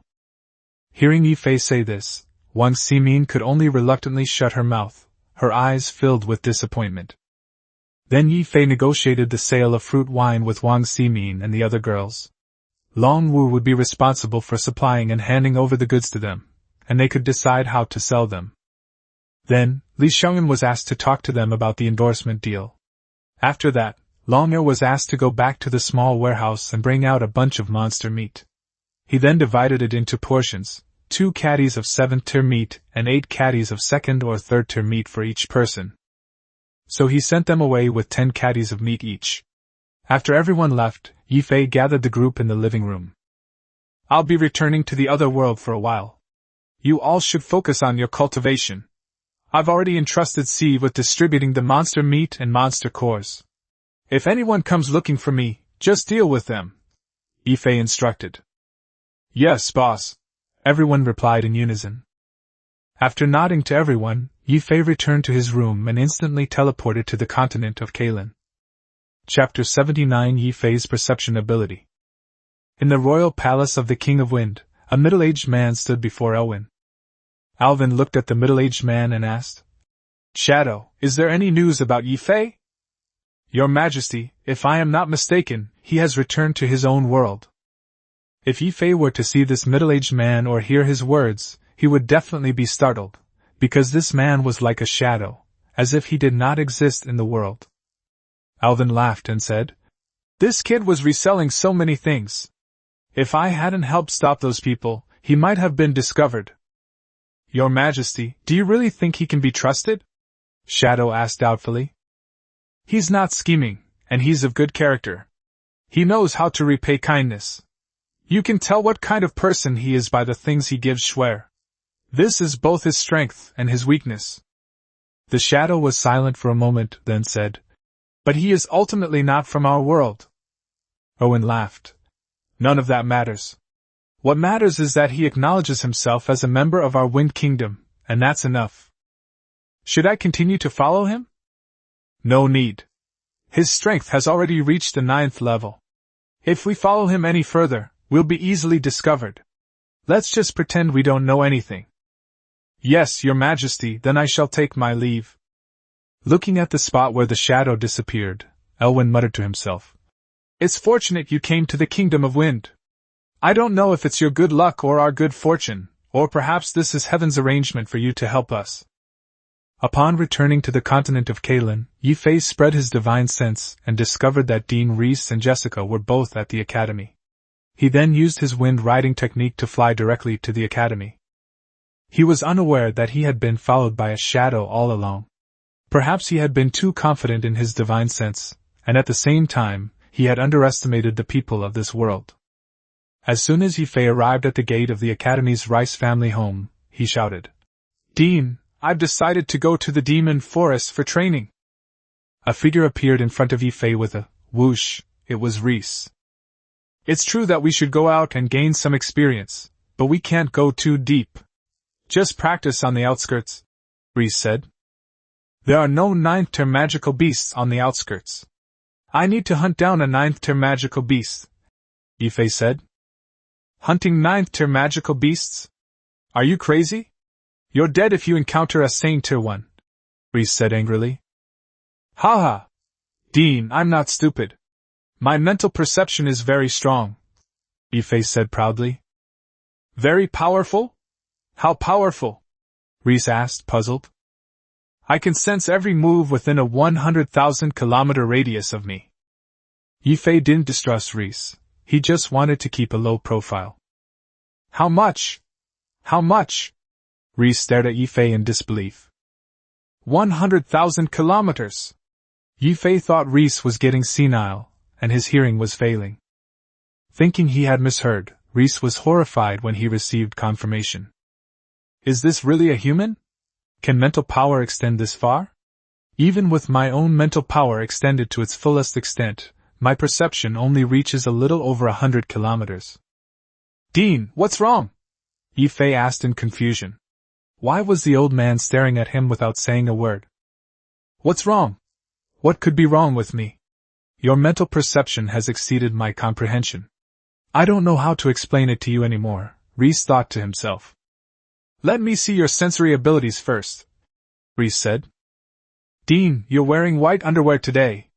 His Majesty Elwyn is currently discussing matters with Geese and Senior Helen. Scott is practicing his marksmanship at the Martial Arts Academy's training grounds. Lista is taking a nap. Ye Fei rattled off the positions of several Saint-level experts in one breath. Reese was startled. Then his face flushed red. This guy even knows what kind of underwear I wear. What kind of mental perception is this? He then spread his perception as well, and sure enough, it was just as Ye Fei said. The moment Reese spread his senses, he was instantly detected by several saint-level experts. Alvin frowned and asked, "What is that old guy Rice doing? He's using his mental senses to perceive me?" Scott and Liston noticed it instantly, and then everyone's senses swept towards Reese.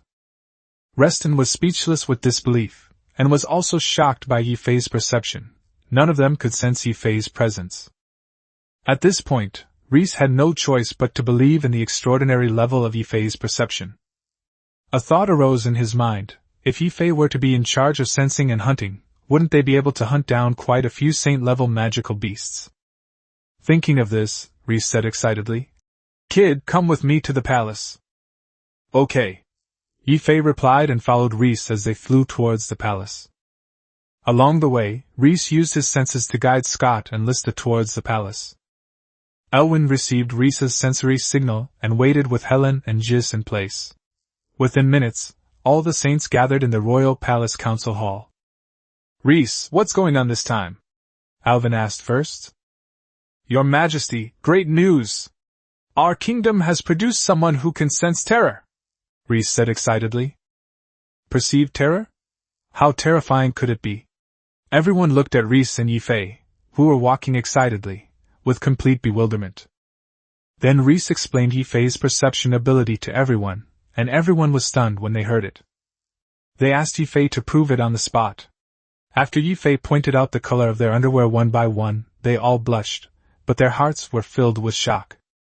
Ye Fei's perception had exceeded their understanding. They couldn't sense anything Ye Fei was probing, which shocked them and made them a little uneasy. Imagine someone who can see you completely all the time, yet you don't feel a thing.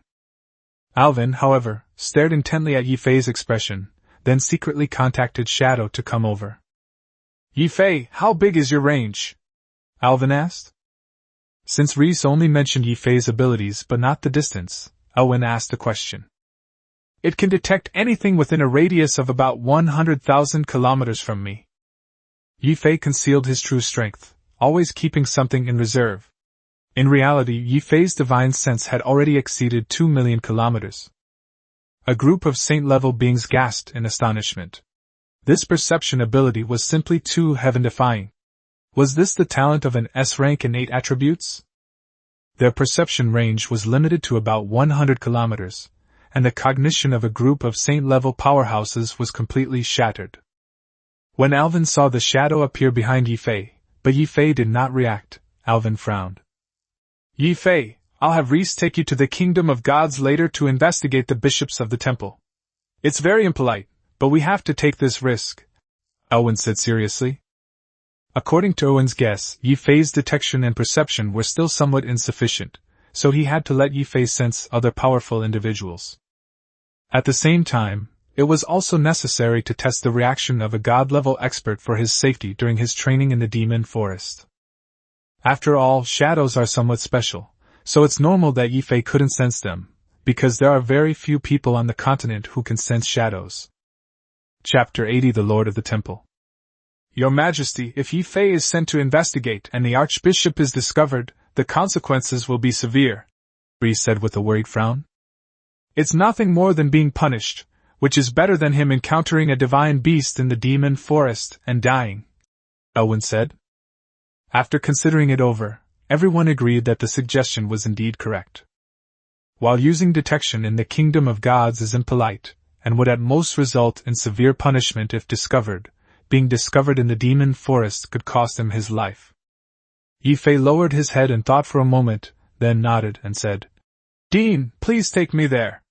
Being punished is better than losing my life." "Then let's not delay, I'll take you to the kingdom of gods now." After saying that, Reese walked out of the palace. "I'll go with them too," Scott said casually. Alvin nodded. Ye Fei bowed to the remaining people, then turned and followed Reese toward the palace. Scott followed behind without saying a word. Watching Ye Fei leave, Owen fell into deep thought again. If even a god-level expert couldn't detect Ye Fei's perception, then that perception was truly heaven-defying and chilling. Fortunately, it was one of their own.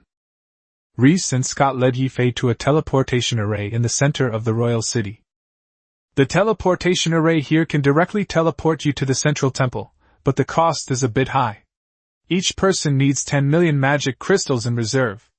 If you go to a closer place, you will need fewer magic crystals. Ye Fei gasped.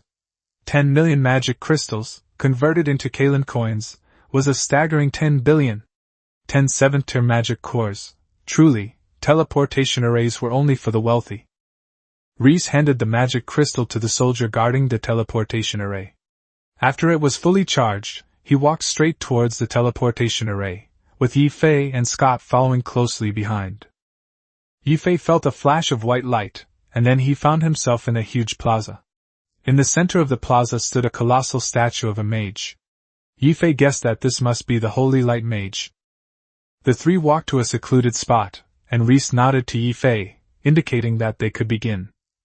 Upon receiving the instruction, Ye Fei slowly spread his divine sense in all directions. Actively releasing your spiritual sense to scan others is equivalent to focusing your mind on someone. Sensitive people may be able to detect that you are watching them. This is the kingdom of gods, the center of the continent.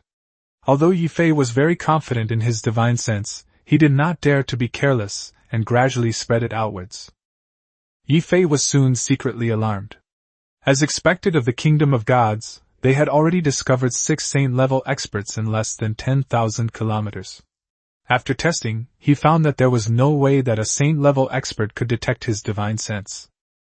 Ye Fei quickly scanned the temple with his divine sense. Now Ye Fei couldn't help but be nervous. There were quite a few god-level experts inside. If he were discovered, he would definitely be in big trouble. Slowly exploring every part of the temple, Ye Fei soon stopped at a place that resembled a bathhouse. He discovered a woman with silver hair whose features were as beautiful as if she had stepped out of a 3D anime. For the first time, he realized that there could be such a beautiful woman in the world. And this woman was now walking naked towards a spring. Lacey noticed Ye Fei's rapid breathing and hurriedly asked, "Ye Fei, have we been discovered?" Ye Fei coughed to cover his embarrassment. He couldn't very well say that he had discovered a super beauty, could he? "We weren't discovered, but we saw something different." Hearing that they hadn't been discovered, Reese and his companion breathed a sigh of relief. After calming Reese down, Ye Fei focused his mind and continued to spread his divine sense. In a place called the Hall of Judgment, Ye Fei finally discovered his first god-level expert. If the saint rank is an elemental body, then the god rank that Ye Fei discovered at this moment is a spiritual body, with his entire body seemingly formed from condensed spiritual energy. The divine body is formed by the condensation and compression of spiritual energy. The more Ye Fei looked at it, the more alarmed he became. The other party gave him a very dangerous feeling, as if he could be smashed into mincemeat with a single slap. To Ye Fei's delight, the other party did not react at all to his divine sense scan, which meant that the other party could not detect his divine sense. He immediately smiled with joy.